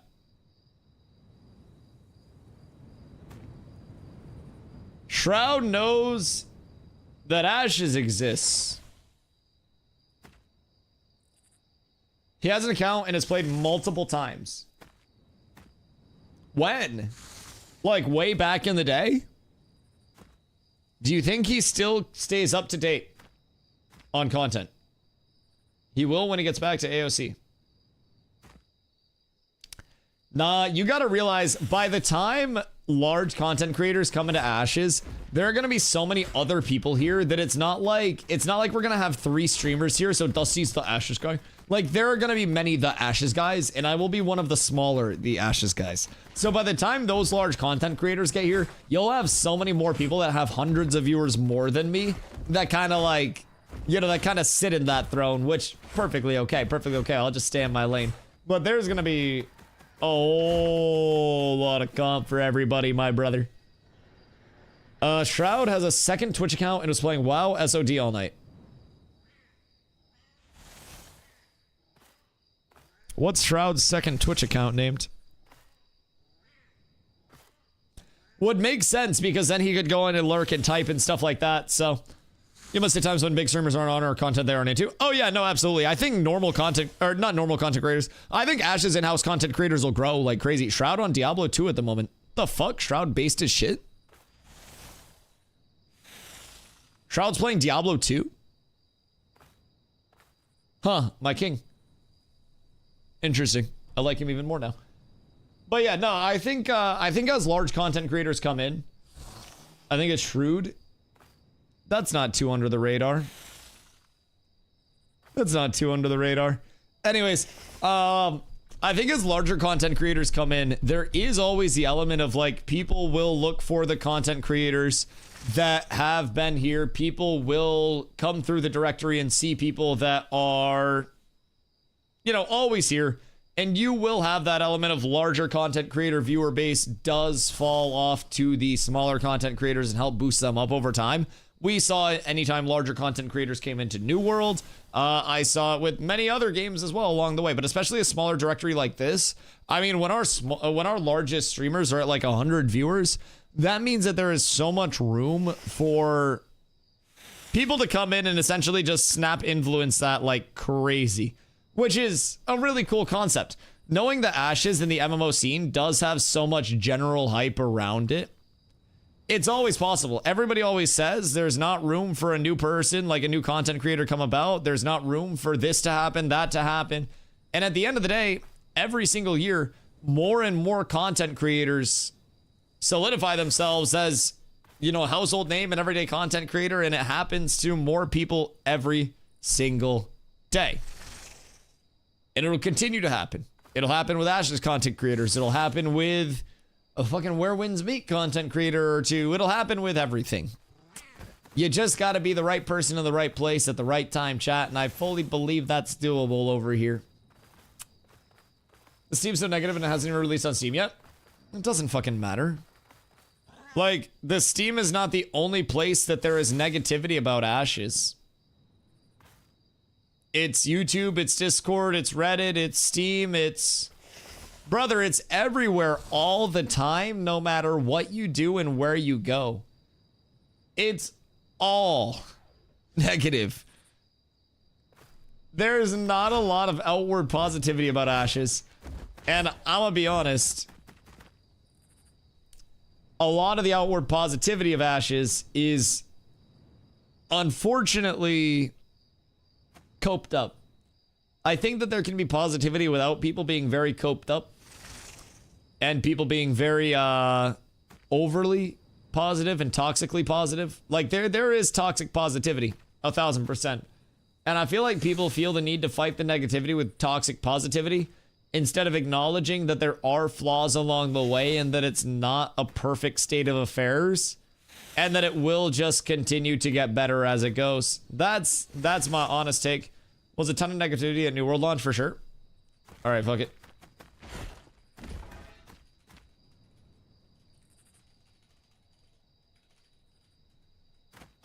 I'll pop in for a few. I was gonna sit it out, but if they're still picking tanks, I'll pop in for a few rounds. I'll run it until they do a reset, boys. We got it. Once I get drafted, I gotta smoke. But we're up. New World had negativity at launch and it still had big numbers. See, I think the difference between the two is that New World had negativity after launch and not before launch. I think New World could have actually benefited from a bit more negativity before the game deployed, because it would have tempered people's expectations instead of just having an insanely high level of excitement from every single person in existence. New World would have then had a little bit more realistic of an idea around it from the outward community. And in my opinion, and again, this is just my opinion, but part of what did New World in was the fact that everybody wanted New World to be the MMO of dreams. New World had a lot of negativity before launch because of the pivot from survival. From the survival comm, but not the MMO comm. The MMO comm thought it was going to be the goated MMO of all MMOs. So, like, the survival comm was a little pissed off. But, like, the overall MMO comm, I got into New World because I was part of the MMO comm that was excited about the change. So, still trying to part with that, GS? Which one? I gave away a gray sword already, although I do have a spear, but you can't even use that bad boy yet. So, all right, hold on. One sec, quick water before start.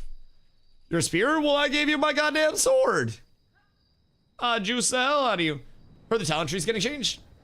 Which one? Archetype tree? The stam tree already got changed. Archetype trees are going to get changed at some point, but like it's not a guaranteed thing.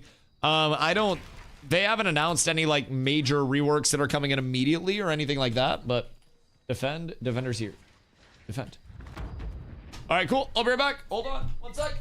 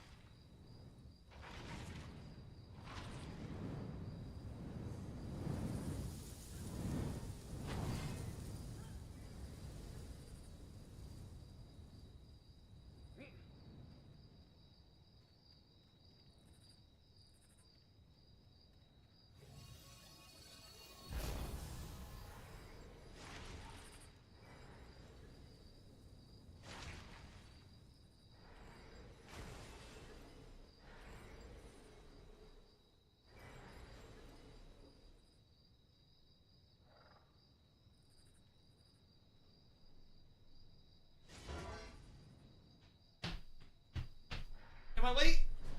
I'm not late. Oh, we're so set. We're so set. Huh. Auto music goes hard. Carlo works hard for this stream. Okay, I'm here. Most of the negativity with Ashes because of burnout. If they weren't open dev in their Steam vid launch, I don't know where the hype would break the internet. Like, I do think the open development and the burnout aspect of it is very, very, very, very, very important to keep in mind with people. Transparency and being very open about the bad and not curating the content. One thing that I always talked about early on with Ashes was that they do development streams and not development videos. That alone speaks volumes to me because curated content, it's like watching somebody's highlight reel versus watching somebody play live. And any player in the game can put together a YouTube short of them looking like a good PvPer, but it's very hard for people to show up to somebody that PvPs every single day and always see them playing well and not seeing them make mistakes. There are differences to it. And if you see somebody that's being a real person that is, you know, making those mistakes, PvPing as any normal human being would, and you compare that to the perfection that you see in a lot of these, you know, a lot of these short form compiled things, it's going to be night and day different. So with dev streams and with open development and transparent development, they're going to put a lot more of the bad publicly out there, saying, hey, we're not combining all of the good and only showing you the good. We're not keeping everything behind closed doors so you guys can only see what's behind, or what we want you to see. You can see pretty much all of it. And that's been something that really encourages me more than discourages me, if I'm being honest. It makes me very happy that we have a developer that is confident enough in their product to just say, hey, you guys don't like it, that's okay. If you don't want to buy into the development right now, don't buy into the development right now. Don't force yourself to hop in. Wait until you're feeling it a little more. Wait until you're vibing with it a little bit more. And I think that's the most reasonable take. My two positives are they're actually launching something in December, and they have a steady progression. They just need a big push 2026 to make the final game. They also need to care more than ever about a cool storyline.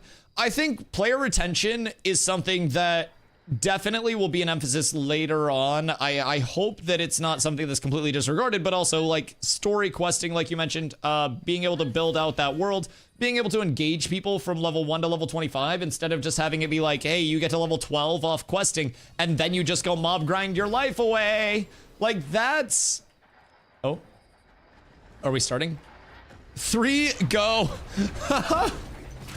The 3 go is fucking wild and demonic, if I'm being real. Absolute insanity to me. All right, that's a nice pick. Thug, I can't allow you to be chasing all of my DPS around. Prey check. Okay, he's gonna die here. That's good. Trident fighter. I can keep him off of my backline, probably. What do they have here? Sworn enemy. He's a fighter. Why are there so many melees here? Jesus fucking Christ. They have an ungodly amount of melees in this bitch. I will say that much. All we need to do is just keep them separated from my bush, and then all is well. That wall did next to nothing, by the way. Just for perspective. Full disclosure. Full disclosure. Although I do feel like I can smack the shit out of people, which is great. I played 0 defensive that round and just wanted to nuke squishies. And I like hitting the squishies. No, no, no. How the hell? Huh. How did he get there from here? That is my question. That is my question. Early on was Dev Vaporware. That's where they went wrong with OpenDev. Sure worked on a test server. Felt like a blow to know that wasn't playable. Oh, are you talking like the vertical slices and shit for the dev streams? Yeah, I totally understand a lot of people's criticisms of Ashes, man. Like, don't get me wrong. I sit here 1000% aware of what Ashes is, what Ashes was, and like, you know, what I hope Ashes will be, and also fully aware that that is just my hope for things. And at the end of the day, there's no guarantee that Ashes will be anything that any of us hope for. And there's no guarantee that Ashes will even launch someday, but really all we have is that hope. So for me, I like seeing the growth from point A to what we have now. And I'm optimistic about the continued growth from where we're at now to where they want it to be. And keep in mind, E-Raj, thank you for the 5, dude. I appreciate that very much. Thank you, thank you, thank you. I feel like as Ashes continues to grow and evolve, man, it's just, you know, the critiques are valid. People that say this part of the game's not the most fun, that part of the game's not the most fun. It's not like they're wrong. It's just that they gotta be a little more patient sometimes. And I think that's okay. I think people run out of patience with things a lot. I think that it's okay if people want to play other things, or people, you know, are just interested in other things along the way. I don't think anybody in their right mind expects people to play Ashes as much as I do or more and be sane, if I'm being real. So apparently my chat is toxic positivity, but I don't think it really is. I know I'm a cover, but I can see issues with the game still as it is now. I feel like terms just get thrown out when people disagree. I think that's the largest thing. I always try to be very cautious in terms of, like, I don't know, being dismissive even accidentally of other people's viewpoints. And I have times where I can still be just like, you know, accidentally very dismissive in the way that I can respond to things, especially in the heat of trying to get, you know, so many yaps out, trying to respond to all the questions. I can sometimes come across as I'm not hearing people's points, and that can sometimes lead people to believe that I'm not like understanding their critiques and I'm sitting here just dismissing it, which can then make people sometimes a little upset about things. So I always try to, you know, I provide my feedback, and I also try to listen to other people's feedback very, very thoroughly. And even if they're coming in and somebody is very critical, if somebody's like, oh, Ashes is scam, I'm like, well, what do you think is a scam about it? And then they're like, oh, it's never going to live up to the systems. And I'm like, oh, well, what systems are you excited for? And I try to spin it not into a debate of like, I'm right versus you're right. I try to spin it as a, like a, hey, what are you looking for that's not currently here right now? Can I point you to the right directory? Can I get you in the right spot where we can find some common ground to then converse about this game? Because then I can be like, oh yeah, man, no, I totally look forward to more, you know, questing as well. I'm right now working on a questing loop to start my character for next phase, because early game it's really good, but late game questing falls off like crazy, so we got to get ready for mob grinds after that. And they're like, oh, okay, well, when is questing gonna get better? And then we talk about that. I feel like everything has a common ground somewhere that doesn't need to be the toxic positive, that doesn't need to be the overwhelming doomer. And so frequently, people that aren't even on the far side of that will just throw out the other side. Someone will come in with like, not come in here or anything like that, but someone will present their takes on things, and it's either met with a you're coping or you're dooming. And at the end of the day, someone can have a take that is optimistic or pessimistic and still be rooted in validity. It doesn't immediately make someone like wrong and a coper or a doomer for having feelings about the systems that they're going to be passionate about. I really just hate that side of things where it's aligned to the two teams. It's Team Cope and Team Doom. And I'm just over here and I'm like, yep, well, I'm seeing both sides of it. The grass is green over here. The grass is kind of shitty over here, but the green grass has some shitty spots and the shitty grass has some green spots. And nobody likes that because I'm just walking in the middle of both of the fucking paths right now. I talk about things that are not good very openly. I explain that I don't like them and why I don't like them. And I also talk about the things that I love in a very passionate way. I think at the end of the day, we need more of that. And we need less hating ass motherfuckers. I think constructive criticism is good. Like saying something's bad, but giving a solution to how to improve. But to say, yeah, this sucks, they don't know what they're doing is not helpful at all. Oh yeah, I always say there's a difference between constructive criticism and bitching. And a lot of bitches just be yapping. A lot of bitches just be yapping to yap. They just want to hear themselves yap. And I say this as a professional yapper. Yapping pays my bills. And some of these bitches just be yapping to yap. There's a little bit too much of it. And I feel like not everybody needs to have feedback on every single system. Pot came in at the start when he rated at the end of his stream, and he asked me a question on caravans. And I was like, honestly, I don't really interact with that enough to give you a good answer to it. I was like, I don't have good feedback on that. And instead of coming up with some bullshit answer of why I would love or not love the system that Pock was asking me about, I took the boring route and said, honestly, Pock, I don't deal with that too much. I'm not too much of a caravan teleporter guy. I was like, I use it for this scenario and this scenario, but I haven't done too much with it. I was like, I could see both sides of it, but I don't really have feedback on that.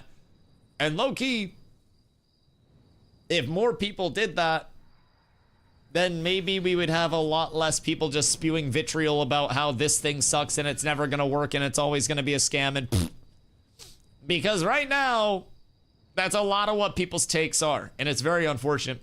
Here to the end of Ashes, but I don't promote it to my friends anymore. I do have a few wanting to jump in December 11th again. Yeah, I think whenever people ask about it, I'm more than happy to tell them about it. And it's kind of a cool spot to be in right now because I'm very largely advocating for people to actually wait to hop in until the 11th or whenever they're fully ready for that entry point, which feels weird for me to be like, hey, don't play this right now. But being able to be in a spot where I can sit here and feel 100% confident that I'm trying to get people ingrained in Ashes and like introduced to Ashes at the best point in time is cool. I feel like I am 0% trying to push the game on anybody at any time. At least I never try to. I just sit here, and if people have questions about Ashes, I'll yap to them about it. If they want to hop in, they can. If they don't, I don't fucking care. At the end of the day, if you join my guild, awesome. If you don't join my guild, then whatever, it is what it is. So I hope that people, and one of the biggest things I advocate for is waiting until you see that entry point where you're like, I need to do this. I want to do this more than anything else right now. If you're looking at Arc Raiders and you're like, man, I really want to bungle 8 right now, then go over and fucking bungle 8. Ashes is going to be here. The war is already done on Arc Raiders. The content is finite, boys. Play what you want when you want to play it. And if right now Ashes is not your flavor, then Ashes is not your flavor, and that's perfectly fucking okay. And I feel like some people just aren't willing to say, it's not for me right now, it's not my flavor right now. I don't think that's the end of the world. But maybe I'm crazy. Oh no, he got Fortnited. The double pull into the Fortnite goes fucking crazy. It's rough out there. All right, we gotta get a big Trapinski into their back line here soon. I'm gonna get on Xander, and then we're gonna pull Xander back into my back line in 3, 2, 1. Xander pulled back, and then we're gonna trip, and I'm gonna do big damage, and then dead. Oh my god. Oh, that snipe came in at such a good time. Oh fuck. Oh, that felt wonderful. I just saw that snipe proj come in, and that absolutely made me smile. Thank you to whoever sent that. Oh, was that Snake? Was that my ranger? Tell me that. Yeah, that was the only ranger. That was my ranger. Oh, Snake. Thanks, buddy. I appreciate you. That was so well timed. Right when I tripped, I hear pew. Yo, Snacks, what up, dog? Played pretty hard at P2. What changes are happening from then to the 11th? Are they significant? My biggest gripe is sometimes I want to be antisocial and be solo, and there's not much content for that. Yo, I fucking respect that so much. I'm being completely honest. My biggest gripe is sometimes I want to just fuck off and not talk to people. Brother, I fucking relate. In terms of changes from P2 to now, dog, if I took you through it all, I'd be here until tomorrow. More or less, map expansions, new territory level, nodes are called settlements now. I still call them territories sometimes, but new settlement level. You've got T4s now instead of T3s. You've got vassaling in, dynamic gridding works, server worker infrastructure has come a long way. We have two first-time user experiences now. You've got the anvils starting in the mountain. You've got the riverlands starting in the fucking castle. From there, progression is entirely different. They've been reworking first-time user experiences to be a bit more streamlined, a bit better. They've also added in for the PTR build, and the build that'll come on the 11th, the new Destiny system. The Destiny system is some more like guidance-based objectives, such as kill this many elite mobs, gather this many things, craft this thing at this rarity, and then as you complete these, you get rewards for completing the objectives. Different objectives are in different categories, from combat to adventuring, first steps, gathering, processing, crafting. Completing multiple of the objectives, you can claim rewards for 2, 4, 6, or 8. So a lot of first-time user experience changes.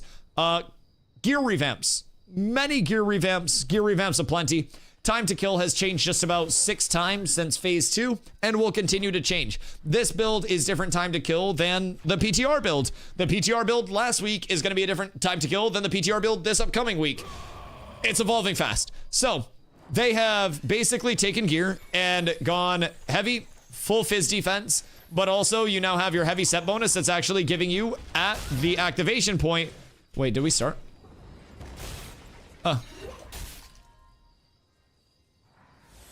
What'd I do?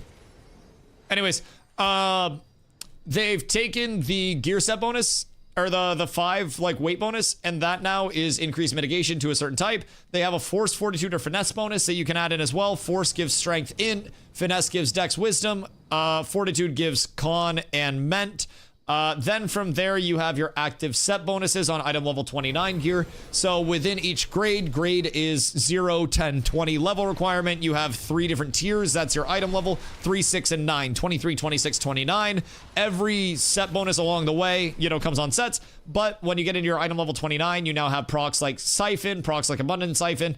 You have Strike. You have basically many different proc-based set bonuses that some are offensive, some are defensive, some are healing, some are sustain. many reworks to time to kill, movement rework, aplenty. I mean, there's no more momentum carry and b-hopping. They've added friction to the air, so the movement is entirely different. Dodging gets a complete revamp on the PTR. So combat, functionally different. From there, econ state is entirely different. Way fewer things that are vendor acquirable. Everything is player to player acquirable. Static gathering is no longer a thing. Sport fishing is coming in. Oh, fuck me. Just a plethora of new recipes and shit. New world bosses are coming in for the 11th. New types of boats are in. Oh, boats are in, if you haven't heard about that. We have like 3 types coming up for the patch. There's the original Caravel, then there's a Corsair, which is a smaller boat, then there's a rowboat, which is a rowboat. Let's see. You played Sieges. Settlement Sieges are in. No Death. Settlement Death is still not in. Guild vs. Guild Wars are in and functioning. Guild Castles are not in. Freeholds are currently pulled from the game, but will be returning at some point, TM, with more functionality to them. Fuck, what else am I missing? Dude, it's so hard to give a concise rundown. I'm like sorting through all of my brain files for this right now, Snacks. There's so much information. TLDR, a lot has changed. Solo experiences have improved drastically. There's a lot. Is Polar still exploiting? Shit, probably. I don't know. I'm not in Polar. I don't pocket watch them. My goal is to have cats be able to keep up with the highest end communities without any accusations, any exploits, anything whatsoever. And let me tell you, we're putting up a damn good fucking fight right now, boys. And it just continues to get better. We're fighting the goddamn good fight. Now, exploiting is different than me using my streamer client and overlay to discern where all of the high rarity gatherables are. But maybe if you guys weren't just normie ass bitches in your rooms by yourself, you too would have the streamer client and wouldn't have to worry about peasant exploits. Just try to be better. Sorry. For legal purposes, this is a joke and there is no streamer client. Also, you're not all normies. Only some of you. Thanks for all the great info. Yeah, of course, dude. Gonna try Bard, Summoner, Bard, Mage. Yo, starting as Bard, always very solid. Always very solid. Yo, Dinger, ni hao, my boy. Hope you're having a beautiful day. Bard can do everything in the game. It can find group content. It can do solo content. It can DPS. It can heal. It can support. It can probably fucking tank if you figure out a way to hold threat. Is real good. Is real good. And then I'm actually really intrigued by Bard Summoner. I'm not going to play Bard Summoner, but I'm intrigued by Bard Summoner primarily because Bard right now has to physically be in place to cast its dances. So Bard has Nimble Dance, which will pulse out multiple times and clear CC effects from targets, like friendly targets that are in the area. What if a Bard could just summon a goddamn Nimble Dance? What if a Vines goes out, like a big AoE CC, and then a Bard summons a fucking Nimble Dance on top of that? That shit would be insane. Just found a paper about you in Ashes of Creation, Dust Formation, and Stars. Ashes of Creation, JWST uncovers silicate dust in massive star clusters. Are you saying that Ashes of Creation at its core is nothing without a little bit of dust? Are you saying I'm important, Fupo? Because that's the nicest thing anyone's ever said to me over here, man. Oh, shit. Oh, we started. Oh, fuck. My bad, my bad, my bad. I'm gonna yeet myself a Xander in a sec. Xander doesn't want to get yeeted. Paycheck. Got you in the ring for 3 minutes, buddy. 3 minutes of playtime. Bilius, I got you. I got you with everything I have, buddy. I'm gonna go Brick, and then Brick dies. Nice, Brick dies. Next we can kill Thug. Thug hasn't died yet. Actually, we don't need to go Thug. Fine. Oh yeah, I guess we go Thug. They're all dead, aren't they? Well, that's quite nice. The boys are pumping. I'm very thankful to have all of the pumpiest of the lads at my disposal right now. I'm just trying to front line, and I'm letting everything else shape up. I got you. Nope. You live. Nice. Oh no, the intercept wasn't enough. The bleeds. The bleeds. No. I tried. I want you to know I tried with the intercept. I tried so hard. Ashes are made of dust, it appears. Listen, I'm just happy to help. I'm happy to play my part, man. It's like, it's an honor. to truly be involved in the baseline of constructing something so fucking great. I know I've probably been more of a detriment than anything else over the course of my existence so far, but dude, I'm happy to be here. What about I think of Paladin? Paladin's gonna fuck. Tank, especially on the new time to kill. Keep in mind, time to kill stuff is always relative to change. Also, Modena on the PTR, Jesus Christ, on the YouTube side, is PvP a thing where if I get on, I can do it daily, or is it mostly PvE right now? Oh, there's a ton of PvP that you can find. I would wait till December 11th to hop on because PvP is dependent on the player base. There's not an arenas or anything like that that you can queue for right now. Arenas will be in eventually, but right now, not in. But when the servers are populated, you can find a shitload of PvP. I can promise you that. Now, you have to PvE to PvP. You got to get your gear. You got to gather refined craft.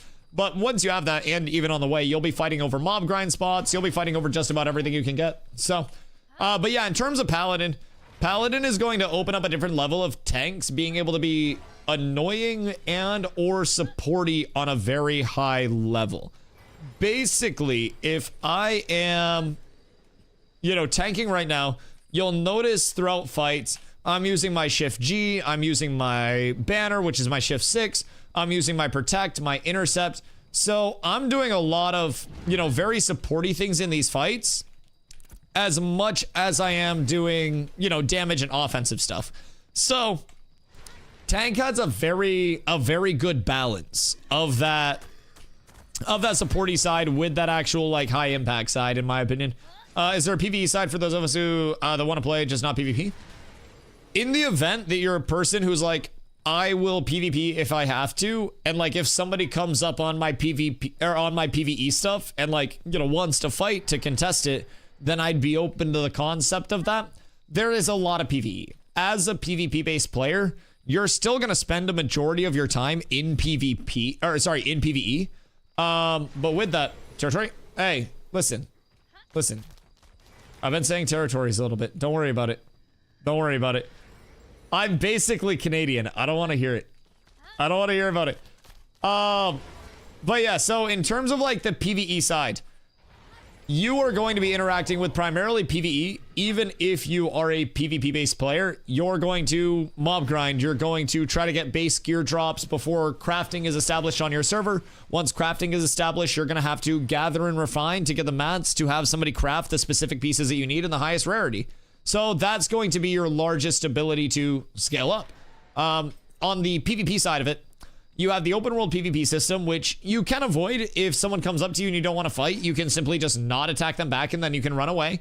If you don't want to be in a guild versus guild war, you can leave your guild or be a part of a guild that isn't really getting declared on in the first place. If you don't want to be a part of settlement versus settlement wars or sieges, you cannot be a citizen of a settlement. And the only thing you lose are settlement buffs. So there are ways that you can actively avoid PvP, but genuinely, as someone who seeks out PvP, most players will not PvP much, if at all, in a normal Ashes experience. Now, that is dependent on how dense the area is that you're trying to farm in. If you are farming in the most populated area that there is, then that's going to lead to you being a lot more likely to find PvP along the way because people are going to want to fight over that very high value spot. So, just naturally, you can put yourself in spots where you are either more or less likely to actually PvP along the way. So, do you need to feed Dusty to the server hamsters? Wait. No, you don't need to feed me to the server hamsters. No, the server hamsters wouldn't like me. I'm all muscly. So it would be too tough and chewy, Fubo. I'm absolutely yoked under this pump cover. Who hit me? What a goddamn heli? Is Trident bullying people? He's still a fighter at the end of the day. I'll do it to him if I gotta do it to him. I think Steve was missing an important piece. Secondary archetypes aren't in the game yet. Yes, yeah. If you're looking at the planning for secondaries for the long term, then you're up tremendous, but secondaries are not in yet. Those will start to come in with Tank and Cleric, secondaries being the first to come in. We're getting Summoner, which is a final primary archetype with the December 11th update. So that'll be our 8th and final primary, but we will still have secondaries yet to be deployed along the way. Hey, give him back to me. I wanted him. There we go. I've dealt with the Trident.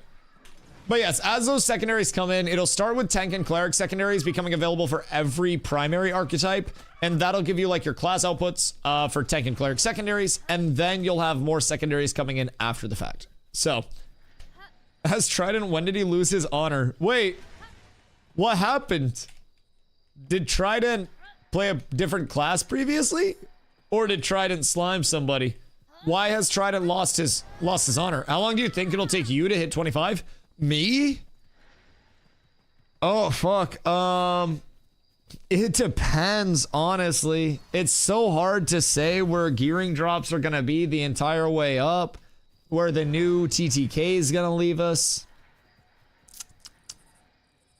It's so hard to say. I mean, the goal is obviously like 4-ish days for most people that are ahead of the curve based on last server's prog. Like 3 days of pretty much non-stop game time was what World First Group got. So, I mean, 3 to 4 days is really trying to be in that first wave of levelers. 5 to 7 days is going to be still very far ahead, but you're in the second wave of levelers. And then like 7 days to 2 weeks, like 1 week to 2 weeks, you're going to be in a pretty bulked up area. And then like 2 to 4 weeks will probably be a lot of the casuals coming up. At least from what I've experienced. Now, TTK changes could be very, very, very, very impactful on that as well. If we're super tanky and I can just AoE pull like mad, maybe that means that I can level our group a little bit faster. So, is TTK going to change on the 11th, or is it going to reflect current PTR TTK? It's going to change again. Steven confirmed that there's going to be a patch coming in for TTK when PTR goes back up. I don't know if it'll be directly in on the 2nd of December when PTR comes back up, but it will be done. Now, I don't know exactly what's going to be in that TTK iteration either, if I'm being completely honest. Wish I had a little bit more information around it, but we shall see. I'm hoping that it's something based on the offense side. Instead of just like nuking defensives, I mean, I hope that they nuke defenses a little bit like mitigation, but I also hope they pay attention. Whoops. I hope they also pay attention to the offensive side of scaling TTK. TTK is time to kill. So it's basically just a figure that is representative of the time that it takes for an average player to die in PvP. Due to some changes on the private test realm, TTK is very slow, and people are able to die, to live for very, very long. And not even necessarily to the point where, oh no, I'm able to live and I eventually die. It's essentially, I don't take any damage if you're running the right build and the right tech. So, with time to kill being super slow, Ashes is a group-based game. 1v1s are always going to be weird. But 1v1s were legitimately two unmovable, like immovable objects hitting each other. It wasn't even an unstoppable force. It was two immovable objects just duking it out. So, it was intriguing to see, and there will be more iterations. Now, keep in mind, once things go live on December 11th, that's still going to change even more over the course of the remainder of early access and development, because that's still probably going to be like 2.5 years if I had to guess. I think there's still plenty of change left to come. So even if you're a huge enjoyer of a certain TTK, it's going to change. Is there enough content in the game and combat/skills? Gonna play early access once it comes out on Steam as early?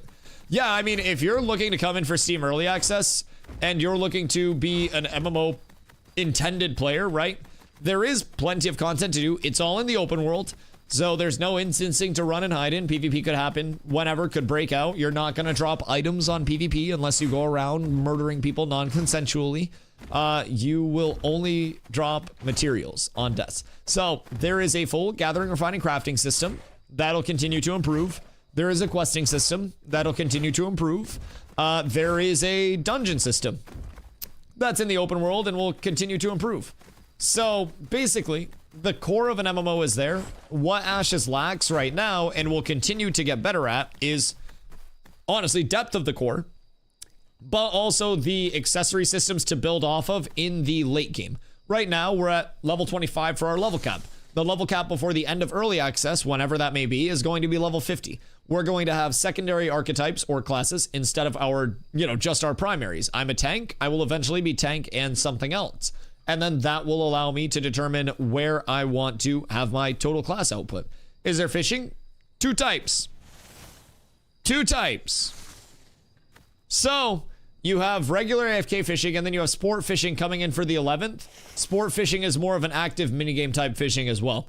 So yes, there is a good amount of content. I am legitimately 3,000-ish hours in at this point in time.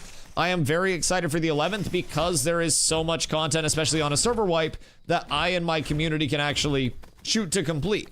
Whether that is trying to figure out how the fuck to gather, refine, and craft a bit more efficiently, trying to get leveling loops all sorted, trying to develop your statics, trying to build in PvP and get reps in, trying to understand the gearing, trying to parse whatever systems are coming in.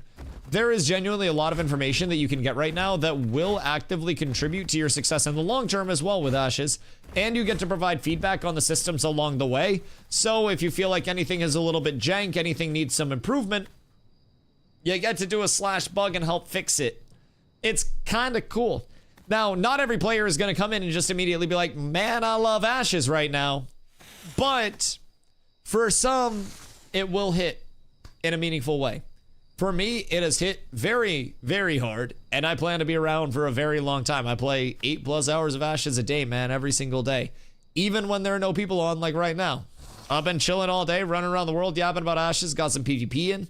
Did a little dungeoning earlier, so it is fun. And in any given day, you never really know what's going to happen, especially once the world is more populated. You could have one day where it's all PvP, one day where it's all PvE and mob grind, one day where it's all gathering, and then more likely days where it's a little bit of everything in between, and you've got to balance all of the chaos as it's popping up and as you're fighting through those things. So I have fun with it. If you have any questions about specific stuff, let me know, but can we recruit all the Steam noobs? Sonicats? I want an army of people. Listen, our guild has the best recruitment process out of any guild that is PvP minded right now. If you are a casual player or a new player, whether you're casual, competitive, whether you want to be one of the best players in the game, Exclamation Guild is going to be your easiest onboard to get into a community that supports every type of gameplay and fights with and against the best of the best guilds in the game, puts in every type of the PvX content, and has room for you. Very simply put, so helpful. Thank you. So helpful, Emu. You're also helpful. I appreciate you. Such helpful chatter. Wow. Are they adding anything new with the Steam release? Yes. Oh god, yeah. Comparatively to the state of this game, like essentially everything from first time user experience to progression throughout up to level 25, which is our current max level, then post 25 content is going to improve. They are doing a complete change to the gearing. The time to kill, the questing system is getting looked at and revamped from the ground up. Now that's not going to take you all the way to level 25 right now. That'll continue to develop. They're adding in new systems. They are working on server infrastructure. You name it, there is a lot that's coming with the December 11th update. It is going to also just represent one of many updates. Those that have been here for a while for Ashes have probably seen updates that are also quite large along the way. So you coming in on December 11th would see that being your first point of entry. It's going to be a lot of new content. It's, keep in mind, a server wipe of everything beforehand. So even experienced players will be there level 1 leveling out of those 2 starting areas, the Anvils and the Riverlands.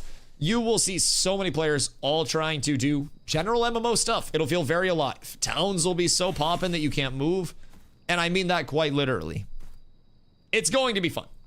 And if you don't like it, well, you can hate me forever for it. I'll allow you to. Is it good for a solo player? Don't do guilds much and tend to stay solo.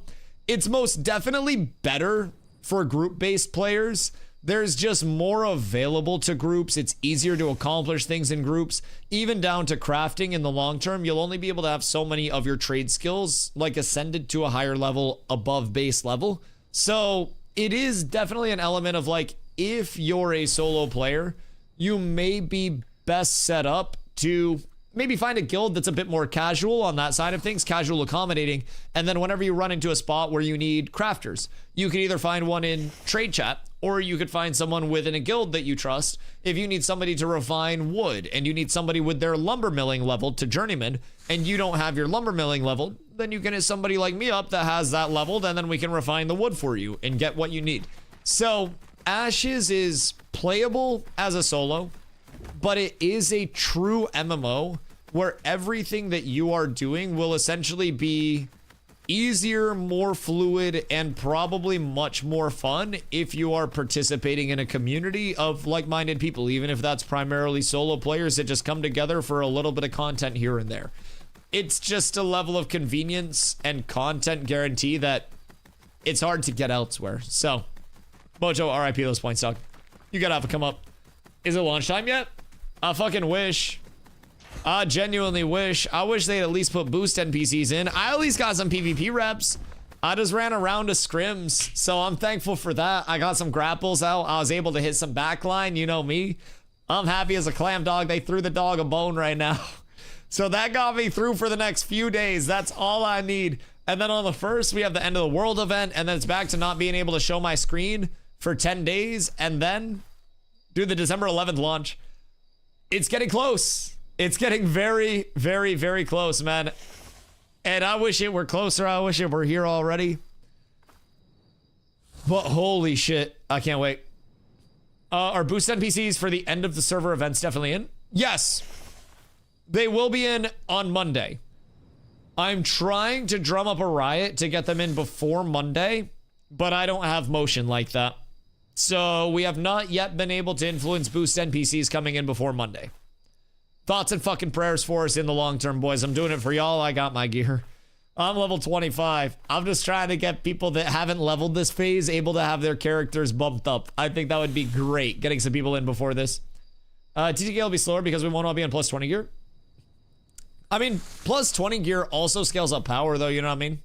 It scales everything up. Well, scales up power, scales up defensives. Like, scales everything up. Sorry, my brain's tired this late.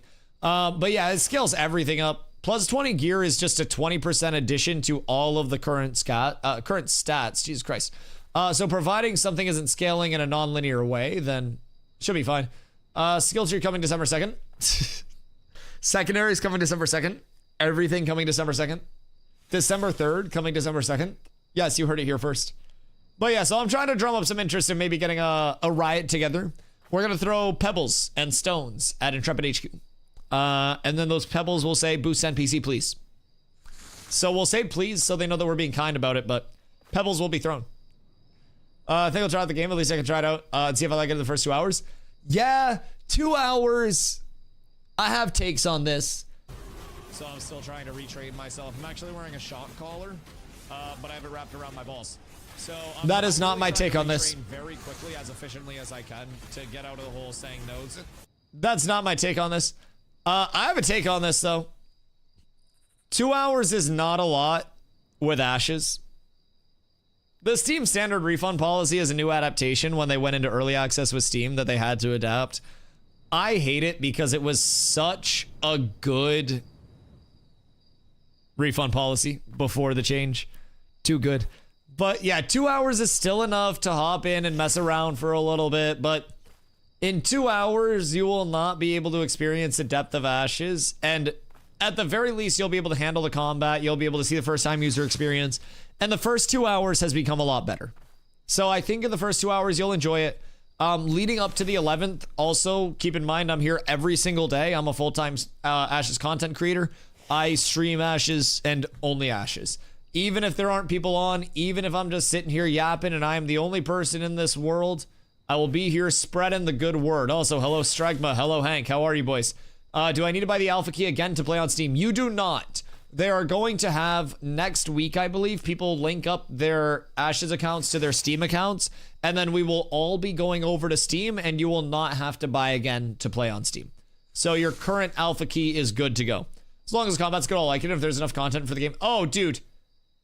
More than 20 to 30 hours. Keep in mind, just to level to max level, you're probably going to be looking at 100 to 150 hours your first time playing. And that's not even getting invested into the gathering, refining, crafting process. I personally think for most players right now, you have a few hundred hours of content before you truly get like, I have done a lot. And that's not even scratching the surface still of what you can do. There are people that have put in 8+ hours a day of just trying to scale up their power as much as possible and are nowhere near the top end of what's possible with the power scaling. There is a lot that you can do. Been up for over 36 hours doing college work. Didn't even leave the college last night. Wouldn't it just be easier to sleep with your professor at that point, Strag? And then just not turn in the work?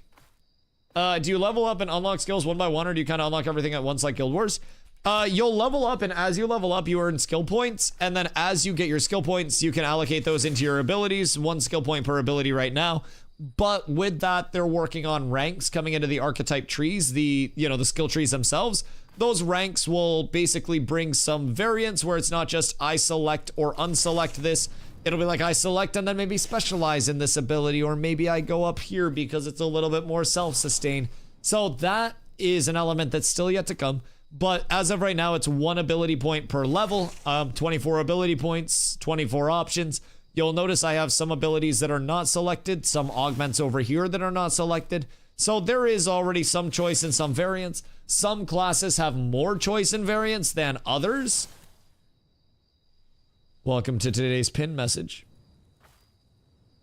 All right. We're going to keep that one. Perfect. The cabs too. Carly, you good? You need me to keep talking about like ability trees or something, or like what we going over? What are we going over here? Had to be a certain level for certain skills going up the tree? Yes, yes, indeed. Are there trade skills? You bet your fucking bippy. There are 22 different trade skills, and everything in the game is player made. Now, granted, there are mob drops, but mob drops are going to be the lowest rarity most of the time available.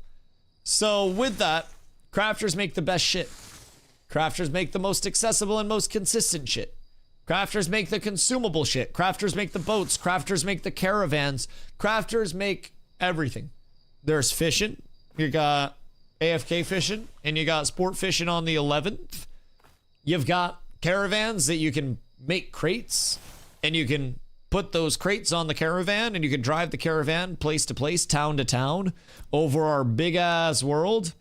And then, if you make it safely without people attacking your caravan and taking your shit and killing you, then guess what? You make money. Are weapons class locked, or can you switch classes at any time, kind of like New World? Weapons are not going to determine your abilities like New World, so it's sandbox gearing. Basically, every class has a melee and a ranged weapon equipped at all times, and every, weapon has a physical and a magical version. So there are maces, 1-hand and 2-hand, and then there are, magic maces, 1-hand and 2-hand.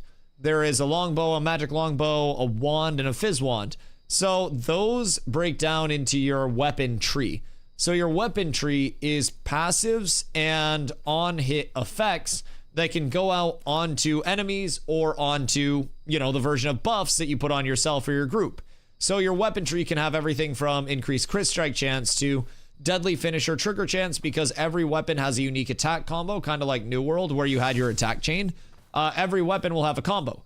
On your last 2 hits of your combo, your finisher and your extended finisher, you have on-hit effects that can proc, you have buffs that you can give yourself, your teammates, debuffs that you can put on targets. So that's a little bit more where the weapons scale. The abilities themselves are tied to your class decision. So you have your primary archetype, which is your main class, and then eventually you'll have your secondary archetype, which is your secondary class. That'll augment your active abilities with elements of the secondary class. So that'll have more customization in, but you can essentially gear freely between weapon choices.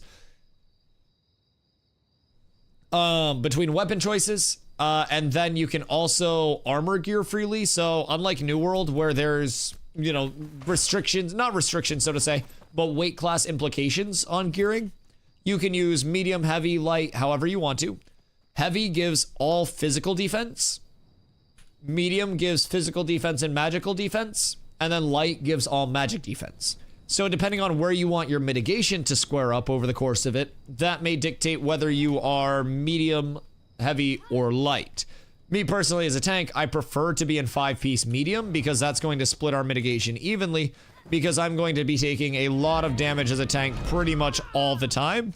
So I want to make sure that I'm able to sustain all of that damage and keep myself alive, whether that's coming from fizz or magic. I also have a few abilities that increase my mitigation, so I don't want to be pushing too high into one type of mitigation, especially physical, because then I get into diminishing returns and I don't get as efficient of a payout.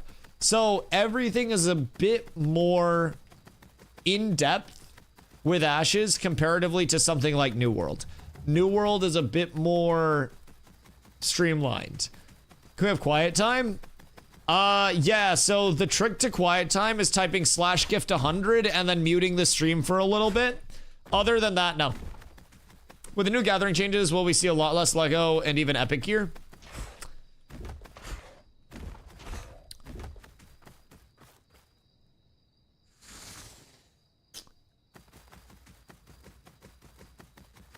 It's hard saying because there will be less of a focused bubble at the top few percent of the player base that's controlling the statics and knows where the statics are and where the statics will be and locks those down.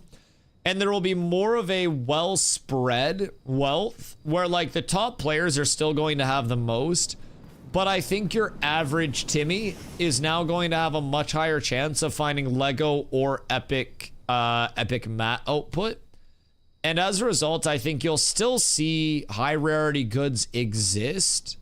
Crafting qual is another thing to consider, but we don't necessarily know the impact of what the crafting qual has had so far on a high level.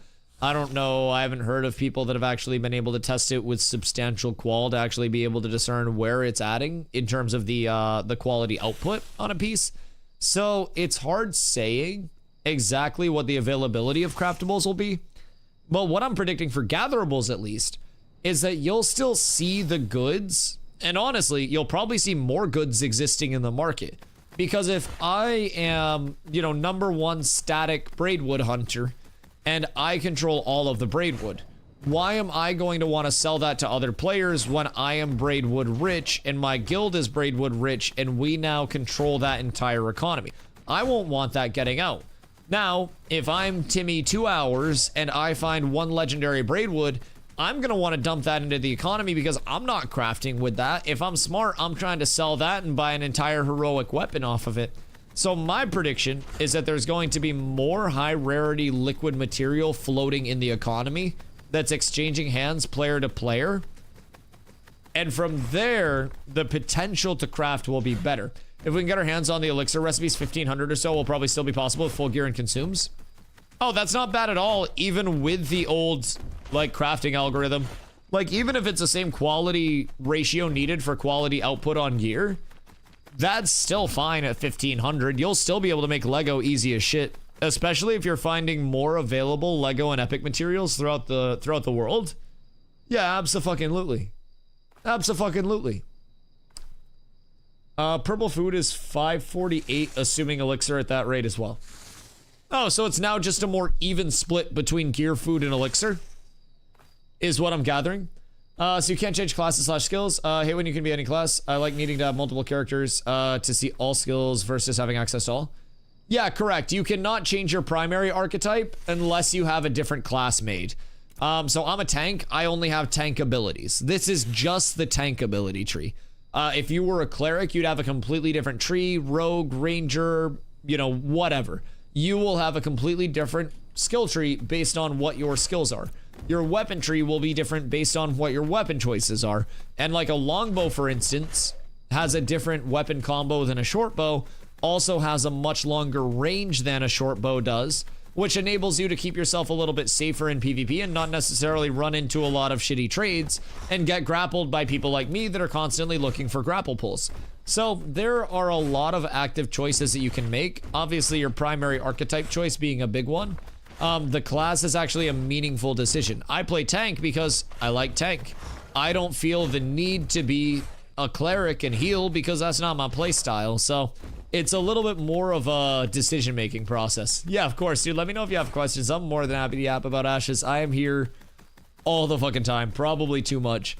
There genuinely, at this point in the night, are probably fewer than 50 people on this server, if I had to guess. Like, if I look at global, global's kind of moving, but chat here is moving faster than global chat is. So I don't necessarily know that there are a ton of people that are actively on right now. It's, I'm weighing heads. That's looking crazy. My town's empty? Dude, everything's empty. Winstead's empty. Jova's empty. It's all empty. Nobody is here. Can armor skin be changed to items you found, or are you locked to what the actual item skins that you're wearing? Right now, item skins are locked to the actual look of the item. I don't think there's going to be like a New World-based transmog system where you unlock the style of a dropped item, so to say. Dropped item skins are going to be exclusive to dropped items, so those are unique and identifiable. And then there will be a transmog system, but those will be like paid skins on the store. That store is going to be coming in on the December 11th update. But for example, right now, like I have my mount. My mount is a flail runner. Different mounts have different HPs, different speeds, long-term different attributes, different jumps, all that stuff. So with my flail runner, if I were to put on this, which is a mount cosmetic, that'll turn my flail runner into a Shatterclaw, which is a little doggo that has slight tummy ache. So with the Shatterclaw, this takes the attributes of whatever mount I summon and then just applies it to the Shatterclaw, puts the Shatterclaw over that mount, and it's the same exact mount, just looks a little bit different. So with the skins, it'll be the same way. You're going to have your, your play to earn, which will be the base skin. If you have a flail runner or you have a protector's pride, you may want to show those off because those are nice mounts. If you have a horse, you may want to put a skin over that because that's hideous. If you find a skin that you really like that you want to show off enough, then maybe that supersedes having something super drippy. If you have a weapon that you've got from super exclusive content super early on that nobody else has, maybe you want to flex it. Maybe you want to cover it so people don't know you're super powerful. So that's kind of cool. So your Ragnarok events? You better be here, Toner. I have to keep prepping for community meeting in an hour. Oh, right, because you guys operate on weird time, huh? Yeah, that's fucking weird. I'd personally rather be on PTR build than production build. I would personally rather them let me and me only stream the production, the PTR environment.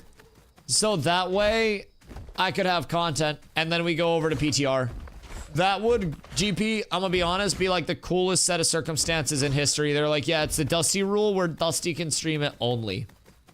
I'd fuck with that heavy. Now, realistically, that won't happen. But yeah, I'd 1000% rather be testing on PTR than on prod. It's unfortunate because on the PTR, I can't show my fucking screen. And I got 10 days of that to look forward to before December 11th. But, I'll take what I can get. At least I can run around. At least I can show some friends the world and introduce some lads to what Ashes can look like. Speaking of which, now that I'm off the PvP train, back up to cinematic we go so people don't say the game looks bad. I does PvP on lower settings, dog, and I'm not going to be switching this back and forth for launch. I will be saying this publicly. I'm not going to be going back and forth. I will be on low settings all the time for launch. I will keep my low and medium settings unless Intrepid wants to pay me millions and millions and millions of clams. And I don't think they want to do that. Now we'll give my game a second to have a literal fucking seizure. And then we come out of it. There, now we're on cinematic. Before I go, were there 500 gold scrim? Hey, yo, wait, I got 63 gold for it. I'm just saying. Next wipe, bro. Nah, I swear to God, get a zombie, plan that shit out. I don't know where everyone's going for settlements, but I would like to get as many sieges in as humanly possible prior to settlement death actually coming in. How many classes are in the game currently? It's the primary archetype side of it. So it's the 8 primaries. And then as they add in secondaries, every primary will get the secondary as it comes in. So every secondary generates 8 classes at a time. So tank and cleric will be the first 2 secondary archetypes to come in when those do come in. Basically, summoner is the final primary archetype getting added on December 11th. After that, tank and cleric secondaries are the next to come in. That will be, that'll be probably at some point, I'm hoping within the first few months of 2026. But that'll generate 16 classes immediately. Then every secondary that they add after that will generate another 8 because it completes 8, primary archetype stuff. So it'll come together pretty quickly once they do start pumping it, but it's going to be the primary side of it. Offer to pay your attack fee. No one got back to me. Who'd you message? What the fuck?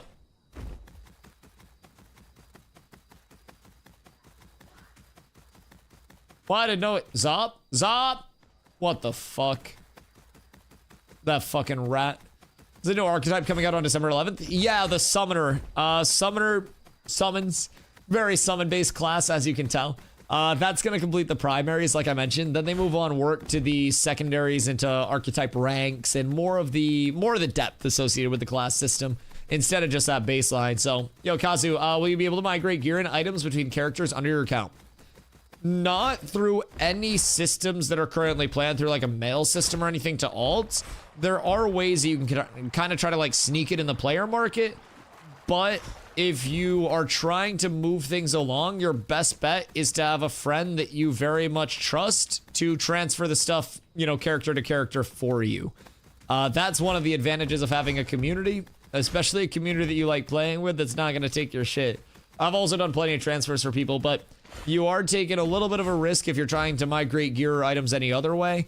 There's the player market where you could list a marketplace post with an item on it and then try to get over to your other character and buy it in time before somebody else buys it. But that is absolutely taking the risk that somebody else could yoink your shit and you might be down horrendous there. So, from one realm to another, that'll never be allowed. Oh yeah, no, not to another realm. But if you're trying to transfer it like to an alt, then yeah, absolutely.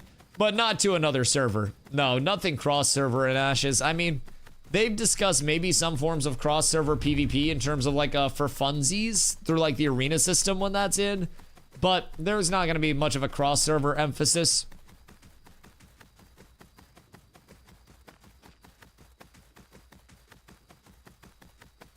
Video player's going to love it. I think everybody has the potential to like something about Ashes if I'm honest with it. There are so many systems that will be in the long term of Ashes that people might not love it right now. But I thoroughly do believe if people wait until they see a point of interest with Ashes where they're like, man, I need to hop on right now. I need to start playing right now. This looks more fun than anything else I can think of. Then people will hop in. Sorry, I have hiccups. People will hop in and they will probably enjoy Ashes a lot. I'm a huge advocate for people to not force themselves in early and to wait until you're actually ready. And if you do that, your expectations will be better. You will have more fun when you do hop in because you'll have something immediately to look forward to systems-wise other than, man, I really want to play this game. So, quarterly arena thing for all servers in a region could be fire. I think that could be sick, personally. I would love that. Now, ping is always a bitch when you try to go cross-region, but like a regional dominance thing could be really cool. Yeah, I think the possibilities are near endless with what they could pull off with Ashes, especially when you think of the possibility of the larger scale modes as they scale up. Brother, there's a lot of intrigue with Ashes. So much that could effectively be pulled off. I really can't wait. Also, thank you for the hydrate. Do skills lock you in place or can you move at all times and use them? They're very fluid. You don't have to stand still and cast. There are ways where you can interrupt your casts, and casts will like slow you, of course. Attacking and casting is not going to be 100% move speed, but you can move around while you are like using a lot of at least tank abilities. Let's see. Mage shit. Priz beam, you can spin and stuff. Cleric res, if you move it cancels.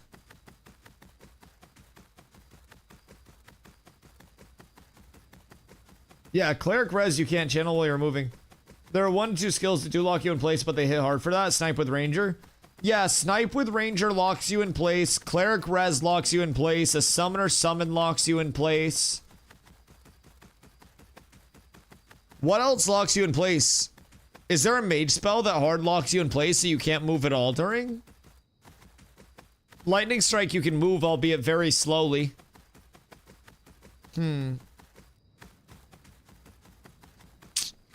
I think most abilities you're able to move relatively fluidly in some form, although it's going to be a lot slower.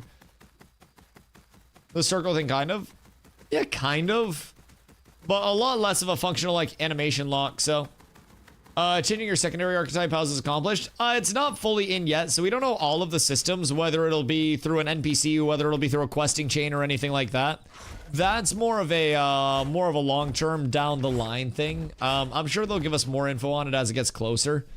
but we don't know all of the details of what it's going to entail. They've said that respecs are going to be ability-wise possible, not free, and then changing your secondary archetype is going to be a very, very, very, very large deal. We don't know exactly where it's going to be facilitated, whether it's facilitated in a certain type of settlement, whether there are going to be like class NPCs in at a certain point, whether it's just one general NPC that you go to over and over again. We're not quite sure what the facilitator of it's even going to be. It could be a massive amount of materials that are needed to start a quest line that you then have to kill a bunch of stuff and gather even more stuff and then pay a substantial gold fee and then maybe get it. We do not know. But we know it's going to be a bitch to change your secondary. Now, through testing, when they bring it in, it's going to be free respecs. So, fear that my secondary archetype won't be as strong. So, you'll be able to test, at least before launch. That's part of the advantage to getting in now. Throughout playtesting, I can respec my abilities for free. I'll be able to respec my secondary for free. Pretty much everything is for free. In the long term, I don't think anything is going to be for free, from ability respecs to especially secondaries. It's going to get tougher and tougher as it goes. So now is a really good time. Not, of course, with secondaries, because secondaries aren't in yet. But now, like December 11th being now, is going to be a really good time to hop in and get familiar with the primary archetypes. And then as secondaries get added, it'll be less information for you to parse all at once. So that'll be a good thing. Pockets, you work for Intrepid. Pockets does not work for Intrepid, no. Pockets is a teacher and a streamer. Yeah, no, Pockets is a theory crafter. Just like myself. There are Intrepid employees, but Pock is, I can vouch Pock is not one of them. Pock teaches art, makes art, and smokes pork butts in his backyard. So, art teacher, amazing dude, handsome guy too, if you're into that. Yes, yes, yes, yes. But no, there are Intrepid employees among us pretty much all the time. And I know who they are, at least some of them. But some of them are very public, some of them are not very public. But fortunately, we usually know who's who. It gets out eventually, whether they want it to or not. Why are you trying to quote Pock? How does he know how the system will be if Intrepid hasn't released that info publicly? Just theory crafting stuff. They've given us hints about things. They've talked about things in like passing, but we don't necessarily know specifics of everything. A lot of it is they'll give us kind of a directionality and then drop little tidbits of information on how systems are set to shape up. So like Intrepid hasn't released specifics on how you'll respec, but they have given us glimpses into it's going to be a very substantial process that will likely involve multiple steps type guidance. From there, player base kind of extrapolates with theory crafting. Same thing with secondary archetypes. They've told us that it'll augment our abilities and given a couple examples, but the community then kind of extrapolates to try to guess how fighter augments will look on a tank, how cleric augments will look, and you know, it's a little bit more of that theory crafting side of it, I would say, much less than a deterministic take on it. I think it's meant to come off just more on that side, but I wouldn't read too far into that side.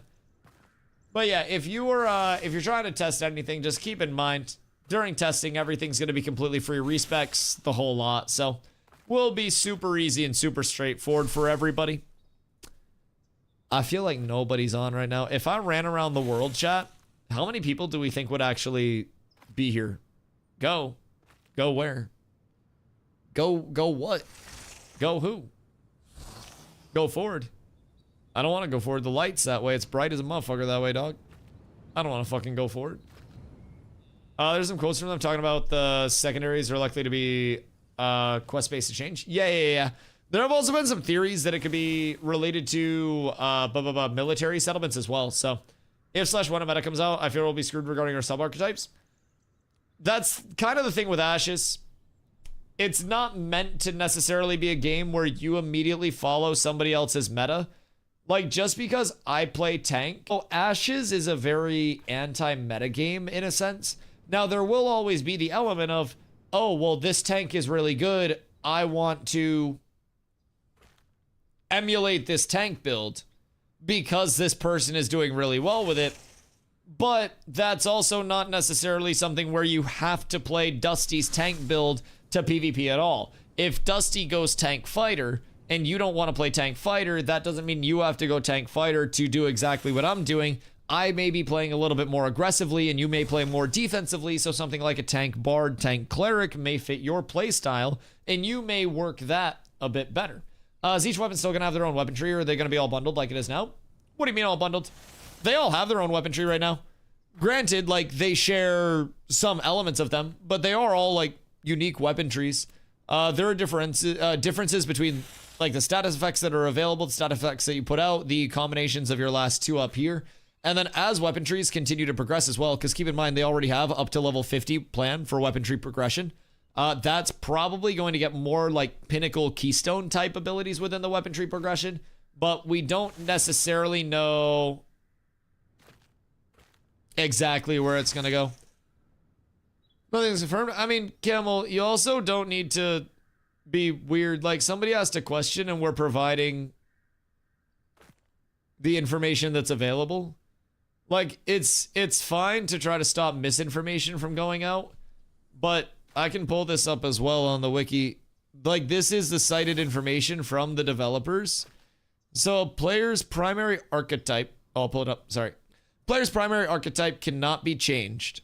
When it comes to the primary archetype, this is a decision you'll want to make, and you'll want to make sure it's the right decision because it's permanent. You're going to create this identity that you can't just change on the fly. This is going to be something that you'll know a person, and you will know what their base archetype is, and they're not just going to change from battle to battle. So that gives some consistency and engagements and understanding reputation on the server. When players choose their primary class, it's not just dictating how the next several hundred hours of gameplay will go. It's the only primary class that cannot be changed. Or sorry, it's only the primary class that cannot be changed. And hey, that's what alts are for. A secondary archetype of a class may be changed, but not on the fly. The secondary class choice, which comes after some time getting used to the world of Vera, will be more fluid. If you choose a fighter and the rogue to make a shadow blade, but eventually want to try your hand at summoning to make a blade caller, you'll be able to do so. Players need to complete a quest in a village, settlement, or above to enable them to change their secondary archetype and skill augments. So that's cited from multiple different instances of dev streams, all the way up to as recently as a podcast in 2024. And from there, it's another quote directly from Steven that says, "We don't want you to be able to change your secondary class or the augments you have applied out in the open. We want you to have to make a conscious choice somewhere at an NPC. The level of node necessary for that particular NPC to be available will likely be either at the village stage or above. So, if you're far out in the wilderness exploring and we have no instant teleportation in the world, you need to be conscientious of what your choices are and not able to change them on the fly." So, keep in mind, this is all quotes from Steven directly. So, just for perspective, it's not just speculation based on personal theory craft. These are the systems that Intrepid is saying we're going to have. Whether confirmed or not, if somebody asks a question about a system as it's going to be shaped up, then elaborating on that based on the information that we have is quite nice. I think that's perfectly fine. If you're someone that doesn't think systems on the wiki will be in the game fully, then that's on you. If you want to be hesitant to believe that things will come in the form that they're iterated on the wiki, then that's perfectly fine. But I'm gonna be real, you don't need to be emoji spamming like a fucking boomer and then trying to accuse people of speculating for clout, I think is really weird. Emoji spam. Brother, you dropped 2 emojis back to back like you're my mother texting me. And then you said the amount of speculation from people not in the loop for clout is hilarious. What ones? What? Do you want to see your own message history? Brother, first of all, you have a fucking selfie at your desk as your goddamn Twitch picture. You're not picking up bitches here. And you legitimately use 2 fucking laughing crying emojis back to back. You goddamn fucking neckbeard Reddit mod looking creep. That's not me. Brother, this is legitimately your chats. And you just use the emojis again. Alright, well I hope you have a good day, dog. You, my friend, are a fucking creature. Holy shit. Holy shit. I will happily nuke that, man. It's too late for that. It's too late for that. Jesus fucking Christ. That man is so embarrassed to be himself that he's like, that's not me. Jesus fucking Christ. Alright, I'm moving on from that. It's too fucking late for that idiot. Holy shit. Brother's so embarrassed to be himself that he lies about being himself when somebody is actually able to show his face. And then pulls up more emojis. Brother has to sit there and face the fact that he is him, that he took that picture in a room by himself to show people with the hope that somebody would be impressed.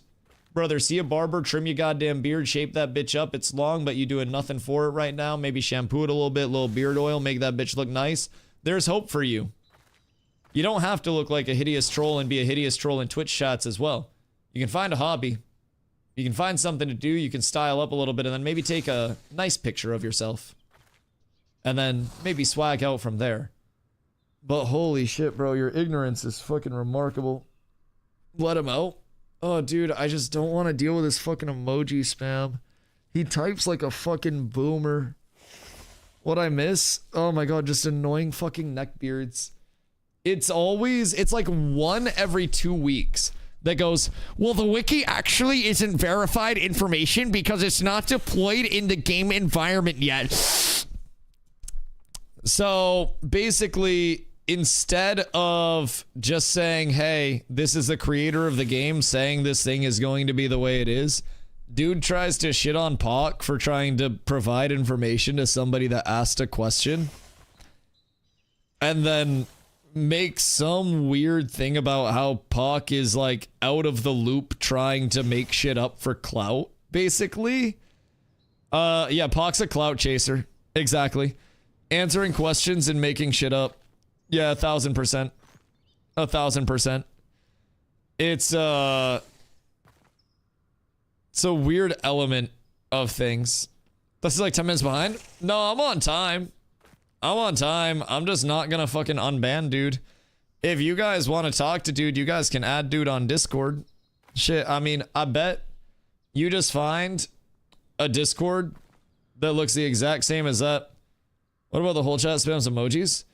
I mean, I don't fucking mind normally, but if somebody's trying to be condescending with it, oh my god, it's so fucking weird. It's such boomer energy. The wiki has stuff not in the game, but this game being an open dev, it's all stuff that has been said to be in the game, and 90% of stuff that wasn't in the game is from the wiki. Yeah, exactly.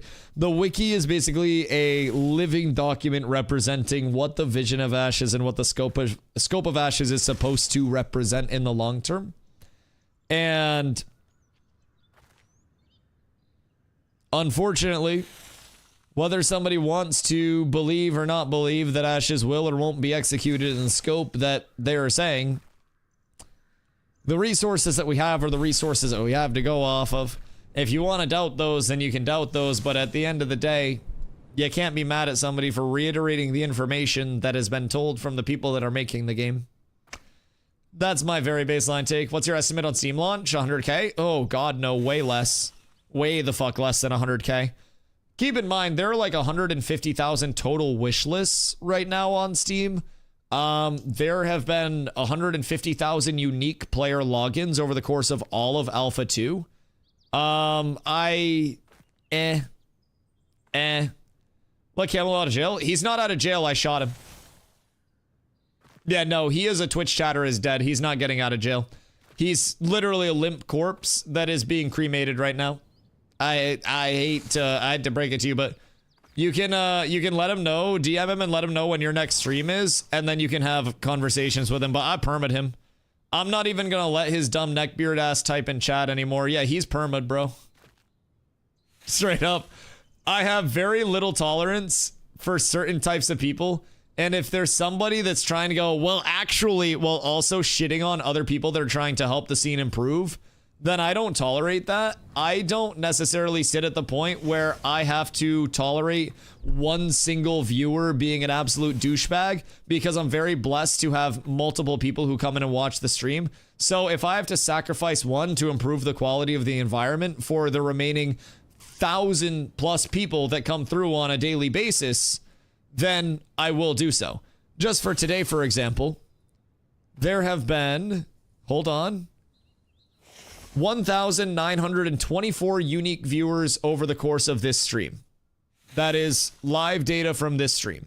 If I have to sacrifice one dipshit chatter over the course of this stream and 1,923 people have a better experience because of it, then I will happily just Uncle Phil that motherfucker out my mansion, and I will preserve the environment of my stream as much as I goddamn can. Fuck that, dude. And I'll drink to that shit. I better see the Dusty Culinary Art stream in the Cat's Discord. Oh, the Dusty Culinary Art stream is when I'm dicing up somebody's entire existence because they decided to be a dipshit in a random Twitch chat. He could have just not been an absolute parasocial fuck and then not been banned and probably still be talking and interacting with people, but instead he's going to be sitting here watching the stream while he can't type, mad that he wanted to be super sassy about something that's on the fucking wiki. That's a prospective system that'll be coming in that somebody literally asked a system about, or a question about. Keep in mind, somebody physically asked, hey, how will I change my secondary? And then the information was provided as we have it right now. And then dude got mad at the person that provided the information and went to shit on them.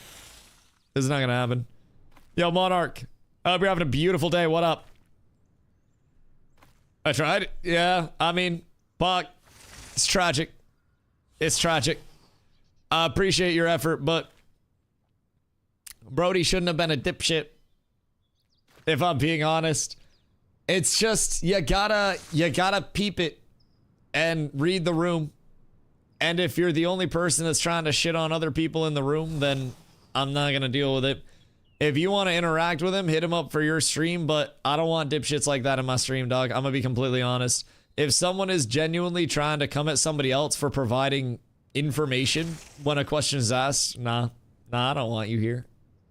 We don't do that here. We don't attack other people for answering people's questions when they're inquisitive. I'm gonna be honest. There's a certain level where I am more than willing to draw the line, especially again executing one person over the course of an entire stream. That's fine. That's fine. We'll be just fine. We'll be just fine. I have nothing to worry about there. Brother has gifted 0 subs to the community. Brother has subbed 0 times. Brother has 0 leeway as a result of that. And I will miss him 0 because he has contributed to this community 0. All he has been is a detriment in the short time that he was here. And I am glad that we caught the cancer early before the cancer was allowed to spread throughout the body like it did our goat Chadwick Boseman. May he rest in fucking peace, Wakanda forever. And Wakanda will be preserved. We caught the cancer early, and that motherfucker's out of here now. Hunter, thank you for the hydrate.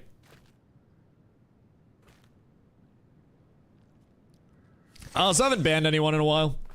I don't ban people very frequently, so I like to ban and make fun of people every now and then. Makes me feel like Dustman Gold. It's kind of cool. It's like throwing somebody out the castle type shit. Sometimes I like to have the mods do it so they can eat, but it's like feeding the dogs. Yo, Vlogon, what up, dude? Are they gonna sell early access after all this time on Steam? So they are porting over to Steam. Basically, it was originally, hold on, I have to burp. Anyways, it was originally going to be Steam and Ashes, like launchers side by side. And then the decision was recently, 6, 7. And then the decision was recently, I'm so sorry. The decision was recently made to go Steam exclusive. Not Steam exclusive, but like all through Steam. So now every player is going to be launching through Steam starting the 11th. That's still going to bring you to the Ashes launcher, and then we'll go through there. But what we're looking at is a huge price reduction. So you're going to see the price go down from 100 USD to hop in all the way down to, from the 11th to the 25th, $42.50 USD to hop in. So that's a huge entry point for players. Huge patch that brings in the summoner and a whole lot of other improvements and implementations along the way. And in my opinion, a great entry point for players that have been looking for, you know, a bit. Now, regional pricing's huge too. Yeah, regional pricing is fucking massive. Yes, I've completely skimmed over that. Regional pricing is huge. Will they be doing a progress reset? Yes, they will be wiping the server that I am on right now, which is SHOL, and they'll be wiping the EU server Lotharia on the 1st of December. Then we'll have 10 days of testing up on the PTR. That'll lead us through the 10th, and then on the 11th, our brand new servers for live will come back up with that huge new update on it. So great entry point primarily because of that reason, in addition to all of the other improvements that have been made through first-time user experience, progression, combat systems, you name it. There have been a myriad of changes coming in. So we got a full wipe coming in. In my opinion, this will be the best immediate entry point for people that have been interested in Ashes. So literally paused that episode of South Park like 5 minutes ago to check out Twitch. Van City, I'm so sorry. You can't escape it, dog. You literally can't escape it. It follows you. Maybe you brought it with you. Maybe it was not going to invade this stream and then you brought it with you. Are they giving that early access to any of the original Kickstarters? So if you already have your pack, then you're good to go. Like, if you have alpha or beta access, then you're good to go. That'll port over to Steam. You will be able to launch through Steam starting on the 11th, whether you're an alpha or a beta key holder. You will not have to buy another pack on Steam. Like, your pack is your pack. Not sure if there are Kickstarters who don't have those access, though. Yeah, I don't think there was a Kickstarter that didn't include playtesting. So theoretically, but yeah, check your pack. The Ashes of Creation store will tell you like what pack you have and what that actually comes with. But if you have any, you know, alpha or beta access, then you're good. What's one system or feature that you still think is missing or lacking? Do I have to only name one? Because there's a lot that's still missing and lacking, but that's also kind of the point of the development process, is to put those things in. It's not like it's missing and lacking and they're playing catch up. It's like they're building the world out and these things haven't come yet. I think more or less for me, on top, like the immediate is first time user experience and questing system, that narrative building for all players. I'm a big mob grinder anyway, so I wouldn't even be doing a lot of questing if it was super optimal. But I feel like the world building, the narrative building, and the exploration side of the world while people quest and have that accessibility, on top of the, I want to go and grind mobs super efficiently. That's easy. I can go to any mob grind and pump mobs for 10 hours and get XP. But for the players that want to quest, questing tapers off around like level 10, level 12, level 15. So essentially, I think most new players will want something more in the questing narrative for right now, but that's going to improve. Once people level, people currently feel as though there's a sense of, I get my gear, I complete the progression, and then there's not much to do once I've done that, you know, gear acquisition. That's going to start to get better with the Harbinger system in these open world corrupted areas that make the area lawless PvP and transform the actual, you know, open world. That will help with late game player retention and having people, you know, or giving people something to do once they actually have their gear. As Parch said, my personal favorite is arenas. I think for PvP minded players, arenas is going to be huge. So would you say that's just overall world lore, why I'm in this world and doing what I do? Not necessarily the lore of the story, so to say, but I would say the progression fluidity is the biggest thing. Like right now, the world, you can go to a world and there can be information that you figure, or a part of the world, and there can be information that you figure out about that part of the world. Like Steelbloom Citadel, I mean, if you want to go the route of, you know, talking to NPCs and reading the wiki and shit like that, there is lore with a lot of the areas, but the continuity of questing from like 1 to max level, or even 1 to a medium to high level right now, isn't quite there in the way that a lot of people are going to want it to be. So it's a lot less like, why am I in this world and doing what I do? It's a lot more of like, even for the people that don't care about that lore, how do I get 1 to 25 in a fun and engaging way? Because at a certain point, you're going to come in, if you're playing on the 11th, you're going to go, Dusty, I did, you know, first time user experience in the Riverlands. I went to Second Sword. I did these quests. I'm now this level. What do I do? And I'm going to go, you're going to go mob grind. And then you're going to say, oh, well, I want a quest. And I'm going to say, oh, that's too bad. Go mob grind, pussy. And then you're going to go mob grind. And you're going to say, oh, well, I want fucking questing. This is stupid. That's where people are going to fall off with the leveling process. Those that make it through that point will then make it to the end game, where they're going to have the, I have to gather a shitload of materials to actually craft like worthwhile stuff, meaningful stuff.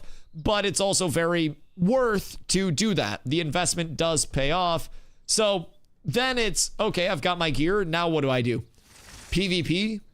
Harbingers, the corrupted areas, help the corruption succeed or fight back against the corruption and stop it from growing. A lot of stuff. A lot of stuff that you can actually do. At that point, I refocus into this is all testing. I mean, yes, to a certain extent, depending on what you mean, but this truly is all testing. I think that's the biggest thing with Ashes. If anybody were to ask me what my biggest concern with Ashes is, it's just that Ashes is still in development. My concern with Ashes is honestly that one of the doomsday scenarios happens where money runs out, something changes within the studio that prevents the game from progressing. But if Ashes is able to execute with all of its planned, scope, all of the planned vision, I have no fear for Ashes whatsoever, if I'm being completely honest. Like, at a certain extent, there is the shallow, my largest fear is that this is not as progressed as it will be on launch. But truly, that is the fear. And if you're a player, you'll understand that because all of the systems that an MMO player would want, from questing to settlement building to PvP to PvE to dungeons, albeit open world ones, to gathering, refining, crafting, to player-to-player driven economy, to auction houses, to caravans and crates and boats and naval content and world bosses, those exist right now. Right in this physical copy of the game. But it's going to get better. Everything that an MMO needs to exist exists in Ashes right now. But Ashes' scope far supersedes what this version of the game is going to be. And so at the end of the day, it all does refocus into it's all testing. Everything's going to wipe. Everything's going to go to shit. But also everything's going to continue to improve along the way. And as you are here for more time, you will have less information to parse out as things do continue to improve. So by the time the game launches, you will then have the information you need to be on the highest level that you want to be on. Now, keep in mind with a live service environment with any game, look at Vanilla WoW in 2004 to WoW now. Vanilla WoW in 2004 was testing for WoW now. Ashes on its full launch is going to be testing for Ashes 5 years down the road. Anytime you're in live service gaming, you're testing. Whether it's launched, whether it's pre-launch, you're testing a living environment. You're living through the evolution and the growth, meta changes, new content coming in and invalidating old content getting revalidated through systems, revamp, spruce up of areas, evolution to community feedback of this area feels bad, so they tweak it and change it. All of that is testing in the long term.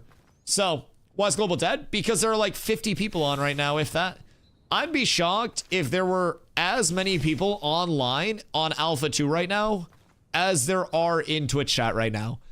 I would genuinely be willing to put the Twitch chat numbers against the SHOL numbers right now at this point in time.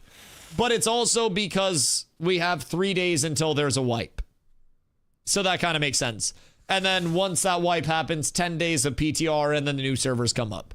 So it's going to be quiet for a little bit of time. If I had to just be completely honest, it'll be very quiet. And then it's going to pick up like mad for the 11th. It's going to be so fucking hot in here starting on the 11th. There are going to be many, many, many streamer men. There are going to be many streamer ladies. There are going to be many gamers. There will be many people. So this is the right time to come back this wipe then. Personally, I would say it's a great time to hop in. Also, keep in mind with your Braidwood is no longer statics.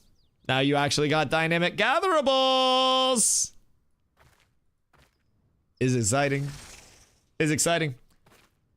I'm so stuck. Ooh. Wait. Do you need help? Is this real? It's all a figment of your imagination. You're about to get a 10-minute ad, and then once that 10-minute ad hits, you die IRL. Get ready, soldier. You'll be stuck in the ad for the rest of your life. Better hope it's a fucking good one, bucko. I'll be on, but the PTR made me salty on the build they're letting us play on. You just, like, the PTR build made you salty? Or, like, you're very, very salty about the live build after playing the PTR? No way I survived till the static's gone. The static's gone, and I have even better news. The changes are actually working. Yes. Yes, it's nice. It's very nice. It's been a very well-received change so far, if I do say so myself. Was translating some Steam comments. I think there's a Chinese language recruitment for cats with abs. Wait, is there actually? Holy shit. Wait, we're so up. Cats multinational organization? Nah, I don't know who did that, but I appreciate that shit. Heard they got dynamic gridding working too. Oh yes, dynamic gridding is also working. Yes, indeed. Dynamic gridding has been live and with auto boundary change on the PTR for a couple of weeks now. Dynamic gridding is alive. Abs is absolutely Yo, Sun Casey, thank you for the follow. Much love. Dynamic gridding, static gatherables fixed, summoners coming in. That'll be all 8 of the primary archetypes. The Harbinger system is working. The Harbinger bosses are phenomenal. The events are fun.